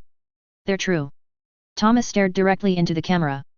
And since apparently everybody else already has the damn thing, there's no point in keeping it hush-hush. So I'm sticking a copy on every major university campus in the Concordat. 3032, Summer 2, Waterley. 3032, Summer 2, Waterley. From the desk of the Primus, Terra. Primus Mendel Waterley. Summary: events unfolding in Capellan space and Capellan-adjacent periphery zones show strong potential for the creation of a second buffer area similar to your existing efforts to create a neutral state between the Draconis Combine and Lyran Commonwealth, Rasselhog. Following, excerpts from HPG messages exchanged between Taurus, Andurian, and Canopus HPG stations between December 3031 and July 3032, the 8-month period immediately following the TDF victory over Makaran's armored cavalry and its regular CCAF support forces. Unless otherwise specified, messages are CC'd to all parties. Due to transfer time, some replies to messages are sent before or concurrent with other messages in a conversation. Message senders identified by last name. Irrelevant messages omitted. Prefaces/addresses omitted. Principal message senders are as follows. Calderon, Protector of the Realm Thomas Calderon, Taurian Concordat. Humphreys, Dame Catherine Humphreys, Independent Duchy of Andurian. Centrella, Magistrix Kyala Centrella, Magistracy of Canopus. Calderon to Centrella. The TDF Expeditionary Corps held Victoria against CCAF counterattack. Makaran's armored cavalry was reduced in strength and all attached ASF were destroyed in their escape. Presumably they jumped to Menk, but that is not confirmed. Other potential destinations include Mitchell, Quimberton, Vard, and Columbine. As this potentially puts an elite regiment within jump distance of your own troops, consider this fair warning. Centrella to Calderon. While I thank you for the warning, the MAF are not concerned with the broken remnants of a band of cowards tamed by Liao's handouts. Humphreys. Due to our similar goals, I believe it would behoove us to cooperate, or at the very least share tidbits of information the others might not have. I will begin. The Death Commandos are greatly diminished, down to a training command, and localized on Grand Base. They can be ignored for any planning that does not involve that planet itself, because they cannot be committed elsewhere without risking the destruction of their training cadre, or reducing their killing edge by separating trainees from trainers. Centrella. We've split the Capellan Confederation open, and with further pressure we can rip off its shell and feast. I can confirm that CCAF resolve is finally weakening in response to our continued efforts. On Drazan, the 15th Draken had to be shored up by warrior House Daidachi. Unfortunately, the 15th Draken has now been reinforced by House Daidachi. Calderon. The Maskarovka is staging attacks on all Taurian-held worlds. We have had some success in using these attacks to gain the support of local power blocks, but unfortunately several food storage and distribution facilities have been targeted and sabotaged, and there's an epidemic of assassination attempts all the way up the chain of command and also targeting collaborators. Damage estimates are ongoing. Consider this my contribution to this little information trade. If you're not being hit yet, then step up your security. Centrella. Thank you for the warning, but MIM is more than a match for Mask. What are your plans for expanding into the Capellan Confederation when its resistance collapses? Dame Centrella and I had previously decided to split with myself taking the Decatur and Holloway duchies, and everything rimward, but your actions in the previous year lead me to believe a renegotiation is in order. Humphreys. I don't believe any sort of firm agreement was ever reached, Kyala darling. Finders keepers is the appropriate phrase, I believe. Calderon. The Taurian Concordat has no intention of taking further aggressive actions. The previous expansion was primarily intended to liberate former Taurian worlds, and with that war goal achieved the TDF is re-evaluating its strategic readiness for further operations. I appreciate your desire to finally shift the status quo of the inner sphere beyond shifting a few borders around, but I don't have any intention to take worlds that I'd just have to give away later because I couldn't defend them. Calderon. News from Menk. Liao has tasked Maskarovka assets with waging a campaign of terror against the Big Max dependents. It's not just us being hit. This looks like someone blindly lashing out. It doesn't feel like Max. How sure are we that he's still in charge? Note, immediately following the Taurian defense of Victoria, approximately one-third of Makaran's remaining mech forces split off to form the reinforced mercenary battalion Leo's Demons. They quickly took a discounted contract with the Taurian Concordat to garrison Muri docks in exchange for routing a jump ship and drop ship to Menk to transport their dependents out of Capellan space. Humphreys. There are rumors that Maximilian suffered a mental breakdown, and Romano is in charge. I thought you knew? Calderon. When was this supposed to have happened? Humphreys. In 3028 or 29. You know, this does explain why you didn't plan your invasion as if it were a fight to the death. Max would probably have taken that peace deal you offered, but it looks like Romano might be a little more unstable. Maybe if Candace had taken over instead, but she ran off with that MIIO spy. Perhaps it's just me being older, but I prefer to look on the bright side of things like this, and I think I've found one. We'd never have talked to each other without that little misunderstanding. Centrella. So you want security, Thomas? We all do, but we'll never be secure unless we take risks now. If you're concerned about your borders, then we could arrange something between the three of us. Calderon. The Taurian Concordat recognizes the sovereignty of President Archibald Makaran of Makaran's Trading Company, the landowner and protector of the independent system of Menk. Makaran's armored CAV, the mercenary company, has dissolved and been reformed into the Menk Armored Cavalry 1st Regiment. Its registration with the Mercenary Review and Bonding Commission closed and its mech warriors awarded with grants in proportion to duration and quality of service. Centrella. 1 regiment? You should have destroyed them. Leaving them alive is foolishness. Menk's industry is a valuable prize and its resources fueled your advance, and independent systems do not last. What will you do when it's taken? Humphreys. My former peers in the Free Worlds League are discussing whether or not to invade the Capellan Confederation. Thomas's position is weakened enough by my success that he's relying on his main supporters to get anything done, and Christopher is eyeing Xi'an. If the Grand Duchy of Orient makes a move, then Thomas will be forced to order the Free Worlds League militia to do the same thing. Better to move in unison than separately, and if Orient takes Xi'an, then in a generation there won't be any more Merrick Captain Generals. We need to put an end to Liao soon, or Thomas might make enough gains to envelop all of us in the aftermath. Humphreys. I can't help but agree with Kyala, Thomas. I'm sure you have your reasons for leaving Menkbi, but you could have struck further core ward using it as a springboard. We could have easily regrouped and made a mutual strike at Grand Base. Calderon. I don't think Grand Base is my problem, lady. Centrella. Since Thomas seems to have no objection to former blood enemies taking Capellan worlds bordering his own, surely there's no issue with a friend doing the same? I believe that after Gunthar is taken I will push in force into the Duchy of Egress. Humphreys to Calderon. Let's keep this between us and cut to the chase, shall we? The Magistrix has underperformed my expectations, and you've exceeded them by far. I want Grand Base, and I know that Kai Aladir won't spend a single drop of Canopian blood to help me get it. What would it take for Grand Base to become your problem? Calderon to Humphreys. I don't have any interest in extending my supply lines further than I have to. Big pushes require a lot of transport capacity as an upfront cost, and put even more strain on logistics during and afterward. I'm still hunting for a solution to the food supply problem, too, and Centrella's trying to string me along until I get desperate. I might have to commit to invading a few agricultural worlds just to get grain to Victoria and Zanzibar that doesn't have to go through 4 jumps first. Humphreys to Calderon. Taking Grand Base would be the Capellan Confederation's death knell.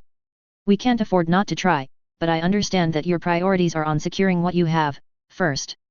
That new infantry you have would work wonders with my defenders' regiments, and if that battle ROM footage being spread around on every jump ship passing through is any indicator, then they'd practically neuter the Death Commando's ability to directly strike against an invasion. I don't have time to buy them and wait for delivery. Are there any of yours you could spare? Calderon to Humphreys. Most of my commando units in the theater are tied up running coin operations against loyalist mask cells with collaborationist mask cells. I can't spare them or I'll risk the locals turning against me. There are more Mascarovka taking orders from Xi'an than otherwise. I can't send you normal troops. Yellow Jackets don't make them any better than they already are at fighting stealth commandos. I've got 2 battalions of SASF, however, if you can send a jump ship to Victoria. They have their own dropships. In return I want to formally open diplomatic talks as soon as this mess settles down, and I want you to warn me if it looks like Centrella is going to send an army into Egress. Pajos has opened negotiations to see what it would take to join the Concordat, and I think he might be feeling things out on behalf of the whole duchy. Humphreys to Calderon. That's a deal. I'll have to stage from Primus, though, and that's a 6 jump round trip, so I'm sending the order out today. Humphreys to Calderon. They're here, and my forces boost to the jump point next week. This is all moving rather quickly, and I feel like I'm being swept up in events. Seeing the holos of TDF soldiers standing next to my own feels oddly unreal. I'd like you to consider something, Thomas. You're still a young man and I'm afraid that I'm anything but young anymore. I don't intend to patronize you, but I have children your age, and grandchildren your eldest sons. One of the things I've most wished I had, looking back on my life, is more options to take. With that in mind, would you rather sit back and allow Kyala's magistracy to cut you off from holding a border with my duchy, dictating terms of our relations, or would you rather have more options? Calderon. Morgan Hosek-Davian is invading the Capellan Confederation with his March troops for the benefit of the St. Ives Pact. He's hit Pervo and Homestead, and his likely war goal is Grand Base. My analysts believe he also intends to hit the Ares dropship yards, unless Candace hits them first. I'm halting all further invasion plans and putting the TDF on maximum alert until I have more information. Centrella. The Federated Sons are invading the Capellan Confederation. Unfortunately my own ability to take advantage of this is limited, but you will have any support I can offer. Humphreys. Morgan Hosek-Davian is invading the Capellan Confederation. I am attempting to open a diplomatic channel and arrange for a mutually recognized demarcation line, or at least an understanding of his war goals. Centrella. How sure are you of that information, Thomas? If true, it changes everything about the invasion. Calderon. Absolutely sure.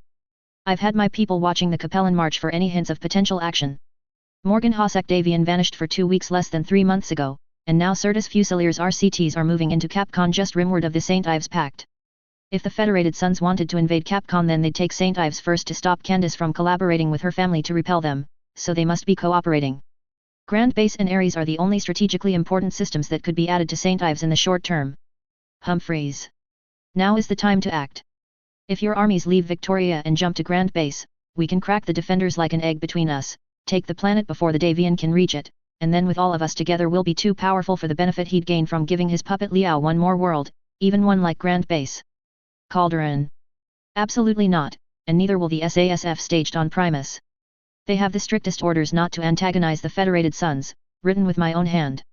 I have no interest in giving Hansa Davian any excuses. Centrella. The broader political situation this creates is fascinating, but unless I miss my mark, we've just won. The Capellan people will react to Davian battle match supporting Candice Liao in much the same way the Taurians would react to the Federated Sons marching behind a rogue Calderon. Betrayal, disgust, shock, and rejection. This finds any potential support Candice had among Romano's people and strangles it in its crib, and if they do take Grand Base for her, then that will likely be the extent of their aid. This signals the Federated Sons as deciding to use this area as a buffer zone to secure their border against the Free Worlds League, so maintaining several smaller powers instead of one large great house would be beneficial. Additionally, Romano will need to withdraw into Capcon's core territory with her armies to defend against a decapitation strike, instead of using them to oppose us. Unless I miss my mark, this is it. We've won. Humphreys. I can now confirm Thomas's information. The two warrior houses that had reinforced Beetlejuice earlier this year are now fighting each other. They seem to have split loyalties. The regular units are breaking. My general on planet has accepted 2 land-scale surrenders and 1 company that quit to become mercenaries this week so far. Principia has suffered a succession crisis and there's a message on my desk asking about joining up. Humphreys to Calderon. I take it you have no objection to my sending your SASF to Beetlejuice? The colonel in charge said you wouldn't, but I can recall them if you do. Calderon to Humphreys. Fine, but I need them back afterwards. Humphreys to Calderon. I hope that whatever you're doing with egress is ready, because otherwise Kyala is going to finish up on Gunthar and move in. Have you had time to think about my earlier proposal? Calderon to Humphreys. I have a plan, and yes. You have a deal. Centrella. The MAF has taken 3 worlds at the Capellans break and scatter. Resistance on Repulse and Gunthar has collapsed with the withdrawal of the warrior house, and Turin has sworn allegiance to the magistracy. 2 battalions each are boosting toward Cavaler and Borden as this message transmits. Humphreys. My forces have moved into the systems of Niamid and Barris, and they are negotiating surrenders as we speak. Nice and bloodless, my favorite kind of victory. Capellan militia morale is non-existent. Centrella. Cavaler has fallen to the MAF, and Borden's resistance is almost extinguished. Calderon. My negotiations with the Duke of Egress have concluded. He and his duchy will join the Taurian Concordat as the Egress Union, following in the line of similar subdivisions instituted for ease of governance such as the Victoria and Zanzibar unions. I won't contest your conquest of Cavaler, given it was part of the reason he agreed, but I warn that the Taurian Concordat cannot afford to show weakness against any invasion of the worlds and citizens it has sworn to defend. Appropriate orders have been issued. Centrella. What kind of nonsense are you saying? Humphreys. I think it would be best for the remaining worlds to decide their own fate. With so many conquered worlds, I don't think any of us can really afford the problems that could occur if a whole duchy decided to get restless. Note, there was a brief period where the TDF and MAF-aligned mercenaries were both present in the egress system, orbiting the planet. Major Orozco of Caesar's cohorts departed the planet after refueling after the TDF Navy dropship Hippity Hoppity sortied its ASF and demonstrated its weapons payload on a sensor buoy. This incident marks the only use of a nuclear weapon in the Andurian crisis to date. Centrella to Humphreys.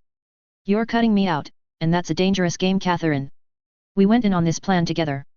We took the risks, we gambled everything, and you're letting Johnny-come-lately swoop in and take all the prizes. Humphreys to Centrella. Don't be silly. We're in this together, Kyala dear. We underestimated Liao's reserves and paid the price.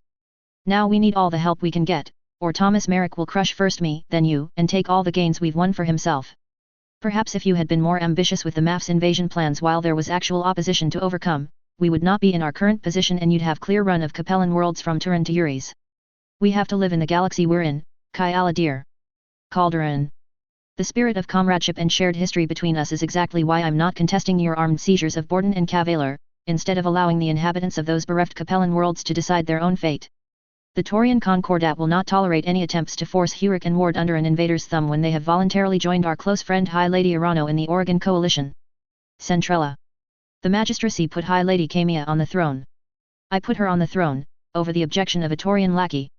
I would like to know when the Taurian Concordat recognized the existence of the Oregon Coalition, let alone became its friend, and what you could promise her that would supersede that. Calderon. We signed mutual recognitions of sovereignty and non-aggression last Tuesday, and all it took was spending a little political capital, mutual cooperation on repairing Core Mater's orbital industrial station, as well as economic aid. We're also in ongoing talks for a long-term trade agreement to buy their food surplus to supply our new worlds which need imports to sustain themselves.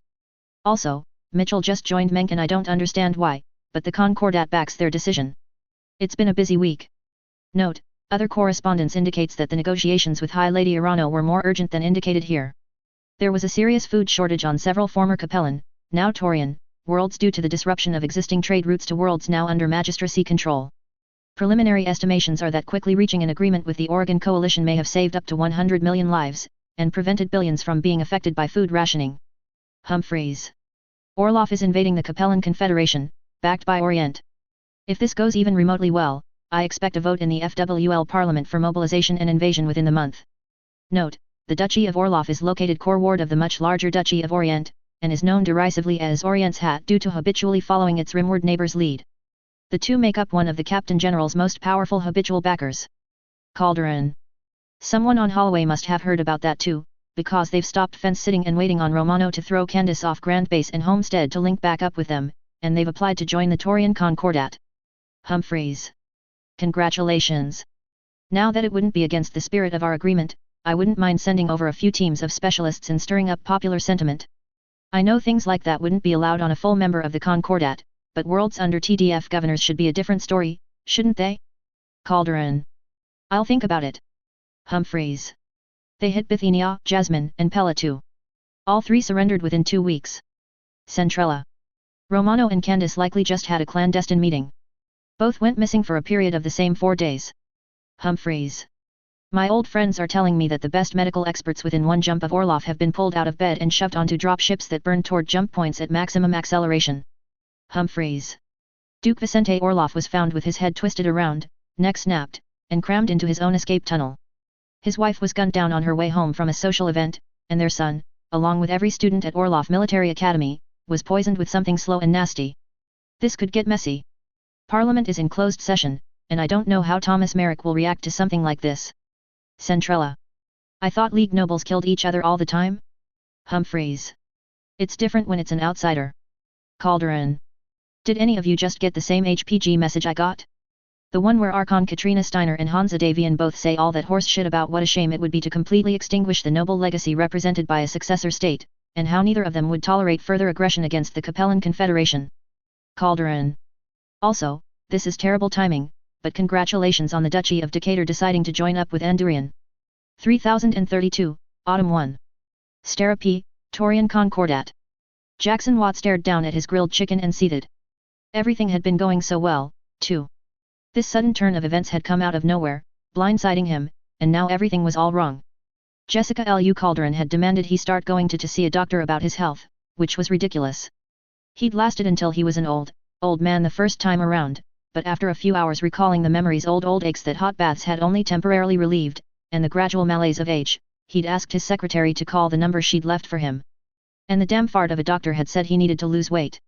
So now here he was at a restaurant instead of the bar, eating a carefully balanced diet tailored to help him lose calories in combination with half an hour of moderate exercise a day on the weekdays, and a whole hour on weekend days. He speared the chicken on his fork and savagely took a bite out of the tender, juicy bird. Something wrong with the food? His principal lunch guest asked. No, Jackson muttered before giving up on keeping his temper roused. Too much effort, and it really was a delicious meal. I'm just upset that there's nothing wrong to be upset about. We Taurians are a quarrelsome people, if you hadn't noticed. We like there to be something wrong because it lets us get all self-righteous. Rhonda snored rolled her eyes at him. One of her mech warriors stage whispered, it's funny because it's true from the next table over. They'd warmed up to him pretty quickly once he started paying for their lunches, something Eddie had suggested he do in one of his letters. Working with militia or bodyguards was apparently a lot like managing engineers on the factory floor. You had to reward them for going the extra mile and give tangible tokens of appreciation. Since he couldn't give them a raise on an already negotiated contract, he'd defaulted to good food in generous portions. One odd thing, though. The various crews seemed to wear ever more ridiculous outfits. It was almost like they wanted to cause a scene. Or there was a bet involved. The Scalded Heart was, though unfortunately named, one of the best-ranked restaurants on the entire planet, and their party stood out in a bad way. Its ancient bare rafter construction was no stranger to mech warriors and magnates, but they usually didn't come in wearing their work clothes, as it were. Jackson Watt may have changed his diet, but he still wore the same sturdy office suit as he always had. Though he'd at least bought a more upscale brand, he'd laughed at the idea of spending as much as his former peers in Stera P's C-suite, let alone his new peers. He looked like a working middle manager treating himself to an extra nice lunch after saving up for a few months. The assortment of combat jockeys and ruffians that made up Rhonda's team of elite mech warriors, on the other hand, looked like a cross between a casting call for extras in a historical movie and thugs for hire. This is exactly what they were, but from the glare in the staff's eyes they could have at least dressed up. Of course, they talked about politics. If the new corps is made of 3 regiments, then maybe that'd be enough, but I'd really recommend 2 corps instead. Rhonda gave the matter thought. The light through the window caught on the long glove covering her hand and half her forearm as she drummed her fingers heavily on the table. Eventually she leaned back in the booth and fixed her headband. If the Concordat can trust the Andurians and Canopians, then it won't need more than a regiment stretched across that part of its rear border in battalions, but that's an if. If the forces previously guarding against Capellan invasion are spread out a bit more, to reflect the CCAF's decreased strength, and tensions with St. Ives don't get too hot, then adding another corps would increase the average amount of mechs protecting each border world, on average. I suppose the quality of the cadre training them matters, too. It would. Who do you think will do it? The Taurian Guard? Hyades Light Infantry? They both performed exceptionally. The Wolf's Dragoons. The Protector paid for the best, according to rumors. Rhonda snored, leaned forward. Really? Now that's interesting. Do you think my father knows? He has a history with Jamie Wolf, the two don't get along at all. I can't imagine it matters in the slightest. They'll be all the way on Victoria, and we're all the way over here on Sterapi. That's most of the Concordat between us, the new Concordat, even. The amount of Lostech matters, too. Getting pulse lasers, ferrofibrous armor, extra light engines, freezers, those really increase a battle mecha's combat effectiveness, and that has a compounding effect. More effective mechs means fewer dead mech warriors, means more experienced mech warriors, more salvage, and cleaner battles.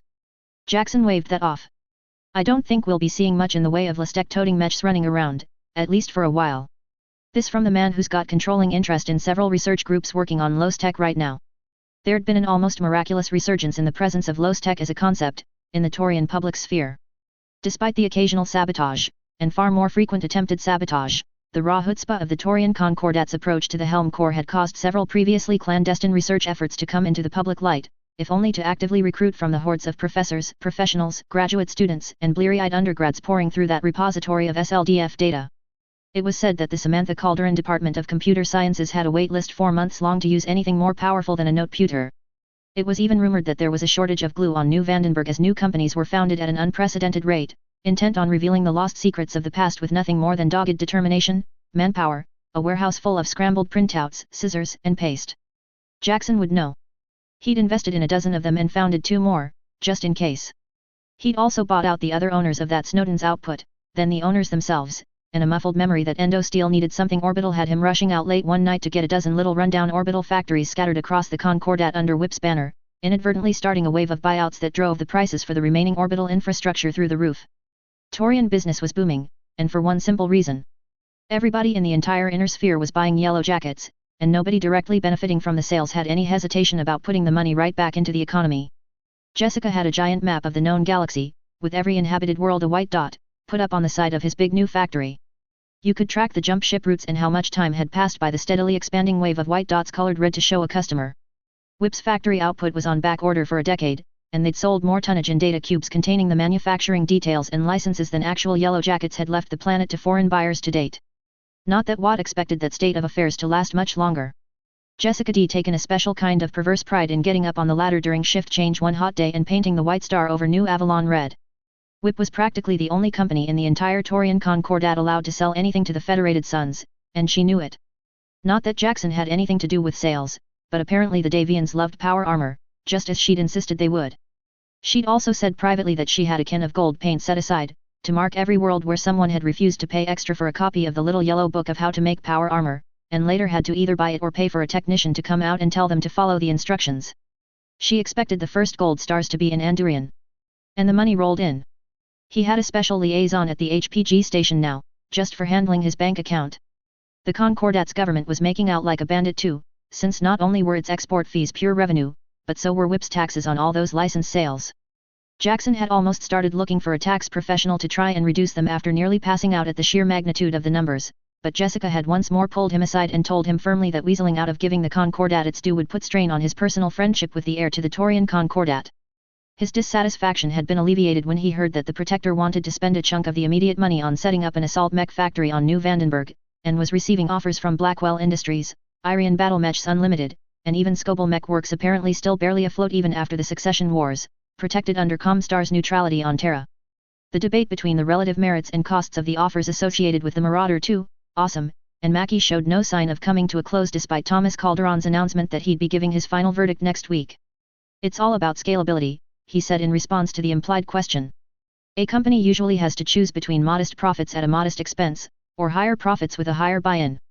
Factors play into that, like how reliable various profits are and the chance the company could get a patent that would pay off big, but the upfront cost is the big one because future profits don't matter if you go bankrupt or lay off half your labor force now."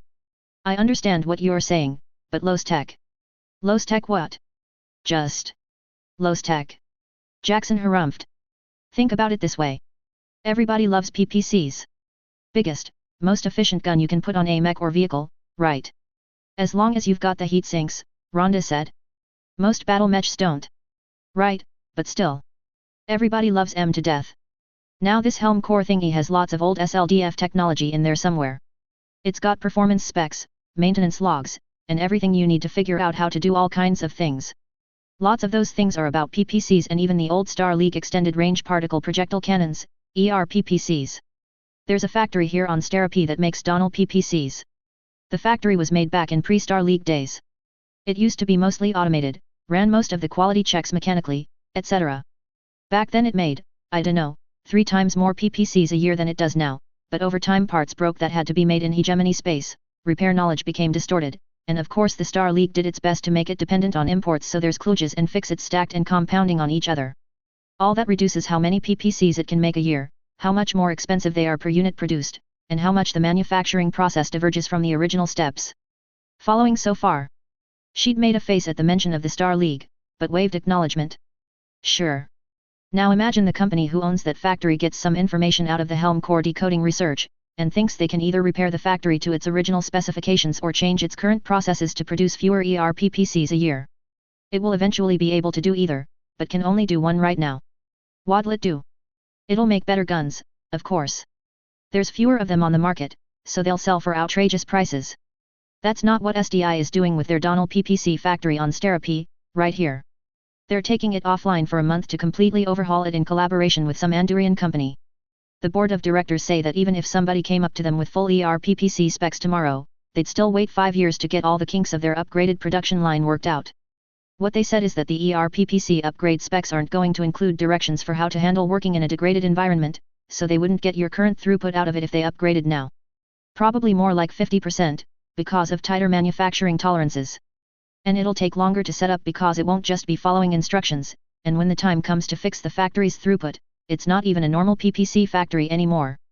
One more layer of kludge to fix. Meanwhile, if you just fix the factory first, then you get to sell so many PPCs that you actually make more money, especially since you can now sell to the Free Worlds League, Andurian, the Magistracy, even the Combine. Okay, but from a mercenary's point of view, Rhonda sawed enthusiastically at the giant stake in front of her. From a warrior's point of view, that's all wrong.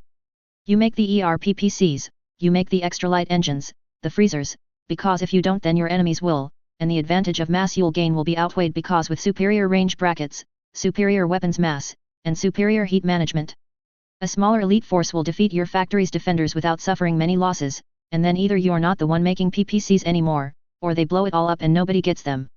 You understand what I'm saying?" Jackson carefully finished chewing, stared the punkish woman dead in the eyes, and said what is legally regarded as fighting words on several planets. "Missile carriers are more cost-effective, though."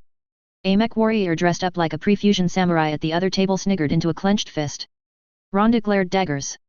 And then the media stormed in. The door crashed open as a reporter and her cameraman literally charged over the suited security officer, trampling him underfoot. "Mr. Watt! Mr. Watt! What do you have to say about the allegations that you spent less than a day after news of your lover's death at the hands of Liao assassins before finding a younger, more exotic woman to?" She was cut off by the maniple of TMI agents lurking in the wings, literally body slamming her through a table. The cameraman tried to fight off the men wrestling his bulky equipment away until the muted crack of a warning shot made him back down. Some of the tension left the air. Rhonda quirked her head. "Well? What do you have to say for yourself, Mr. Watt? People die. Soldiers die. Factory workers die. Young and old, we all die," he said, plainly and with lingering emotion weighing on his words that hadn't been there before. We shouldn't let the memories of those who faced death in the eye doing good work stop those remaining from living good lives. The reporter on the floor had somehow managed to squirm an arm free to their noteputer, and the click as a TMI agent noticed and turned the mic off was loud in the suddenly quiet room. That's a surprisingly practical attitude, for a pampered rich man. I'm no stranger to loss, Jackson said, and his dark eyes bored holes into Rhonda's. She didn't look away, but she did nod slightly in acknowledgement. He brightened, smiling slyly. And besides, I can interact with a woman without trying to get her out of her pants. You're the one who didn't wait a week to start insinuating you'd never been wooed by a rich man before, and that you'd like to go out for dinner. I said I'd like you to take us out for lunch. Us. She protested, but her cheeks were red. There was no us, the street samurai corrected over her shoulder. Also, thank you for the meal, but perhaps we can go somewhere less fattening next time? I've read about this sushi bar. You're all disgraceful. I hope you know that. Ah, but we're your disgraces, ma'am. That makes it better. She shoved too much steak in her mouth and chewed furiously, in lieu of a response. Jackson laughed, a deep, rolling belly laugh like only the truly shameless can make. 3032, Autumn 2. Stera P, Torian Concordat. You know, I really can't say just how grateful I am to the old crew, Jackson Watt said as he poured a pitcher of tea into a pair of tall glasses stacked with ice. He took a big sip and frowned. It doesn't taste right with fake sugar. Yours has the real stuff, of course. Your help's been instrumental, especially. Miriam recommended you, you know? Before she retired.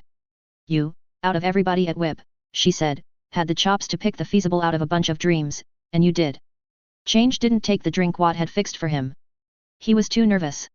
His stomach felt weird, like he'd eaten something just a little spoiled. Coming into work today and requesting to meet with the CEO was one of the hardest things he'd ever done, but it did have to be done. It was for the best. He'd feel better when it was over. Very Torian drink, tea is. It's a shame to ruin it with artificial sweetener, but what can I do? Jackson muttered. He seemed preoccupied. Don't suppose you're here to talk about the new Mackie plant, are you? I know you favored the Marauder too. Most people did, but... Well, I can trust you, can't I? I'm afraid I don't have time for a long conversation, Chong said. It was always just Chong, or Mr. Chong, in a professional context. Nonsense. I'm your boss. I can always make time for you, even if I'm making the time in your schedule. As long as the work all gets done before deadlines in the end, anyway. Jackson Watt, he wasn't like his parents. His mother deep in an iron-fisted miser who'd rather take a beating than give a bonus of any kind, and his father an empty suit. Jackson was a good employer, a good boss, but he was a lousy CEO. It was hard to do a nasty turn on someone so genuinely appreciative of his employees and the hard work they put in. He never rejected an application for a well-deserved raise, gave anyone who wanted them the opportunities they needed to advance internally, and didn't let any cronyism and blind eyes get in the way of a clean workplace. So Chong felt like a rat, like some dirty rodent stinking up the air. I quit, he said. The words fell like poison. At first the jovially chubby man didn't react, continuing to stare at his glass of tea with irritation. Then his face blanked. His brow furrowed. The words rolled around in his head, refusing to find traction. We've done good work together. I didn't believe we could really build this yellow jacket-powered armor, but we did. It took a lot of long days and hard work to fix the engineering challenges and turn your concept drawings and designs into something that could be mass-manufactured, but we did it. But I want to take my career in a different direction. His former boss sat back in his big leather chair and just absorbed the bland words. That sounds like a lot of bland corporate crap, he said. It is, but it's what you have to say when you quit. No, it's not, Jackson said. Give it to me straight, Chong. What's the problem and how can I fix it? Me and you, we work well together. You know how I think, and you're the only engineer I have who's been with me from the beginning. Do you need to spend more time with your family, and now you've got enough money to do it? I understand that. I'll pay you 3/4 of your current salary for half the hours in the work week, or... I dunno, 2/3 salary for 2/5 the hours. Chang's mouth was dry, but he was breathing just fine. The butterflies inside him were all gone now that he was actually doing something, instead of just anticipating it. No, if anything I'll be putting in more hours. I got an offer from Taurus Territorial Industries. It's a good offer. A great offer, honestly. It's not the money, is it? I'm paying you well, but I can shake loose a bonus if you're feeling undervalued, and we can talk through what you're wanting and what you can do to justify that salary. I know you've got to offer good pay if you want good work, and if you want to expand your role in WIP then you've definitely earned the chance to prove you've got what it takes. TTI offered me 4 times my current pay, he paused for emphasis, and their entire battle armor development team. Watt scoffed. If you want to be R&D instead of manufacturing, then you could have just told me, Chong. We worked fantastic together on the yellow jacket development. I should have offered you an actual position for that, shouldn't I? If you stay then it's yours. Forget about TTI. The only thing they've innovated is the suit jump jets, and you were right on the money when you told me I was overthinking those. Mr. Kate's very interested in selective reinforcement of key interior structure points with endo steel. He's prepared to begin test cases with a small cache of scrapped battle mech internals milled into the proper shape, once he knows which parts to make and to what tolerances. But, those are things that I told you about the theory behind. We worked those out together as part of the prep work for the battle armor project we're spinning up right now. Watt said, voice faint, visibly confused. And Taurus Territorial Industries really wants to know those things. It's not required to share that information under the Concordat Armor Works, but non-disclosure agreements and trade secrets don't apply within CA either, regarding powered armor technology. They've got plans, and they've got the resources to carry them out and beat everybody else to the punch, including Whip, but they need the knowledge in my head. It's like I said. They made a good offer. It can't just be about the money. This is a betrayal, and you're a decent man. I don't understand. Why are you selling the future of this? You're the one who sold our secrets. Chong snapped, suddenly angry, bubbling furious at the stupid little man in front of him. Don't you get it, Jackson? Whip doesn't have any advantage in battle armor development other than that you've already worked out the short list of parts that need to be reinforced with endo steel structure. And it's all because you've sold that damned little yellow book to everybody and their mothers too. You're even letting those little shits on Menk buy them by the containerful when you know damn well they're just turning around and selling them to the Davians. Now wait a minute. You and I both know the foundational technology is too simple to keep hushed up for more than a year or two, now that it's gone public. We needed those 2 years, Jackson. Whip needed them, the Concordat needed them. You had a good idea and a leg up, but then you gave everybody else a helping hand for a little more short-term profit. Now TTI, SDI, and every weapons company in the entire inner sphere is either already trying to crack the secret behind making a heavier PAL, or are about to. It's like the Terran hegemony in battle mechs all over again, except instead of letting us keep our technical edge, you've let the damned successor states get their grubby hands on the only real military breakthrough to ever come out of the Taurian Concordat. Are you quite finished? His old boss asked coldly. But the engineer wasn't. Not by a long shot. No, but you are. You'll never take Whip to the next step, but I will me and Taurus Territorial Industries. You might have more cash on hand, but TTI spent the past 4 years hiring every ambitious technician, engineer, and materials scientist they could get their hands on. I said they've got endo steel scrap to mill into test parts, but they've also been buying every scrap of information on advanced composite materials they could get their hands on. They're already 4 steps ahead in the critical step. I already knew about TTI's hiring practices. Jackson Watt said. What had at first seemed like icy rage had turned out to be mere lack of inflection. He seemed listless, melancholic. I knew the other members of the Concordat Armor Works would love to beat me to the punch with battle armor, how could I not know? Nobody likes it when a small fish grows up and treats you like a minnow. Then why didn't you do anything about it? Chong snapped. You could have, I don't know, started a bidding war or something over new talent. Put pressure on the other defense contractors and turned it into a fight to see who could burn the most money.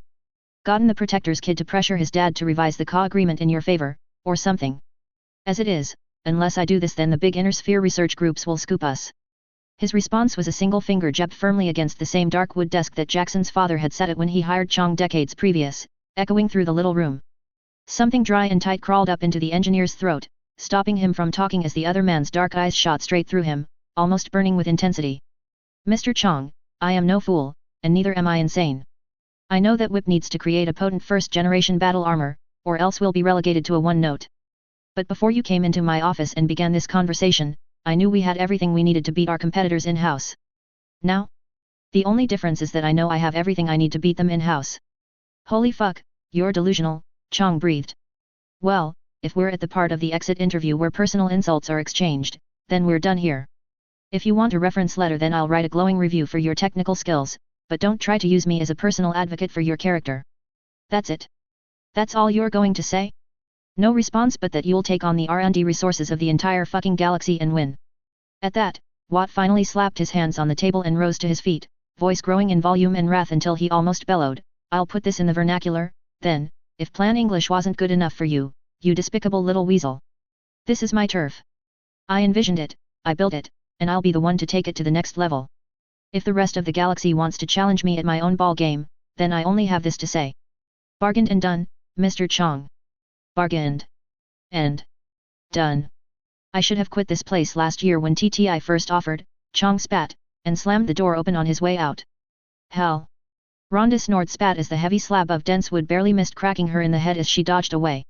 Chong was about to say something cutting and dismissive to the muscle-brained woman about the dangers of lurking outside closed doors, but the look on her face made him forget it, and instead he power walked out of the office, out of the factory, and into a life of fame, riches, and a bright future. 3032, Autumn 3, NAIS. NAIS, New Avalon, Federated Sons. I'm not sure what I want to do more, shake the designer's hand or punch them in the face. And you can put that on record, Dr. Nehru said. She was an older woman, dark-skinned and visibly wrinkled. The bags under her eyes made her seem sullen, but only until she moved. Her abrupt motions held a manic intensity as she prodded at the yellow jacket suit that lay, half disassembled, as a prop on the table around which the Special Appropriations Committee on Powered Armor, Light, had gathered. Only a minority of the committee was physically there. The rest were unable to be present due to schedule conflicts, and would be briefed via holo recording at their convenience. There were representatives from 5 departments and several respected general officers from all service branches who'd managed to get on the short list, but the good doctor had made sure to stress the lack of space for an entire platoon of brass in her facilities when she sent out the memo to arrange this meeting. The College of Engineering had facilities that would fit everyone, but they doubled as testing facilities and Team Bond's ID commandeered all the largest ones for impromptu experiments on producing a lighter machine gun suitable for use on PA.L. It's that bad? Asked Field Marshal Dorset, the committee's chair. He'd known it was too good to be true, battle ROMs, or no. The doctor grimaced and tapped her glasses back up her nose with one thin finger. It's like getting a blank check to make a brand new assault mech factory, and choosing to make Mackies. This yellow jacket armor is an uninspired lowest common denominator monkey machine with not a gram of true genius in its construction. I recommend the AFFS obtain approximately 4 million of them in the next 5 years.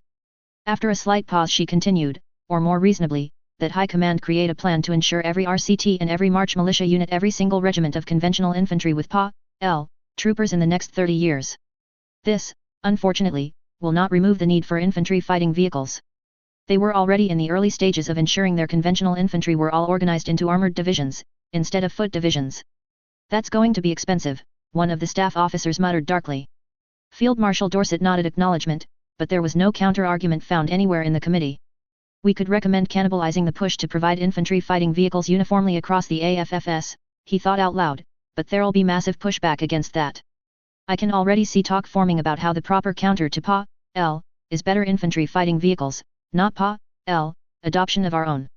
I'm concerned about the costs, though. It will be expensive, from the bottom up, but it is necessary. Dr. Nehru agreed. The Taurians don't have our logistical needs, he continued crisply. ARCT is already a massive burden to transport, and the Taurian Defense Force only has to concern itself with smaller commands. Don't get me wrong, Doctor. But can we reduce that number at all, perhaps down to 2/5 of our infantry? Our RCTs contain many times the infantry of most Taurian regiments. Even with 2/5 PA.L. adoption, that's still double the number per unit than the Taurian Defense Force is adopting, and I don't see the Drax doing that much. It'd almost be cheaper to add another mech regiment to every RCT. When you add in IFVs, someone grumbled. Especially with the export fees, the import fees, and the middleman fees Makaran's trading company is charging us. Yes. Except in dropship and jump ship utilization. That's the kicker, the real cost. Everyone knew what she meant. The largest obstacle facing the Federated Sons' military ambitions was that achieving local force superiority without sacrificing it and losing ground elsewhere meant putting a vast burden on their logistics, especially in terms of jump ships, some of which always had to be commandeered or hired from civilian concerns. And each jump ship used in such a way had a small but statistically significant impact on the wider economy. So given that, Dorset said, why do you propose such an intensive upgrade program? I understand wanting it, but you're not in the habit of proposing infeasible measures. Dr. Nehru finally seemed to show some of the exhaustion she must feel. Her shoulders slumped and she leaned forward, both hands on the table. Because conventional infantry can no longer fulfill its role on the battlefield, either as a striker element or as a resisting force to enemy infantry elements. Even assuming no further technical advances are made, infantry in yellow jackets can go into a position where conventional or mechanized infantry are dug in deep and root them out almost immediately, with minimal casualties. Maintaining a conventional infantry screen against an adversary fielding even a third the number of PAL troopers is simply impossible. That drew looks, some dark, some concerned, but most weighed with consideration. You're sure of that? Normally I wouldn't say anything with only a month of testing, but I'm afraid the results are simply too one-sided in the company scale tests I've conducted. That bad, eh? She laughed. It's almost funny, in its own way. Like watching a pro league rugby team play a bunch of secondary schoolers. If it helps, then consider that the long term the costs should be more manageable. If nothing else, we'll save money on honorable discharges due to injury. We'll discuss the matter in committee next Tuesday, but I see your point. The first prince will get your recommendation. Now, on to the other matter. I believe you've made substantial progress on Project Infiltrator. Absolutely. The stealth armor prototype is extremely bulky, but we should be able to refit a yellow jacket with it and be ready for test case trials in the next 4 months.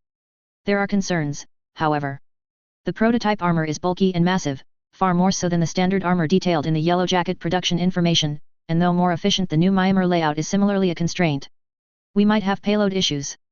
In the worst case, we could lose the integrated gun. That's not an option, a bulky man wearing an infantry officer's insignia said. The integrated weapon is too valuable to give up. I'd rather lose speed than the gun. From the look on the doctor's face, she disagreed, but she didn't contradict the senior officer. More promising is applying the Myanmar layout to a larger frame. We'd begun experiments with enhancing the Nighthawk suits recovered by those mercenaries even before the Taurian intervention in the Andurian crisis, if you'll recall. We'd begun to run into problems with the lifespan of various components in the interior structure. Field Marshal Dorset did remember. You said you'd need endosteel, or something similar, to overcome the strain placed on needing so much leverage over such a small area. Have you come to any different conclusions in the past few months? The opposite, I'm afraid. The good news is that heavy power armor, that's what I'm calling the concept, will require endosteel in far less quantity than Battletech production would. The individual pieces are smaller, with none requiring a single part reaching even half a cubic meter of volume. It should be far easier to produce endosteel at that scale than the giant components a mech needs. Can you explain that? The infantry officer asked. Certainly. In broad strokes, if a production process produces one structural flaw on average in every cubic meter of material produced, then it cannot produce parts from that material that are a cubic meter or greater in volume. But if all you need are to produce parts of a quarter a cubic meter in volume, then there will still only be one flaw per cubic meter of production, and the other 3 parts will be usable. You don't need an extremely complex industrial process that can create tens of cubic meters of flawless endosteel for use in Battletech structural components if all you're doing with it is making a 20 cubic centimeter reinforced plate to anchor Myanmar to. She looked around for comprehension, and seeing it said, of course that's just a rough example to get the concept across. It's not really how it works. The materials science is far more complex than that, but suffice it to say that smaller parts are easier to make than large ones. Is that Myanmar attachment plate or whatever it is that what you need for heavy PA? The same man asked intently. That was just an example. I see. Thank you, Doctor. Dorset moved to take control of the conversation again.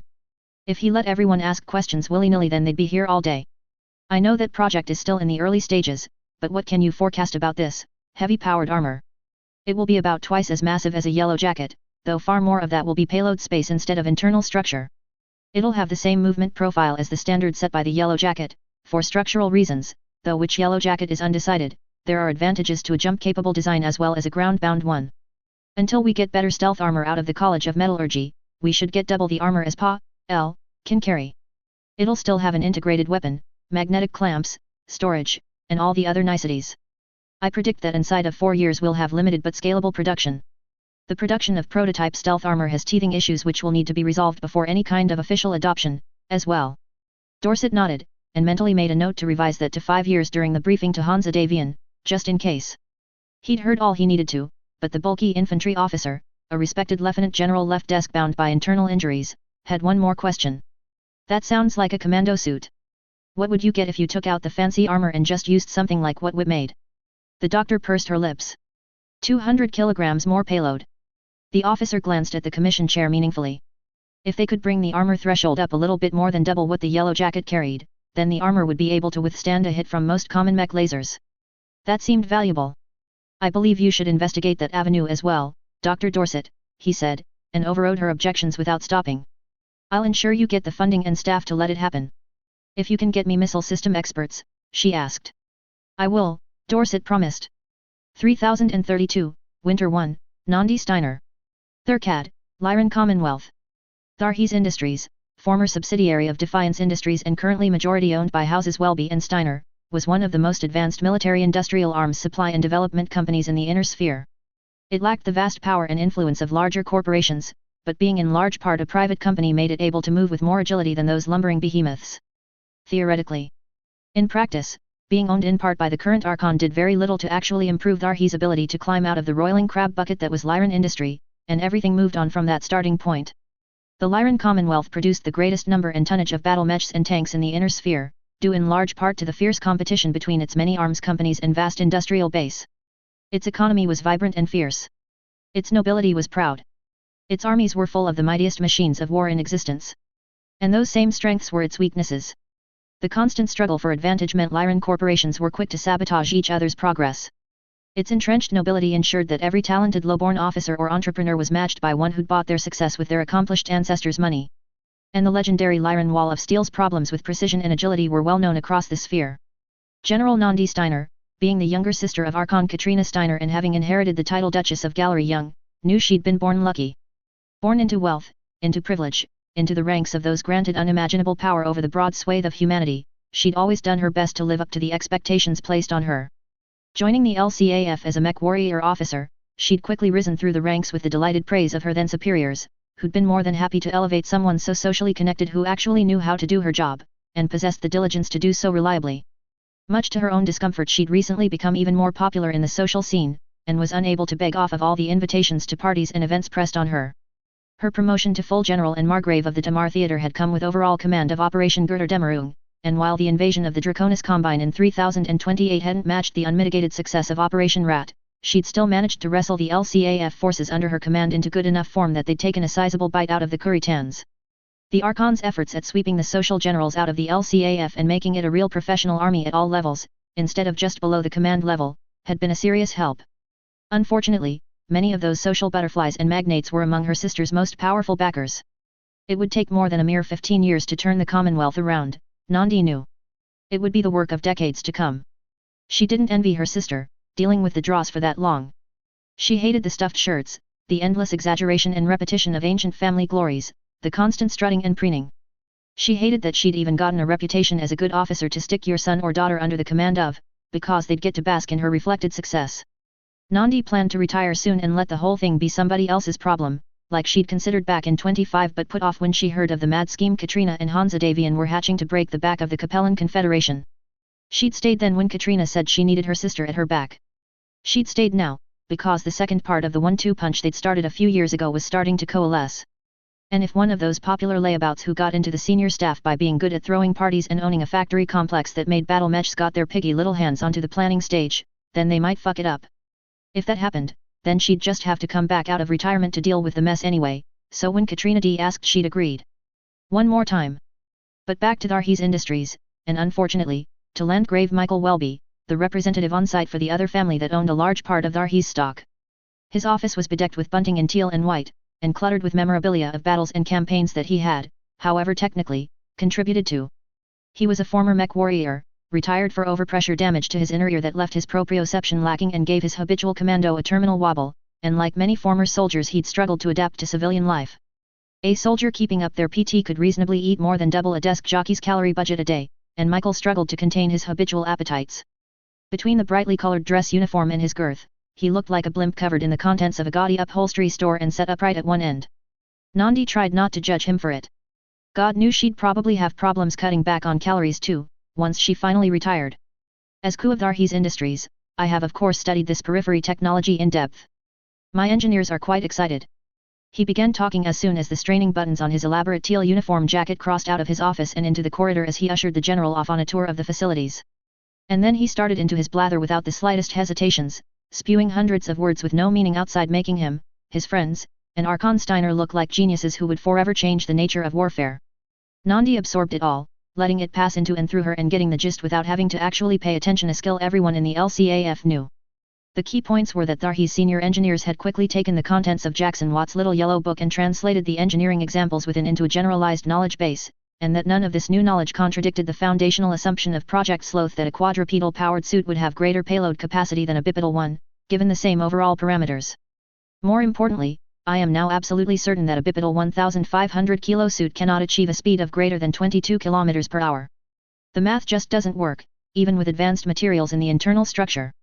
Quadrupedal suits can achieve double that ground speed, but without the ability to use mag clamps they'll have less speed strategically. However, the tactical advantage is worth it, in my opinion.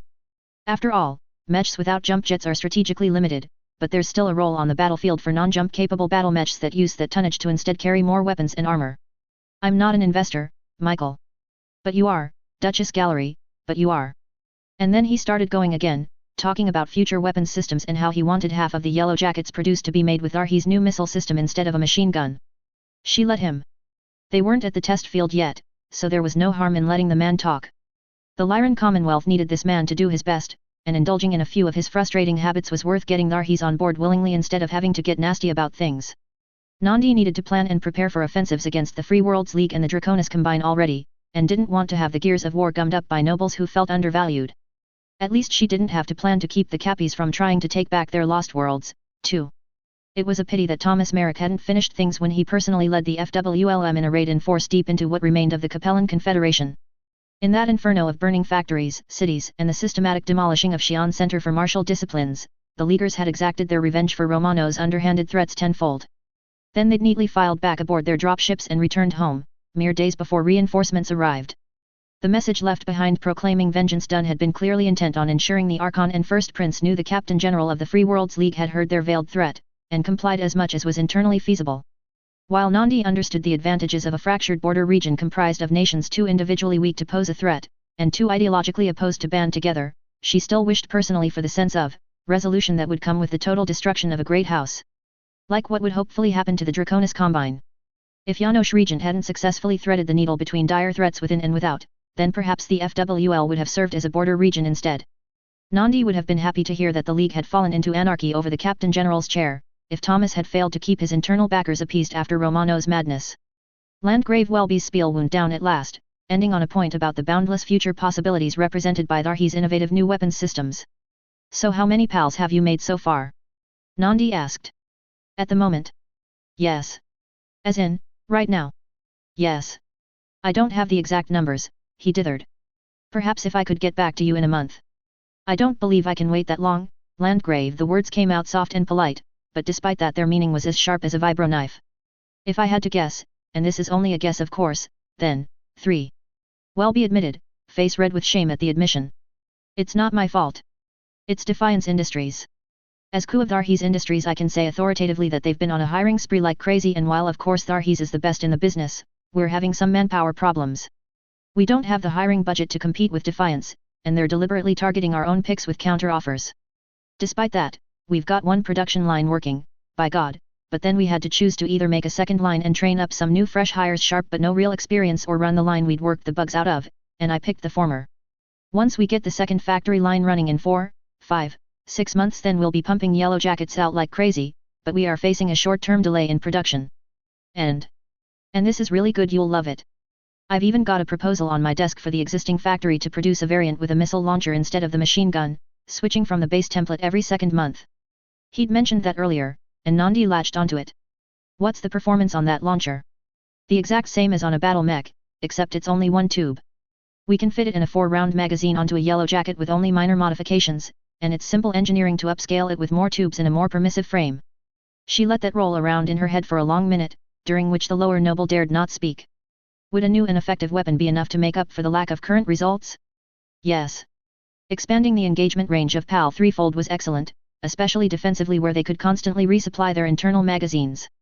It'd still be worth it with a delay of a year, but she couldn't tell him that. Make sure the magazine can be reloaded by hand, she said. And I'd like to see your prototypes and some field tests. You have them ready? Of course I do. We'll go there immediately, instead of the production floor. For now, walk me through the finances. I've seen the reports, but I'd like to hear where you think the best opportunities for cost reduction lay, and what can't be changed. It's different for PAL and for Project Sloth, of course. The Sloth's biggest expense right now is our attempts at producing endosteel. These tests are expensive, and we can't just stop doing them. The second largest expense is weapons development, and we could cut costs there, but I heavily recommend against it. The Defiance B3S lasers are already prototyped and going through what tests they can before we get a combat-ready suit to put them in, but the pop-up mine is having teething issues. That's the launcher with the extremely large limpet explosive? The one that's done internal damage through undamaged battlemech armor plates in trials. Exactly the one. We're having issues with guidance systems. You've been reading the reports, so you know we've had to downgrade our expected effective range to 200 meters, recently.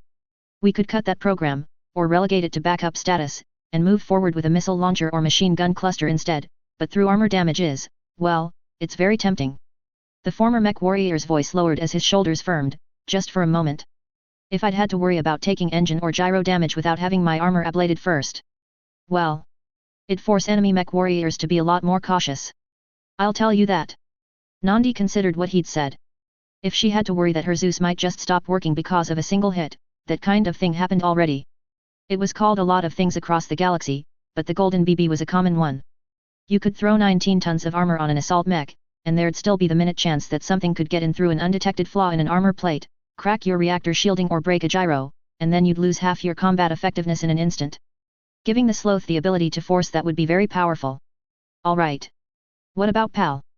Have you managed to figure out how to get around WIP's copyright on the Myanmar layouts? No, he grumbled. They're airtight, and the damned neobarbs know it. Everything else we can work around, but not the Myanmar layout.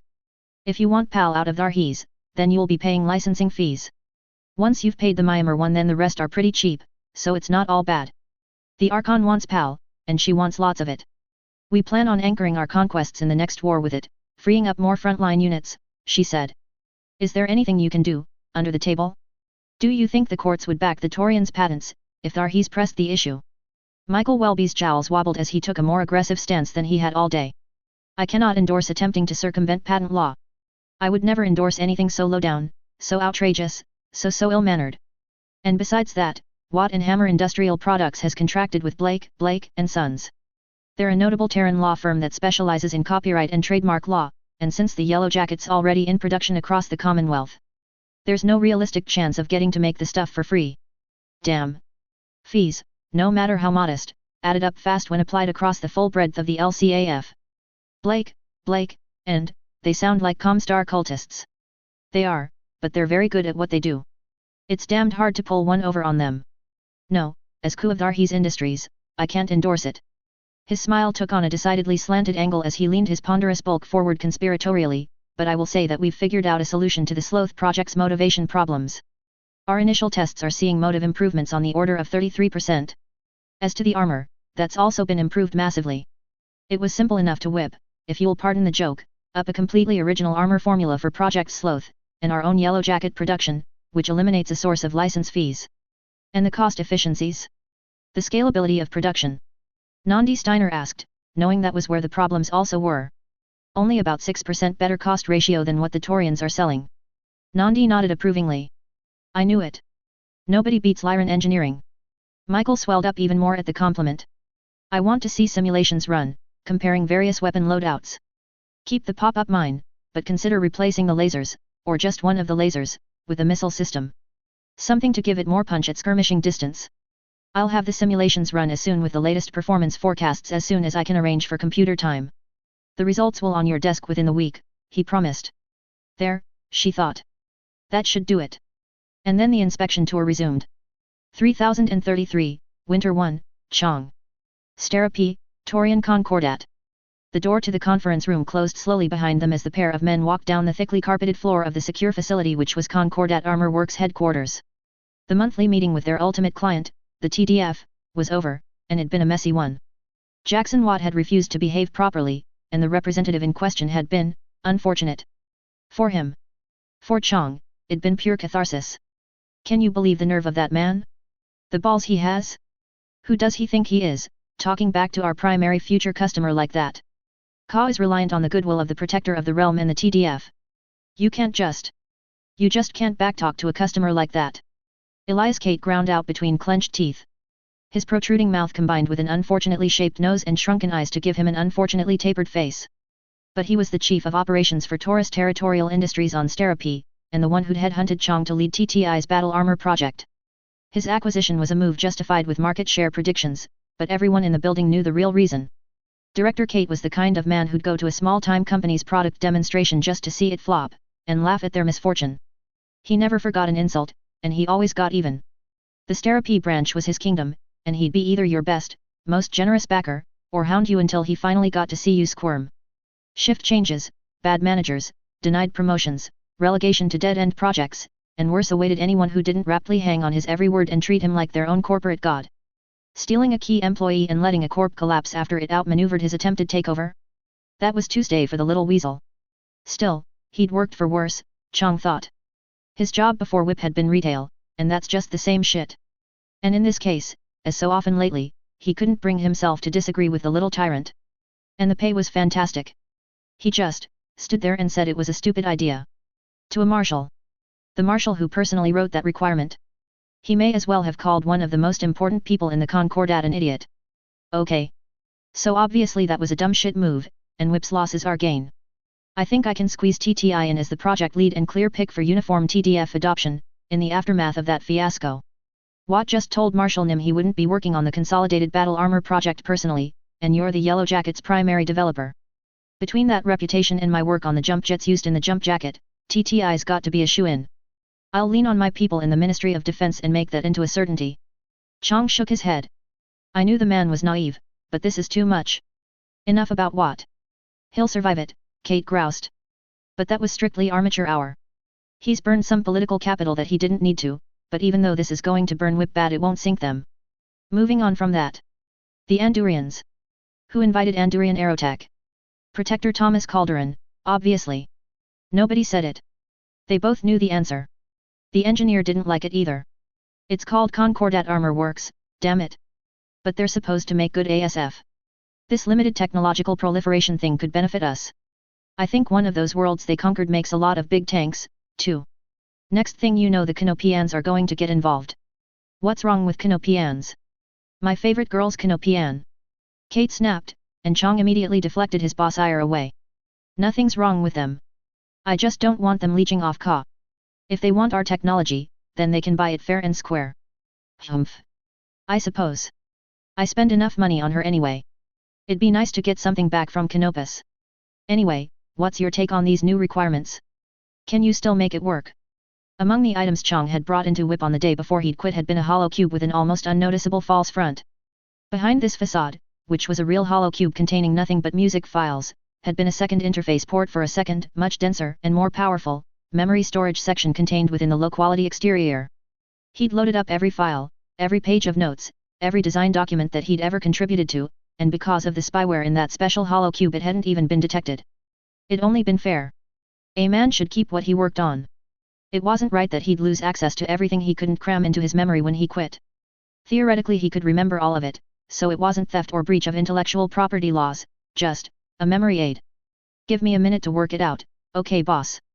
The engineer said, but in the quiet of his own brain he was already running the numbers. The payload, the interior space, estimations on the effectiveness of various weapons systems. Originally he'd wanted to build a 1-ton suit with 2.5 times the armor as a Yellow Jacket, a 3 cm laser, 2 integrated missile launchers with a whole packet of reloads and the same accuracy and range as a mech-based weapon, the now ubiquitous magnetic clamp system, and something he'd worked through the test model for with Watt, a battle claw. The weapons were all solid, the technology proven, and all he was waiting on was the endo steel for the framing. Now, though, requirements had come down from above, and his design would have to change. The first change had been the hands. The TDF loved the armored glove system that Yellow Jackets used. They loved how their infantry could do normal, infantry things with them. The prototype basic manipulators, though much stronger, had completely failed to impress the brass, so now there was a requirement for each suit to have 2 armored gloves capable of typing on keyboards, turning doorknobs, disassembling and reassembling rifles, and etc. That requirement had come down the pipe a few months ago, and nearly gave Watt an aneurysm from the way he'd turned redder than a birthday balloon while sputtering about load limits and payload mass. Chang, less emotionally invested in his in-progress design, had smiled at his old boss' consternation and made a few notes on his notepad. It was okay. He'd just had to commit to finding a way to reinforce armored gloves enough that a suit more than twice as heavy as a Yellow Jacket could climb an enemy battle mech. Armored gloves were rated for almost double a jacket's mass already, so that couldn't be too hard. Today the second major change in design requirements had come through, the gun. That laser. That damned laser was going to be a headache. I worked through the math on one of those, he said eventually. Watt wanted one at first, but I convinced him it'd never fit on a Yellow Jacket. Battle armor, though, it's doable, but I'll have to remove some planned secondary features. Like the missile system he'd just hired 2 whole platoons of engineers to work on. What'll be the sacrifices? The missiles and the existing laser. Maybe a little armor, but not much. So it'll lose all the guns to get the new one. Yes, but it'll have the same overall firepower and better range. Plus, the firepower will be concentrated in a single point. I can make a 5 cm laser work, no problem. Elias Kate grinned like a tiger. And I just wrangled a promising source of endosteel that Watt missed. Sloppy, but that's just what you get from a smaller company. Then as soon as they start producing, the Longhorn's going to knock 'em dead, Chong promised. 3033, Spring 1. Stara P, Torian Concordat. Jessica Lu Calderon tapped her notes on the edge of Jackson's big desk, too big to be practical, but the show was important and cleared her throat as she reviewed her notes one last time before meeting his eyes. She'd warmed up to him, he thought. A little. Like a snake living in your pocket. How did he ever live without her? Let me see. DCMS has declared that yellow jackets are disgraceful peasant weapons unfit for samurai, and their procurement department has categorically rejected all of our sales pitches. Coordinator Takashi Kurita has, however, expressed interest in developing the possibility of Ronin units, or whatever they end up being called. Gunjino Kenrei Theodore Kurita has placed orders for internal development of PAL for the coordinator's private unit, the Jinyosha. The almost immediate fulfillment of that order represents that these new Tonto suits are cosmetically redesigned Yellow Jacket 1J models imported from third parties for plausible deniability. Jackson spoke in the pause she left for his comment. I don't care what they call the things after they buy 'em. None of my business, and the Dracs are on the far side of the inner sphere anyway. Sales to the Draconis Combine are still lower than I'd hoped, Jessica clucked her tongue. They hate infantry over there, don't they? That's likely the cause, yes. Apparently the Dragon's glorious fist requires a certain tonnage allocation before it can be properly valued. There was only one response to that. Well, they're gonna change their minds in a hurry sooner or later. We're still making sales on licenses, though. Corporate security, for the most part, and some planetary militias. Humph. Do you have anybody working on this Theodore guy, whoever he is? Jessica Lu Calderon blinked slowly. He's the heir to the Draconis Combine, and chief military officer of the DCMS. Yes, sir. I have someone working on lobbying his office, but he's not the problem. The DCMS has an entrenched culture that he's already working hard to change, and he's decided that emphasizing the mass deployment of artillery and retrofitting existing mechs and tanks to use lasers instead of anti-infantry guns is the more practical option at current. The industrialist tapped his foot on the hardwood floor of his office. What do you think we should do? That's a big market, and there's no good reason for them not to be buying. I recommend backing off and running a sample run with cosmetically different armor, something more combine-centric. Then renaming that model, whatever the Dragon scales or whatever would be translated into Japanese. After a year, we can launch a new campaign targeted at individual departments of their Ministry of War. If we can't get in from the top down through procurement, perhaps the Department of Combine Combat Support and Engineering might be amenable with the right presentation. Rhonda snored, laughed from the couch she'd claimed as her own in a blind spot by the door, but clasped a hand over her mouth to muffle it. The Irregular's contract would be up soon, and while her father had made his intention not to seek renewal known, the cyborg woman had dropped a few hints that she could be persuaded to stick around with a light company. Watt was going to bring up what terms she'd want. Probably hardware, he guessed. It was fair enough, but he'd want a longer-term contract to get his money's worth. What's funny? He asked. I was just thinking that maybe you ought to wait for the next war to kick off, and have a whole warehouse full of armor waiting somewhere close by for an emergency sale. You could jack up your rates, too, for the increased burden of express delivery. His CFO nodded approvingly. That sounds excellent. Perhaps somewhere in the St. Ives Compact? They've been a substantial customer, and historically friendly with the Dragon. I'd rather see if anybody I know could pull a few strings and let me set up a distribution center on Terra, Jackson said after briefly considering the possibilities. I've been thinking of that anyway, so that'd be what'd it be, a cover? A cover, yes. And you'd be asking your little religious study group. In the corner, where she thought her boss couldn't see her, Rhonda mimed clasping her hands together in mocking prayer as she rolled her eyes. Among others, he grumbled. Blakeism wasn't incredibly popular as an actual religion, even in the periphery where over a century of Comstar's charitable public works had literally made the difference between some worlds being abandoned and stabilizing, but there was no reason to get snippy. The word of Blake held many philosophical and spiritual insights that applied to everyday life. Now, closer to home, both of the advanced armor companies you invested in that showed limited success in ferrofibrous plating last quarter have begun manufacturing test batches suitable for up to 60-ton vehicles or 70-ton battle mechs. We hope to move into full production by the time the new Mackie factory is finished, early next year. If we win the bid to produce their armor, then that will be the second piece of Lowe's tech in the Torian Concordat's first true assault mech line, one of which is a whip development. Quite a feather in our cap. Unfortunately, I can't say the same for our battle armor program, Her tone went frosty. The Maverick's development is a largely opaque process that I have no access to, despite my frequent requests. But the reports I do have say that it still lacks the equipment to make full use of its capacity.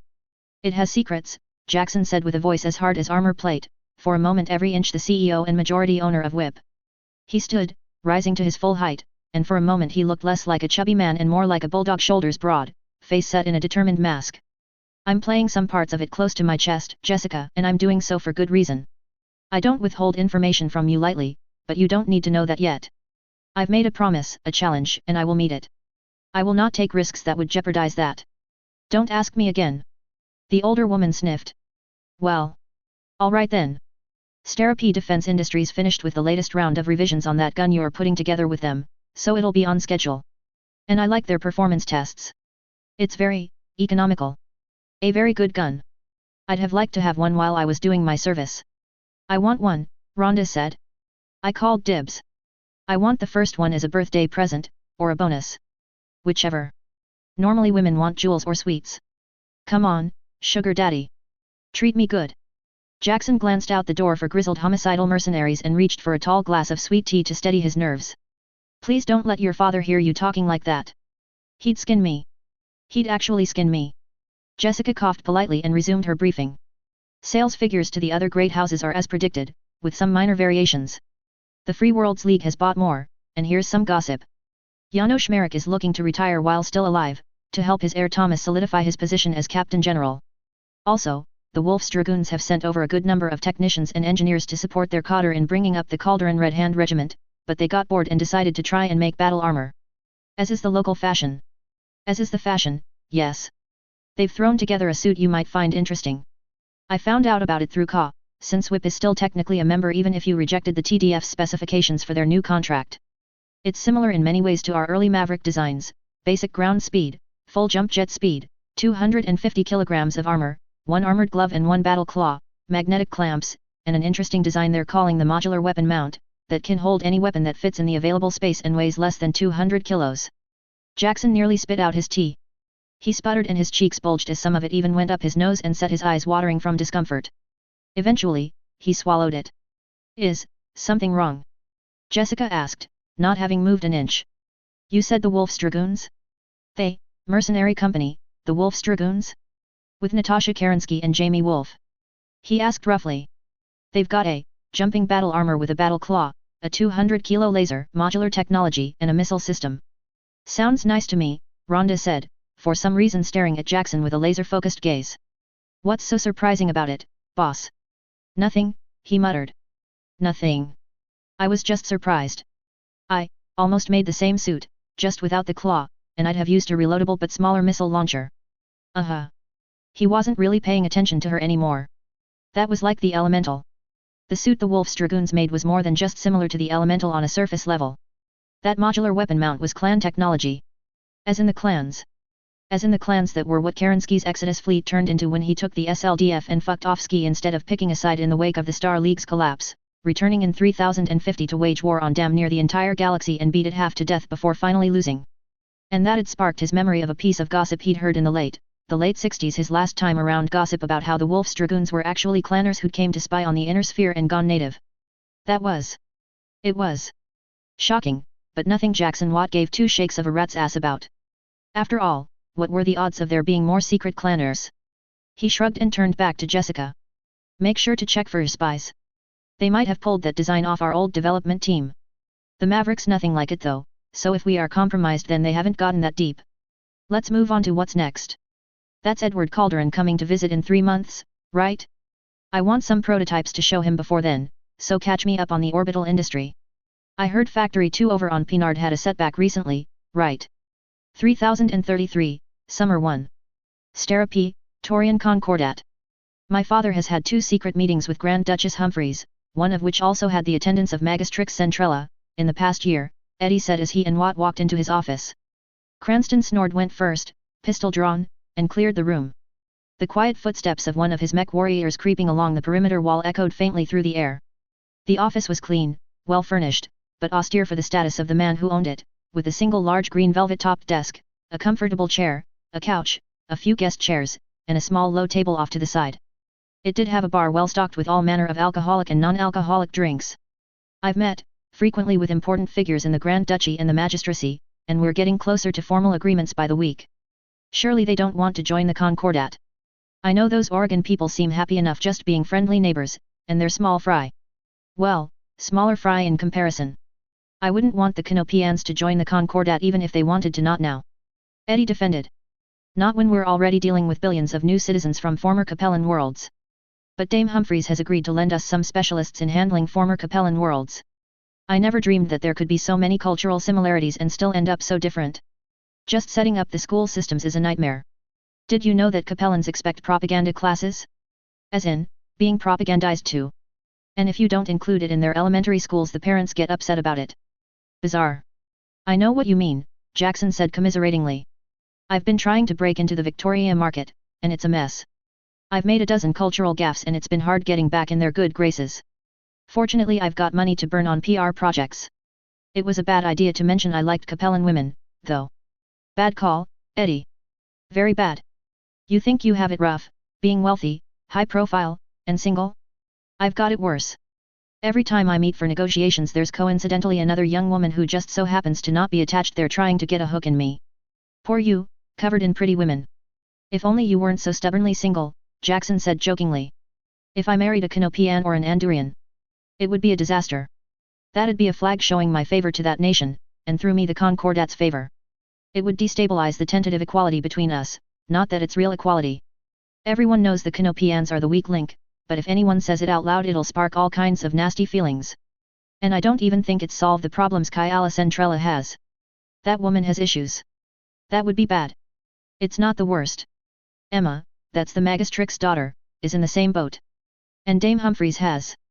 Well, I don't know how many grandchildren, but there are a lot of them. Emma, hey? Instinctively saying her name instead of her title? Jackson thought that maybe his friend Eddie wasn't as unattached as he thought he was.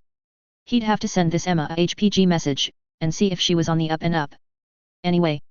I don't have much time, Jackson, so let's proceed. I heard you wanted to talk to me about battle armor, and I think you might be a little under-ambitious. 750 kilos is a lot smaller than what Ka is putting together, Eddie warned. Ka is being too ambitious with their designs, Jackson said. I'm still having problems with endosteel, and so is everybody else, so I don't think now is a good time to push for something heavily reliant on it. I've got more orbital facilities to run tests in than TTI, but other companies have been buying or building their own too, though even with the hints the Concordat's pulled out of the Helm data it's slow going. I've got, well, it's a workable process, but only for very small parts. If progress continues at this pace, I'll be able to reliably make parts good enough for a light battle armor in a few months. I can do it now, but there's a hell of a lot of waste. A hell of a lot. I'm talking 50% failure to cast, and a third of what's left has microfractures. The good news is that I've got the science down, and all that's left is figuring out the kinks in the actual process. Exact temperatures, timing, radiation, etc. That sounds promising. Edward leaned in, interested. He knew he had to keep Jackson on topic because the man had a tendency to ramble or get lost in the weeds, but this could be a big deal. What's your worst-case time frame, and, can this process be upscaled for mech use? They both remembered the disappointment that was attempting to upscale PAL/BA armor plate to work on battle mechs or tanks. The chemical processes just didn't work past a certain size. Call it a year to get full production capacity going, on the safe side. If I had to wait for the parts for medium BA? Call it a year for figuring out a good enough process and 5 months after that to get all my factories up to the standard. As to something suitable for battle mechs? I haven't the foggiest idea. It could be a few years away, or it could be decades away. That's a pie-in-the-sky project, compared to making the parts needed for my suits, and I've kept my people focused on the task at hand instead of dreaming. Cranston snored, who'd been standing duty as Jackson's bodyguard for the day, leaned forward. That's very quick. Are you sure you aren't overpromising? And your 1-year deadline is the same that TTI is promising Ka for its internal frame on their larger suit, Eddie mentioned. Jackson only shrugged. It's only quick from the outside. It seems like forever to me. And TTI is probably willing to eat a larger rate of casting failure than I am. I could start making Mavericks right now if I didn't mind inflating the price to account for production waste. It'd only take a single call to the HPG station. But that's now how I do things here. Maverick production is going to be a smooth, steady process. You could beat everybody else to the market with a revolutionary technology, but you ain't, the grizzled mercenary said, a complicated look on his face. Could you maybe walk me through that? I don't need to beat them to the market, but I do need to be ready to ramp up production once the Torian Defense Force starts banging on my door with giant truckloads of money, begging to buy my battle armor and license my patents for their own development and expansion. Snort glanced at Edward Calderon and made a long face, as if to say, look what I have to put up with. Well, I hope that works out for you. Now, I've read the specs you sent me on the Maverick, and I have a few questions, if you wouldn't mind me asking. Jackson bounced on the balls of his feet. I knew you would, and I bet I know what your questions are, too. I'd have brought a complete prototype suit here for you to look at, but it's too hush-hush. I do have something for later, though. The armor looks good, and you don't sacrifice any movement potential, but I'm confused by the weapons systems. First, I'm curious about this recoilless rifle. An old weapon updated for the modern age, developed by Stera Defense Industries to my specifications, Jackson boomed in his salesman voice. At 175 kilograms, the battle armor recoilless rifle, light, is a semi-automatic recoilless rifle system, superior in every respect to those slow-firing inaccurate guns used by infantry for the past millennium. It has mechanical aim assist, an internal magazine, range equal to two-thirds that of a short-range missile system and comparable damage, can be field reloaded, and can even carry a variety of warheads, though not as many as a missile system or grenade launcher. R&D's still working on those. That weighs less than the laser TTI originally wanted to put on their Longhorn suit, Snort said, one eyebrow raised. I'd be concerned about ammunition in a long fight, though. The machine gun your old suits carried had a lot more longevity. I'll have to see it in action, first, Eddie said. How's the armor? I couldn't make sense of that, and you insisted I now show any of my experts, so I didn't. 250 kilograms, Watt said, before firmly continuing. Anything less than that is practically naked. If I could put that much on a yellow jacket, then by the word I would. It is a point in your suit's favor. Onto this, the other arm weapon. This 100 kilo slot is too small. It says it's for a missile system, which does work at 100 kilos, but it'd need to be twice as big. Jackson Watt leaned forward, fighting down a smile, and whispered, can you keep a secret? Of course. That, he said with manic, delighted intensity, is what is known as a red herring. Eddie rolled his eyes at the unnecessary drama. Don't screw with me, Jackson. I'm under far too much stress. It's a ruse, isn't it great? A fake. A misdirection. You see, Eddie, I've been in contact with this old small arms company on Terra by the name of Colt. They looked me up after that fracas you got up to on Victoria, and said they thought they had a potential design I might be interested in. The specs they promised were just too good to be true, and they've had to backtrack on a few promises, but I just knew it was possible. So I bought it. The gun. No Colt, the company. They've opened up a second location in secret at my remote installation for the past while, and they're great people. Hard workers, who are all Blakeists funnily enough, which isn't that strange since they're from Terra. We talk about philosophy sometimes. They've got odd interpretations of the word, or maybe I do. I am the periphery barbarian. He snickered, obviously entertained. Did you know I just learned this recently? The northern barbarians, the ancient Romans, dealt with war pants and the Romans didn't. They thought pants were uncivilized, Eddie. Pants. Jackson, what's the weapon? Just stop dragging this out and tell me. I've got to meet with other important people later on today. I'll do better than tell you, I'll show you, he said, and walked over to a closed metal box at the back of the room. It was a long box with yellow and black hazard markings warning of field strength and capacitor discharge if improperly handled. Before Edward Calderon's eyes, his friend pulled off the top, folded down the front, and with a cry of, behold, revealed the weapon he'd bought from that ancient Terran company. Eddie beheld. Oh God, did he behold? It had the angular, boxy look of prototype weapons everywhere, with a thick rear segment. A fat ammunition canister sat, slightly raised above the level of the barrel. There were no handles and no visible trigger, which made sense because Jackson wouldn't get this excited for an infantry weapon. Something odd stuck out. There's no ejection port that I can see. Is it caseless? Absolutely. The question incited a fit of gleeful sniggers as the recent hero continued his inspection. The barrel was long and tapered, thinning as it went until the end was only a few centimeters wide, as was fairly common among weapons with an extremely high velocity. The only other distinguishing feature were the thick rings set along the barrel's length. You didn't, Eddie whispered in absolute awe. I didn't, Jackson agreed. Colt did. I just paid them and threw money at the problem. Oh, and I got a few phone books of technical data out of the Helm Core research companies I started, which shaved a few years off the development cycle, when combined with the work they'd already done. And I put them in contact with the boys I've got overhauling the orbital factories to get some prototype endo-steel casting done. The parts it needs are tiny, which means even with the lousy flaw incidence rate they've got, I can still get maybe 2 out of 3 without any problems. He grabbed the shorter man's shoulder and squeezed so hard his knuckles looked like knob-bled white walnuts. Jackson. That's a Gauss rifle. I know. A fucking Gauss rifle. Isn't it great? Yes, he said, because there wasn't any other response he could give. Yes, it is. Anyway, I lied about putting a missile pack in the Maverick. It'll have this instead. I call it the Samantha Gauss rifle. Happy early birthday. Snord whistled, low and long. A shadow fell over his face as he looked first at the BA scale Gauss rifle, then Eddie, and finally Watt. He visibly made up his mind. That the finalized test model? Yes. It only needs minor revisions to the external casing to ruggedize it a little more. What do I want for it? He asked. Not a license, just that one gun. I think it belongs in a museum. My museum. I'll give you lifetime tickets. 3033, Autumn 1. Taurus, Taurian Concordat. The security arrangements around the Protector of the Realm's mansion had improved as of late. Gone were the relatively lax patrols of individual guards, with a mere flight of ASF on standby and a lance of battle mech standing admittedly vigilant watch in well-trod ruts, replaced by an entire regiment of infantry in yellow jackets, fresh off the Capellan liberation. A whole company of battle mechs, shiny new heavies and quick mediums, walked in an irregular pattern determined by throwing actual physical dice each morning. A lance of ASF circled overhead, with the rest of the wing fueled and with a rotating staff of pilots on standby. Backup from a nearby military base was always at the ready, and he had security forces from the Concordat Constabulary, military units, and TMI securing key areas at all times. After the first of Romano Leo's little congratulations presents, they'd learned to be careful. Thomas still remembered the way the whole front of his body had crisped up like an overbaked chicken when the Inferno bomb went off just a second too early, and his organic eye still hadn't entirely recovered its full faculties.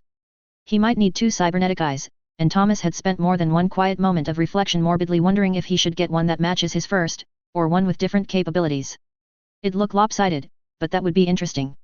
It might keep people thinking about the asymmetry, instead of the metal and circuitry violating his flesh. Some people got pissy about that sort of thing. His family was safe. The gut-wrenching, sickening worry he'd felt in those desperate hours, and every time he thought about the real danger he'd placed his family in by getting involved in the inner sphere, was simply inhuman. How could people live like this, he wondered. How could he be consumed by worry and fear, and yet not feel the slightest bit guilty at putting his wife and young children in such peril? Because he didn't feel guilty. He'd done the right thing, he knew that. His family's safety was a cheap price to pay, to save so many millions of lives from the tyranny of the Capellan Confederation, to catapult the Taurian Concordat's economic recovery, and to secure, in some small way, its future safety. In many ways, that was what kept him up at night, consumed by worry. He had no regrets in principle. He wished it had been cleaner, that he'd given Edward the authority he'd needed to quell the troubles preemptively instead of as a reaction to events already unfolding, but he had no regrets. It was the right thing to do. What else could he do without regret, if it was the right thing to do? These were the thoughts that consumed the Protector of the Realm as he sat in his office, instead of reviewing paperwork ahead of his upcoming council session, and with a grumble of malcontent he got back to reviewing the most key points. Trade in finished industrial, manufacturing, and home goods, along with military hardware and component parts, was doing even better than it had before the invasion. Those 2 areas, which had already combined to be the majority of the Taurian economic base, hadn't suffered at all. Actually, they'd flourished, and for once most of the buyers were also in the Taurian Concordat. Recently liberated Capellan worlds still needed goods, and since the core industrial territories were busy feuding over who was the true heir, they bought what was cheapest and most reliable. Which meant they bought Taurian brands, which had a long-standing reputation for sterling quality and didn't come with an import tariff. They bought Andurian too, which while of debatably lesser quality also came with almost no tariffs due to a few mutual trade deals Thomas had put his signature on, along with Catherine Humphreys of Andurian and Kyala Centrella from Canopus. The new Taurian worlds notably didn't buy much from Canopus, and had decided to continue importing from the Oregon Wachamacolits. It turned out that Capellans, much like Taurians, had a good memory for grudges, and didn't appreciate being used as bargaining chips, and the Andurians were more than happy to ditch their original partner like a joy girl whose mark had run out of bills, in favor of a much richer and more powerful newcomer. The Canopians, he knew, deserved consideration, they could be trouble. The magistracy had come off last in the scramble for Capellan loot, as long as you didn't count the Johnny-come-lately Free Worlds League, or overvalue the lecture hall the FWL militia had literally disassembled and loaded into drop ships to cart back as karmic booty. But where the Leaguers had gotten away with revenge and a good story, the Andurians with a huge industrial world, and the Taurians with respect and a secret mostly non-functional SLDF Royal Battle Mech factory, the Canopians had gotten, a lot of agricultural and recreational worlds that nevertheless held enough capellans for the smaller periphery state to have trouble policing once the honeymoon period ended. And it had ended. Thomas had placed the order for the Taurian Ministry of Intelligence to expand to meet the new challenges facing the Concordat, and had accepted the aid of local collaborators within the Mascarovka more loyal to their worlds or local officials than Liao Anxian to build them up. They also had designated apprentices working with the Andurian Liberation Companies, or whatever they were called, as well as a rotating staff just there to get the basics down. But despite that, the purges begun years ago on Sterapi, and enough money that it have given the Minister of the Exchequer a heart attack until recently, he still couldn't trust the reports he got from his agents inside the expanded magistracy of Canopus. There was too much risk of compromise, willing or unwilling. The Canopians may have recently been a barely functional nation subsisting on tourism and cottage industry, but their medical tech had always been good even back in the Star League days, and it hadn't regressed much. If anyone could mix up a drug to warp a spy's mind or brainwash them or what have you, it would be the Canopians. And Thomas knew that if he were in Kyala Centrala's shoes, he'd be tempted to try something dangerous. As it is, the magistracy is the weak link between the three invaders.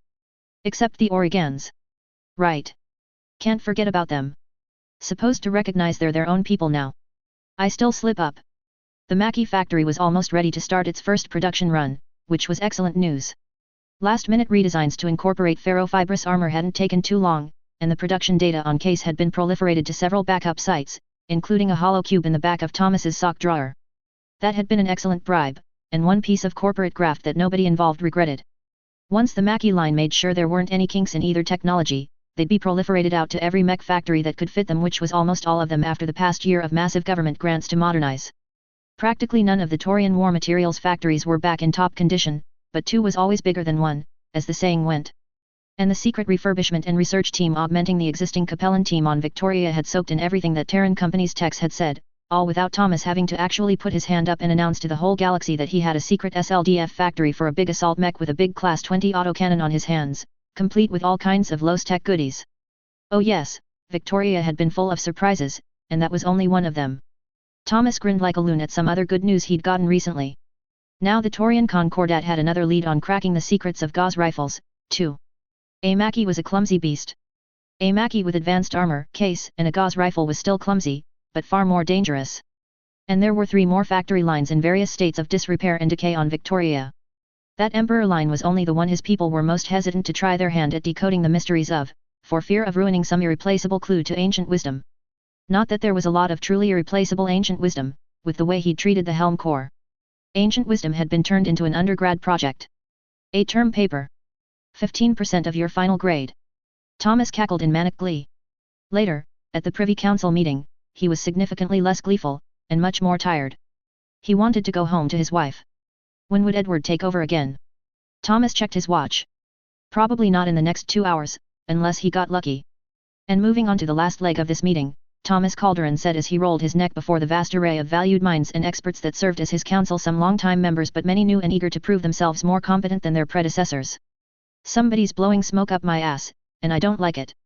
You've all seen the hard copy. You know as well as I do that the Taurian Concordats had a little too much good luck recently, and too many happy coincidences ruling in its favor. We're being fattened up, and I don't like it. Thoughts? The new Ministry of Trade and Colonization said, surely someone helping us behind the scenes is no problem? It's probably just one of the Davians' enemies taking low-cost actions to thumb their nose at the Fed sons. Maybe. Maybe, but I don't trust it. Nothing ever comes free, and if this all ties together then suddenly we know what the cost is. The Taurian Concordat is being set up as a credible threat to Hansa Davian's ambitions of sphere-wide hegemony. There were mutters and less quiet comments at that, about how that was hardly a real price because resisting Davian aggression was something any Taurian would do in a heartbeat. The Protector slapped the table, face twisted in sudden rage. His cybernetic eye gleamed brightly as he snarled, "A threat, I said. Intelligent rulers don't leave threats lying around where they can fester and grow until they can't be handled. They snuff them out. They're made unthreatening. And don't for a second think that First Prince Hansa Davian, or that Archon Katrina Steiner, are stupid. I don't want a single word of potential aggressive action so much as breathed outside these walls. Am I understood? I said, am I understood? I want verbal acknowledgement that you understand me." A general susurrus of ayes and yeses followed, and Thomas nodded firmly. "Good. Now that I know you understand, if any of you disobey then I'll throw you in military prison. And yes, I can do that. This is the safety and prosperity of the Concordat as a whole and in detail, my ministers and councillors, and there is very little not within my power when that is in question. Dead silence met his words, so the aging man nodded. Do not for a second think that Morgan Hosek Davian's actions when he intervened in the Andurian crisis were not made with orders from the first prince himself. The Capellans were weak, and so the Federates struck to cripple them. We're stronger than the Cappies, but not that much stronger. Not compared to the numbers we know the Davians can throw around. At least, not yet. His tone changed and he let some levity rise as his shoulders relaxed. My ministers, thank you for the reports and projections you've given me over the past 2 years. I know some of you came into your positions during the time period, and while my thanks extend back to the previous occupants of your chairs, you've earned your attaboys too. With uncharacteristic subtlety, Thomas didn't actually say that he'd used his newfound, nigh unassailable support to boot out everyone who'd refused to play ball with the new reality. Thanks to your hard work, I can now say with confidence that the Taurian Concordat is stronger than it was a year ago, 2 years ago, a decade ago, a century ago. And with citizens and planets lost and found and fresh to our protecting embrace, we can expect that trend to continue. He clapped, because giving people kudos was cheap and he'd already given more concrete rewards where appropriate. When that quieted down he once more leaned forward on the table.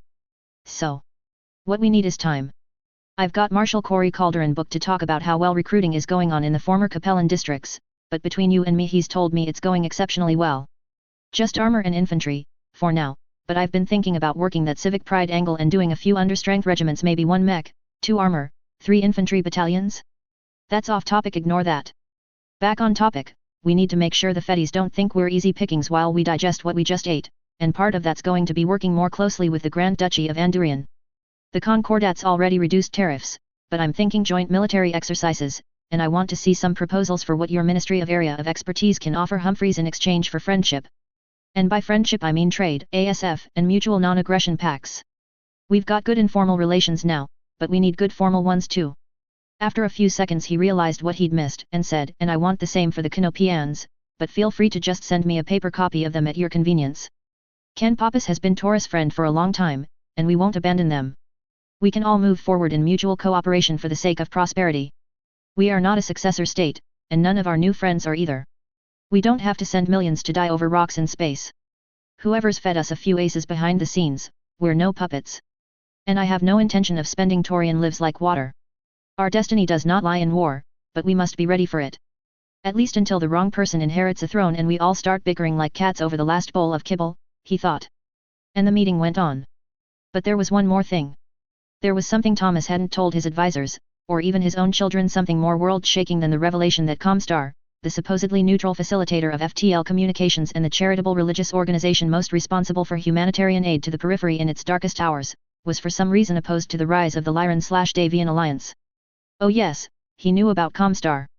There'd been enough data backups during the Stera-P purge that went untouched to point to someone with access to the HPG network as a possibility for the mysterious third party arranging for all those accidents.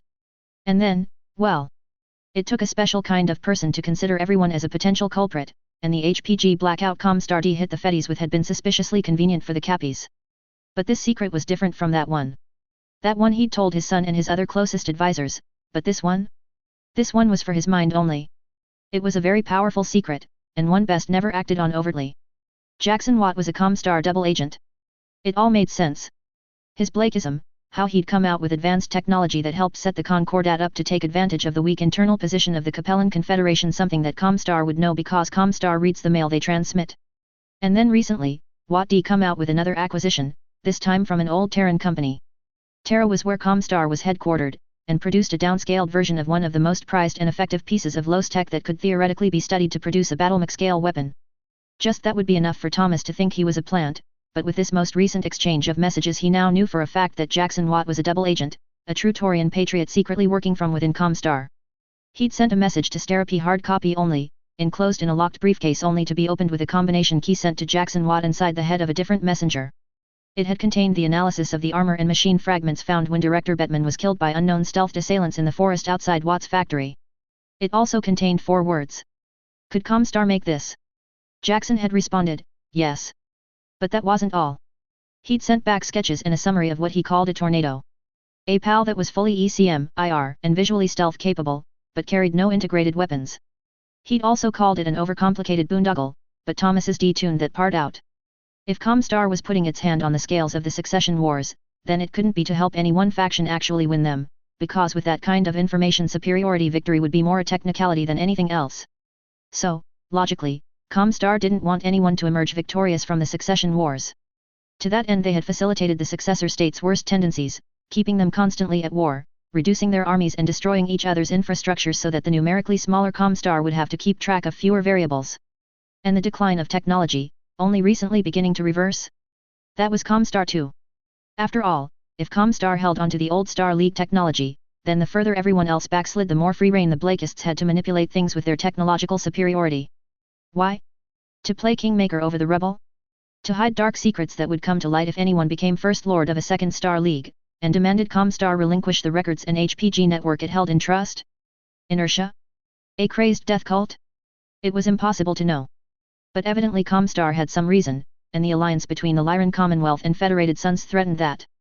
So the Taurian Concordat, one of the Fed Suns' oldest and most stubborn enemies, was manipulated and fed so that it would grow strong enough to prove a threat to Hansa Davian where the Liao had failed. Thomas also considered how he would have to run a conspiracy that vast. He wouldn't be able to trust anyone. The true core of Comstar, aware of its illicit goals, would have to be as small as possible in order to curtail any leaks. So most of Comstar wouldn't be informed as to the true nature of their work. As far as they knew, they were the true believers of a techno-pacifistic faith working for the preservation of civilization and technology, and the betterment of mankind. Yes. He'd have a small core, perhaps only a few million people with most of them on Terra where they couldn't slip up even if they wanted to, and an inner circle of perhaps a dozen to ride herd on them with the power of the HPG network. That'd do. As to what Thomas would do with this information? Nothing. For now. 3033, Autumn 2. Stera P, Taurian Concordat. You're joking. I'm afraid not, recruit. Your service deferment has been rescinded, and you're to report to any TDF recruiting station in 2 weeks for staging. Jackson Watt blinked, slowly. Once, twice, thrice. Did Eddie put you up to this? I'm not trying to dodge my service. If this could wait just 2 months it wouldn't be a problem at all, but I've got to finalize I've got to finalize a lot of things. I'm releasing the Maverick Light Battle Armor in 7 weeks, and the product demonstration has to go perfectly, but Rhonda's angling to replace part of her retainer for the contract extension with the first 5 suits in the production run in my Hollow of Good Times, and there's still some problems with sticky ankle actuators after the suits dismount from more than 5 meters up, and this is really just the worst timing. The corporal's plastic expression relaxed slightly, and he smiled. When duty calls, what can we do but answer? I know. He sighed, and slumped a little. It really was terrible timing. It was almost like somebody had. Wait a second, this is political, isn't it? Jackson swore. There'd been some talk going around about how WIP wasn't a patriotic company because the Yellow Jacket was for sale across the inner sphere, not just the Concordat or the periphery. Recently he'd even seen a talk show where some talking heads had gone on about how he was a service dodger, because he hadn't abandoned his family company after his parents died, and instead continuing his service in logistics. I don't know anything about politics when I'm in uniform, Recruit Watt, the corporal said reflexively. But I do know that my cousin was attached to the Taurian Velites in the Capellan campaign, and she said your armor saved a lot of lives. Not hers, but some of her friends lived through things they wouldn't have otherwise. And then, deliberately, he nodded. So it was political, then. But who'd benefit most from this? He wanted to think it was Taurus Territorial Industries, his only real rival in the Concordat in the battle armor race, but couldn't rule out any one of a dozen other groups or people. Thank you, Corporal Ruan. I appreciate you coming out here to tell me in person. Report to any recruiting station on World in 2 weeks, was it? Should I bring my mech? The corporal pursed his thick lips and ran a hand through his short buzzed hair as he thought that over. Only if your Mose has you as a mech warrior, he settled on after a second. And I'd call a recruiting office. Don't just park it on the street. You'd probably be ticketed for blocking traffic. Kate, Jessica hissed as soon as he broke the news that he'd have to take an extended leave of absence for his mandatory service. What? Of course it's TTI. This has Elias Kate written all over it. He found a weak spot, and he's prying away at it. You realize you can't afford to dodge this? Of course I do. I've got to take it square on the chin, but there's no glass jaws at WIP. We're solid, all the way through. Just got to wrap up a few things and the Maverick will release, maybe not on schedule, but close to it. Damn. TTI might actually beat us to release. And NAIS, in the Federated Suns, Jessica Lu Calderon reminded him that the new Avalon Institute of Science was holding a private demonstration for top brass in the AFFS and LCAF just a week after he'd initially planned the Maverick's public debut. At least we'll still beat the Lyran's domestic suits out, he grumbled. Whatever. Damn it all, but this is rotten timing, which is of course the bloody point. Still, TTI must think we're less far along than we are. It's just finishing touches left, and I can't do all that in 2 weeks, but I can get the balls rolling and find other people to mind the irons in the fire. I'll contact HR, but there's just so much to do. His rising panic slowed, then receded at the older woman's chilly words. What needs to happen for a successful launch of the Maverick? You can't make up a bad first impression, even if you fix the issues later, so that's the only thing that matters at the moment. Make a list, Jackson. First is the power packs. There's this plant on Pinard that's cracked enough energy density to get a full day's use out of the standard volume and mass allotment, adjusted for a light battle armor's requirements. They're waffling, though. Jessica, I want you to handle that.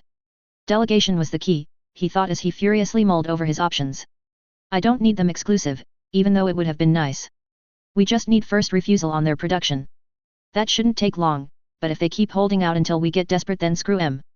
We'll go with the guys on new van. VME's got less efficiency, but 17 hours is better than 12.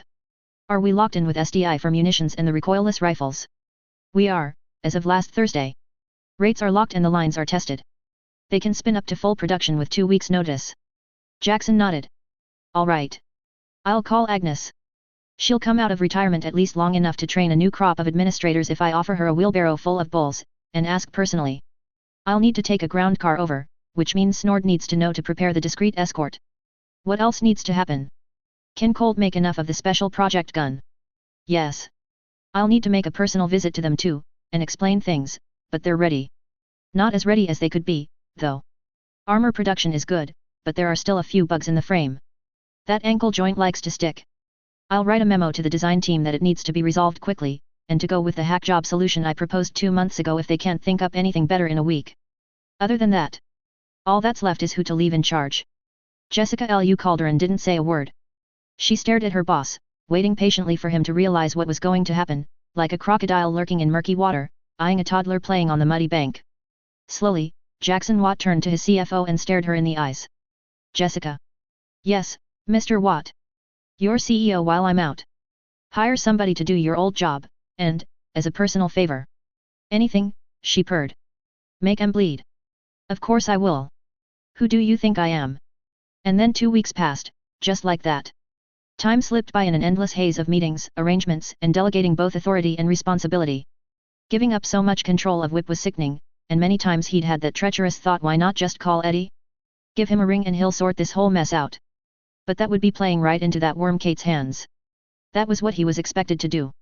Dodging service would be horrible for Whip's image, and if there was anything Jessica ground into his head over the past years, it was that image mattered.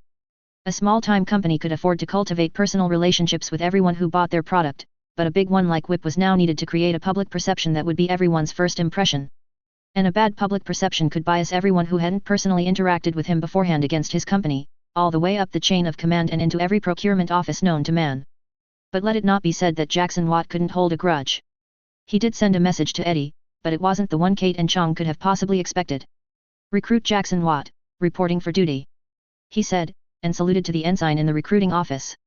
It'd taken a few hours to knock the rust off, but he'd done his service twice before his first time through, and they knew how to make things stick, once after he lost the factory, and again for half a decade at the height of Protector Thomas's paranoia about the Feddies. So he threw a crisp salute in the field uniform he'd been issued back in 25. He looked different in it than he remembered, less like a ball of pork stuffed into a uniform and more squared. Less rounded. Stand easy. You're not back in yet. The officer was younger than Jackson's physical age, and was obviously both amused and used to overenthusiastic recruits eager to get started. Let me pull up your paperwork. Before your deferment you were a logistics corporal, but it looks like someone's gone and manually changed you over to mech warrior. That'd make you a cornet, once you're through certification, so early congratulations on the promotion. Thank you. It's much appreciated. I figured there's more I can do for the TDF than just stacking boxes and filling out paperwork, now. You might be surprised at how much paperwork officers have to file. Let me dream for a little bit. But does your noteputer say where I'm going? Jackson Watt held his breath. This was where Eddie might have fallen through. But if ingloriously dodging service was bad for Whip, then surely the more star-studded his service term was, the better.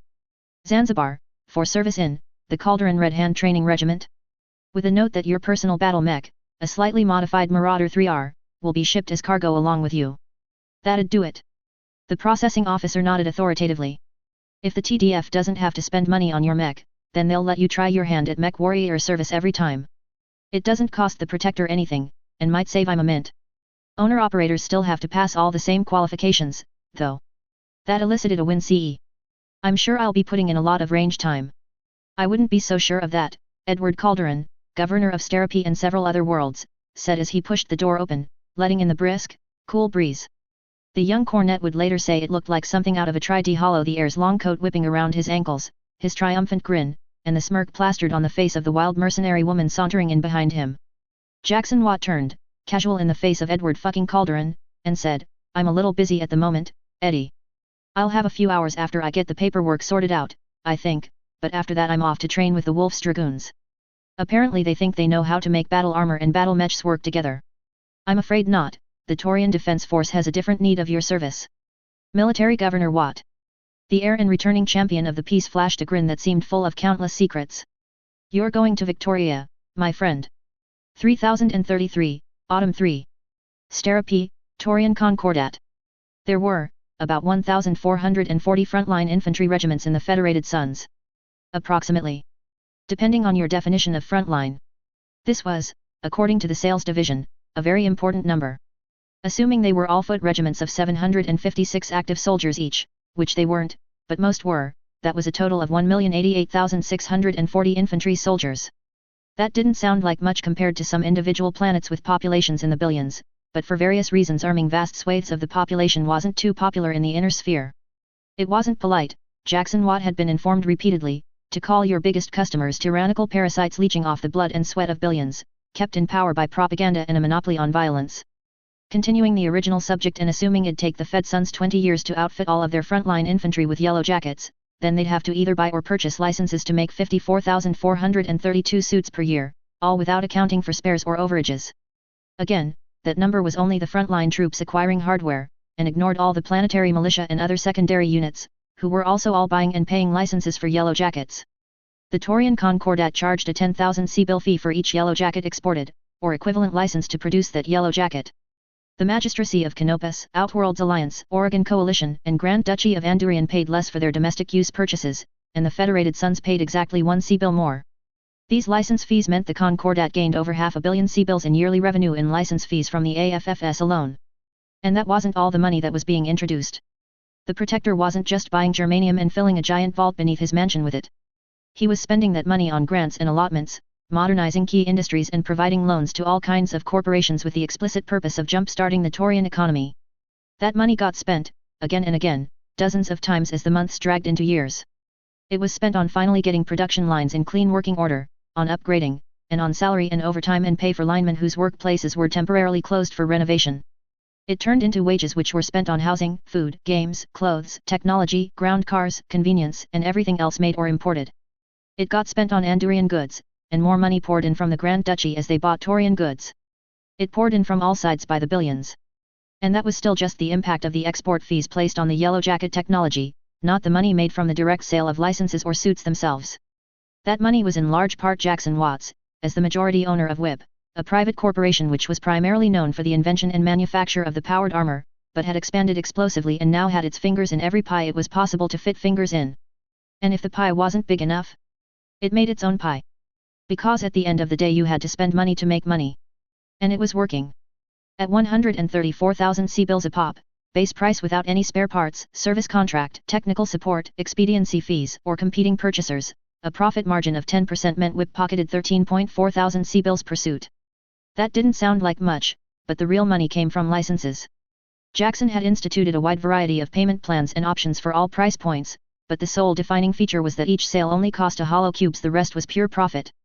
Of course WIP also offered the old dead tree information storage formats, but they cost more to ship.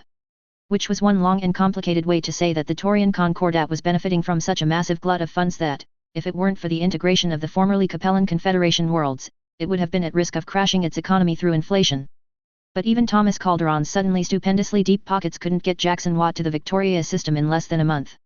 The jump ship schedules just didn't line up, but even the partial command circuit he had arranged was a huge improvement over the normal pace of interstellar travel. Jackson rubbed the signet ring on his finger as he stared out the great dome of the current jump ship's grav deck, and into the vast swirl of stars, reaching out into infinity, and pondered the numbers. They were like stars, he thought as he stood there in his slightly ill-fitting suit and brand new shoes, huge and yet tiny in comparison to the black ocean they hung in. Even all those billions of sea bills or bulls were small compared to the total GDP of the Taurian Concordat. But just like with stars, it was the details that mattered. The Yellow Jacket money wasn't all tied up and promised to existing programs. It was liquid cash, and available to be poured into one-time purchases and special expenses. The Taurian Concordat was flush with funds as a whole new market opened up and, for the next few years at least, it held the entire galaxy as a captive audience. The band of warm metal holding the gemstone indicating his status, hadn't changed despite recent events.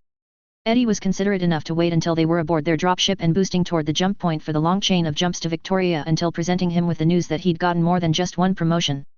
Hopefully the media fuss would die down by the time he got back. Count what? He was a count, now. Most of the titles handed out were barons. Counts were a much bigger deal. And he was rich. Filthy stinking rich.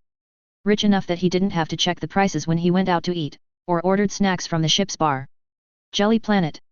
He asked Eddie when he came into his view, holding up the plastic wrapper of the eponymous candy. No, thank you. I'm watching my diet. Eddie was wearing a tunic all regal and imposing in his tunic, tousled dark hair brushed to one side. You don't look like you need a diet. And if I keep to it, then I'll continue not looking that way, the heir to the Concordat said primly. Stress eating. It's a curse. Jackson grunted agreement and returned to staring out into space, distracting himself. Something on your mind?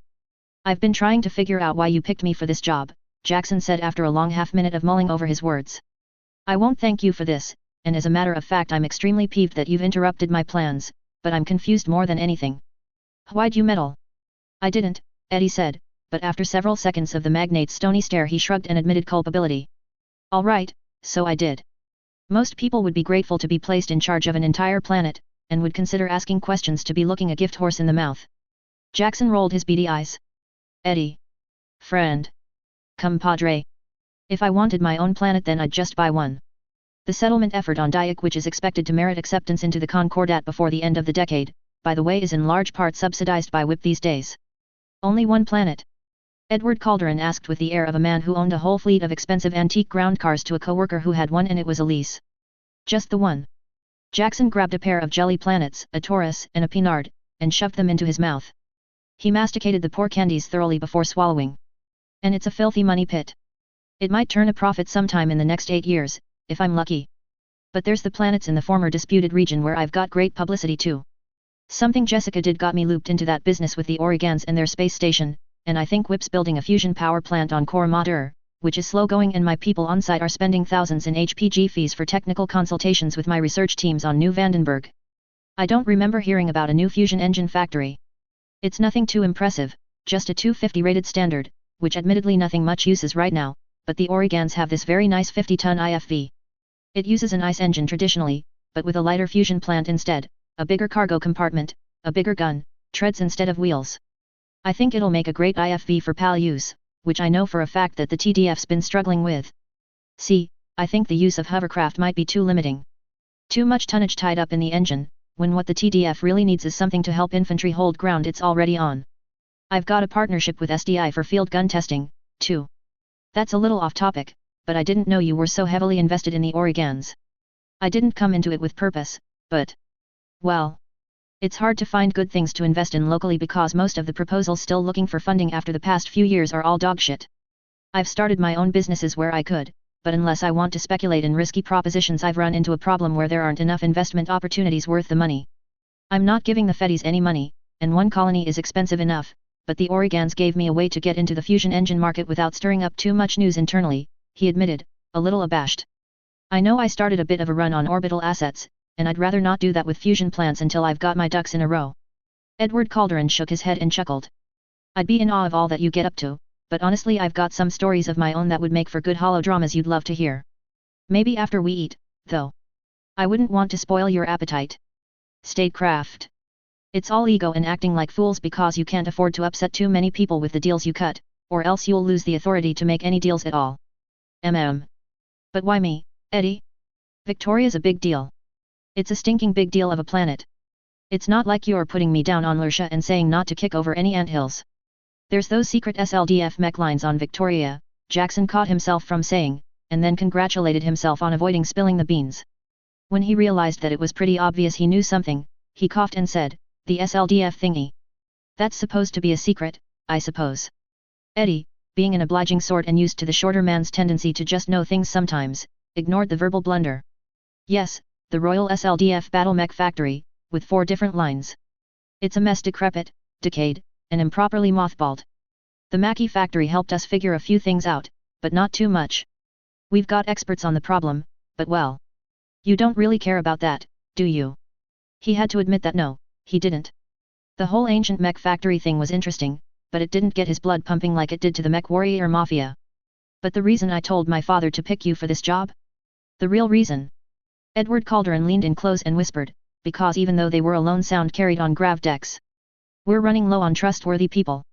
16 new worlds, and they all need inspectors, teachers, aides, interpreters, and yes, planetary governors who the Concordat can trust not to rob tomorrow's fortunes to buy lunch today. Talent we have, but trust? Proven trust is in short supply. So we need you to be the person who knows how all the big projects are going on planet and can handle that without getting lost in the weeds.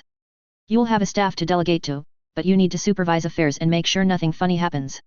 You need me to ride herd on a bunch of smart-ass chucklefucks and see who screws the pooch, so you can find out who's really trustworthy when your back's turned," Jackson summarized.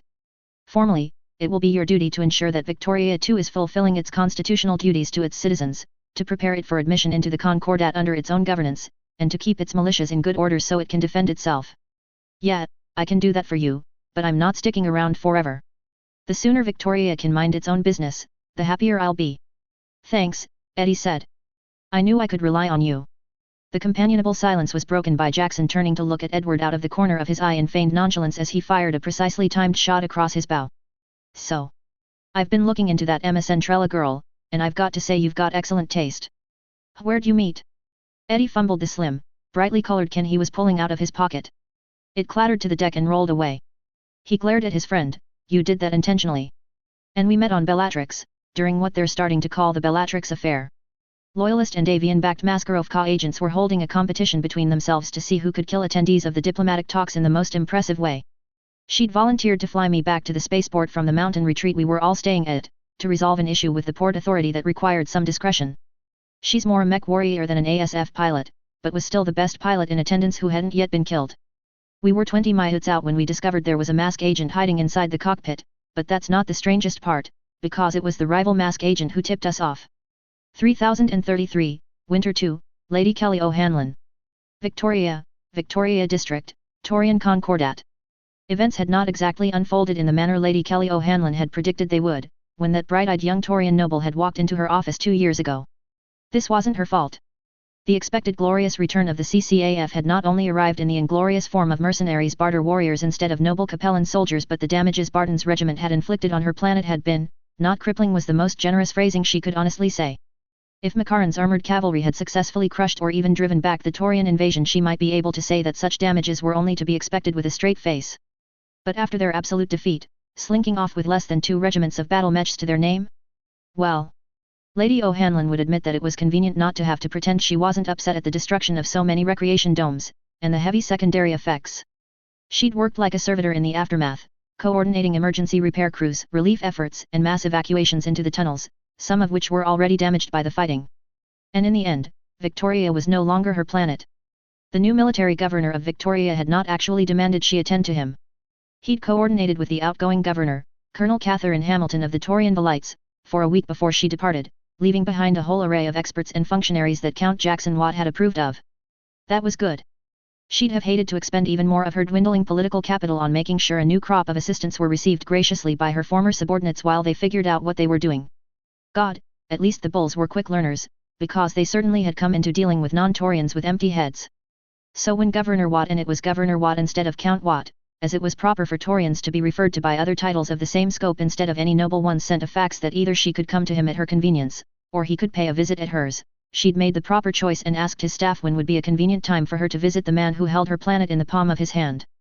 Kelly O'Hanlon knew just how quickly the beckoning hand of an occupier could turn into a clenched and wrathful fist, should the conquered fail to behave with prudence. She'd once again refrained from touching up her hair, letting the grey roots show that she was too busy to take care of such luxuries. It had been the right choice with Edward Calderon, and would most likely be the correct signal to show for Jackson Watt as well.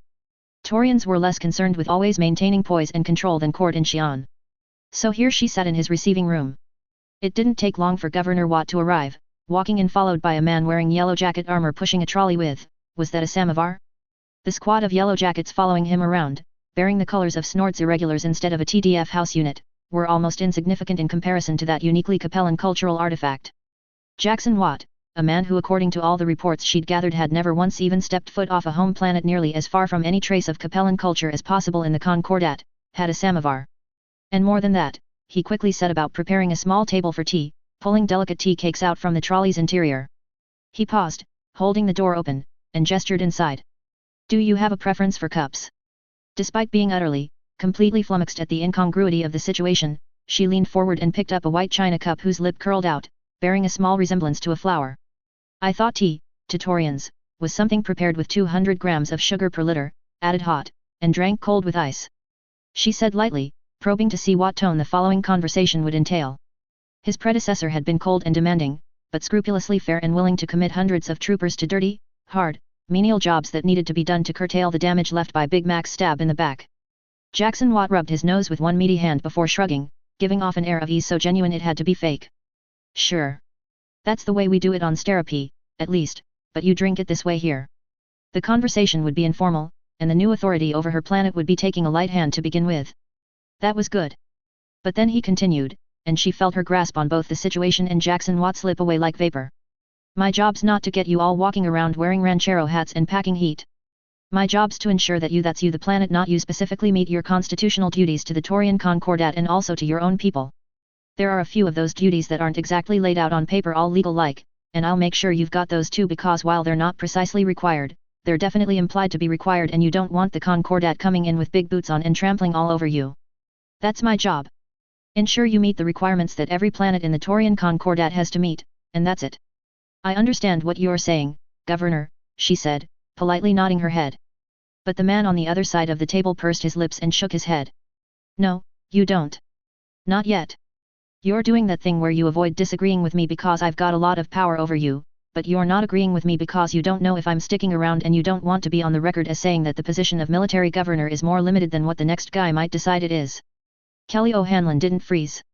She was almost old enough to be the mother of the man in front of her, and had spent her entire life steeped in Capellan politics. She knew how not to show any external sign that her heart had just stopped beating. But that's okay, Jackson continued, intent, focused, and far too knowing. You don't have to understand today. This is a process, and we're going through it together. Words are worthless. Action is where the money is. So let's put all that aside and talk over the problems we need to deal with. We'll put out the fires and rebuild the house before deciding what color to paint it. That sounds fair to me. Does it sound fair to you? It sounded like he'd put something in the tea, but the older woman nodded nonetheless and took a sip. The tea wasn't quite right, but better than she'd expected. Jackson took a tea cake and ate it. Well then, if we're moving to important business then I suppose I should ask about the vats. The Taurian Velites people gave me reports, but I'd rather hear from a person than a briefcase full of fax printouts. They took some damage during the fighting, didn't they? The vats were an essential but often silent part of any industrialized but marginally habitable world. Taking up far less space and fewer resources than an equivalent amount of farmland, the vats were still a vast complex of complicated chemical and biological processing which grew special edible algae which could be pressed and formed and processed into dozens of different kinds of processed food, each containing the full spectrum of vitamins and calories needed to sustain human life. The damage was relatively severe. The Pictish dome was hit twice, one attack broke the dome, and the second fired missiles through the resulting gaps that cracked the surface the environmental park was built on. Seals failed, plates broke, and there were more than a dozen critical breaches of atmosphere that took days to entirely seal off. The surface air is breathable, so no one suffocated, but the temperature in Pictish rapidly equalized with that outside. The vats weren't built to handle it. Why not? Jackson interjected. Because it was assumed that any breach into the atmosphere large enough to snap freeze and burst every pipe in the vats complex, and provide enough of a temperature shock to kill the algae in the vats themselves, would also kill every living soul in the entire city that couldn't flee to the transit tunnels, Governor. As it is, the safety measures meant we suffered fewer than 5 million total casualties from the direct results of the attack. It was hard. Keeping her composure like this. It was one of the hardest things Kelly had ever done in her life. 5 fucking million dead. Most of them were only servitors, but 0.33% of an entire planet's population were dead because of 2 volleys of missiles. Damn Makaran's armored cavalry. Your grandfather installed those safety measures, if I recall my briefings correctly, Jackson said. And your emergency services got them out and into the tunnels. But still, it's important to remember that if Barton D concentrated his fighters instead of spreading them out, the scale of the problem would have been entirely different. But we can move on from that grisly topic. I'm sorry for bringing it up. Kelly had to admit that she was rattled. If Jackson had brought up the aftermath of the dome attack as a rhetorical tactic, it'd been the verbal equivalent of kicking someone's chair out from under them to start a barroom brawl. Simple, brutal, and horrifyingly effective. Her estimation of him raised several notches. He was still idealistic, but he wasn't a fool, and a canny idealist was far less obvious about his danger than a simple one. A canny idealist was no less dangerous, however. In a way she was back on familiar ground, so the meeting proceeded roughly as she'd expected. The governor went over the various problems, from the refugee crisis to the first trial runs of the revised school system, and she offered advice and listed names of people she thought might be able to help. Most of those people were her people, of course, but that was only to be expected. She'd done her best to consolidate the most effective and prudent administrators and facilitators under her umbrella, as her family had for centuries. And then came one last surprise. You want to make a second battle armor factory on Victoria? Of course I do, Watt said brusquely. Battle armor. It's what I do. Look, I'm not a one-trick pony, but I am something like a three-trick pony. Whatever. The point is we all work with the tools we have, and I wanted to build another battle armor factory anyway. I don't like having all my advanced production in one place, and there's a lot of very technical-minded people here on Victoria, some of whom need jobs and money. Feeling daring, and wanting to reclaim some conversational momentum, Kelly O'Hanlon said, I didn't take you for a man to indulge in simple graft, Governor Watt. Signing the forms to authorize your own company to make war material on the planet you yourself are administering seems at odds with your public appearance. He laughed, quiet but genuine. I'm sure it'll run that way on some talk shows and papers, but that's not it at all. If I want these people to buy into being part of the Taurian Concordat, then they need something to buy into. You can't just wave your hands and promise you're invested in their futures. You've got to prove it. Put your money where your mouth is and let 'em all see that you're more than just talk. And so that's exactly what I'm doing. I'm willing to train the people up, and I've got some experts who will be joining us here in the coming months for strictly temporary training work. That's strictly temporary. I want to be the only person in that factory that wasn't here 2 years ago. I think I understand, and I agree with your reasoning. It's not something I would do, but it makes sense. So you'll be debuting your new battle armor here, then? Lady O'Hanlon asked. That would be a blessing. Perhaps she could arrange to be gifted one of the suits used in the initial product display, for use as a display? Being able to show off one of the first, with the serial numbers to prove it, would be a useful social lubricant with certain kinds of company. It was going to be on Sterapy, but my CFO wrangled something neat, Watt said. The way he smiled and the sly way he leaned in to emphasize his words emphasized his natural qualities. Jackson Watt had the look of a man who knew the punchline of the joke someone else was saying, and had the right follow-up prepared for maximum effect. It was the cunning of a knife in the dark, wielded by a man with the subtlety of a car bomb. Do tell, she said, playing along with the obvious bait to continue the conversation. My competitors are all trying to compete for the Concordat Armor Works contract. The Taurian Defense Force thinks they know what they want, but I'm sure they don't. I'm so sure, in fact, that I issued a challenge trial to see who's got the better armor. A competitive test of our various suits, run by the people who will be using them on the field, with representation from all the regiments in the TDF. That did sound interesting, but there was more. Well, go on then. But then we got an offer from a third party. You see Archibald Makaran, of Makaran's trading company who we're all familiar with, may he choke on a peanut and stain no more. The Galaxy had procured a contract to serve as OP for in a field test of some other first production run battle armors, to take place on Menk. Apparently they sold the Fetties and old Hansa Davian on them being the foremost experts on powered armor in the sphere, at least in terms of who the AFFS has access to. Funnily enough, that contractual agreement already included 2 additional military commands, and the language technically did not limit said exercise to just those 2 militaries, and the TDF was itching to prove the first whipping they gave Big Mac wasn't a fluke. Oh no. Oh yes, Jackson said, and his grin stretched from ear to ear. There won't just be 2 battle armors at the Menk trials, but at least 4. Mine, TTIs, and 1 each from the Lyrans and Fetties. And when is this catastrophe going to occur? She choked out. The human catastrophe opposite her checked his watch and pursed his lips. Today's Tuesday, and Menkes on such and such time differential, so, tomorrow, at 8:20 local time. I've prepaid for hourly emergency HPG transmissions, and I'm going to throw a party. I don't suppose you know where I could hire a venue on such short notice. 3033, Winter 3, Maria Hazel. Menk, Independent System. Maria Hazel hadn't intended on being promoted to section leader. It just sort of happened. She did her best, she didn't make problems, and one day she'd been called into the cornet's office and walked out with a new set of dress pins and instructions to get replacements for her old rank patches. She'd been happy as a corporal. Section leader was too rich for a girl who'd gone into service expecting to do her 4 years and quit honorably afterward. But then came Dumases. And then came Victoria. So here she was, 2 years after she'd planned to be out, with a star on her cap with 3 of the 5 points colored black and 9 troopers to look after assholes, the lot of them. She wondered if her old section leader had thought she was a misbegotten hooligan half a centimeter from causing a diplomatic incident at all times? Probably, the NCO thought glumly. The real kicker was that a whole crop of NCOs and veterans had gotten transferred over to help refound the Calderon Red Hand, and she hadn't been one of them. She was the one who'd punched a pirate so hard he exploded. It was her that started the trend of painting a thin red line around her yellow jacket's wrist after bloodying yourself in the melee, as it were. But nope. Promoted internally instead. And now she was stuck with this mess.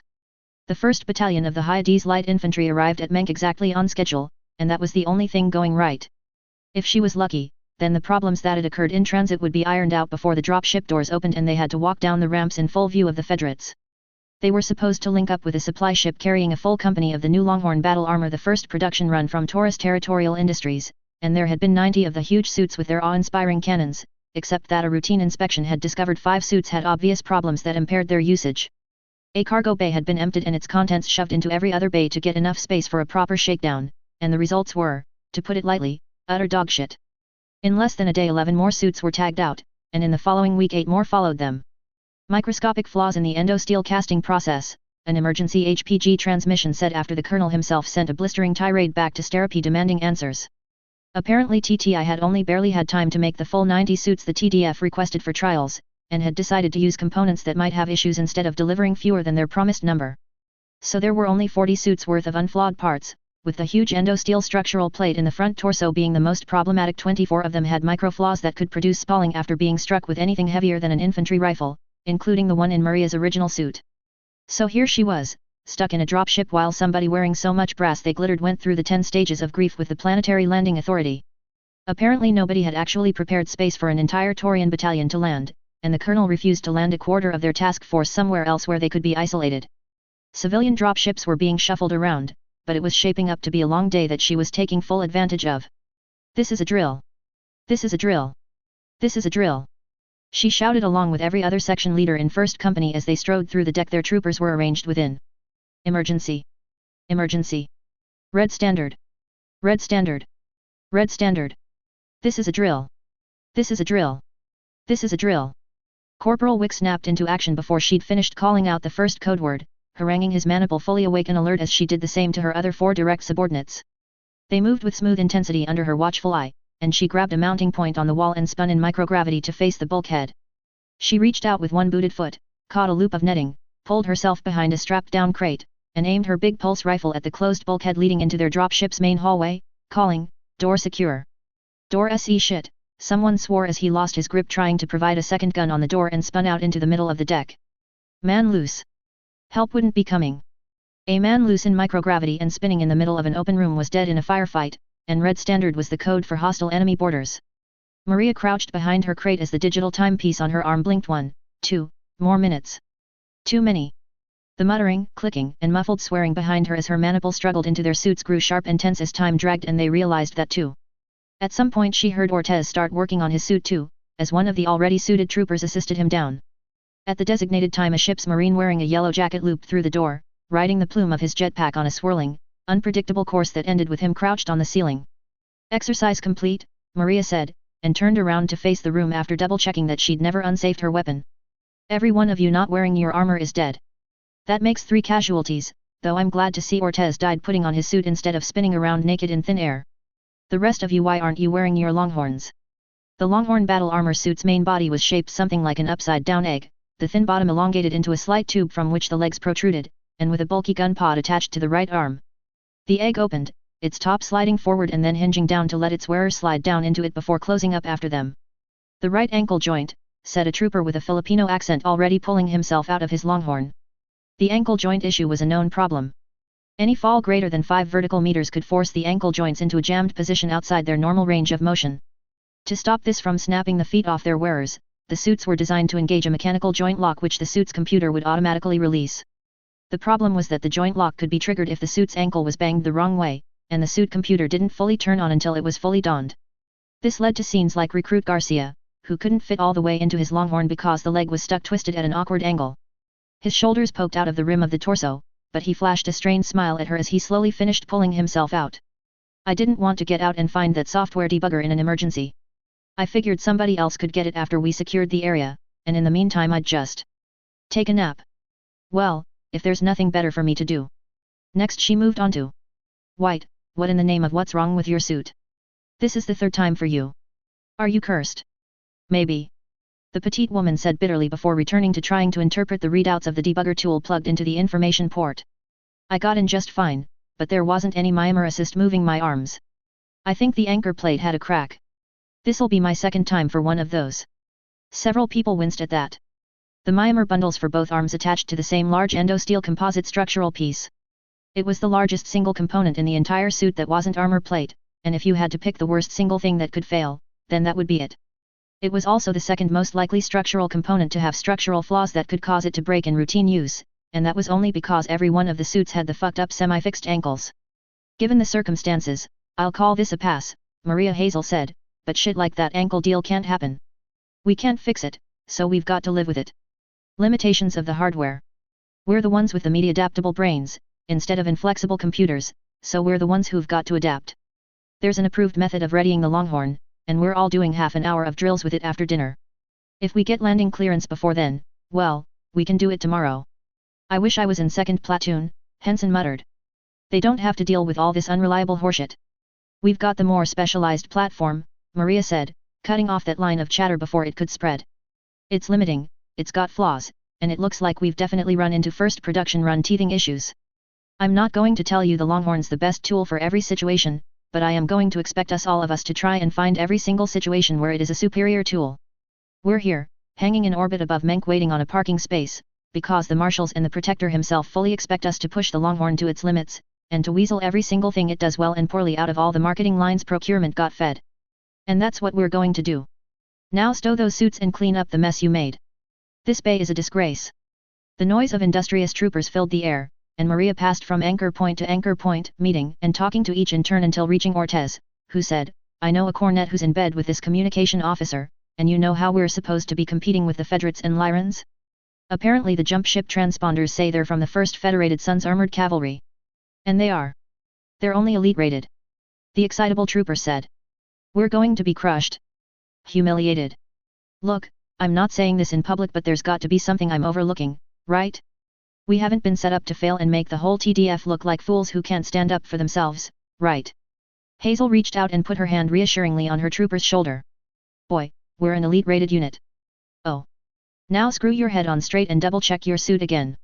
Fina over in 2nd Squad has the master list of spare parts the quartermasters allocated to our squad, and spares exist to be used. If your diagnostics turn up anything then swap it out now and let the techs fix it later. I don't want any issues coming off the ramp. Yes sir, Section Leader Hazel. She turned to move to the next of her troopers, but then turned back around and spoke more casually. I don't suppose you know who the Lyrans sent to this trial, do you? Do we have to show the 3rd Royal Guards we're steel too, do we? The young man hesitated, and Christ what was she doing calling him young? He was only 2 years her junior. He didn't sound very confident. Apparently there's some confusion. But my guy thinks it might be a battalion of the 22nd Sky Rangers, with a permanently attached company of Yellow Jacket variants led by Thomas Hogarth. Who? Maria asked. I've got no clue either, Section Leader, but apparently. He's some kind of genius Lyran Hauptmann who can make them do things nobody else can. 3033, Winter 4, Maria Hazel. Menk, Independent System. Marching 2 companies of battle mechs down the main street of Menk City, the High D's light infantry made a bright parade of yellow, orange, and red like a storm of falling autumn leaves had come to life and made the shape of great machines of war. 2 companies were left behind at the dropships -1 to guard the perimeter and 1 resting, with most of the heavier mechs the HLID gained recently pushing out into the city but all 3 frontline companies of infantry were present in their assorted armors, riding inside and outside a column of sleek Star League pattern hovercraft and waving at the cheering crowd lining the streets and hanging from the sleek downtown buildings. At each street corner the procession past stood a pair of stoic assault mechs painted bright silver that fell in behind them as an honor guard, with their own gleaming troopers in yellow jackets standing on their shoulders and making daredevil poses to the awe and delight of the crowds. It was a happy day on Menk, a day of celebration, of revelry in independence and triumph over the brutal campaign of senseless destruction Romano Liao visited on its people. They were the people of Menk, Makaran's people, and their independence was recognized by all of their powerful neighbors. The mech warriors and soldiers escorting the HLIN were most likely less than happy to see one of the units that had humiliated and defeated them so recently, Maria Hazel thought, but she'd give them this much they hadn't disobeyed orders and started shooting when the bay doors opened. That was a low bar to clear, but compared to some of the cowboy shit some periphery mercenary units pulled, well, it was appreciated. That's all. Not that the TDF was any stranger to loose gun nonsense either. Before they'd landed, all the participating parties had received strict warnings from Baron Makaran that any battle mech or combat vehicle so much as firing up their active combat sensors outside of the designated trials areas would get the entire unit booted off planet, and worst of all, they wouldn't get to finish the trials and would receive a null rating for any remaining courses or events. Maria understood. After all, with 2 battalions of Fetty and Lyran mechs on planet, it'd be pretty easy for them to hold a beachhead for a quick border expansion, so she'd have an itchy trigger finger too. But they hadn't been told to turn off their passive sensors, and the combat suite built into the Longhorn was decent enough at detecting guns under the most crowded normal urban conditions. Now if only the photo flashes weren't making her sensors flag every tourist and local agog at the parade as a combat threat. Don't turn off your ID system, she bit out over comms. Just check the alerts out they come and don't try to keep up with all of them. But it's just cameras. And even if there is a sniper, they can't punch through this armor. Recruit White hadn't been on Pirates Haven or Victoria. He was an excellent trooper, brought in from Starape's militia, but he hadn't had to clean a bucket of congealed flesh and blood off his suit before, and the Longhorn had a lot more seams than the yellow jacket she'd worn on that operation. Do you recall this morning's briefing? Yes, section leader. What did the Lance Sergeant have to say about alertness, trooper? He must have felt her glaring at him, because she could see his shoulders shift awkwardly even through the bulky suit. It dissuades potential attacks of opportunity, allows for the early detection of hostiles, and means that we don't have to clean dried squishy out of the cracks in our suits. Her point made, Section Leader Hazel returned to waving and smiling inside her helmet, submerging herself in the role of a daring, dashing war hero on her way to prove her mettle in yet more glorious combat. It was surprisingly easy.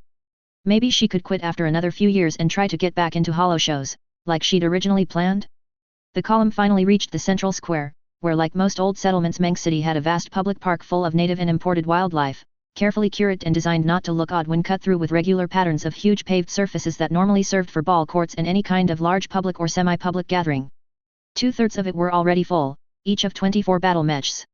As she drew closer she made out the details of the dense packed ranks before the mechs, between them and the great stage set up on which Archibald Makaran or one of his stooges was giving some kind of speech to rile up the crowd.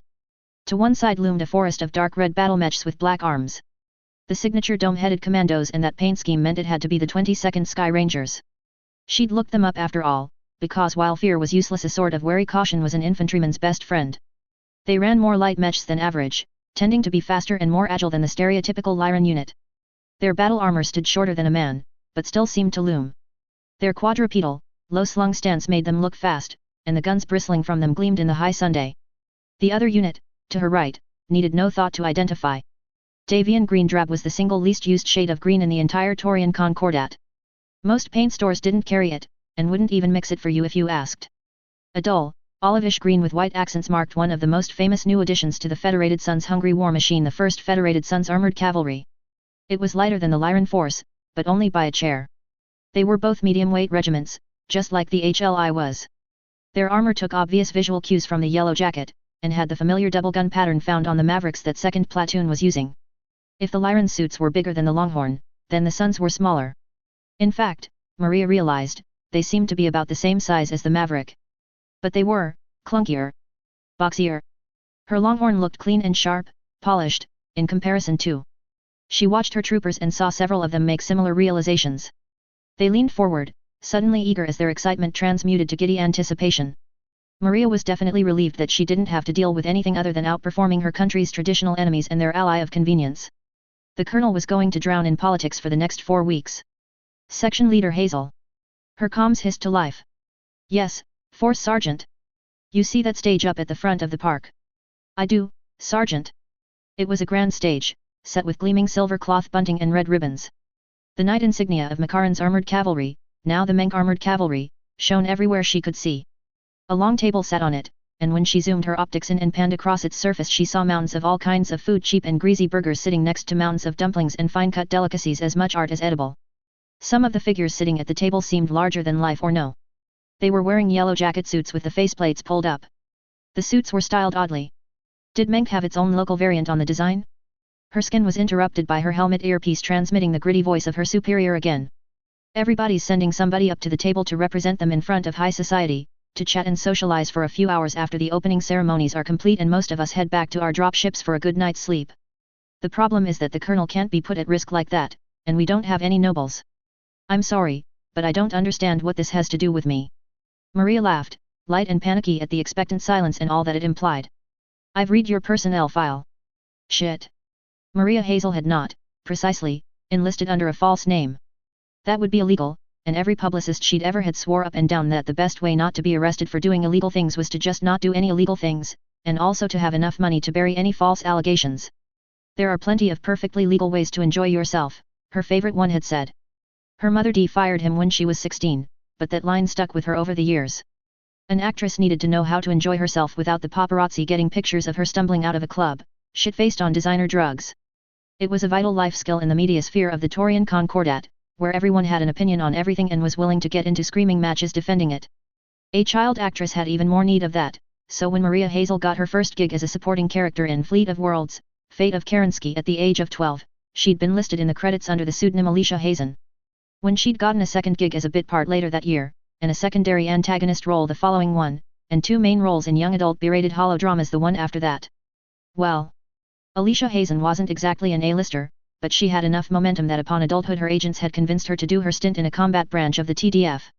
After her mandatory service was over, she could use that as a way to boost her reputation enough for a major production company to pick her for something more mature, and with a broader market. Because Alicia Hazen was the unfortunate victim of being typecast into a character role. Specifically, the arrogant upper-class noblewoman who uses her family connections to punish and suppress the main character or their love interest. She was the twit, the leech, the flouncing villain who folded the moment things got physical so the audience could cheer for the steely-eyed heroine who'd finally had enough with her manipulations. It didn't help that she had thick, wavy, copper hair which was treated to take on a slightly redder tinge. Red-headed villains were in vogue in the Concordat, for obvious reasons. Sitting down at the table and smiling placidly at the Menk trooper who pushed her hair in, she took a moment to take in the scene. Beyond the table, the fields full of battle mechs and battle armor stretched out in neat parade rows. Red, green, and blocky autumn. Nearly a full regiment stood there, and it was a glorious sight. Up on stage Baron Marcus Barton, formerly of 2MAC, was giving a welcome speech with such sincerity that she couldn't detect an ounce of hatred or resentment in him. He seemed sincerely happy when he welcomed the Hyades light infantry, which was odd. Damn wonderful machines, the man to her right said as he strategically fiddled with his ring. It caught the light. It wasn't a wedding or engagement band, but a class ring, an agile ring class ring. A bit light for my tastes, but you can't deny that they look damn fine next to normal infantry. They're the future of infantry warfare, but then again I don't need to tell a Taurian that. Alicia, fully in character, turned to face him. He was a tall, broad man with huge shoulders and a powerful torso.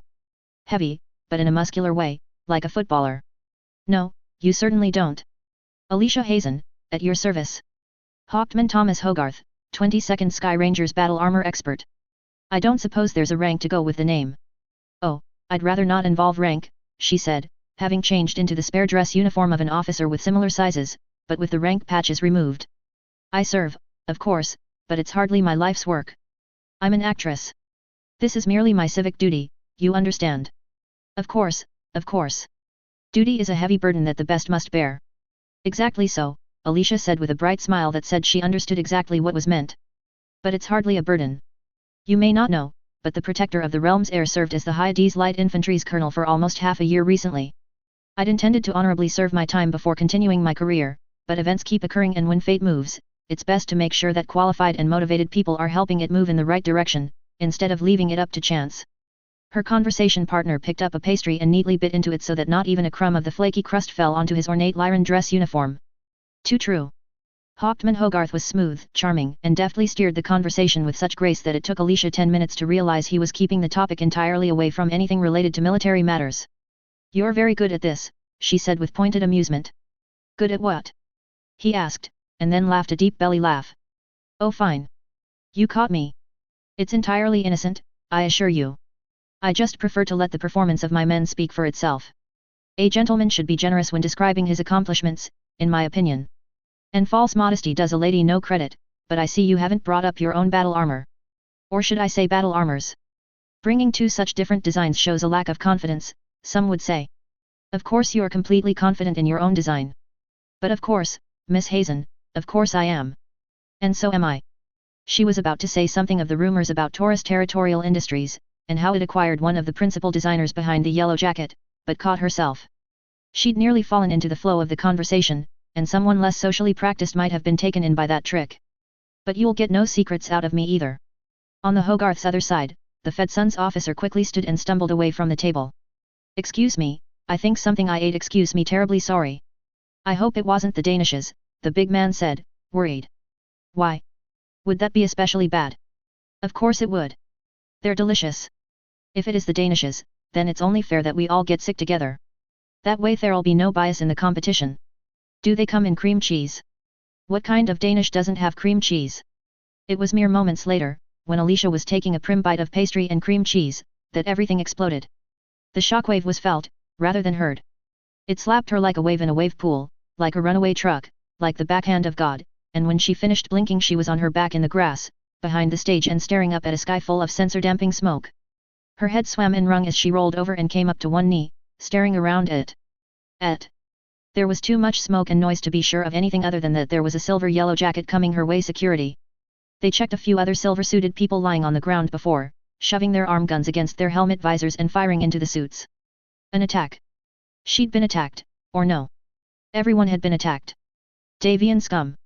She snarled weakly, but her hands were firm and cool as she whipped up the sidearm she'd borrowed with the uniform. The heavy Taurian pistol spat death with meaty thunderclaps that overcame the ringing in her ears through sheer volume and proximity as her shots climbed up the nearest suit from gut to chin. Before the magazine was empty the armor broke and she put the last round straight through it.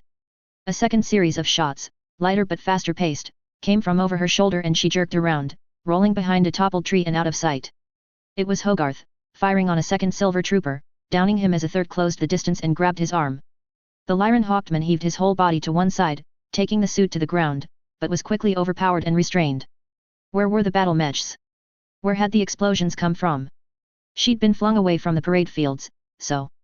Were they bombed, or were the bombs under them the entire time, buried in the dirt? Alicia's head swam thickly as she struggled to piece a string of logic together. Even the adrenaline thundering through her didn't help. Should she try to rescue Hogarth or escape on her own? She didn't have a spare magazine. This gun was a revolver and they'd been in such a rush she'd forgotten to pick up a spare speed loader or even any bullets. Suddenly a thick steel fist wrapped around her hand and jerked it down, pointing the barrel of her useless pistol at the ground. A fourth gleaming Yellow Jacket smacked her lightly on the jaw, and when she went down she didn't get back up until she was in a vehicle with blacked-out windows, tied hand and foot and leaning up against Hogarth, who was in the same position. She closed her eyes again, not sure of anything except that any advantage she could get was one she'd need, and carefully let the bouncing of the vehicle move her head around just enough to peek out through almost closed eyelids. They were in the back of a plain military transport, not a hovercraft by the sound, not tracked by the motion so wheeled. There was no turret protruding down into the bay, and she could see a door leading to what was probably the driver's compartment. Her head ached and her whole body throbbed with pain worse than she'd ever felt in her life. It was the bone deep of deep bruising, and even her eyes felt bruised and swollen, but at least she was alive. Her head bounced a little with the next bump in the road, and two things happened. First, she saw Marcus Barton, sitting across from her and staring at a device in his hands. His hands were unbound, though he seemed as stiff as a coiled spring, and his left hand was wrapped around a compact automatic pointed straight at her. Second, Hogarth's head flopped with that bounce as well and his lips pressed against the back of her head as he whispered in the barest, lowest breath, SSSSSH. 3033, Winter 5. Victoria District, Taurian Concordat. The party was ruined. Someone had planted bombs underneath the parade ground and detonated them in the middle of the opening ceremony, destroying and damaging a large portion of the assembled mechs, vehicles, and infantry.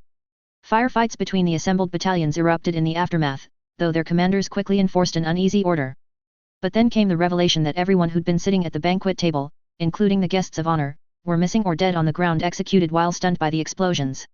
Accusations had just started to fly when the captain of the Aries Sunset decided to make her contracted jump to Victoria half an hour early, betting that Jackson would pay extra for promptness, and she'd been right. The viewing party erupted into barely contained chaos as the transmission ended. It'd been transmitted from a jump ship in nadir orbit as soon as it came in. The news was fragmented and full of minor contradictions, but that didn't matter when the main body was so consistent. Someone had disrupted the battle armor trials on Menk, and there was no shortage of potential culprits. The four factions on the ground were the obvious suspects, along with Liao, the other Liao, the Merriks, and based on a few transmissions, even the Andurians. The next jump ship wasn't scheduled until nearly 25 hours later, and the next HPG transmission for 18, but Jackson Watt took a few valuable minutes corralling the flighty society movers and partygoers with Dame Kelly O'Hanlon's assistance before turning the matter over to her and escorting one specific guest over to a quiet alcove where privacy measures had been placed. Prekenter Weber, I wish this wasn't our first conversation of the night, but I'm afraid I need to ask you for a personal favor. The rotund Prekenter, chief of the planet's HPG infrastructure and head of Menk's operations on Comstar, clasped his hands. I do as well, but who could have foreseen this disaster? But go ahead. It does no harm to ask. I need to know what's happening on Menk. Can you contact its Prekenter and arrange for something? Even one more transmission would be wonderful. I'm afraid that isn't possible, Governor Watt. I'm willing to pay any emergency fee you name, Jackson said earnestly. But the Prekenter shook his head. It's not about money. Menk has a Class A installation. It normally only transmits once a day, and it is only due to the excessive emergency fees you've already paid that it can transmit twice daily for this brief period. I know. Believe me, Prekenter. I had to pay jump ships to stand ready to deliver the other hourly updates while events were ongoing. That's 2 or sometimes even 3 jump ships a day, and that's expensive. I know. Again, this isn't a matter your money can solve. Your generous patronage cannot change the simple fact that the machinery is both ancient and labyrinthine, and even the most educated technicians dare not push it too hard. I don't think you'd care to be liable for any kind of critical damage to a Class A HPG, any more than I or Prekenter Macintosh would. It would bankrupt you and this planet both. Prekenter Weber spread his hands from where they'd previously rested on his protruding belly, some distress on his face. He didn't like being the bearer of bad news. And besides, it would be against my sacred responsibilities to encourage the potential destruction of an HPG. If only Blakes will allow the HPGs to transmit more frequently, but technology, no matter how sophisticated, is still technology, and it remains subject to the human weakness of its operators. We are long from the golden age of the Star League, and while they may have exceeded our current operating standards, we use them now for a reason. Victoria is dependent on so much technology to stay afloat right now. If it were a man, he'd be in a hospital bed surrounded by the machines that keep him alive. We need specialty food imports, replacement parts for the VATS complex, everything Victoria needs regularly, and there's even a much-needed shipment of phosphorus coming in next month. Jackson gestured to the disorderly crowd with a wide, expansive sweep of one arm, but he continued with a gentle, coaxing tone, I'm not asking as governor, but as a fellow man of the word. If things go sour on Menk, any one of those shipments could be a no-show because a jump ship crew decided it wasn't worth sticking around because the Federated Commonwealth has decided to aim its retaliation for this disaster at the Taurian Concordat. Tens of millions would suffer, at minimum, if a single jump ship gets commandeered for military purposes or delayed. If I have to wait another day for the news. I am aware of the delicate situation we find ourselves in, but the technology is limited. I simply cannot endorse pushing the hardware any further outside of safe operating parameters. But nothing, Jackson coaxed. Prekenter, technology itself holds no value. It's what that technology does that gives it the moral ability to uplift. The development of technology allowed our ancestors to break free of the hardscrabble life of subsistence farming and live lives where morality was based on what should be, instead of what must be. But plows and horse collars don't do that locked in a vault. Technology must be used to be of benefit to mankind. Weber's expression sharpened as he snapped, what a curious sentence to hear from the mouth of the man who turned the gift of technology toward the butchery of war. Yet, Jackson admitted, for several seconds unable to drag himself out of the mire of second-guessing and recriminations. Then he took a deep breath, filling his lungs with more than air. Certainty firmed him, and he spoke from the heart. I'm not blameless.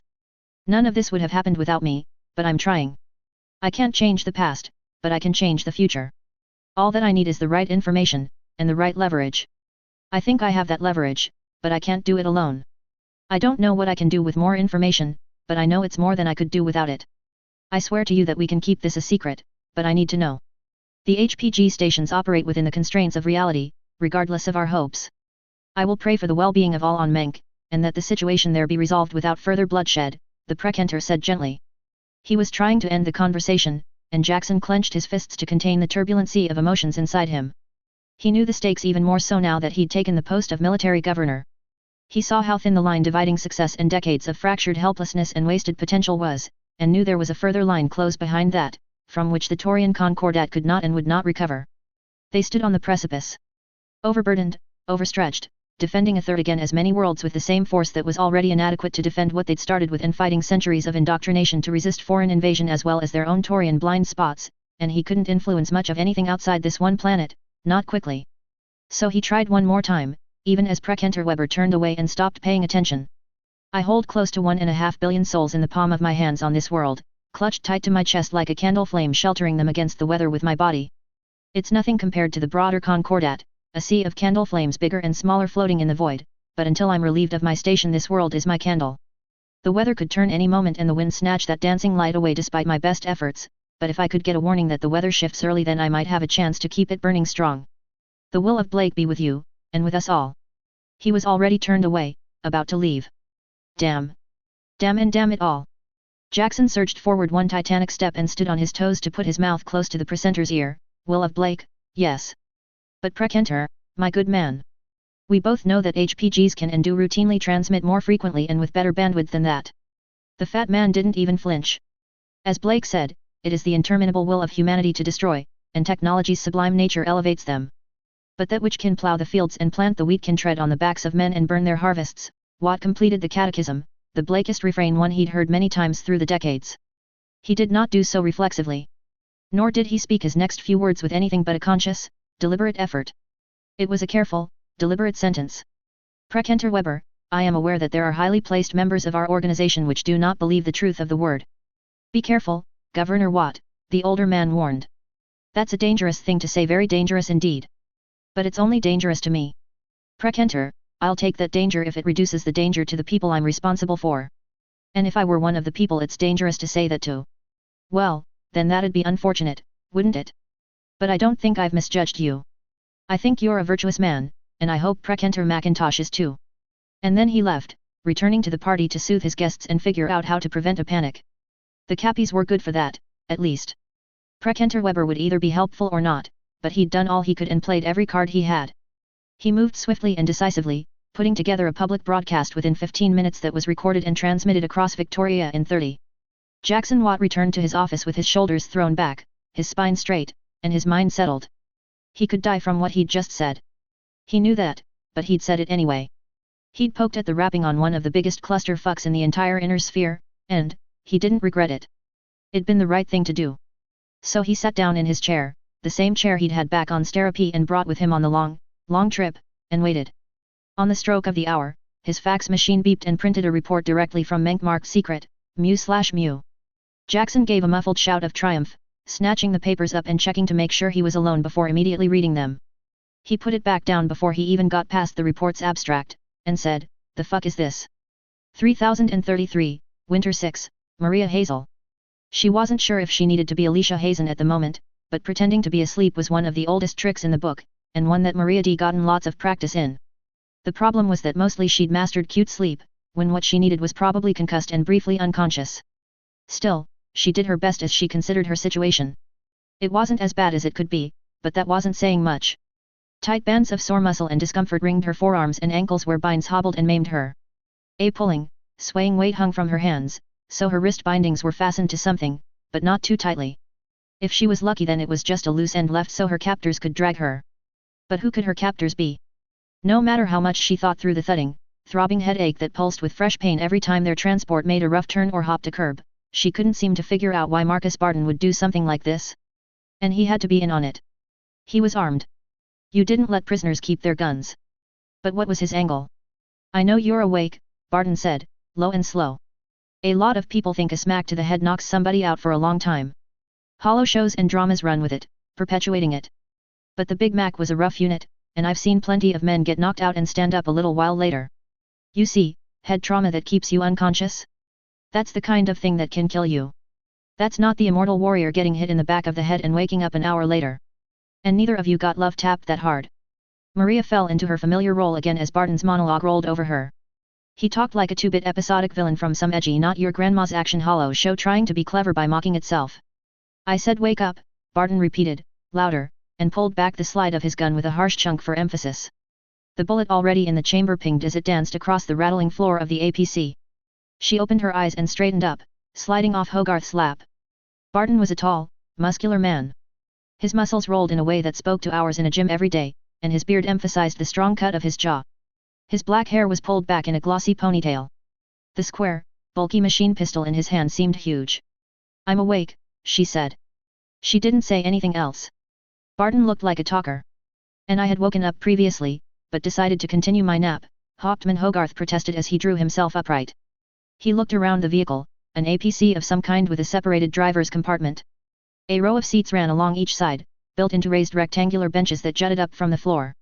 "I think you have some critical misunderstandings about what an opening ceremony entails. There's supposed to be a speech followed by a party. Not a bomb going off." "Oh, shut up," Barton said. "This is a kidnapping, not a social event. I know that's a little outside your wheelhouse, but if you shut up and sit down then maybe I won't shoot you. You two are going to spark quite the international incident. You can do that alive, or your corpses can do it. I can't be taken captive, I'm a Hauptmann. Being taken captive is going to look terrible on my record," the Lyran protested before shifting tack. "I demand to speak to whoever's in charge of this operation. This is a completely unacceptable way to treat a person of my standing. Come now. There must be someone with real authority that I can negotiate with." "I'm in charge," Marcus Barton snarled as he rose to his feet, looming over the pair of captives. "This is my planet, and this is my operation no matter who I'm working with, so shut up or I'll put a hole in your leech head." Hogarth's jaw slacked as he gaped in first astonishment, and then genuine hurt. He slumped forward, no longer holding himself upright and as close to a dignified posture as he could have in the back of an armored transport. He seemed, for an instant, utterly heartbroken at being so easily discarded, as if everything he knew about how life worked had been proven false. Marcus leered, and looked back at Alicia. "That's a good idiot. All Lyran officers are useless. Now you're dangerous. You people are fucking crazy. I'm looking forward to getting even with you, but as long as you don't do anything but sit there and breathe, I won't fill you with lead. You get me?" "I understand," she said. And then, quick as a viper, Hogarth jackknifed forward in one crisp motion that began with his feet pressed against the base of the bench seat and ended with his shoulder buried in Marcus' gut. It happened so quickly that the former mercenary didn't even have time to get his gun off Alicia and onto the real threat before the rugby tackle folded him over like paper, but he shot anyway as the trooper dove and rolled in the opposite direction. The gun clasped in one hand fired and Alicia heard a double wing ping before her calf burned. She came to her hands and knees and scrambled forward, grabbing at the gun and wrapping herself around Barton's arm before he found his wits and started fighting back. But he was straining against Alicia's whole body with just one arm and Hogarth had his arms around the thick muscled neck, squeezing and squeezing. Barton's face was as red as raw steak. He tried to shoot his pistol, heedless of the chance of ricochets, but Alicia D found the safety first and when he tried to flick it back off she wrestled the gun out of his hands. A few seconds later, he finally went limp. Alicia collapsed back onto the floor as the adrenaline rush flooding her system started to taper off. Hogarth did the same, wheezing and panting. But they weren't out of the fire yet. "Don't suppose you'd give me the gun?" he asked. She shook her head and held the gun so tight her knuckles turned white. "I think I'll keep it." He searched Barton and found a big knife strapped to a holster on one leg that he used to cut their bindings, and then held it to the back of Barton's neck while Alicia hogtied him before he finished coming to his senses. Finally he ran a loop of the rope through a tie point on the floor to keep him still while Alicia used some bandages from one of Barton's pouches to staunch the bleeding where the bullet grazed her calf. "It's been a while since I played," Hogarth admitted. "I'm glad that worked. Just goes to show what a good foundation does for you though. You never know when things come in handy. Whoever's driving has to have noticed something happened back here. Right. But this is Marcus Barton, one of Makaran's direct subordinates. He's been ennobled, I'm certain. We can exchange our safety for his." "Would he really do that?" Alicia narrowed her eyes. She thought Hogarth seemed a straightforward sort, but he'd already proven a good actor. It'd be a lot easier to negotiate for one person's ransom than two. Maybe she should. No, that wouldn't work. She'd been directly ordered not to start any trouble with the Fetties or their Lyran stooges, or to give them any excuse to justify action against the Concordat. But that didn't mean she had to give Hogarth the opportunity to ditch her. "All right. Let's get out of here." Hogarth rolled his neck as he said, "Hostage exchanges have a long tradition of legitimacy. They have to, or else nobody will do them and then everybody loses out." He walked over to the inner door and hammered on it with the butt of Barton's knife. "Good morning. We have your superior officer. We're willing to negotiate for his life in exchange for our safe conduct and return back to our own units." There was no response. "Ich spreche Deutsch," he said louder, and then "Tha Gadlig Agam." Louder again. "I speak Star League English. We're all civilized people, here," a harsh, distorted voice came over the in-vehicle loudspeaker. "But I have no interest in negotiating. If you don't let us go, then I'll kill him." The vehicle stopped. Silence echoed through it for several seconds while Alicia tried the emergency release for the exterior bay doors, but had been deactivated. The mechanically harsh voice, without gender or any distinguishing characteristics besides its metallic tone, spoke again. Do it. What? Barton was a useful tool, but his part was always a limited one. He would have been disposed of regardless, before much more time had passed. So kill him. Prove your threat was not just a bluff. Or do not. It makes no difference to me. That doesn't make any sense. Hogarth exploded. You can get concessions for returning hostages. There's no point in not negotiating. I demand you either contact someone with proper authority, or come back here and stop hiding in that compartment so I can fight you man to man. Alicia forced herself to stop listening and focus on searching for a way to force the exterior hatch open. APCs were designed to be opened and exited at the discretion of the soldiers inside. This one's status as a prisoner transport vehicle was a modification of that, a perversion of everything it was designed to do. There would be multiple ways to trigger the door to open, but she didn't have the time or familiarity with this kind of vehicle to. She almost stepped on Barton's leg. Barton. Yeah, Barton. Hey. You awake? The armor trooper squatted close to the limp man. Once proud and noble looking, he seemed a wreck. There was makeup on his face that had partially come off, revealing sallow cheeks and dark bags under his eyes from stress and lack of sleep. Your buddy up front wants us to kill you. Fuck you. You people ruined everything. Barton hissed. The second was my regiment. I made it. I made those men into the warriors they were. It was my sweat, my plan, my regiment. Screw you too, you dome-busting bastard. Alicia snapped. Do you want to die here? Do you want to die like this Barton, or die on your feet? What? Do you want to die on your knees, or die fighting? She said. Because whoever's in that front compartment wants Hawkman Hogarth to slit your throat while you're lying here helpless. Colonel Barton, killed by some Lyran social officer while he lay tied up on the floor of his own APC. How's that sound? Does that sound like how you want to die? Barton went still. No. No, he whispered. Then, firmer, let me up. There's an emergency release. I'll pull it if you let me up and get me out of here. First, who are you working for with? They said they were Andurian safe, Barton spat. I don't believe it, but if that's their story. They're trying to start a war between the Concordat and Andurian, she realized as she untied Barton's hands. Just like the war between the Capellans. Hansa Davian, you son of a bitch. Barton chuckled darkly as he rose to his feet and flipped a small switch underneath one of the seat's lids. The bay door released and fell to the ground, revealing the interior of an empty parking garage. It's not the Federates you have to worry about, girl. Just then, the interior door swung wide to reveal a truly gigantic man. Hogarth wasn't small, but there wasn't a single part of his outline that blocked out the looming hulk who stepped out in front of him. Through the few slivers of doorway he didn't fill the scattered parts of one of Menka's custom yellow jacket suits lay discarded across the center console. He wore only a tight-fitted pair of shorts and a tank top, but he didn't look like any normal clothes could contain him. He had the body of a shaved bear on steroids, like he could tear a man in half with his hands and then do it again, just to prove it wasn't a fluke, and his head was bald. His chest was a barrel armored in huge slabs of muscle. His arms were as thick as most men's thighs. He flexed, slow and deliberate, each muscle group in turn swelling from his left hand to his right. And he smiled like death. Well? You said you wished to fight me. To his credit, Thomas Hogarth only took one step back, and it was to take a boxing stance. Alicia and Barton ran. 3033, Winter 7, Maria Hazel. There are stories, even widely circulated holos, where a frail, tiny old man enters a fighting ring with 4 times his number of men, twice his mass, and wins. Skill and experience can defeat enthusiasm and raw strength. There are far fewer holos about frail, skilled old men who fight equally skilled men who are twice his body mass. There are reasons that fighting sports have weight classes, and as the APC's driver threw a quick jab that parted Thomas Hogarth's perfectly executed block with a fist the size of a ham, he experienced the primary one firsthand. Hogarth turned with the hit at the last possible second, turning a knockout punch into a bell ringer, and came back swinging. He pressed close and slammed home 3 quick gut shots before the blood could start running down his face, and when the bigger man didn't even flinch he pulled back, weaving as he backed up.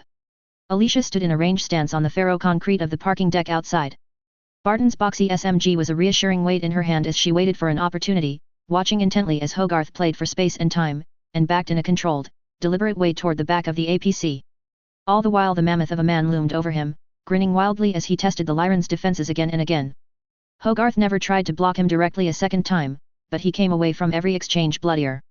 Suddenly he reached back and pulled Barton's big knife out from the waistband of his dress pants. He surged forward, shoulder first into the big man's body, and stabbed him in the gut. He pushed the knife in again and again, like a sewing machine, but after just a second he staggered back in confusion. "What the hell?" he said. The other man laughed uproariously, and spread his arms, exposing half a dozen small spots of blood welling out from his gut. "You want to try again?" Hogarth lunged in desperately, this time angling high with the knife, aiming for the face, and took a second fist square to the face. He collapsed to the floor of the transport bay. He asked for it. "Now put down that gun, get back in the transport, and I will not smash his head like an egg." "You're just going to kill him anyway." "No," the giant said. "We don't need you dead. We only need a couple of people to vanish for a short while. Afterward, we can release you. You do not know anything about us, and killing is a sin. I would rather not stain my soul unnecessarily." "You're lying," Maria said at the same time Barton croaked, "He's lying." Their response was another cocky, happy smile. And then it was the giant's turn to rush. He bounded out of the transport in 2 gigantic steps just as Maria took 2 quick steps of her own to the side, so that the yawning door of the transport wasn't in her line of fire, and she opened up. The machine pistol spat a swarm of bullets that hit the monstrous fighter dead in the center mass and knocked him out of his unbalanced stance and onto the ground with sheer rate of fire. Maria shot until the gun clicked empty, and then slotted in the spare sickle magazine. Innumerable spots of red welled up on acres of bare muscular flesh and stained his scant clothes, but to Maria's growing horror she saw the squashed bronze and intact silver shape of bullets mixed hollow point and armor-penetrating rounds both scattered on the ground around him as he regained his feet, and visible just below the surface of his skin. She aimed for the head, screaming invectives and prayers to a god she hadn't worshipped since she was 12 and was first exposed to the hollow industry. He ducked, presenting his back until he got his thick arm up to guard his vulnerable eyes with. Maria stopped well short of emptying the magazine. It was her last one. "I'm going to enjoy killing you," the driver seethed. "I'm going to twist your fucking arms right off and..." The APC leapt backward, rear door still down and scraping across the ground, throwing sparks into the air. Its idling engine suddenly accelerated into a whining roar as it slammed into the big man's back, knocking him flat on his face. It rolled over him completely, dragging and scraping him across the floor for 20 meters until it ejected him out the other side. He barely looked human anymore, his skin torn away in great patches revealing the decidedly fake bundles of myomer that gave him his superhuman physique. Even his face had the whole left side, from chin to temple, scraped raw. But to Maria's horror, he got to his feet. One of them was facing the wrong way, but he clumsily got to his feet. "That's going to hurt tomorrow," he grated out. Through the door at the back of the APC she could see Hogarth leaning out of the driver's compartment. She met his gaze and shouted, "Hit him again." "Oh no you don't." The half-dead thing shouted and lunged, but with a bad foot it was too slow to get away. Hogarth spun the APC and hit him again, this time clipping him with the tracks and stopping partway through, running him over, pinning him down with the crushing weight of the vehicle. The cyborg's upper half stuck out from between 2 road wheels. Only one of his arms was free, with the other pinned beneath the track just like his body, but he wasn't dead. He didn't even seem to be in pain. He looked surprised, more than anything else, and annoyed. "What in God's black name?" Markin Barton breathed. "What are you?" Maria knew. It'd been a plot point for some show that she was only in 2 episodes. A combat cyborg. That's, his body's been augmented like he's a battle mech, with armor and synthetic muscle. The cyborg strained and groaned, but no matter how he tried to move he couldn't budge several tons of metal, not without any leverage. Hauptmann Hogarth leaned out the back of the APC, bracing himself against the side of the door. He looked like he'd been worked over with a meat tenderizer. "Told ya I'd get 'em," he said, and then spat out a mouthful of blood. "You did, I guess. I didn't doubt you for a second. I don't hear the city burning down around us so nobody's started a war," Maria said as she looked around. "Barton, how's Makaran going to handle this?" "You know him. Archie's dead," Barton said flatly. "I'm in charge now, and, standing orders are that if trouble starts all foreign battle mechs and vehicles will be confined to the spaceport. The Menk armored cavalry's mechs will be guarding them. Air assets will be locking down roads out of the city, and the port will be closed. With me out of the loop, my second will probably let your unit's infantry out to help search for us. If we wait, somebody will find us pretty quick. You want to talk about what you were planning?" Maria asked, not expecting much. But Barton shrugged. "Fuck it, why not? It wasn't my plan anyway. I got pressed into it after Aki got poisoned. It was simple enough. Stage an incident, blame somebody else, and demand reparations when the war's over and the loot gets handed out at the peace conference. Become a duke. I don't know. That's a bad plan," Hogarth said. "It wasn't my plan," Barton shrugged. "I don't think all twisted like that. I'm a face puncher, a fort breaker, not some fancy spy. The three of them had several seconds of blessed relief before a sharp voice rang out across the garage. Sirs, you can't park that here. This is a civilian-designated parking deck for the duration of the trials. You'll need to relocate to the closest military parking deck, which is half a kilometer down the street, south of here, someone shouted as they approached. Their boots rang heavily on the Faro pavement with the weight of PAL-400 kilos of steel and meat. There were two of them, wearing the distinctive silvered armor that was now the signature of the Menk armored cavalry, complete with the helmet modeled after an ancient knight. One's helmet was off, exposing the speaker, a middle-aged but still pretty woman with delicate features and bright blue eyes. Sirs, is that Barton? It is, and, a Lyran and a Taurian. The second said, voice rendered neutral through their helmet's speaker. I'm calling this in. The first walked closer, carefully limiting herself to the pace that would let her mimic a normal human stride. As she drew closer she gave the APC a second look. Is it stuck? Lord Barton, I can call a tow, is that a man? Yeah, Barton spat. Damn filthy son of a bitch he is too. Dirty to the core. I don't know who he's working with, but he's trying to frame Andurian for the kidnappings. We got him. Me and these two. He's some kind of combat cyborg, but he's kind of stupid. Maria didn't contradict him. He could spin whatever story he wanted for the public. It wasn't her job to call him on it, her superiors could do that. Hogarth gave her a long side look that said he didn't want to get into that kind of mess right now either. She didn't blame him. It was a miracle that the man was still standing, even propped against the door. There was no way he didn't have a concussion. Screw you, the giant said, somehow finding the breath to speak despite the crushing pressure of the armored vehicle pinning him down. Something in his chest groaned, though. Well, it doesn't look like he's going anywhere, my lord. I'll call a security team to immobilize him and take him into custody for interrogation. My man has called for transport, and we'll get you all back home safe and sound. Or at least we'll get you to the VIP guest quarters. I'm not going to last much longer, the cyborg said as something else inside him gave and the vehicle settled half a centimeter. Its track was now visibly indented in his chest. There was strain in his voice, despite how he hadn't shown any pain earlier. It's bad. He was staring at the Menk Pal trooper in an odd way. Something in the back of Maria's head was screaming at her. Can you get someone from the HLI on your suit radio? She asked, and took a careful step toward the door of the APC. I have some evidence in the vehicle that I want to get into my co's hands as soon as possible. I'm sorry, but I didn't get your name. I'm Section Leader Alicia Hazen. She didn't take her eyes off the trooper. Corporal Fletcher. Pleasure to meet you and wish it wasn't under these circumstances, the trooper said, but she glanced down at the trapped cyborg. He shook his head, minutely. Maria bolted for the door and slammed into the APC, dragging Hogarth with her as she slapped the same hidden panel Barton had opened the rear hatch with. She heard the bark of a sidearm and swearing before the door closed, fractions of a second before something metal hit the APC, hard. She raced to the front, Hogarth stumbling after her. What's wrong? He asked blearily. They're working together. I said I had evidence in the back and she checked that bloody cyborg to see if I was telling the truth. That's unfortunate. I don't think I can drive very well, but I'll try. Just tell me how to get it moving, she said, already sliding into the seat and grabbing the obvious steering wheel. There were pedals, and when she mashed one the APC lurched forward. It is a manual, Hogarth said, enunciating each word for clarity. Start with first gear, then move up. You don't start with gear 3. She had a silent moment of confusion before realizing that she shouldn't be listening to a concussed man giving driving advice. But then muffled gunfire sounded and the vehicle swerved to the right, still just barely inside the parking deck. It lurched and jerked underneath them as the gunfire continued. The cyborg's allies had used their heavy suit guns to destroy one of their tracks. They were trapped. Maria punched the dash as she looked for a turret control despite knowing that the APC was unarmed. An ugly feeling soured the hope that had risen in her as she'd hit the accelerator. They'd swerved 180 degrees, and she could see the interior of the parking deck clearly through the vision slits. Barton was on the floor, body torn nearly in half by the same kind of bullets that had ruined their escape, and obviously and completely dead. The cyborg that had kidnapped them raised his hands in supplication, in anger. Before the helmeted fake trooper shook his head. The crippled operative tried to use his one good arm to do something, but then he erupted in fire and smoke. In an instant he was nothing but a charred husk. And the helmetless one was walking toward them. Maria could see her eyes, cold and sparkling like brilliant gemstones. She put on her helmet and flexed her fingers as she approached their APC. Their almost escaped vehicle. Maria knew it was going to be their coffin. She knew exactly what one of those yellow jackets did to people like them.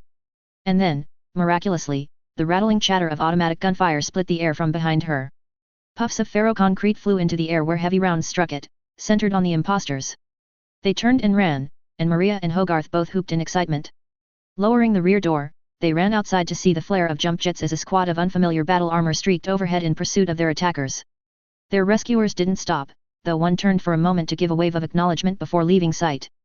The two of them stood there, leaning on each other, exhausted but so relieved to be alive that their cheeks hurt from the smiling, until the sloths found them less than a minute later. "Who rescued us?" Hogarth asked. "Who was that first squad of BA, with the jump jets and the machine gun? I want to buy each of them a bloody house on gallery." One of the sloth operators, who'd crawled out of the low-slung, mean-looking quad BA, shook his head in confusion. "We're the first ones here. There wasn't anybody else on sensors, and we'd have picked up something as energetic as battle armor jumping above ground level, for sure." Hogarth and Maria shared another look, or rather he and Arya did, as she fell back into her persona now that she wasn't in danger of being torn apart. He was confused, and she put on a front of confusion, but she wasn't. Or rather, she wasn't confused about that. Because there were rumors that TMI had done its best to hush up, and had done a good job, but you couldn't stop good gossip from spreading within a unit. And it'd been the HLI, of any unit in the TDF, that had previously witnessed armor suits that didn't show up on sensors. 3033, Winter 8, Maria Hazel. Menk, Independent System. Colonel Tanis Verbrett had been with the light infantry for longer than Maria D. been alive. He was a slim, wiry man with sparse grey hair and a growing bald spot, and he'd taken the upgrade from his old Wasp to the one salvaged Grasshopper the regiment had gotten allocated from the battle on Menk, upon his promotion being finalized. In his own words, he'd piloted Stingers, Wasps, Spiders, every kind of bug mech in the Taurian arsenal, and he intended to continue doing that for as long as possible, however technically. He was the new regimental CO, from 1st Battalion just like she was. She knew him only as a distant figure, and it was unnerving to be so close to him without the impact of their respective ranks. Maybe a mech warrior would be more comfortable, but even after he said to stand easy and relax, she couldn't help but be aware of the vast gulf of power between them. It'd been 2 days since she and Hawkman Hogarth of the 22nd Sky Rangers had been kidnapped, and she'd only just been discharged from medical when a runner came with orders to report to his office aboard the dropship Concorde. It was a small office, as all shipboard offices were.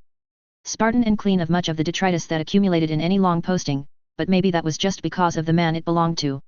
He didn't seem like the sort to spread to fill the available space. But they didn't stay there. He took them out of his office to the dining facility, which was empty between mealtimes. Sitting across from the mess table made it easier to talk candidly than it would have been across from that big desk, which Maria supposed was the point. "You're most likely curious about why I agreed to continue the battle armor trials, instead of leaving after this fiasco," the senior officer said after making himself a coffee. "It's all anyone else has asked me about today.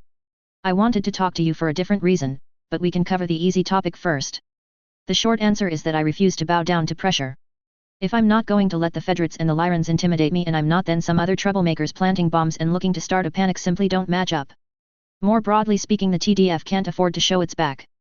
If we leave now, then it gives the impression that anyone can plant a few bombs and get us to back off elsewhere. So we can't slink away. We've got to tough it out, but we're also not going to give the AFFS any excuse to justify a Taurian intervention. We need time to build up and modernize our forces, so we're being polite." "And what's the long explanation?"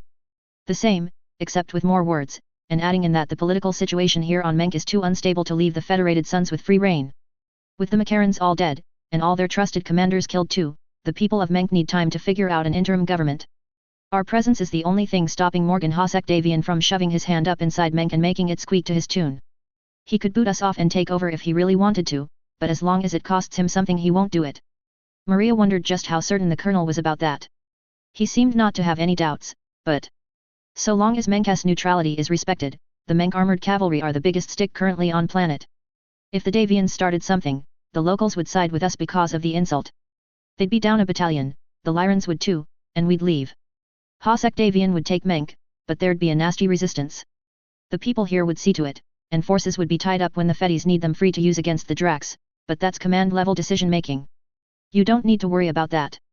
"Good," Maria said, relieved. "I'm not a fan of politics. It's all above my head." Colonel Verbrett's mouth twisted up in a knot before he smoothed it back down. "A Calderonist, then? Can't say I would have picked you for a monarchist. It doesn't have to be a Calderon.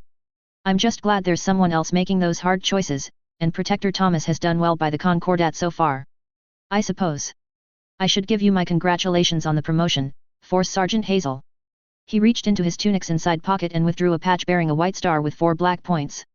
Normally promotions coming this quickly, even to talented and level-headed NCOs with all the experience they need, would be a sign of catastrophic defeat. Instead you can take it as a measure of success. With what's coming next, we have quite a few promotions planned for deserving soldiers. Thank you, sir. It's an unexpected honor, but I'll do the regiment proud. About that. The old man took a long pull from his coffee cup before continuing. There will be a conference on Lucknow soon, where our protector, the Andurian Grand Duchess, and the Magistrix of Canopus will meet in person for the first time with the goal of coming to an arrangement on certain matters of politics and, potentially, mutual defense. The colonel's sneer made it clear what he thought on that front. No doubt a naked attempt to get in our good graces. Andurian's situation with their former masters in the Free Worlds League is precarious, and the magistracy is burdened with an unprecedented upsurge in piracy that the MAF is spread too thin to truly stop. We're anticipating the need to sell a lot of new ideas to our citizens, who don't always see the entire situation. Good thing I'm an NCO, Maria joked. I've just got to worry about implementation of other people's orders. And since you brought up the subject, I have your new orders here, Colonel Verbrett said as he reached into his tunic and brought out an envelope. You can read it at your convenience, but you have my condolences on your new duty station. I've been informed by a reliable source that you dislike politics. She cracked the envelope seal and schemed the orders inside. You're sending me to PR duty? Maria asked, aghast.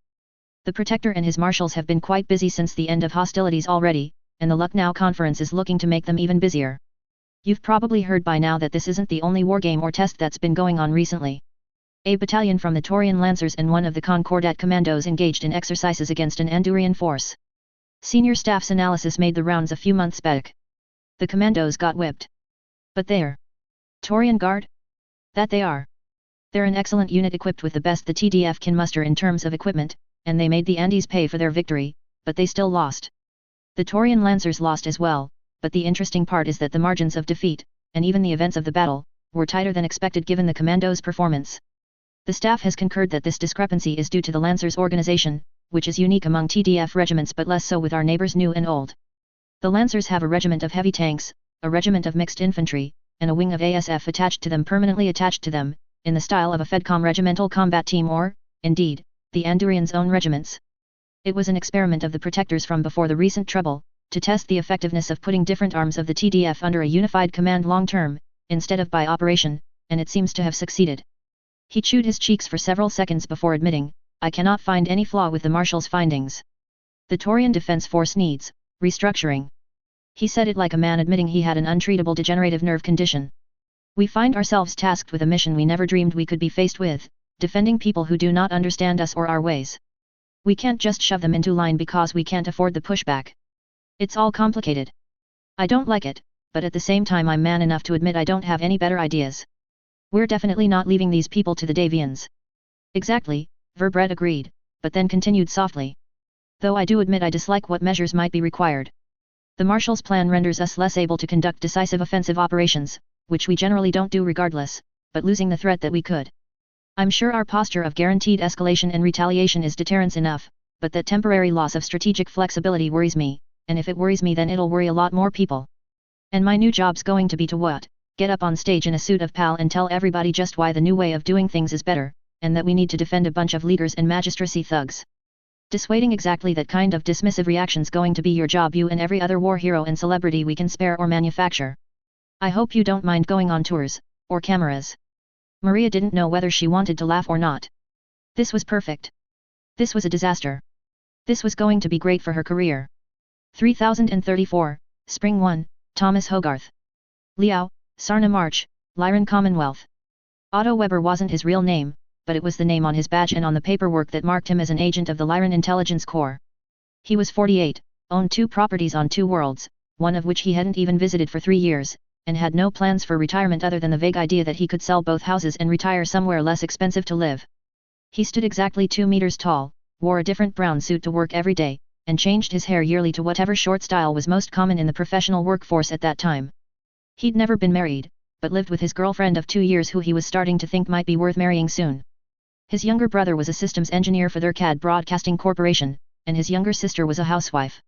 He was a Norn, and his job was to collect and collate data for the purpose of later analysis which might, at some point, be useful for predicting the actions of foreign powers, notably the Lyran Commonwealth's many enemies. It was an interesting, but not usually exciting, job that required a specific set of skills which Otto had in abundance. It paid well and jump ship travel didn't disagree with him at all, so he dined well and often on government credit, though the sleeping accommodations in transit were often lacking. There was a trick to interviewing well-connected and wealthy officers. You couldn't indispose them in their homes, or confront them with bold assertions, or send them a notice instructing them to come to a specified location for debriefing or interview. Well, you could if you were a staff officer or a noble yourself, if the complex calculus of social cachet and standing was in your favor, but lieutenant generals didn't get sent to interview Hauptmanns. No, for those people someone like Otto sufficed. He invited them out to lunch. You certainly know how to pick a good restaurant, Hauptmann Thomas Hogarth said as their plates were taken away by a slick waiter, leaving them alone on the veranda of the Blue Steakhouse. It changed its name to something in Star League English after the conquest, though the continents and cities retained their local flavor. The capital city of Chang'an was beautiful, in any case.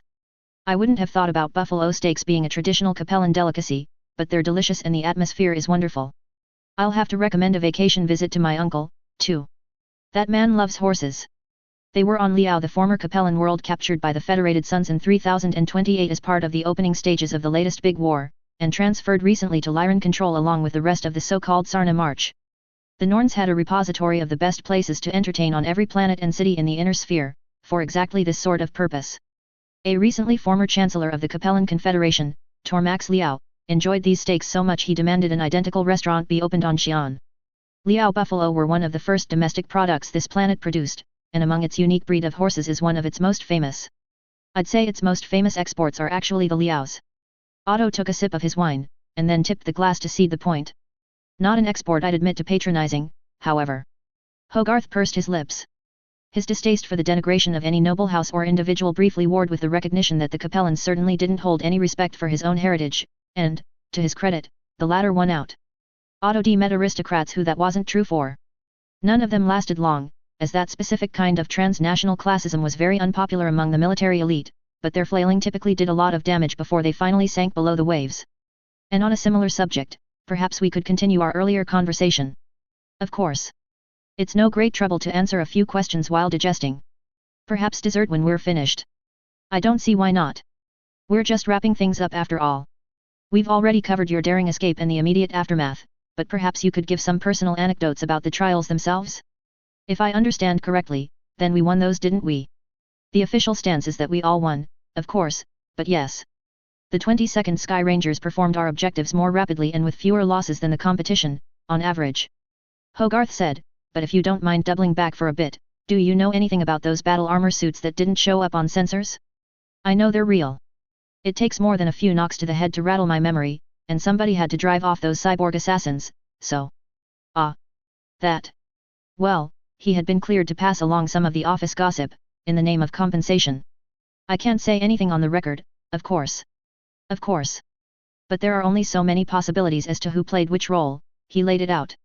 Whoever perpetrated the kidnapping and assassinations was attempting to inflame tensions between the local powers that took advantage of the Capellan Confederation's collapse and the Hosek Davians. Despite recent events, that region is exceptionally stable. The Federated Sons wish to primarily focus on the Draconis Combine on their core ward border, instead of the collection of buffer states that have sprung up on their anti-Spineward border. The Andurians and Magistracy are focused on solidifying control of their new holdings before the Free Worlds League can quiet the internal dissent provoked by their independence, and the Taurians are likewise attempting to grow to fit their new boots. You may not have heard this, but the previous March Lord of the Capellan March, Michael Hosek Davian, reached out to the Taurian Concordat with a secret non-aggression offer. He didn't get a response, and the current Duke Morgan hasn't reiterated it, but deniable pirate raids across their border on both sides have much reduced, over the past years, and they are selling the Fed Sons PAL like everyone else. Really? Thomas Hogarth seemed intrigued by that idea. How peculiar. The bit about the pirate raids, I mean.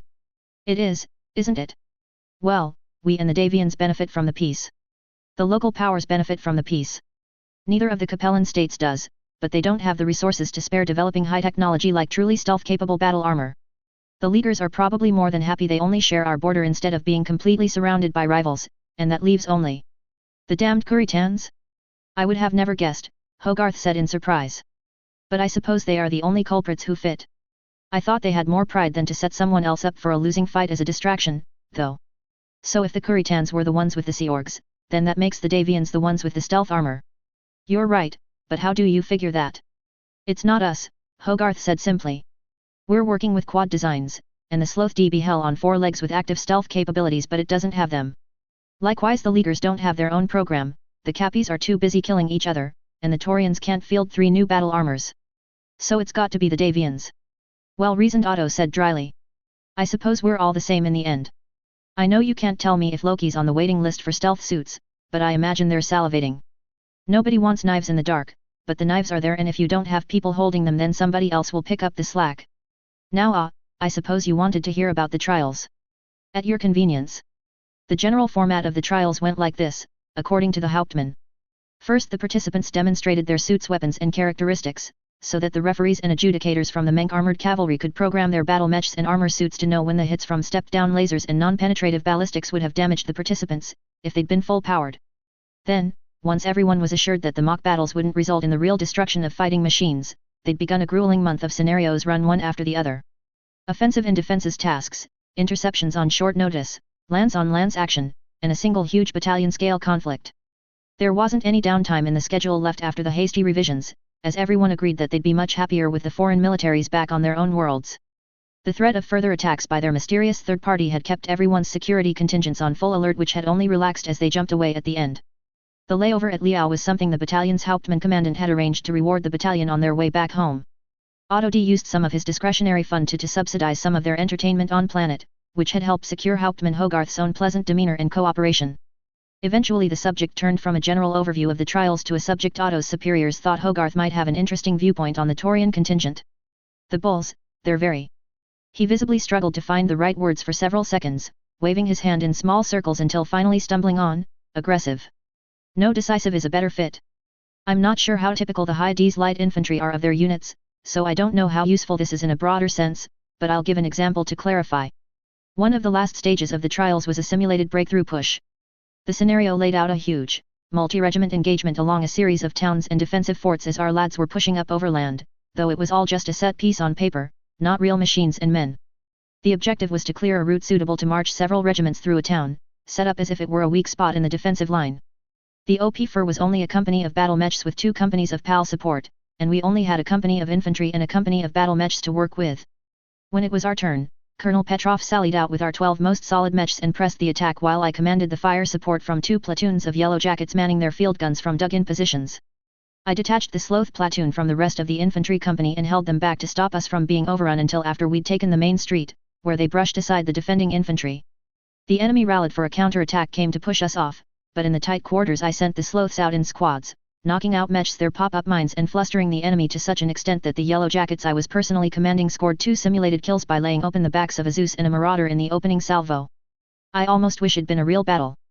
The Yellow Jacket really is a superb fire support platform. A team of 4 can maneuver a decent field gun that's 7 Defiance Type J Class 5 autocannons in just 1 platoon. I've tried with Class 10s, but the lack of range hurts more than the power helps, and I haven't been able to get my hands on enough PPCs for a real test. Where was I? You were talking about how the Taurians handled that exercise, or at least your own exemplary performance. Of course. But context is important, so please bear with me.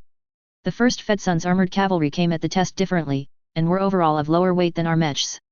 They did a lot of jumping around and shooting without actually making firm contact, because with the tonnage discrepancy they couldn't mount a frontal assault, but eventually drew the enemy out far enough that their lighter mechs were able to make a beeline for the objective with all their infantry in their IFVs, who hadn't yet committed. They cleared part of the town in short order, but their BA had to get into the same range as the enemy PAL to use their main guns, and that got messy quickly. They had skirmishing guns, 2 longer-ranged ballistics, but they weren't enough for decisive action. When pressed into the fight, the Foxes just didn't have the power up close our Sloths had, and they didn't have the punch at range that our PAL had.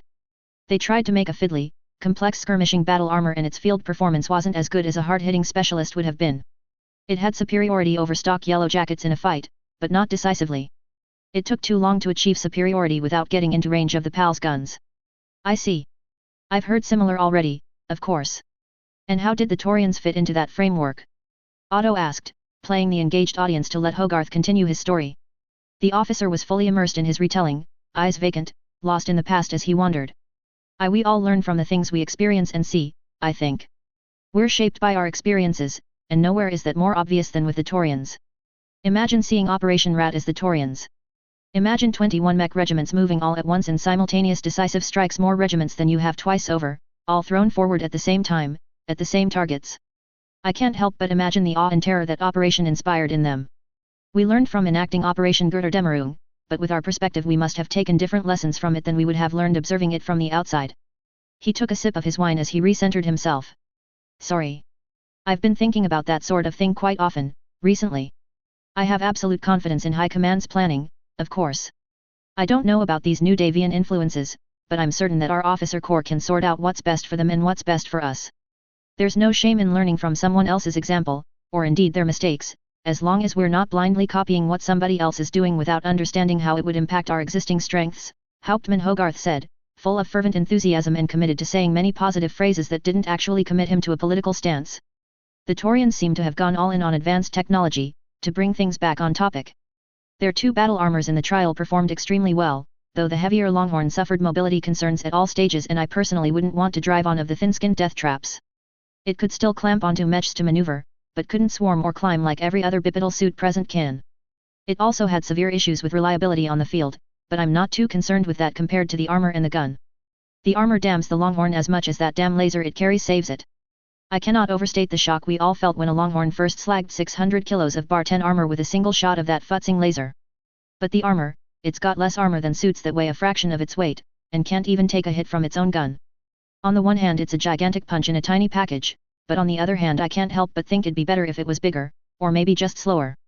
I've sent a HPG message to Tharhe's asking if they could fit that kind of laser into a sloth, you know. I didn't, but I'm sure they're working on it. Yes. You see. The Maverick did what the Fedsun suit tried to do, but it succeeded. Otto took a moment to wrap his head around that. You're saying? They beat NAIS at their own game, somehow. They've got a miniature Gauss rifle coupled with a glorified infantry support weapon on that suit that turns it into an extremely versatile fighting machine. It's a brutally effective combination that punches just as hard as the Fedsun suit at over twice the range. It's not a skirmisher, but a mid-range brawler, and when it can take specialty ammunition like our custom Yellow Jackets can, it can kill a pal in a single shell of that big rifle. The intangibles are just as good as on the Yellow Jacket too. I never saw a single one go down for maintenance longer than 10 minutes, during the whole trial period, and every time I talked shop with Miss Hazen she wished she was piloting that suit instead. You're leading up to something, Hauptmann, and I've been a good sport about not interrupting you, but the waiters are starting to give us dirty looks, the Norn said lightly. Dessert can wait for a few more minutes. Picture the scene. It's dawn, cold, and miserably damp. The town is defended by 3 heavy lances of battle mechs and nearly 200 Yellow Jackets, all bright and shining in their silver paint. They're split up into 2 patrol groups with the command lance and PAL serving as dug-in support and reserves. And this is where what the Taurians learned from Rat comes into play. They hit hard, aggressively, and with the singular goal of achieving their objective. Everything else, even reducing the enemy's fighting power, was secondary to their primary goal. Their yellow and red mechs came into the town at maximum speed, riding plumes of jump flame and sprinting evasive patterns. They left nothing behind for fire support. Every asset on the field moved into close range. Their hover APCs streaked ahead, but half were empty troopers instead riding mobile mechs before they dismounted on top of buildings and in the middle of the armored cavalry's formation, while those in their vehicles got as close to the defending infantry positions as they could before storming in. By this stage of the trials everyone knows what it means when a light mech lands beside you and half a squad of Longhorns unclam, but taking them out forces a Milton's fork. Do you focus on the squad of infantry with big lasers, or on the 2 bug mechs they just got off of, now standing on your opposite side? Either way, you're giving up shots at your rear armor.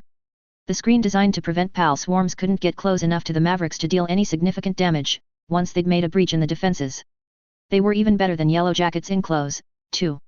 It took them longer to sweep the defending PAL out than it did for the mechs to go down.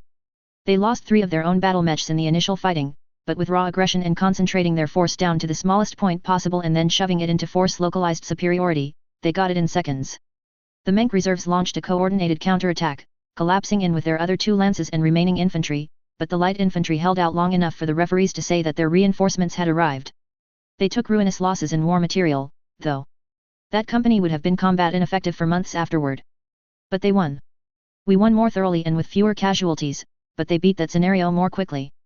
Well, Otto said, glancing again at the waiter who pointedly wasn't pressuring them to finish their conversation. I know you said you can't forecast your experience with the High D's light infantry onto the entire Taurian defense force, but we at the Norns are glad you've shared your experience with us. We'll put the information to good use. I'm glad to help, Hogarth said, though he still seemed distracted by his memories. After another few minutes of conversation over a delightful dessert, Otto got up to leave only to pause as Hogarth called after him. If it matters, I have a battle ROM I got off a Menk armored cavalry officer. I've been thinking about the trials. Thinking about how it all works. Battle armor and power armor and battle mechs. I thought it might come in useful. You're a decent sort, and I feel like you might make better use of my spare copy than I'm getting out of it sitting on my bookshelf. Yes, the intelligence officer said. That would be useful. 3034, Summer 1, Thomas Calderon. Lucknow, unclaimed world. Lucknow was an uninhabited world located at the intersection of the Taurian, Andurian, and Canopian advances into Capellan space. Vast forests and plains of savanna grass covered both of its land masses. It seemed to be a paradise world neither too hot nor too cold, with temperate weather in a wide equatorial belt, but when the carbon sequestration factories stopped working during one of the succession wars, its population was shipped off to another Capellan world by its Liao overlords without a second glance, before rising carbon dioxide levels could reach catastrophic proportions. The native plants would bring it back down eventually, but if Thomas Calderon stepped out of the airlock without a breath mask he'd eventually convulse, fall into a coma, and die. It was a beautiful death world, and the perfect place for a diplomatic summit. It was going fairly well, too. That might have had something to do with how the large panoramic window in the prefab building overlooked a skeletal, overgrown ruin of a city. Reminders of why diplomacy was the preferred option helped. Magistrix Kyala Centrella was a striking woman about Thomas's age with high cheekbones and wide, expressive features. Her family had ruled the closest thing the Taurian Concordat had to appear, the magistracy of Canopus, since its founding much like his had ruled their realm. She'd been one of the original planners behind the Andurian crisis, as the invasion and collapse of the Capellan Confederation had become known. She was ambitious, intelligent, and viewed the mercs of the Free Worlds League with hate just as fierce as his own feelings toward the Davians. And she was the undisputed least winner of the invasion, gaining not a single battle mech or combat vehicle factory, and a few only moderately industrialized worlds. Even without factoring in the secret abandoned factories on Victoria, the Taurians and Andurians came away with double or even triple the gains that the magistracy had bled for. She'd offered to heal his one remaining natural eye. Her people had preserved much of the Star League medical technology and knowledge, passing it down from master to student in strictly controlled apprenticeships as the succession wars raged and degraded the medical care available throughout the rest of the galaxy. He couldn't take the time to visit Canopus, but she could send a team of optical medical specialists with all their equipment to Taurus instead. To see through his remaining eye again. Every reconstructive surgeon in the Concordat said it couldn't be done, and that it would take skill and technology that verged on witchcraft. But those same surgeons said that if anyone could make it happen, it would be the doctors of Canopus. Perhaps the lingering hope Centrella's offer inspired was the reason he hadn't had the nearly blind organ replaced already. It was unwise, but Thomas Calderon didn't begrudge himself that personal hope. Which brought the topic back to their current point of contention. The magistracy's medical technology can do wonders for your people, Kyala snapped. We've been over this point multiple times, and claiming I'm not offering anything in return for my requests is disingenuous nonsense, Thomas. Taurian medical technology is perfectly fine by modern standards. There are few enough who'd benefit from your doctors that I can't bargain away cutting-edge military technology in trade. Dame Humphreys of the Grand Duchy of Andurian filled the third spot at their round-table discussion. At 83 years old, she'd long since put her days in the cockpit behind her in exchange for a career tending to her worlds. Her regional goals and viewpoint had differed enough from the Free Worlds League's broader ambitions to see her reach out to Kyala Centrella of Canopus, and strike out for independence and conquest of Capellan worlds in an ambitious attempt to finally end the threat they posed. She looked a bit like Thomas Calderon's mother, in the way that most old women with a little too much weight look alike. But her green eyes were sharp like broken glass, and her tongue hadn't dulled with age. You used to have a chip in play, but you pushed too hard bargaining with food surpluses from your new acquisitions. You overplayed your hand and Thomas found another source instead of paying the price you wanted. Fair's fair, dearie. Kyala drummed her long fingers, as dark as the teak of the antique table, and let the silence grow. The others were content to hold their quiet as well. Tanks, she said eventually. You need tanks, Calderon. You don't have domestic production of heavy combat vehicles, and I can arrange export and collaboration licenses with Majesty Metals and Manufacturing. There's no better tank than Manticores. That was true. Manticores were certainly a premium vehicle. All right. We can work something out, but I agree in principle. You'll expand the number of tanks allowed for export to the Taurian Concordat, and I'll provide. Give me a wish list and we'll lock it down. I want a battle mech factory. Thomas nearly choked on his own tongue. How many tanks are you trying to sell me? As many as it takes. She was actually serious. Impossible. I can't even try to do that without harming my own people's well-being. Every tech in the Concordat is incredibly busy, and I can't see that changing in the next decade. Kyala's face looked like she'd bitten straight through a lemon, rind and all. It was, perhaps, a mark of respect given by their realm's long history as neighbors and peers that they weren't hiding behind masks of polite behavior in this ultimately private setting. On a dead world, surrounded by only their most loyal followers, they could be sure nobody would stir up a fuss at the somebody of so-and-so behaving rudely to the lord of what's-his-ass. The same goes on my end, unfortunately, Kyala darling, though I am willing to poke around and see if anyone's feeling adventurous enough to open a branch in Canopian space, now that you've abolished the servitor class. The withering look she got in return didn't faze the older woman in the slightest. Allowing servitors to buy their citizenship with a price they could afford after a decade of moderate saving would have fit the existing Capellan paradigms well enough to lower friction and also provided a large source of revenue. But it also provided the Maskarovka and other spies a way to manufacture discontent. Given Thomas and I both immediately abolished it.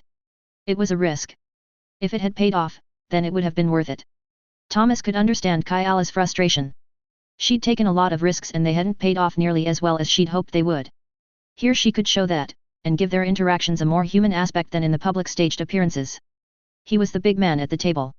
He wasn't used to that, which was good. Being cocky could be the death of him, and the ruin of everything he loved. They needed his help. No. They needed the Taurian Concordat's help, and he was willing to give it. Hopefully the favor would be returned later. He thought about Edward, so nearly ready to take his place, and not for the first time wondered if perhaps he shouldn't retire as soon as the boy was ready. Every day the fear of the AFFC deciding to knock out the Taurian Concordat strengthened. The Lyrans had a terse history with the Leaguers, Andurian included, but not the Federates. Without the Taurian Concordat, would Hansa Davian make a separate peace with the Merrics, and thus have two allies and only one peer enemy left to conquer? Perhaps we could move to the topic of Battletech. Catherine said, and it felt strange to call a woman that old by her first name even if she didn't feel much like a master of worlds, at the moment. They'd covered damn near everything else that could be covered at this meeting. It was almost time. The briefcase at his side grew larger when he kept his eyes off of it, disproportionately invested with mass and breadth in his memory. But it wasn't right yet. He needed to wait. They weren't off guard enough. This had to be right. Battletech, fine. He said. The Mackey factory's up and running, and we've proven that the case works in field trials, so we're going full ahead with the existing line while TTI takes its Marauder and Thunderbolt lines down temporarily for complete overhauls. Once they're back up with the semi-automated production processes repaired, we'll be ready to proceed. As we previously agreed, sales of case are available for your governments to purchase directly. The Shadow Hawk factory is fully operational, Kyala said, much happier now that the topic had shifted. And I'll see how feasible it would be to open a new fusion engine plant. 3M will need more Fusion 240S if the production scales up too much, though. Dame Humphreys opened a crackly mint and sucked on it before saying, I've straightened out trade relations with Thomas Merrick. The boy's taking over more and more of his father's work.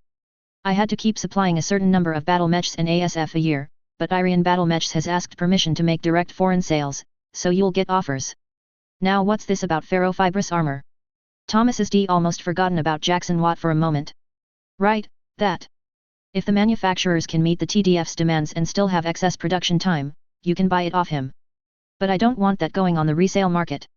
I don't either, Kyala promised. For the time being, that's a technological leg up on the great houses I'm not going to surrender lightly. I don't suppose you know anybody who figured out ferroaluminum instead? Catherine asked, and then shrugged. I won't turn it down, but I'm sure we'll figure it out soon enough.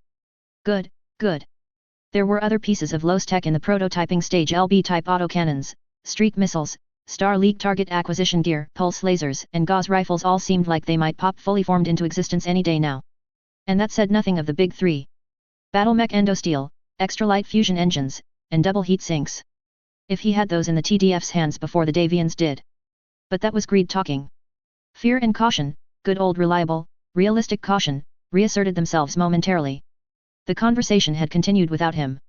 Those two were friends, after all, and he the latecomer, no matter how welcome the Grand Duchess of Andurian had made him feel.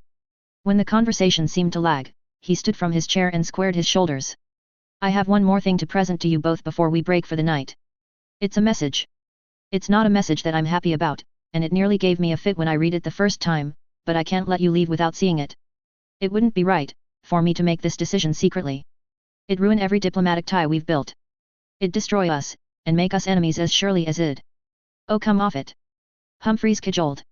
I know you take things seriously, Thomas, but you're going to look my age before long if you don't stop exaggerating the importance of every little decision. Kyala continued, you do have to give sometimes, before you can take. But you have me interested. What's this vital communication so important that you couldn't transmit it over HPG when we were deciding on the topics to cover at this summit? If it's about your son, then there's no help for it. I get gossip rags going on about their torrid romance back on Andurian. They do make a cute couple, though. In response, Thomas silently put his briefcase on the table and popped the lid. He pulled out a single sheet of stiff paper and put it on the table, facing away from him. The signature at its bottom, large and flourished, stood out like blood drawn from the first cut of a wedding cake and killed any sense of levity the room had gathered just as quickly. Katrina Steiner's name was the kind to stand out. In short, he said, staring at the paper with macabre fascination, Archon Katrina Steiner of the Lyran Commonwealth, with the agreement of First Prince of the Federated Sons Hansa Davian, is offering the Taurian Concordat a secret non-aggression pact with the Federated Commonwealth Alliance. Pursuant on ratification, the offer would then be open to the Grand Duchy of Andurian and the Magistracy of Canopus. It would remain secret for 5 years, until the end of 3039, at which point it would be publicly revealed. That's a bold step to take, Catherine Humphrey's whisper was the loudest sound audible. It's a bold step to even consider. The implications are immense. The Magistrix gave the protector of the realm a cool, appraising gaze. Then she gave the same to the Grand Duchess. Eventually, she nodded. I appreciate you sharing this. If that kind of offer is on the table, this changes everything. What do you intend to do with the offer? Dame Humphreys asked. I don't see how I can ignore it, he said grimly. But there was something the other two didn't know, because another letter penned by Hansa Davian's hand had found its way to his desk, containing another offer. 3034, Summer 2, Jackson Watt. Victoria, Victoria Union, Taurian Concordat. Nobody liked telling the truth to lower management. As a trend, any low-rung employee was assumed to be lying about everything from the quality of their work to the required weekly maintenance. Everyone in upper management was likewise willfully blind to reality and drunk on their own prison booze. Yes, Jackson Watt was no stranger to people pulling the wool over his eyes, but these capellans took that to a new level of creativity and enthusiasm. They didn't like to tell anyone with actual authority if they were wrong, but loved presenting tuning improvements and man-on-the-ground course adjustments to their superiors' plans. And they always maintained a clear line of blame that led anywhere other than themselves wherever possible. Everything was documented from the top down and the bottom up, and despite the events in every report containing the same verifiable facts, he could assign blame for the latest production error with VAT-32 to 4 different people, one of whom was dead and had been for 2 years. But the survivors all had action plans filed and in progress to never let anything similar happen again, showing their enthusiasm and ability to overcome the failures of whoever they personally had decided caused the problem. That is to say, they were people after his own heart. Who cares who caused the problem? You still had to repair the damage and fix it. Don't bicker over credit, as long as your boss knows what you did and gives you the compensation for it, the publicity can go publicize itself. Kudos don't buy beer. Now the Oregans on the other hand, they weren't as subtle. Construction on the 250-rated fusion engine plant he was building in partnership with the Oregans was going according to schedule, exactly according to schedule. Suspiciously so, in fact. Half a century of management experience screamed in Watt's ears that nothing ever went exactly according to schedule, especially since the rest of the factory complex was lagging slightly behind.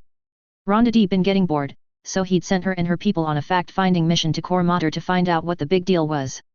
That she might come back with her pockets stuffed full of whatever weird collectibles she could beg, borrow, and steal went unsaid.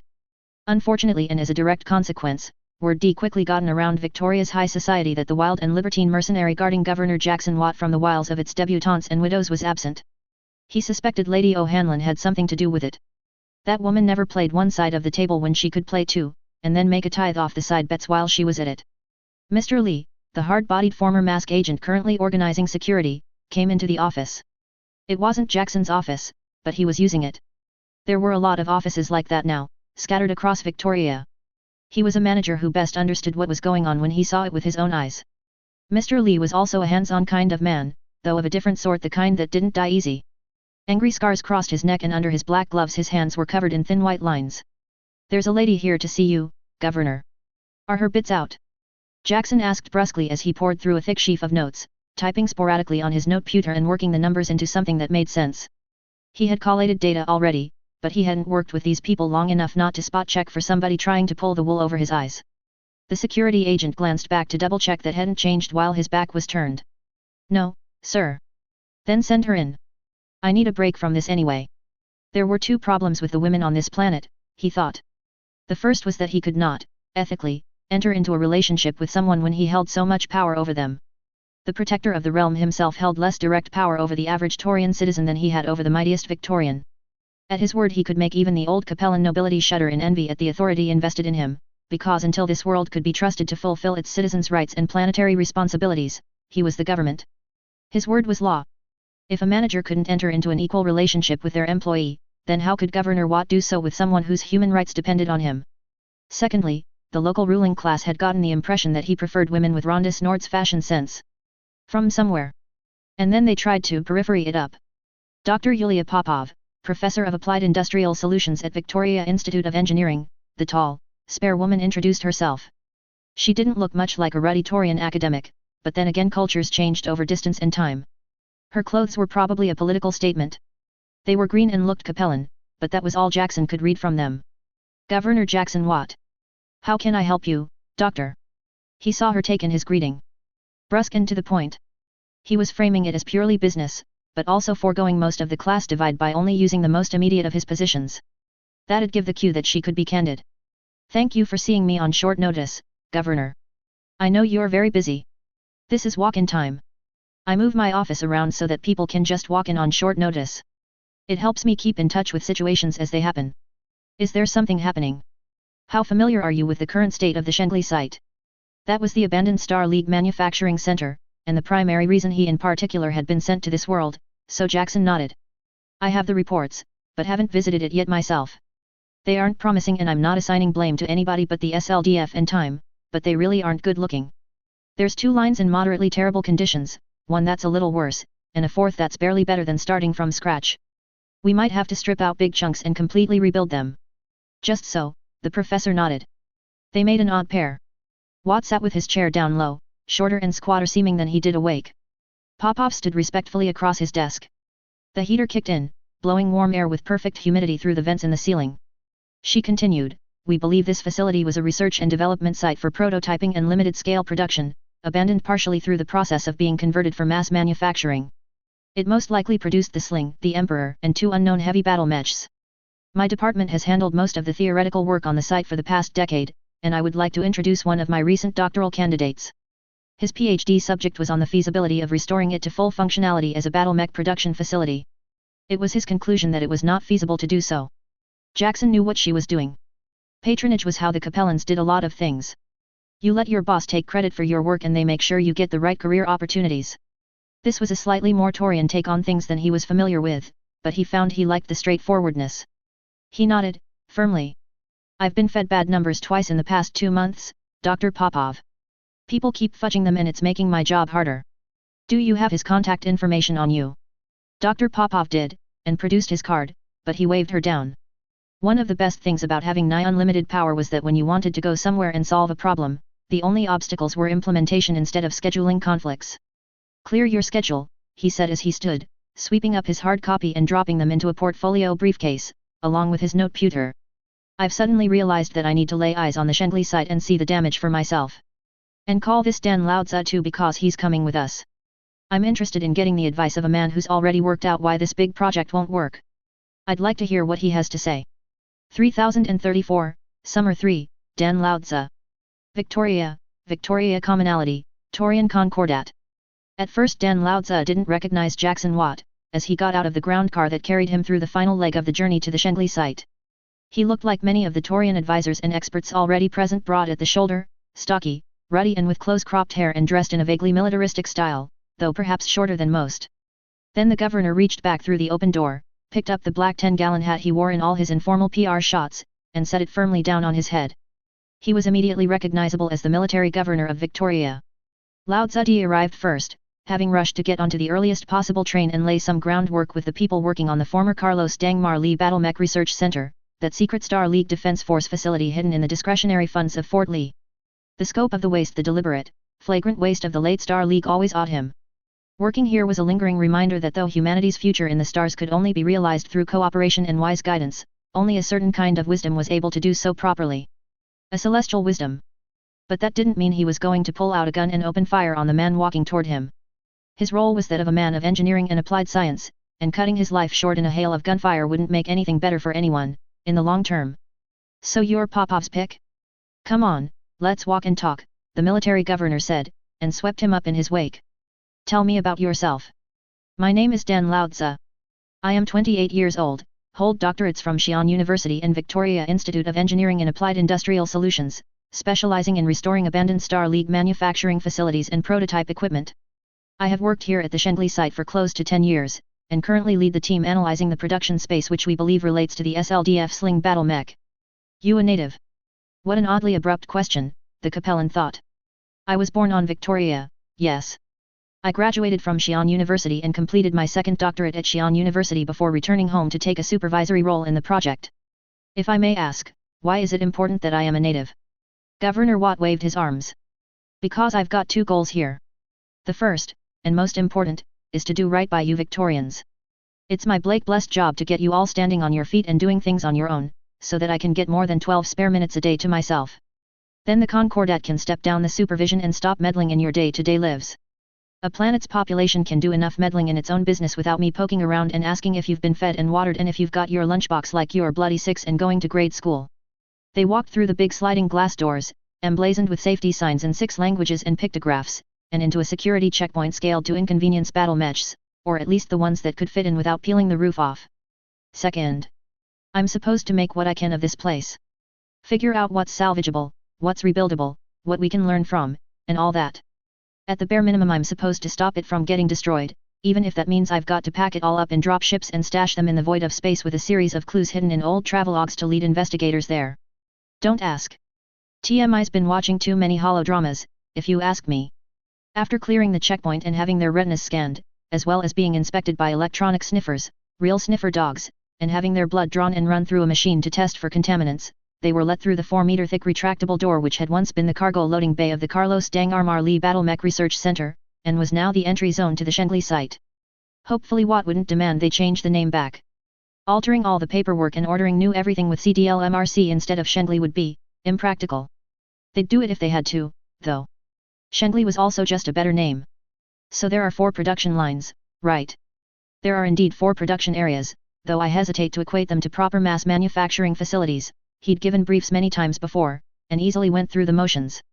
However, while usually he emphasized the facility's deficiencies in order to lobby for more resources, or to temper the expectations of wide-eyed officials, now Lao Tzu was doing so for a different purpose. They were oriented more around prototyping and experimental development, although there were clear design considerations that showed they had been modified or expanded to include serial production capabilities. Due to the emphasis these battle mech models had on advanced technology, the throughput was sadly limited even when they were in top condition, and there are certain bottlenecks which decrease their usefulness in the current day. Jackson Watt nodded, as if he could follow that. Endo-steel. He correctly guessed. Yeah, that's a pain to get a hold of. The mech-grade stuff's even worse. If somebody in robes offers to sell you some then don't ask too many questions, but I understand the supply problems with that. I'd personally rather not buy a battle mech that had it. What are you going to do if its arm gets blown off and you've run out of spares? You can't exactly whip up a new one from common parts.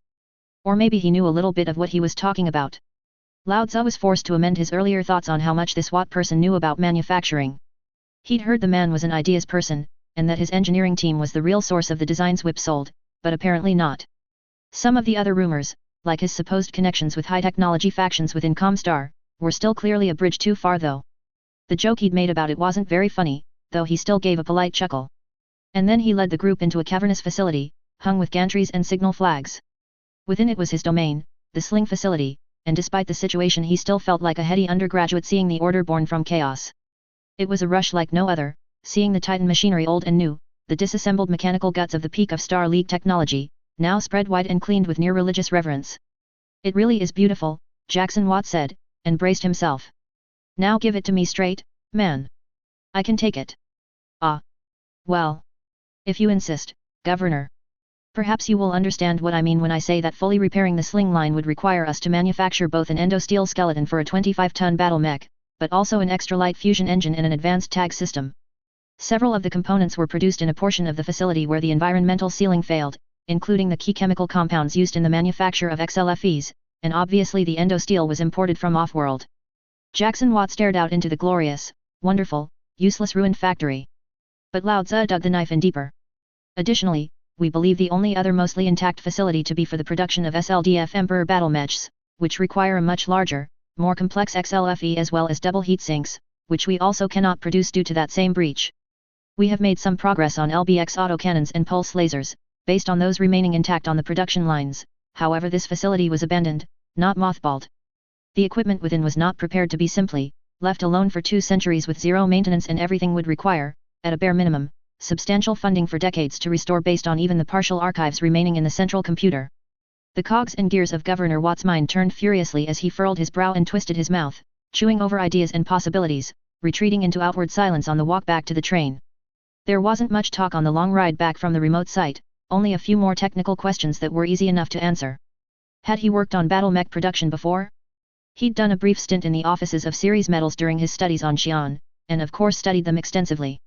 What was the difference between upgrading a primitive factory and design to modern standards, and upgrading a modern design to include advanced LOS tech? Lao Tzu was happy to elaborate. And so on and so forth. Obviously the reaching grasp of a man thrown outside his depth, given an impossible mission, and struggling with how to draft a report on the raw scale of the problem at hand to his superiors. There was no internal conflict in him, when he helped indirectly. He didn't feel any sort of personal distaste for Jackson Watt. The man was simply too simple-minded to have realized he'd been set up by whoever foisted the job of reconditioning the advanced SLDF site off on him. I wish I had better news to share, Lao Tzu said as he got off at his own stop. I truly am sorry, Governor Watt. He was lying, of course. He wasn't sorry at all. Left unsaid were many things, including that the secret shared among only the senior project staff that the records in the central computer hadn't been as fragmented as they currently were when they'd first accessed them. The full database, while no Helm core, had been extremely helpful until the previous project lead had come in with a Maskarov-Ka escort and redacted it, while walking away with an intact copy that had surely already left the planet. After all, it was his intention to present the Shengli project as a dead end, a bad investment to be ignored for another half-decade, or even a full decade, when technology would have taken another incremental step forward. This entire enterprise was a deliberate waste of time, but at least it wasn't a waste of the Ministry of Development's time. No, he would gladly waste as much of this Taurian toadie's time as possible without sticking his own neck out. The Liaos would settle things between themselves in the usual manner, and whichever was victorious would quickly establish that they were the obvious choice for the next celestial wisdom by properly handling the current issues, just as they always did. And then he'd be the top pick for, well, not to head whatever the Shengli site project was turned into, but perhaps to be someone of more rigorously proven loyalty's second in command. And on his way back to his apartment, he dreamed of success, wealth, and social advancement beneath the generous auspices of the state. The right state. After all, who could trust a group of periphery neo-barbarians to do anything responsibly? 4 days later, a scar-faced man interrupted his leisure time to hand him a thick folder labeled, Proprietary, Qua 51T Quasit Militia Mech, except that Militia Mech was crossed out replaced with Battle Mech, and in the same red pen the number 2 had been added behind the model name. Congratulations on your promotion, Director Dan, the rough-looking man said. Your office and quarters at the Shengli site are ready for you to move in at your soonest convenience.